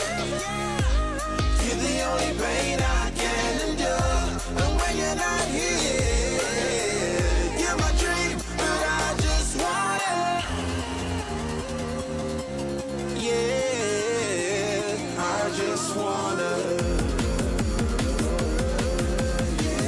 You're my dream, but I just want it. Can't get to myself. Can't get to myself. Can't get to myself. To myself. Can't get to myself. Can't get to myself. Can't get to myself. To myself. Can't get to myself. Can't get to myself. To myself. Can't get to myself. Can't get to myself. Can't get to myself. But I just want it. Deep inside, I knew from the start, you my bunny, I'm your Clark. From now to eternity, I give you all my heart. We are meant to be, it's clear to see. My love is bigger than I thought. I got everything I want when I hold you with my arms. The others don't matter, my love and my pleasure, the key to my treasure. Whatever's the weather, day up and night with you till I die. How many times for you I'ma try? Want you to notice the one and I know this. Perfect soulmate, I wanna show it my best friend. She's in my life, my happy end in hard times.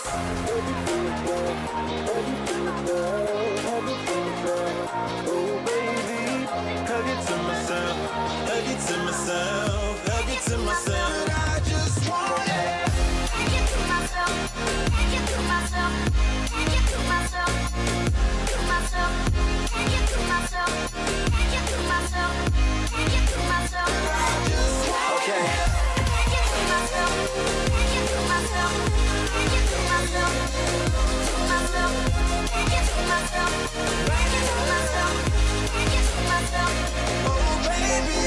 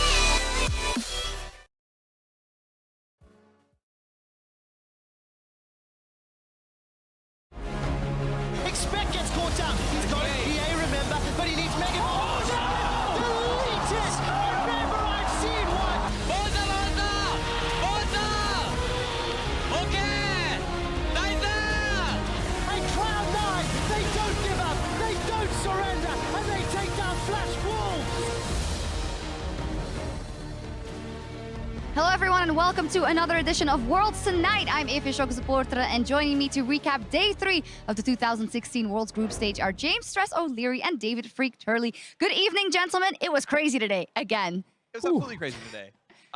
Almost all the games that got played today could have gone to either of the teams. Very, very few stomps. Super close games. So much action. Let's go right into it because there were some crazy, crazy games. Yeah, definitely. We saw groups A, B, and D in action today, and the World's Wild Ride continued. Another handful of upsets, a broken record, and a 70-minute game. Oh my, there we see all of them, and there's a couple of them we're going to dive deeper into. So SKT, they picked up another decisive win, and C9 also got on the board, but it was close. That was that crazy 70-minute game. The turnaround right when it looked to be a little tense. We'll get to that, I'm sure, a little bit later on in the show. Yeah, definitely. Well, it all started with Game 1 when the LCL's Albus Nox Luna took down North America's CLG to start the day. CLG should have been heavily favored, but then this happened. But the story is the gap is closing among the middle to bottom tier teams here at Worlds. Forget the word wild card. The LCL have a strong team here in Albus Nox Luna. This was a very close game. There were strategic moves back and forth that Albus Nox outplayed. I think it was very important also to look at ANX pulling off a fairly difficult composition. The poke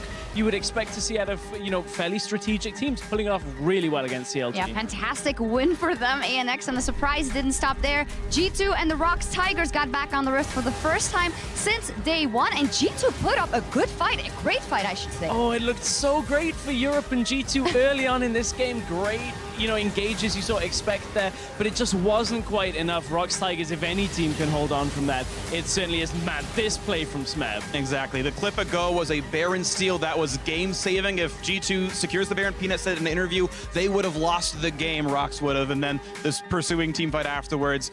A comeback win for Rocks Tigers. Heartbreaking. I don't know what's worse, losing, getting stomped, or losing and knowing that you almost had it. We'll see for G2 how it turns out, but we also saw the second longest game in World's history following that. The Flash Wolves and Cloud9, they went back-to-back 70-minute slugfest, and C9 eventually did it. Another incredibly close game. This one, though, was Flash Wolves doing so well for most of the game, and then Cloud9 finally getting some openings. Impact here getting the snipe out of Maple. There were enough squishies that C9 could assassinate them. And Impact had so much presence coming in from the side of all of these fights, just getting himself involved in. Eventually the flanks came out from Meteos. You saw a couple. There was the first that really set this game up for C9 on this massive comeback, and you're going to see another out of nowhere, out of the Flash Wolves' own base here to end up taking the game for C9. Really good end of the performance for C9 when you look at today's games up against the Flash Wolves. Yeah, they absolutely needed that win, even though they were not extremely happy with it, but a win is a win, and they needed it. And then that last game of the day to close it all out, Samsung Galaxy, they handed the LPL's Royal Never Give Up their first loss of the tournament. RNG were looking so strong. Samsung, they sub in Core JJ, and along with the rest of the team, is able to take down the leaders in Group D. You can see the Skarner composition with the Rise as well. So much there to be able to take out RNG, and it wasn't quite the same performance as yesterday from the Chinese team. And I gotta say, though, you've got to hand it to Ambition here, the jungler who waited so long to get to Worlds, played amazing on the Skarner, player of the game for sure. Yeah, with that Trinity Force Skarner bringing it home, taking a look at the standings after 3 days of competition. 2 undefeated teams left on the board, the Rocks Tigers in Group A,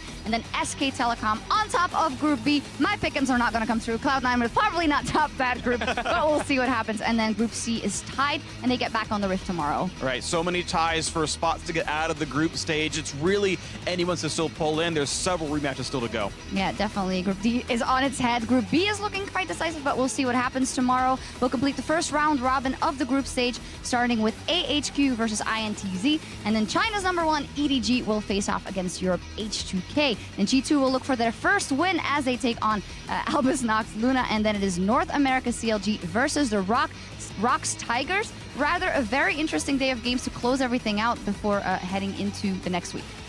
Gotta agree, there are a lot of really important matches. We know the fact these upsets can still happen. It's a lot of very close teams. Yeah, we'll see what happens. Now we're going to take a closer look at today's games, including TSM's comeback win versus Splice. So if you are watching in client, be sure to check out youtube.com/LoL eSports for the full-length version of Worlds Tonight. Fantastic. We saw Group A for the second time today, and the teams may be a lot closer than we thought on day 1. CLG, they have a little bit of a curse and a little bit of a history when it comes to taking on underdog teams, and it proved again today. Yeah, I was gonna say maybe rub a little salt into the wounds here on this one. CLG just keeps happening. This is 3 international tournaments in a row that Counter Logic Gaming have lost to a team that qualified through a wild card qualifier. I referenced earlier that the gap is closing, and that's really the thought, is that you can no longer make fun of these Pool 3 teams. They are about as good as these other teams qualifying through. Yes, we know the Koreans are very dominant and Rox Tigers still look pretty amazing, but these matches are ones you can no longer overlook.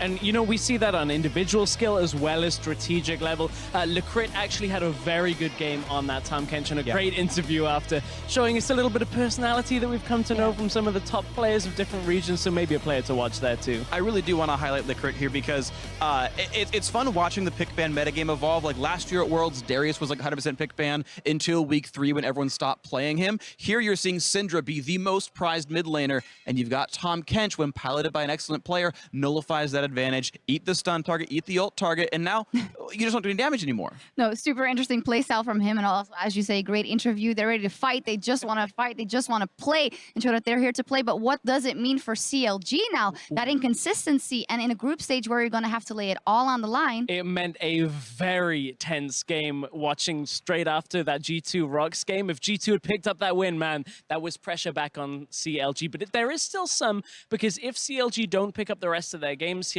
against G2, against Albus Nox, then it's that tense situation where you could be in a tiebreaker for that second spot out of the group.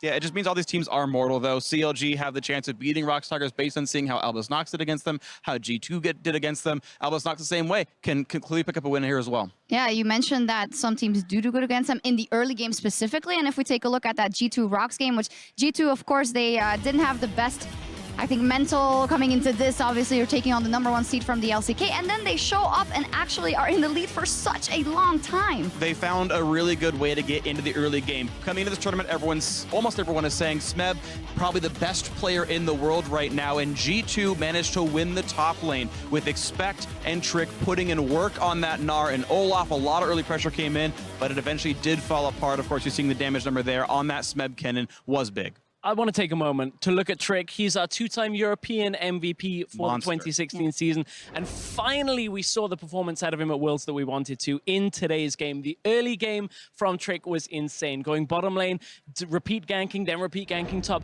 Brilliant performance on Olaf from him. Unfortunately, wasn't quite as monster performance as some of the Rox Tigers had, as the follow-up plays in that game were just insane. Yeah, Smeb ultimate here on Cannon to save, well, not save the game, they were doing pretty well until then, but they turn around and they just go and decimate G2. I mean, the goal for G2 was to get a hardcore dive, the Jhin ulti, run the Olaf in on top, give him a Karma Shield, all this, but then he finds the re-engage. It's too much damage all at once. There's no exhaust to be had. That was already used on a different target, and this is the thing, you have to bring exhaust against this Kennen.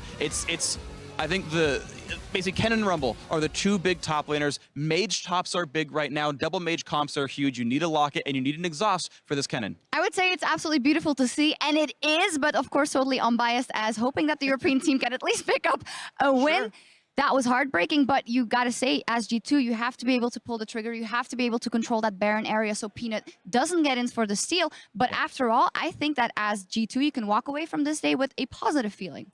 I think somewhat so, yeah. I would agree. When you look at their first day performance, the changes coming into day 2 for them, obviously day 3 of the tournament, a lot better. Not the only European team that was maybe showing some life here in today's games. We saw from the European contenders in Group D, they would take it to TSM early, but eventually North America's TSM, they picked up their second win of the tournament overall, but it looked so good for Splyce. First blood for Mickey! I know. First blood in the bottom lane, up in that one. It was really nicely done. You had some very close Baron fights. This one ended up going 3 for 3, but it was still Baron secured for Splyce, and it was interesting catching this one. The sentiment was, yeah, but it's not far enough away. TSM can always outplay in the late game. That's what happened. You're seeing moments like this 40 minutes in. Eventually, Splyce fell apart. They started getting picked off, and TSM ran away with it. Yeah, they didn't close the deal, and we have to do our special shout-out for Senkux there. He has had a great game on Cassiopeia, the first game they played, and then here on Malzahar, absolutely terrifying. Actually, caught a glimpse of him after the match, and he looked very distraught. They knew they should have had it in the bag. Yeah, they knew it, and, you know, we discussed a lot about Splyce's late-game shot calling, and, you know, it just didn't seem on point, but we heard from Doublelift after the game. He played the Jhin himself, had a decent performance, and on the other side, he was talking about how Bjergsen, the mid lane, laner. Still feeling a little under the weather, perhaps a lack of a shot calling voice for TSM, but it didn't particularly show in the late game at all. Yeah. You look at it and they look just punishing against Splice. Freak, what do you think of that, Jin? Yeah, I want to talk about Bjergsen real quick though, and then I'll get to your point. Is I don't. All right. Well, sorry, I was about to bounce off him on this one. I don't want to understate it. Like, it is a pretty big deal. Like, Bjergsen is having a hard time actually speaking right now. You had an interview with him a couple days ago in their first game. It was already rough. It's gotten worse for him, and this is actually a pretty significant deal. Thankfully for TSM, they get a full week until they play again. You have to hope for the NA fans that he does recover and it's back in, but we were seeing that first 30 minutes look very rough, and I attribute a lot of that to the fact that Bjergsen probably wasn't talking almost at all. Yes, it did get better later on. Yes, Doublelift finally found what he was supposed to do on this Jhin, to your point. Had some silly split pushing errors where he's getting picked off, but actual mechanical execution in fights, pretty good. Yeah, we'll see what happens. They do get some time now to recoup, but then all those games are being played in the same day, so they're going to have to show up, and especially the rematch versus RNG rather is looking very, very important for them. Ooh, very important. Group D is super tense. It's not the only group, though, that seems to be on a knife edge. Yeah, everything is. And tomorrow we'll see Group C get back on the stage and break the 4-way 1-1 tie that's happening over there. H2K, INTZ, EDG, and AHQ. Who will be moving into the top two, you guys think, from that one? Ooh, that's such a tense one. I really want to say EDG and H2K. I really want to, but AHQ is such an unknown factor. A little bit of a shaky game at times and wanting to play for the late game, but INTZ as well, we cannot overlook them. Handing EDG that loss on day one may very well be the tournament deciding win for this group. I honestly do think, though, contrary to your point, AHQ and EDG are clear favorites here. Yes, INTZ had that upset win over Edward Gaming, but that was Mouse playing very stupidly. Like, honestly, very obvious mistakes coming out of him. And then you saw INTZ the next day, and you weren't seeing any of that. Yang and Revolta weren't nearly as big of a deal here. And I don't see EDG making those kind of catastrophic mistakes out of their top lane again this tournament. I think EDG end this group 5-1, and I think AHQ show they are a better team than H2K. I think AHQ win their match against INTZ pretty convincingly, and I think they win the rematch over H2K the next time around and just take second place pretty easily. Yeah, because we're talking a lot about, obviously, EU that hasn't got a lot of wins on the board and any a bit inconsistent, but the LMS has also not had a great round robin so far. They've been characteristically playing their slower style that we've seen out of the LMS teams, and for some teams, AHQ, they've been able to pick up one win from it, turning around that game against H2K to punish, but for Flash Wolves, it's been looking slow. Some people would say methodical, some people would say steady, but honestly, up against the top tier teams, it is taking them way too long to get into the game, and it's going to get punished. Yeah, and they have the Flash Wolves have that game versus SKT tomorrow. Of course, we have that MSI record, which is in their favor, and then Rox, also the other undefeated team, is taking on CLG. Do we see an upset happening here or there? It is possible. You talked about the record that Flash Wolves has over SKT. Flash Wolves keeps beating Korean teams in the group stage at things like MSI and things like Worlds, so you can't completely count them out, but they just do not look sharp. Their mid to late game shot calling is just bad. Methodical, I think, is a bad euphemism for the fact that they're terrible at playing the late game vision control, and they're getting outplayed. They should have beaten C9. They should have won their other match as well, but they're 0-2 because they didn't deserve it in the mid to late game. As far as CLG, Rox, Tigers, yeah, Rox look mortal, but CLG don't look all that sharp. In the early game. I think the problem is CLG have to put an insurmountable lead to the Rox Tigers, and we haven't found what that was. G2 thought they had it today, wasn't to be. Yeah, definitely. Well, we will see what happens. We'll get our answers tomorrow when the 2016 World Championships continue at 4 p.m. local time. That is 1 a.m. Central European Summer Time. Until then, we are going to go on cooldown, and we'll see you back here tomorrow on the road to the Summoners Cup. Ciao.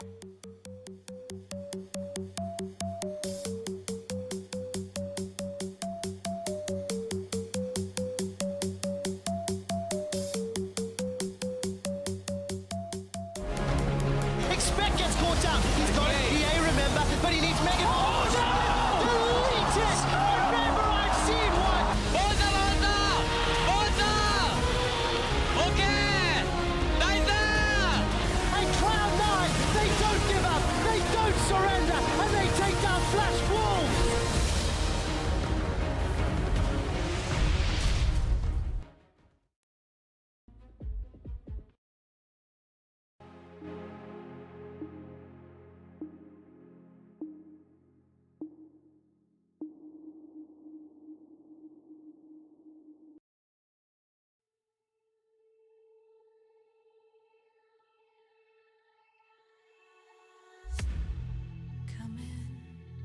Come in, I could seat you by the fire. Listen, listen, the There's something I must confide. I know I said that it'd be fine. I know I made it look like it'd be alright. But I think I learned my lesson, and I'm not gonna let you out of my sight.